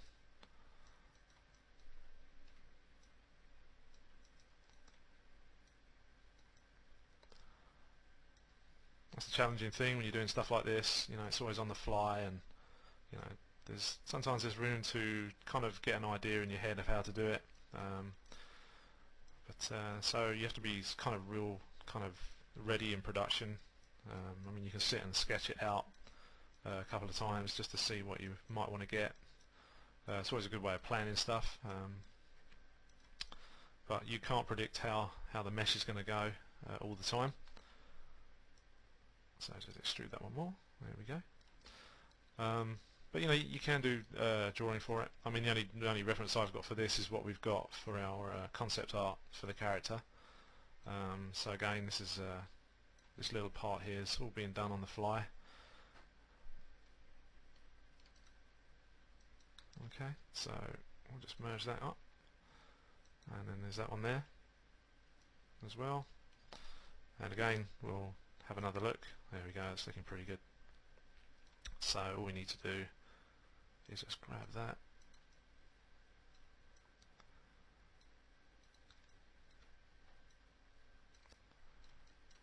and then what we can do is we only need probably that one there and this one here, just to tuck it back around and in for the next part, because it's going to start to get thinner as we go here. So we only need a couple more. Whoops, picked up one there we don't need. So we only need probably a couple of little more bits to add to this. Okay, so I'd say about there, and that's all coming into to play quite nicely there, so that's good as well. Okay.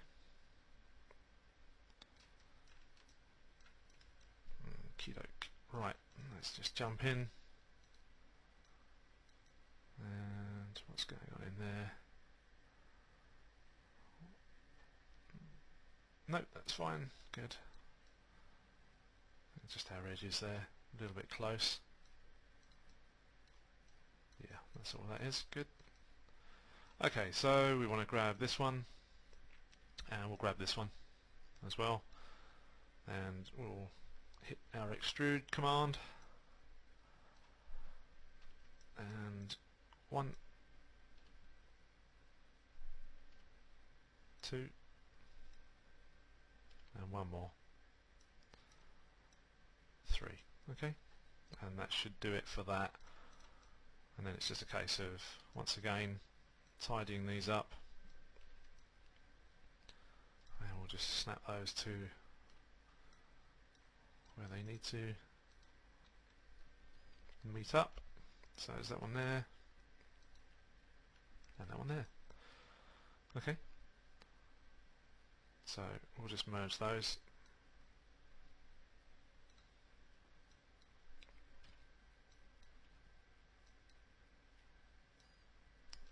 Just hit 3, just double check. Excellent, that's all gone really well. Right, so now we've just got to tuck these in. Not that we're going to see these a great deal, these parts, if at all. But what I'd like to do is just tuck those in, get those all nice and sort of tidy and away from the characters' sort of inner half as well. So we can get, if you do decide to rig it, everything's pretty tight and it's all close together, and hopefully won't cause any problems. Okay, and then we'll just grab these guys and we'll just swing all these in.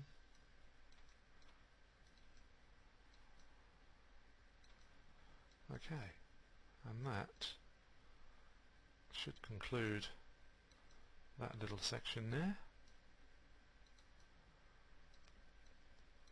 So all that remains for that is to jump over to the UV editor, and with a bit of luck we should have some stray poly looking poly objects in there. So what we'll do is just move these over as well, and we can grab those and we can put some UVs on those.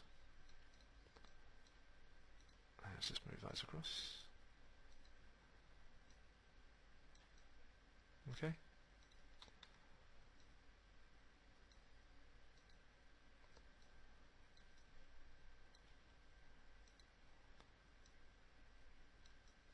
And there we go. So we'll just double check. So go to show last hidden. So as you can see, it's just got a little bit to sort out there, which will be that part there.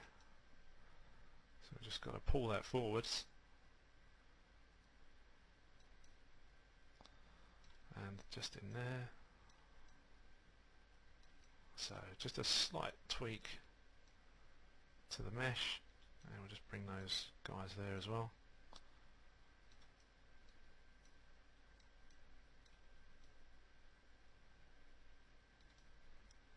Okay, so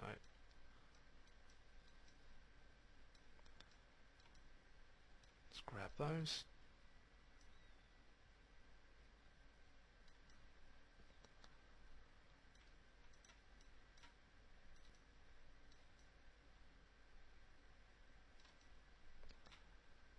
Push these back. Just double check. Just pull that forward.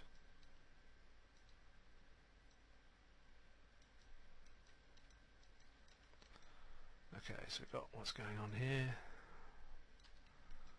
So just a little bit of mesh problem there. Just make sure we've got all the right sort of areas. Now we'll just pull that one back through. That should be that one there. Yes, it is. Good. Great. That's looking good. And then it's just a case of just tweaking the mesh till it all sits quite nicely. There we go. So it's not bad. And that's that one there.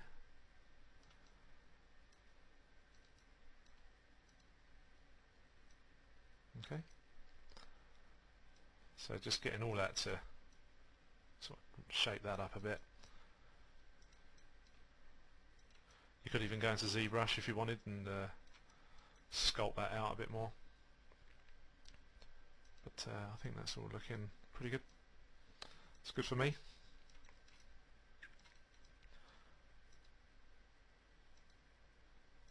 Okay. So that's all looking pretty cool. Alright, so we can leave that there. That's good. Okay. So now all that needs to be done on this part is to jump over. Let's hide unselected again. That's all gone a bit funny there. Just need to jump over into the UV editor.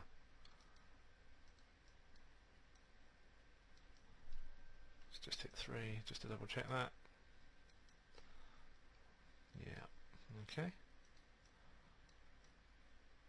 That's better. There we go. That's much nicer now. Good. Good, good. And we'll just grab that edge and move that inwards. There we go. Okay, I'm happy with that now. Good. Okay, so all that we need to do is we go back to our layouts, go back to our UV, and there's the new set of polys that have been made. Not very nice. And what we'll do is get rid of the history for that, because there's lots going on there.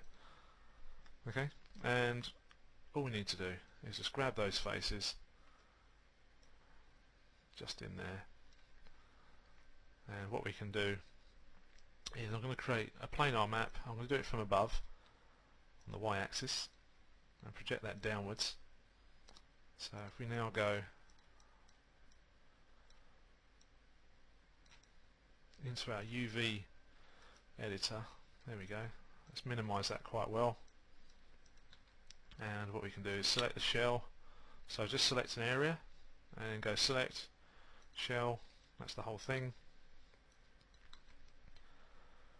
And then what we can do, we'll do a quick unfold. There we go.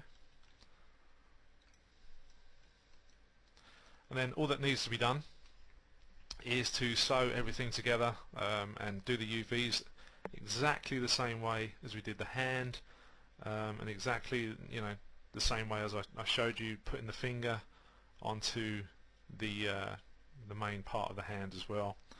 So all of this part is now will now be relevant with the way the hand and stuff was done. So then all you've got to do is just repeat that for the other side. The model itself, again, will be made available for you for download to have a look at. So if you need to check anything over, stuff like that, see how I've done it, see how I've laid out my UVs, that will be there for you to have a look. So okay, so before we crack on, we just want to add a couple of little more details I think that are missing on this model here, and that's going to just be some buttons. And what we're going to use for that, we're going to use the polysphere. So what I'm going to do is I'm going to jump into my object mode, okay, and we'll just hit 3 just to keep that nice while we're working. Okay, so all we need to do is go to create polygon primitive and go to sphere. Okay, and all we want to do is just keep nice and round, and I'm just going to lop this in half. We don't need the bottom half. Very, very simple.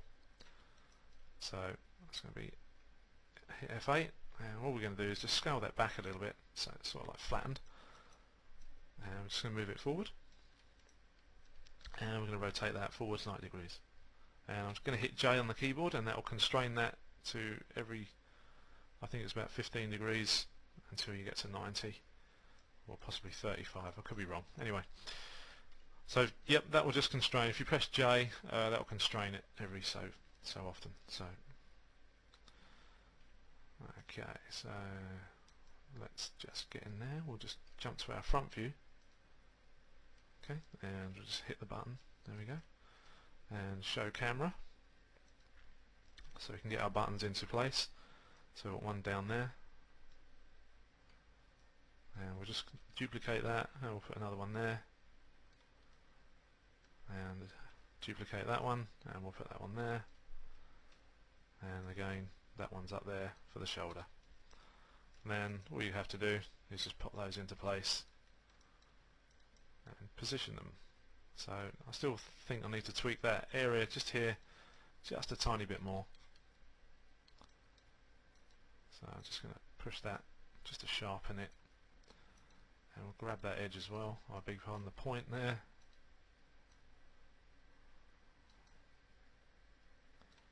And just push that back, and we'll push that one back and over just a tiny bit, and then we'll grab our button and move that about.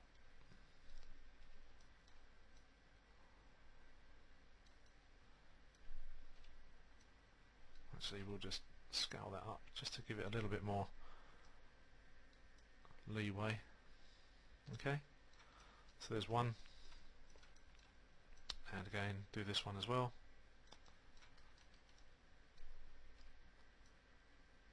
So yeah, we'll just make that button just a little bit fatter.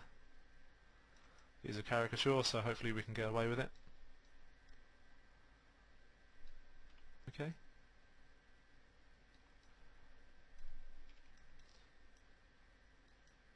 When you add little details like this, it's always a little bit more of a sort of a challenge for the guys who are rigging it to get these all into place without the buttons flying or popping off, things like that. So, you know, if you are working in that sort of environment, you know, have a chat with them, see what's right, what's going to be good for them as well. Usually they're pretty good, and they can usually figure it out. So it's always worth having a chat with the guys that do the rigs. There we go, that's better.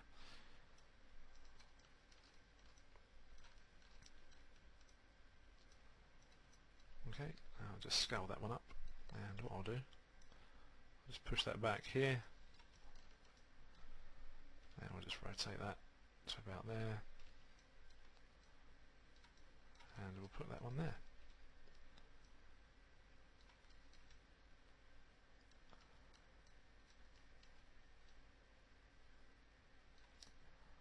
Okay.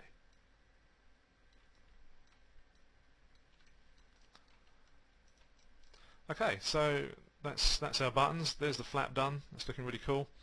So all that remains now is to just do the rest of the UVs exactly as I've explained with the hand and also with the jacket itself.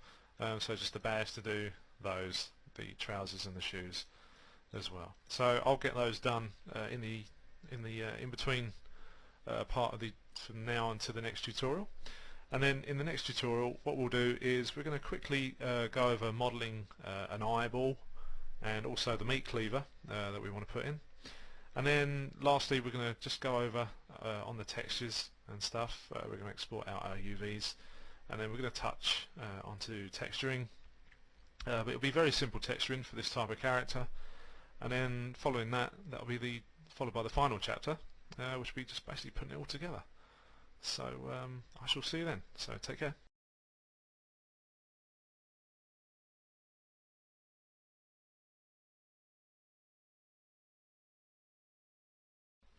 Hi, welcome to part 20. So we've got a couple of parts to go. We're almost there.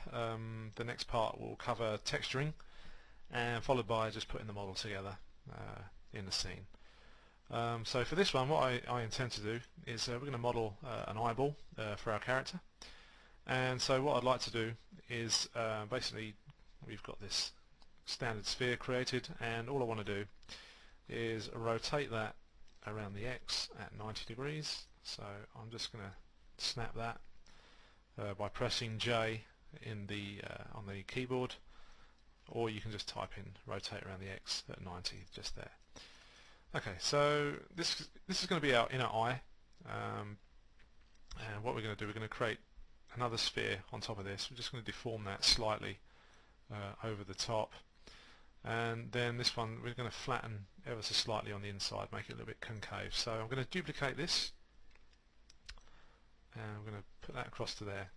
Okay, and we'll rename that outer eye so we don't get any confusion while we're creating.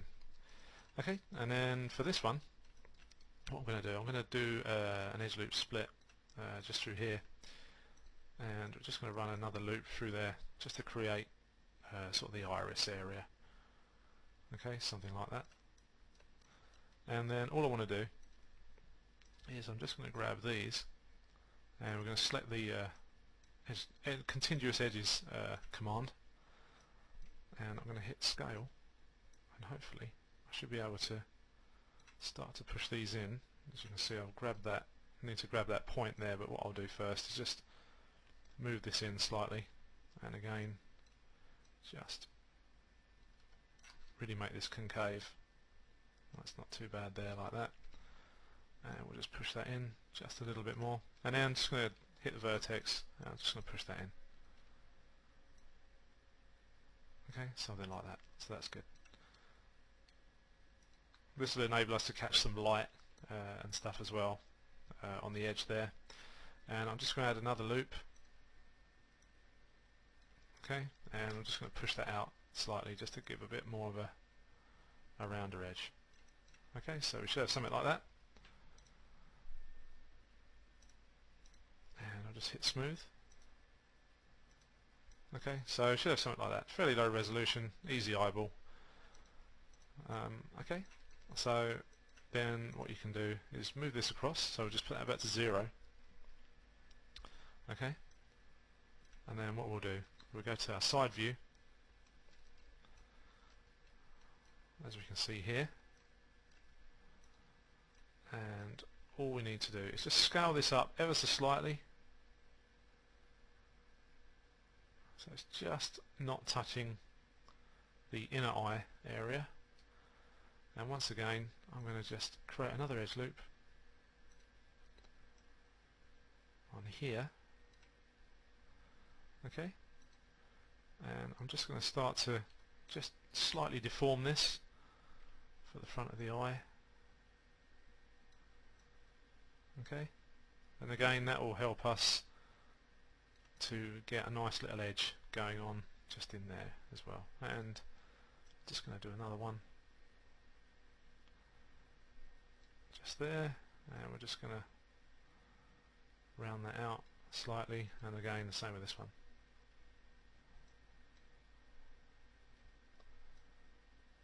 And that's pretty much it.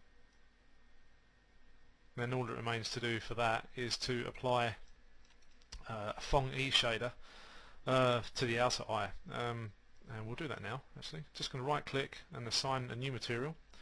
We're going to use a Fong E. Once Maya catches up, here we go, and we don't need any colour, don't need any diffuse, it's going to be transparent really. We'll just hit soft edges as well for that, and I'll put wireframe on shaded so you can see what's going on. Okay, just get rid of the history on that. So if we go to the Fong E, so we can write outer eye and underscore M for material. Let's just give that a capital E. Okay, so that's done, and we'll just adjust that. Specular we'll put up to very white, and same with the whiteness, that can go up to maximum. Highlight size we can drop to about there, and then the roughness, which will give us a nice sharp highlight once we put a light in the scene and stuff, and that should begin to give that sort of a whole new kind of feel.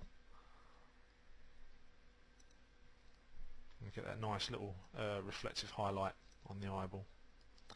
Okay. Now for the texture, usually what I do is I just do a planar map straight through the eyeball itself. I'll go through that as we get into the texturing section, which is really straightforward. But for now we'll leave this as is. I shall now just select the inner eye, and we'll just give that a name as well. Okay, so inner eye, and another capital E there. So that's that pretty much done, and what we can do is then parent that to the outer eye, and just by hitting P on the keyboard. So now that's all ready to go, and I'm just going to freeze the transformations for that. Okay, so that's all done. So we can save that out. So we can save this scene. Okay. So that's all ready to go into texturing, which will be in for the next tutorial. Okay, so now what we're going to do, we're going to do a new scene. Just save that again. And what we're going to do, we're going to create the meat cleaver as we had on our reference. What I shall do is just quickly open up one of the last scenes that we did, which was number 19. And we'll just have a quick look at our reference. There we go. So we're going to create one of these.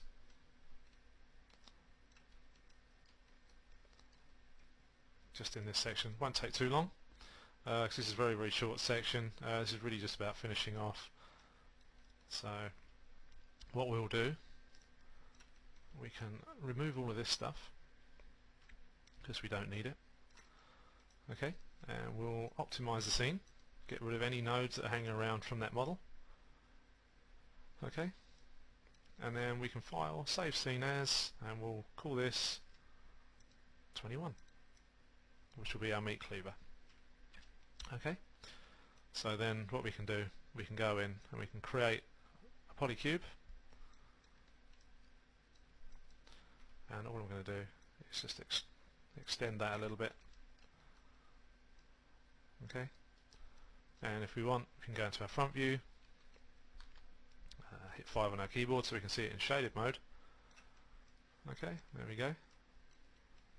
And then we can just begin to add some edge loops to this as well, and just start to shape stuff up. And we'll just select some verts on here.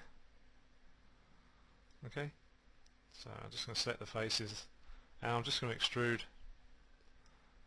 this along, and I'm just going to rotate this as well. There we go, just going to bring that down. And I'm going to grab the verts, and I'm just going to move these about as well. And we'll just rotate this back a bit as well. There we go, it's not too bad. And scale, and we'll grab those, and we'll just move this. Let's give it a nice rounded kind of effect. Okay, not too bad. Again, you can stylize this a bit more if you want, just to sort of add to the character. Make it a bit more round, a bit more cartoony looking. What should do about there, I think. And we'll just move that up. Okay, so that's that part. Okay, so if we just go to our smooth view, as you can see, it's not great, so we need to add some more geometry. And all I'll do is select the edge here and just grab the tool for there, and we'll add one there, and we'll grab one, pop that into there. We can just check, see how that's going. See, that's much better now. Okay, and also run one just to there, and also we'll run one just there as well. And then it's not looking too bad.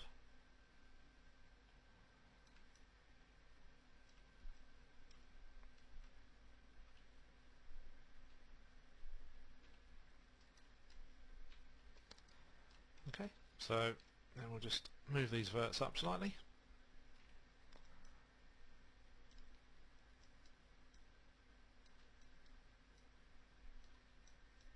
Okay, let's go back to our perspective view.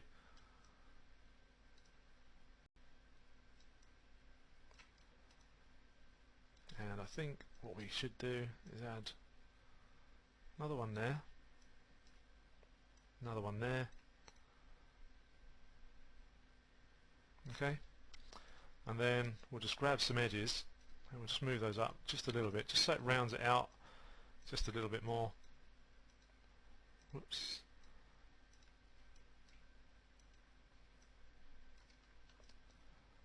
Just grab those and those there. Actually, let's do these one at a time. Okay, so we're going to push these down. Okay, Now I'm just going to scale those in a bit. So with a bit of luck, oops, missed that out there. Let's just grab those.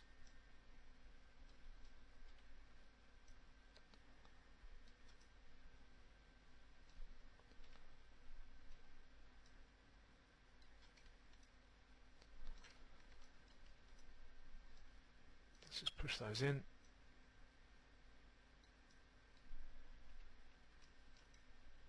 Again, just check, see what the shape's doing, and then we can grab these guys just on the edges here.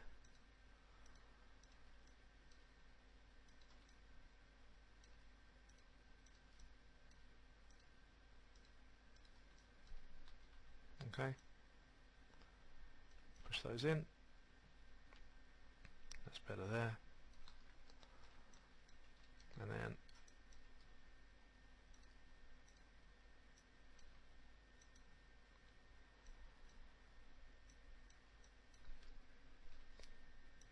just want to round those out slightly. Okay, and I'm going to do the same here at the back.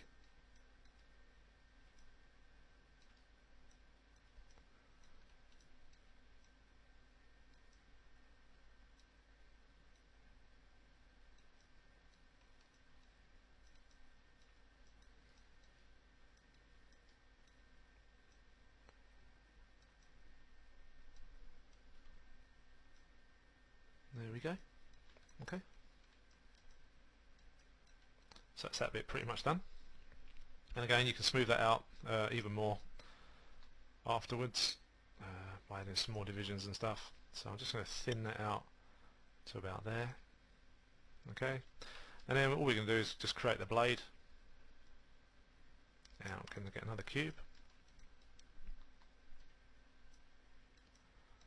And I'm just going to move that up. Get it into position. And just going to shape it out.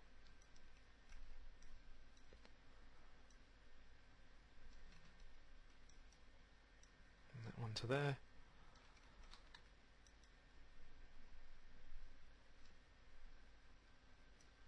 Actually, what I might do is bring that metal part right up to about there.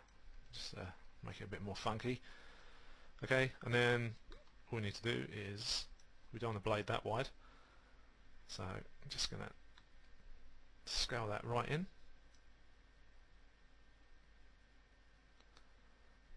Okay, something like that. And then what we need to do is begin to shape the rest of it. So this can be our blade edge. So I'm going to scale that right inwards to about there. And then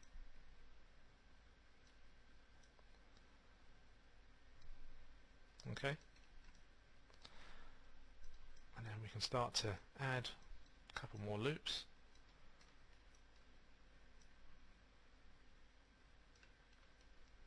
And we'll sharpen that end up, and just that one there, and we'll pop one in there.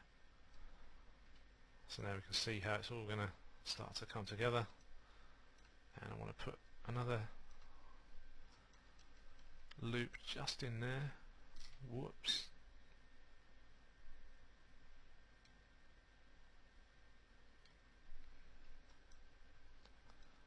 Okay, so I'm just going to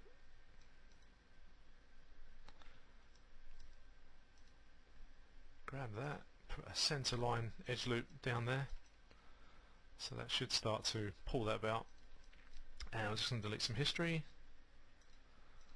Okay, and we'll just jump back into our side view.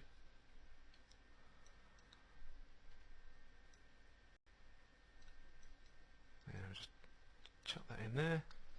And again, we could do with another loop through there, and which we will put there.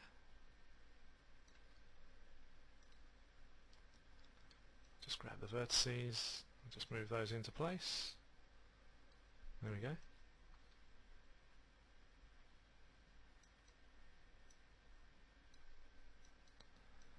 Just round that out. see how we're looking. So that's looking pretty good.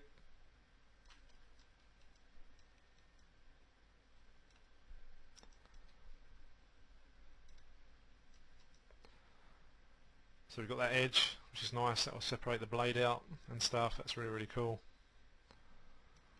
Okay. And once again, let's see if we can just sharpen these ends up just a bit more. That's better.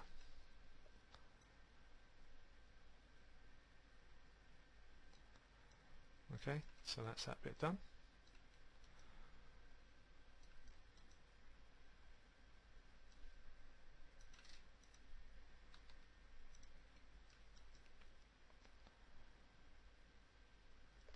Okay, so all we need to do is just add these little metal bits.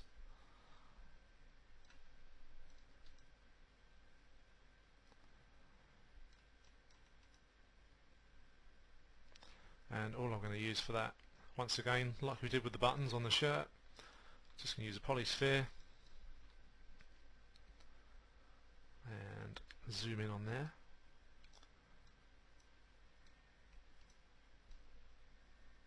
Okay, just cut that in half,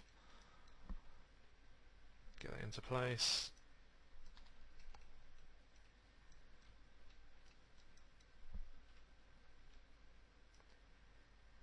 Okay, scale that down.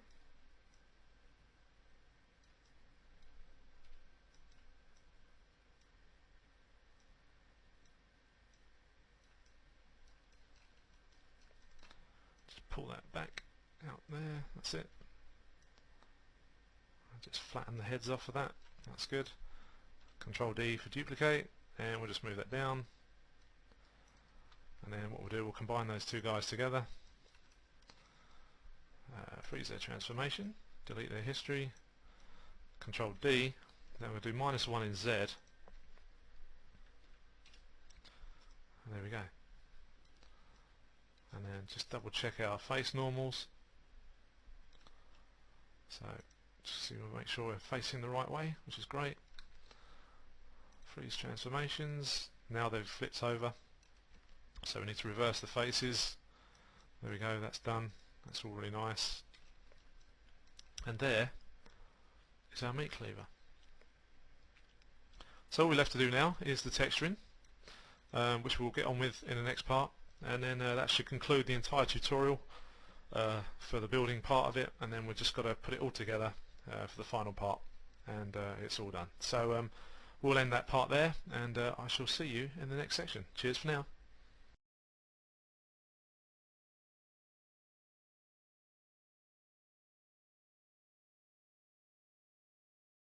Okay, welcome to the texturing section for our caricature here.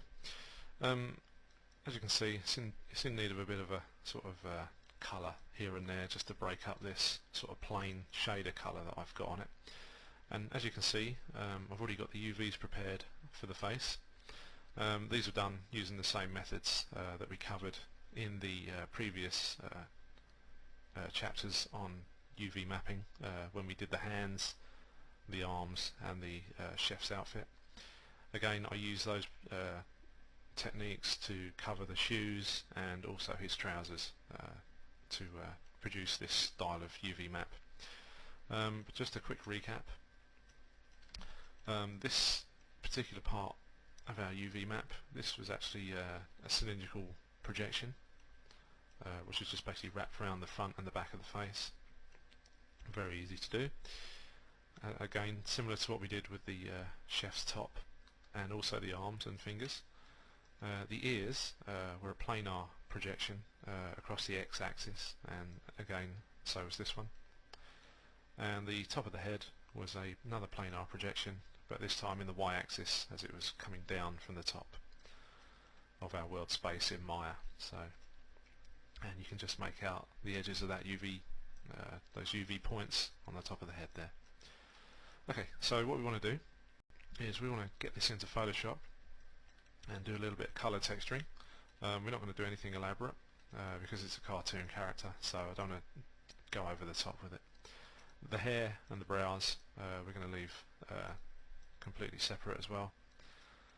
As you can see, there are UVs for the hair. You can paint on those if you wish, if you do it that way. But we're going to be concentrating on the face anyway, and as I said, I'm going to leave these plain. So first of all, what we need to do is, if we go to Polygon within inside our UV texture editor and go to UV snapshot, and it should open the little box up. There we go. And you can set your resolution sizes here for what size you want the map to actually be in Photoshop when you open it up. And for this exercise, we're going to choose 2048 by 2048 squared. So what we need to do then is go browse, and we want to go and find a folder that we want to stick this in. So I'm going to go to our server, and I'm going to go to our SimplyMaya folder, and Caricature, and Textures, and UVs folder, and got a face UV in there already, so we're just going to overwrite this one, and do OK, and just overwrite for that. Okay, so that's all ready to go. All we need to do now is jump into Photoshop and open that guy up, and there we go, he's in there already. So there we go, there's our map. So that's 2048 by 2048, and just to check that we have got the right size, there we go, just open up image size in Photoshop, and there it is. Okay, so what we need to do now is we're going to duplicate that layer, and then the original background layer, we're going to give that a sort of fleshy colour. So I'm just going to pop into the colour picker here in Photoshop and switch to RGB, and I'm going to choose a colour that I use as a baseline to start all my flesh sort of colours out, and that's 251, 191, and then 155. So that's a good base colour, and then I'm just going to fill that layer out, and I'm going to set this one to screen, which is our UV. So I'm just going to label that, so it's our UV map. Okay, and we'll call this base colour. There we go. And all we want to do now is create a new layer, and what I think we need to do is we're going to jump in and we're going to go and do the lips first. So I'm going to grab my airbrush and a fairly soft brush, we'll choose, I think, number 9 there. Okay, and I'm going to choose sort of just a sort of an off-ready kind of colour to start with. I'll just move the slider up there. Okay, that's not too bad. Sort of around there, I think, for now. Okay, we can always adjust it afterwards. Okay, so again, making sure we're on our layer, so we're going to call that lip colour. Okay, and we're going to jump straight in there, and I'm just going to start to paint on that layer. And what I can do as well is just going to reduce the opacity of our UV map, just so I can see just below them as well. And there we go. Let's just zoom in a bit more, and we'll just paint our colour in. Whoops, on the wrong layer. Let's just get back onto our lip colour. There we go. So again, just start to paint in just over those UVs there, or just below them rather. And I'm not too concerned about going wrong at the moment here, because we can always adjust the UV in Maya, or we can erase any sort of paint like we've got there. We can always erase that afterwards as well. Might be a good thing to do is actually blur the edges so the colours blend in to the other colour a bit more, as if it was more of a realistic skin, so you don't get a really hard edge, but that's up to you. I'm going to leave the edges fairly soft, but not too soft. So I'm going to grab my eraser and choose number 9 there, and I'm just going to go around the edges just ever so slightly and just erase those little bits that have crept in while we've been painting. Okay, so that's pretty good. And just down here, a little bit there, I don't like that. Okay, there we go. Okay, so what we'll do, we'll turn that off, and we'll save a copy out as a JPEG. So save as, and we'll just creep up into our textures folder. We'll call this face color. We'll save this as a PSD first, and then we'll save another copy as a JPEG. Okay, so just going to find our JPEG format. There we go, face color. And we'll jump back into Maya, and we'll come get our shader. Okay, click on the color channel in the shader, and then just go and grab your face color, and it should launch in. There we go. It's a little bit like lipstick at the moment. We could reduce the opacity a little bit, and also we can probably extend the color just a tiny bit, or I may take the opacity back actually looking at this, and which will probably be a better blend overall anyway. So let's just jump back over into Photoshop. Okay, and what we can do, we'll just go and have a look, see what we've got here. So it's not too bad, and again, as I said before, we can always adjust the UVs, especially on these parts here, but I think that's not too bad actually. We'll just deselect. It's not looking bad at all, so I may just drop the opacity of the lip color just so we have a slight, and then I think I will blur that just so it sort of blends in. And let's just do Gaussian blur. It's probably a little bit too much.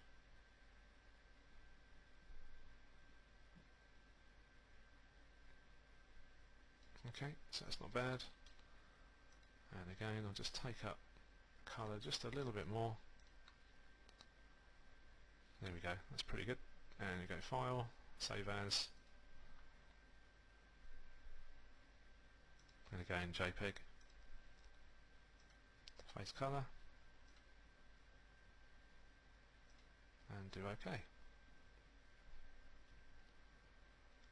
And then just hit the model and reload. There you go. So it's a bit more subtle. In fact, it's a lot better. I prefer that. Okay, so we'll leave those there, and then what we'll do now is we'll go and jump in, add a little bit of darkness around the eye area. So just grab another layer, and we'll do eyes. Okay, and put the UV map up, and we'll just zoom in here. So what I want to do is just sort of add a little bit of sort of bluish sort of tint around there, just to finish that off around the eye area. So just going to go in here, and because we'll add blue because the skin is quite thin around the eyes anyway, so we'll just get a higher brush. Okay, and we'll just start to add in a little bit of colour there, a little bit there.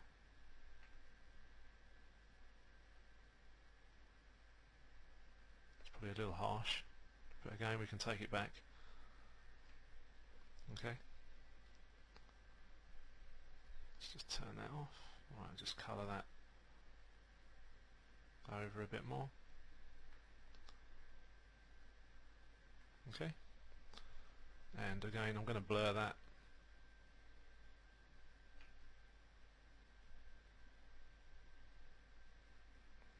Okay, then File, Save As, JPEG.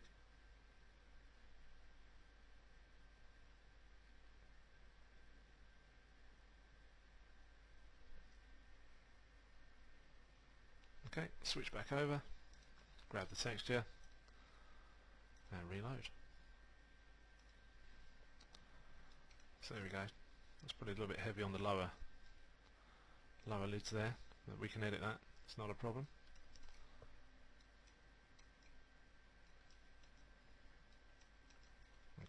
So once again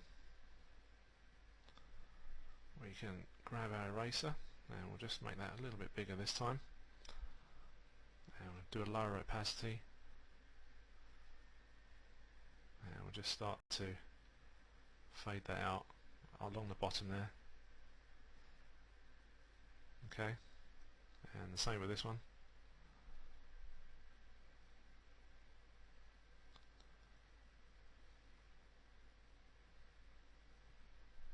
There we go, that's better.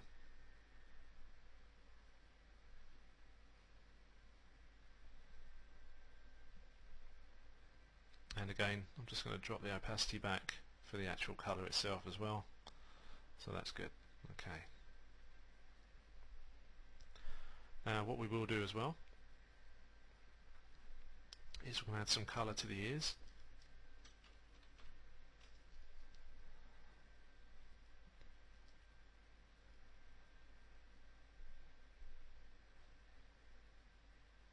So this time we're going to go for a sort of a more sort of ready colour. Okay, and I'm just going to jump over to one of the ears, and again just going to sort of add sort of a quick sort of swirl in that area, and again for this one. Okay, and we'll just turn that off. And again, this is just going backwards and forwards in and out of Maya Photoshop just to see how it's all sort of looking.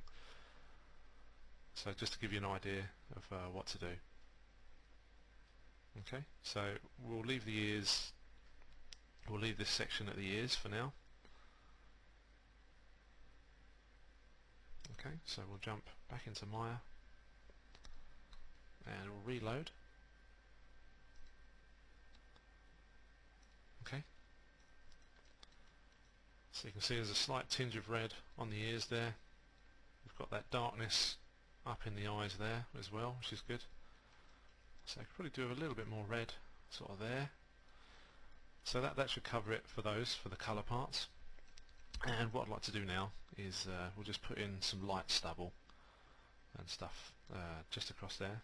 Okay, so that'll be all for the colour for the ears and stuff. And then we can jump in and get some stubble going on around here as well.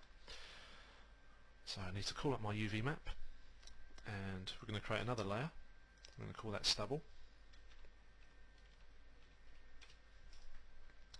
and I'm just going to jump in just over here. Now what we need to do is have a look at our UV map,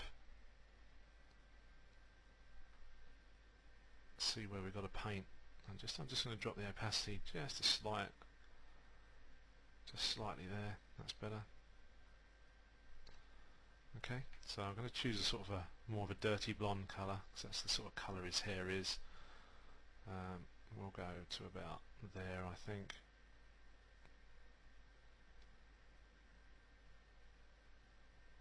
I'll say about there. And we're going to go and find our brush.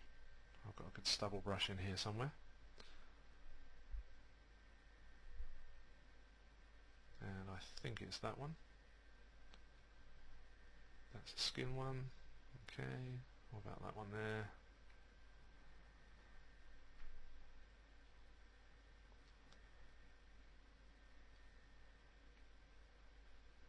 Stubble, there it is, the stubble. So we're going to use that one. Whoops. So where is it? 118, that's the one we want to use. So I'm going to use it very sparingly, very lightly. As you can see, it's going on. So I'm just going to bring that in, round by the ears.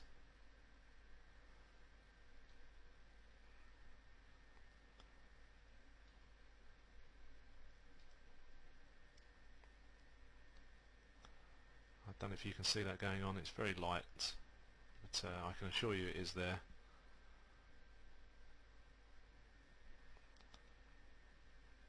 So we'll start to just drop the brush size a little bit.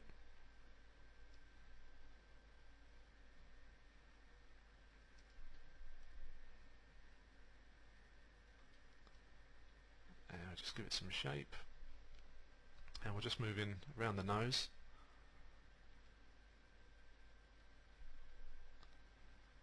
Just under the nose here.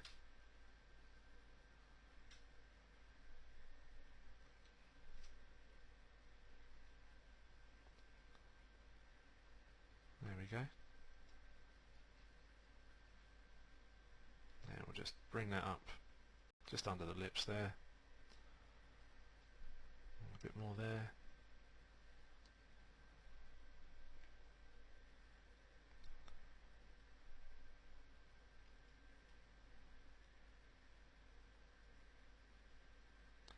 And just add a little bit more.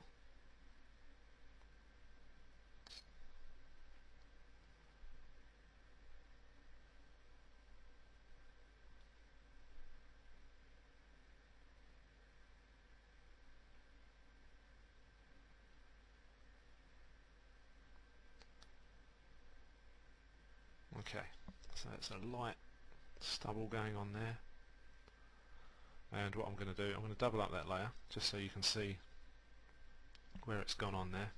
It's probably a little bit sort of greeny yellow, so we can adjust the colour there. So I'm just going to add a little bit of magenta to counter that, and a little bit of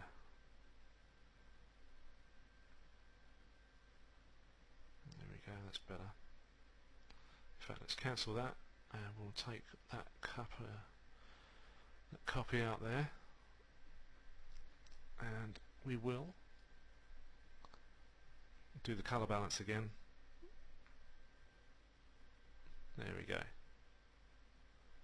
That's better.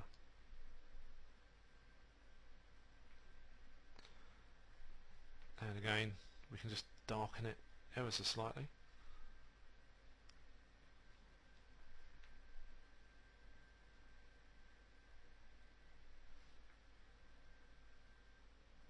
There we go, that's much better. Okay, and then we'll just save out a copy.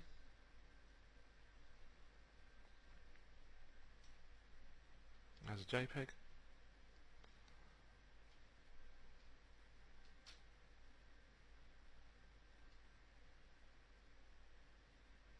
Okay, jump back into Maya.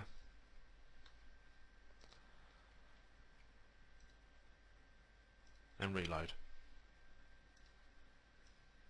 So there we go. It's just very, very light. It's not overdone, but it's just enough to pick out there. I mean, we could probably double that up again as I did before, and I'll just take that back ever so slightly.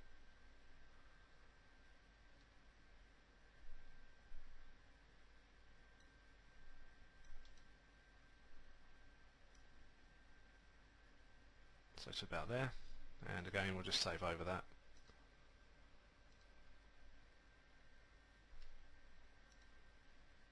And JPEG, save, overwrite,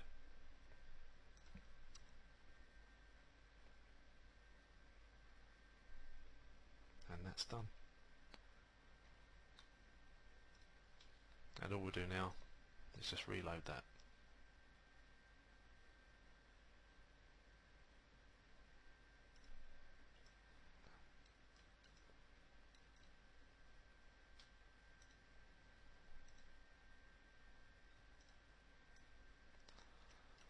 There we go, it's a bit more visible now. Okay, so that pretty much covers the sort of base sort of textures. I mean, for that, it's a cartoon character, it's very simple, and we don't really want to sort of go over the top with anything too much. And again, this is all in a similar style to what I used on the Headcases production as well. The only other thing that we did do was we did sort of add a more sort of realistic style eye, mainly so you could see them better and stuff like that. So we're going to leave the head there, and what we're going to do now is we're going to go into the body, and we're going to texture the trousers using a procedural texture, and then we're going to bake that texture out. So we'll cover that now. So I'm just going to save this guy out, and I'm going to go to my recent files because I have one set up for you. So it's just the body, let that open up. There we go. Okay, so as you can see, our guys come in, and we'll just turn off the camera. Okay, and again, all of this has been nicely UV'd for us. I say for us, by myself. There's the jacket, and here's our arms as well, all laid out on a layer as well. So what we need to do is we're going to hide everything but the trousers. Okay, and we're going to apply a new material. I call that blin. Okay, and what we're going to do, we're going to have a procedural texture now from Maya. So we're going to use the checkered trousers, the checker pattern rather, for the trousers. So we get that sort of typical kind of chef style trousers going on. And we're going to repeat the adjust the repeats, and we're going to up those to about 10. Okay, so something like that. Now, as you can see in there, it's a bit of a sort of something a bit wild. You can just about make out the UVs in there. What we're going to do now, we're going to bake out this procedural texture into a texture for the actual character. So basically all you need to do is, if we go back to object mode and we go to our hypershade, okay, and what we need to do is go to materials and find our trousers, which is that one, and we're just going to drag and drop that into there. And all I'm going to do is select the model, select the shader. If we go to edit, and then we're going to convert this file to a texture, to a proper texture. So we're going to convert a Maya file in, or a procedural texture from Maya into a proper 2D texture that we can use and edit in Photoshop. So just open up the options box there in the hypershade, and it's pretty much all set up, ready for you to go. So shader default, just leave it there. Fill texture seams, you can put that on or off, it's entirely up to you. UV range is default, and the resolution 2048 by 2048. So all you need to do then is do convert and close, and then Maya will now, down the bottom here on the left, will now work that out, and there we go, it's done. So there's our texture, it's all done nicely, it's all baked out, ready for us. So all we need to do is click on our shader, because it creates a new shader and the texture for us, and what that does, it puts that in your temp directory or your projects directory. So we need to go and find that. So if we just jump over into Photoshop, My Documents, Maya, My Projects folder, JTemp, and we should have checker trousers. There we go. Now if we open that up, there's an exact replica of our map. So we're just going to save that out as a proper texture, so we in our proper directory, so we know where it is, so we haven't got to keep hunting for it. So again, just going to jump over to our server, SimplyMaya, caricature folder, textures, and we'll just save this as a JPEG, and we're going to call this trousers color. Okay, trousers color. There we go. And all you need to do is then go into your shaders in your hypershade in Maya, and we're just going to put that one back on. We're going to get rid of that, we don't need that. We're just going to use the original shader that we created. We're going to break the connection, and we're going to go to our proper folder and bring in our trousers. There we go, there it is, done. Now we'll just rename that.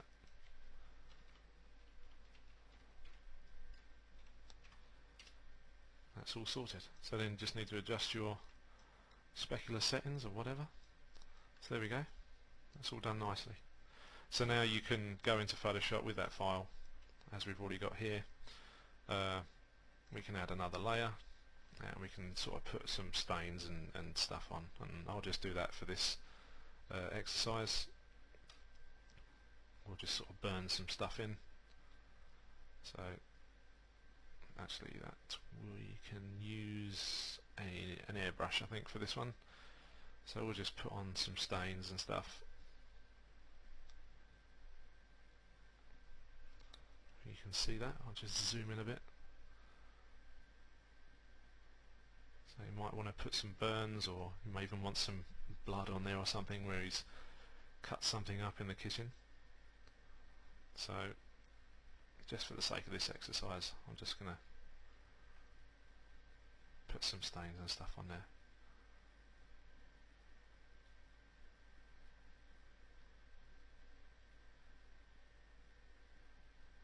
Okay, so we'll leave that there. So I hope that gives you an idea of how to bake out a texture as well. And again, you can create a bump map and everything underneath this if you want to add a bit more sort of material kind of feel underneath this pattern. So do feel free to do that, and just experiment with the shaders, you know, baking stuff out as well. So we'll save out the PSD for the trousers, okay, and then we'll overwrite the JPEG. Okay, so that's all done, and then we can go in and just replace that on our model. So I'm just going to select the trousers, grab our file and just reload, and there we go. So you can go around your entire model doing that the same way, and the same applies to everything with the rest of the model itself. So okay, so I hope that covers that all for you. A couple of ways to do some more texturing. In the next section we're just going to basically put everything together, and we're going to rotate the arms down. We're going to import the meat cleaver for it as well, so everything's ready in the scene and ready for rigging if that's the way you want to go with it. So thanks for watching, and I'll catch up with you then. Cheers for now.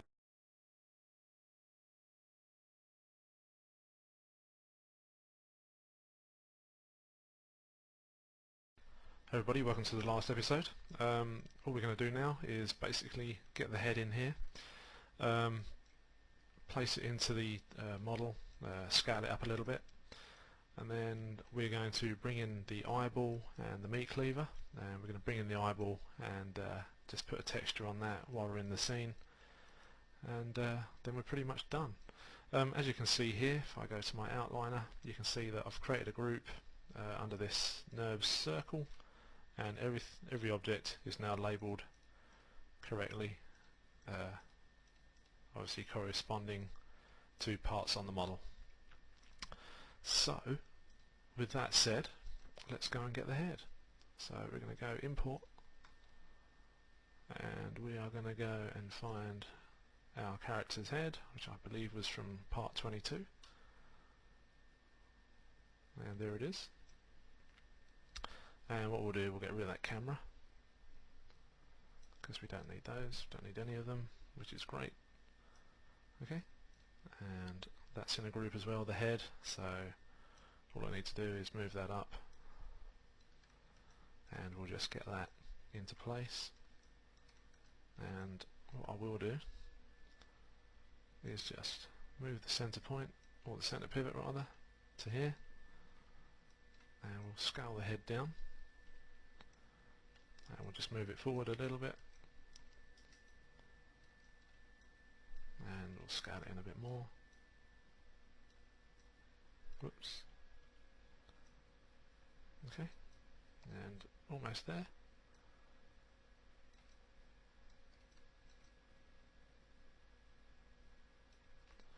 So we're looking in the front view.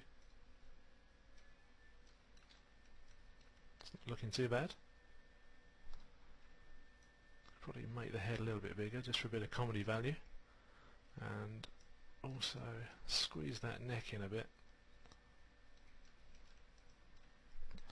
So let me just scale that head up a bit. Keep grabbing that top. Okay, so that's that bit. There we go, that's better. And I'm just going to move the head back into the shirt. Okay, and all I'm going to do now is I'm going to grab some points and I'm going to grow the selection and I'm going to scale that in.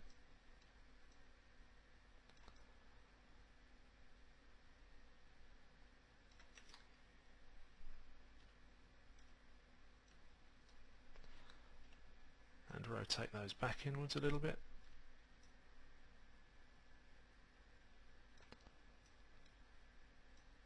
Okay, about there.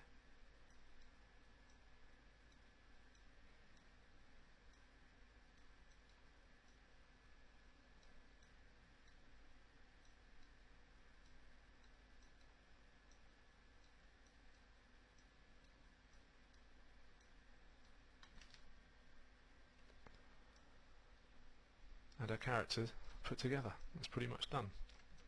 As you can see, there's a bit of a gap in there. What I would do is just stretch that down and just bring it forward a bit, bring it out of the way. It's not a problem, it's not going to cause us any hassle really texture wise. So let's have a look at the character. There we go. That's pretty good. And we can just move these around a little bit just to get them to fit just a little bit better.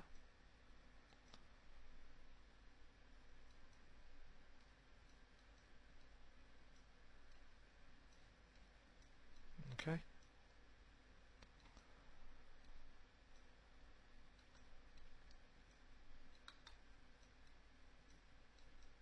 There we go.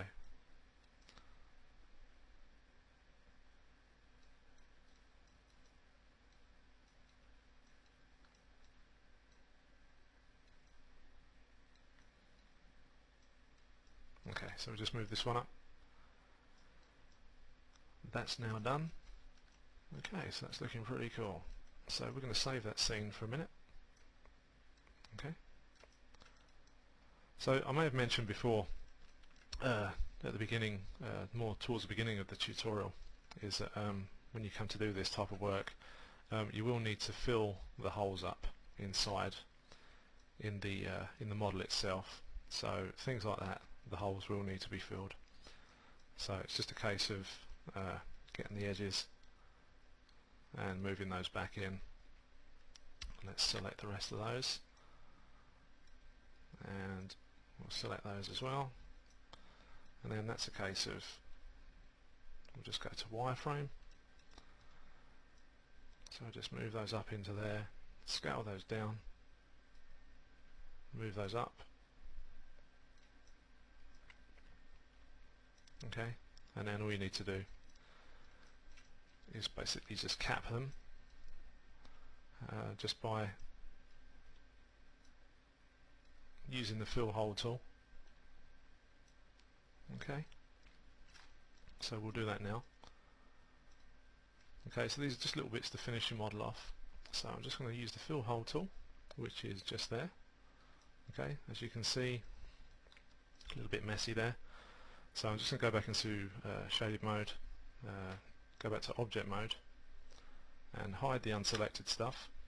Okay, so as you can see here, we need to just close this mesh up.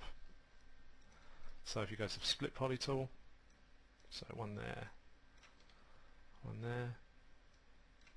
and just don't worry about the tries. It's not too bad in this situation because it's not going to deform. Okay. In fact, we could leave that at quads, but it's okay. Even though I'm not too keen on triangles. In fact, just for this exercise, we'll just make those quads. But usually I like to, with those anyway, I've learnt to just leave those as tries. So we'll get rid of those edges. And we'll do the same here. So that model is pretty much closed off. So we'll do that one there, and that one there, those, and that's done. Okay, and we'll just delete some history. And okay, so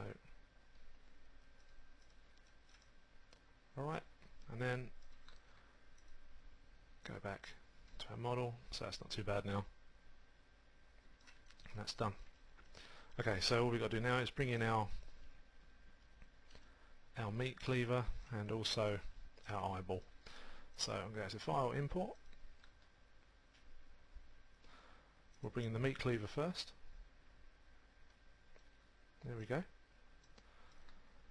So your props will be ready for when you bring them into the scene.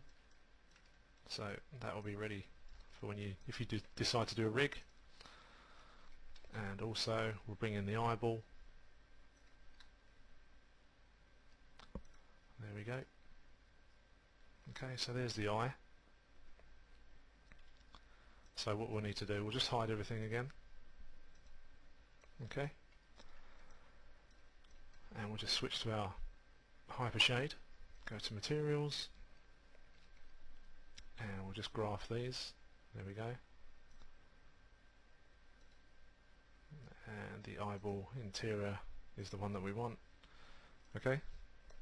I'll just switch to wireframe for this. There we go. So all we want to do is select our object. So right click on your shader. So select object with material. Okay, create UVs, and we're going to do planar mapping straight through the Z.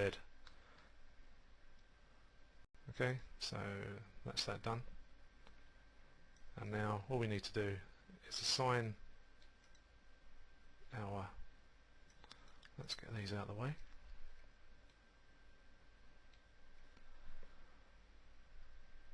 We need to assign our shader, which is this one. Okay, and then we're going to go and grab our texture of our eyeball.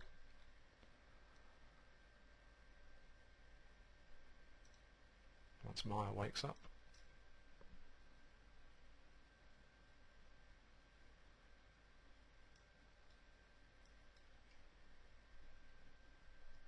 There we go.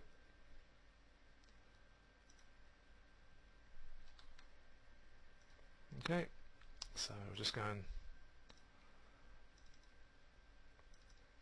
grab our eye, and we'll grab a blue eye for this. There we go. So it's coming not too bad. So what we'll need to do is we just go to our inner eye,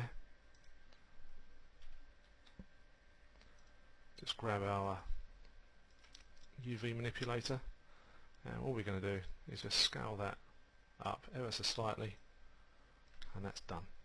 Okay, so just going to delete the history on that. Okay, and we can just grab that and show our mesh. Okay, and we can just move.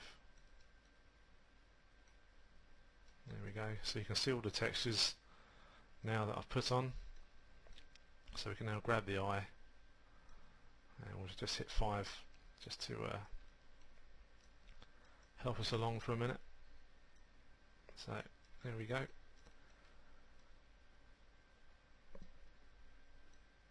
And I'll just scale this down. Whoops.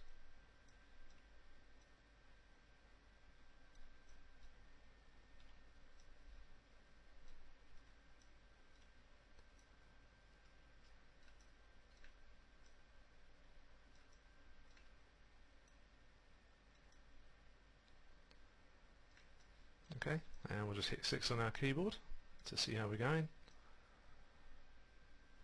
I think we've got some good room there. Let's see if we can take it back. Scale it down a little bit more. Move it forward. And up a bit. There we go. And then all we need to do is duplicate that across, and remembering that this isn't a symmetrical character, so we just got to sort of fiddle around to get that into play a little bit. So I might need to push that eye back a bit, so just to see that tear duct, and we'll just move that into the center there, that's it. That's done. So all we need to do with that is now parent that to the head or to the rest of the group. So we'll just go to our outliner and we'll just get rid of some of the nodes here that we don't need. So that's the face. That's our face group. So I'm just going to rename that. Okay, and I'm just going to drop that into the main group node, like so. And the meat cleaver will leave floating free in the scene, and we'll just get rid of these light sets that have come in with the rest of the character. So let's turn off our wireframe. So there we go. There's our caricature, all done. It's looking pretty good. So all that remains now is to bend the arms down to put into sort of like a 45-degree position for the riggers to do in your production. If you want, you can leave it like that if you want. But what we'll do, we'll rotate these down, and by doing so, it should be in a nice position, ready to rig. So what I'm going to do is I'm going to hit 1 on my keyboard just for these, and I'm just going to combine these for a minute just so we can get everything into place. So we're going to combine those two guys together, and then we're going to move into our front view. Okay, and we're going to grab some vertices here, and let's have a look what we've got. Let's grab those first, and then we can convert those to vertices, and then I'm going to grab these and just make sure what we've got in our perspective view. Okay, so that's one, and all I'm going to do is I'm going to go to my animation menu. I'm going to go to create deformer, and I'm going to get a cluster. So you can see the cluster's appeared in our scene now, and it's attached to the mesh, and all I'm going to do is move the pivot point, not the pivot point, the pivot point to there, and then just rotate the arm sort of like to there, into that sort of position, and then we're going to get the attribute paint tool,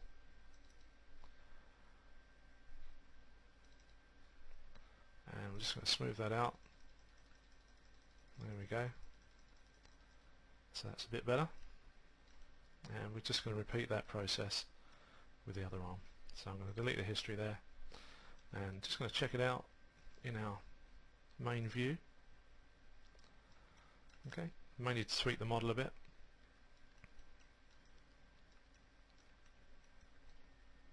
Let's have a look. I think that's not too bad.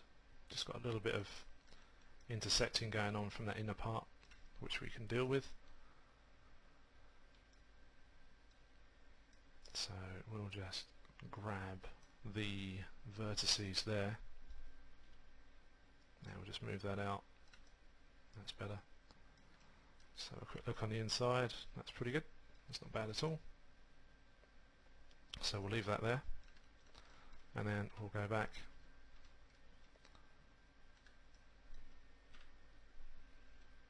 okay, and we'll grab those,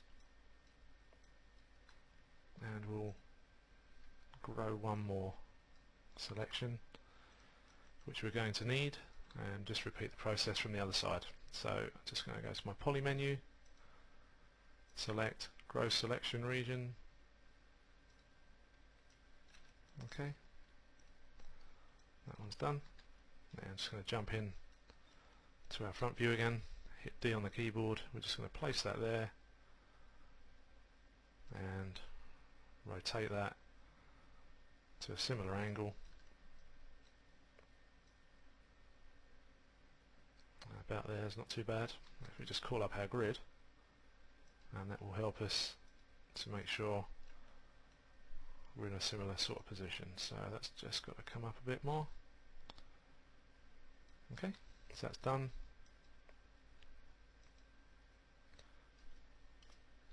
And once again, we'll call up the attribute paint tool, and there we go.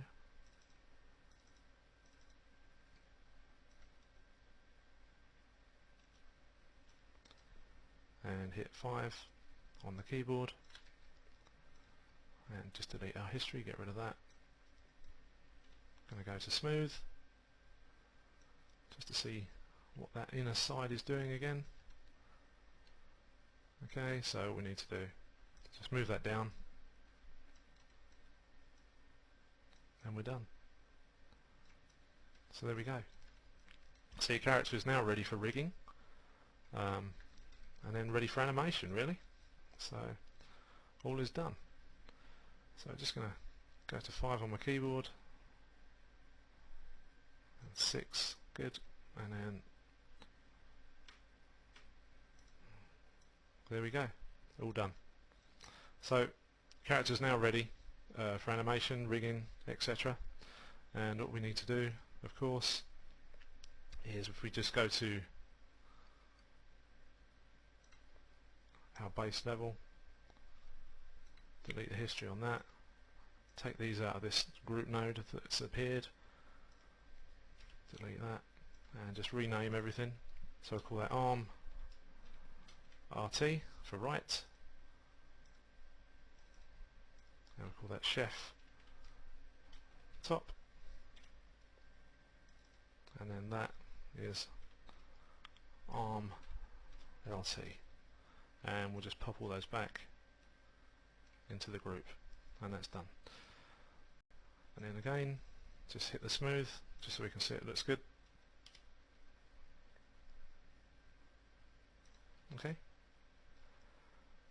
and we're all done. So that's how to make your own sort of caricature in a sort of production style, very similar to my own.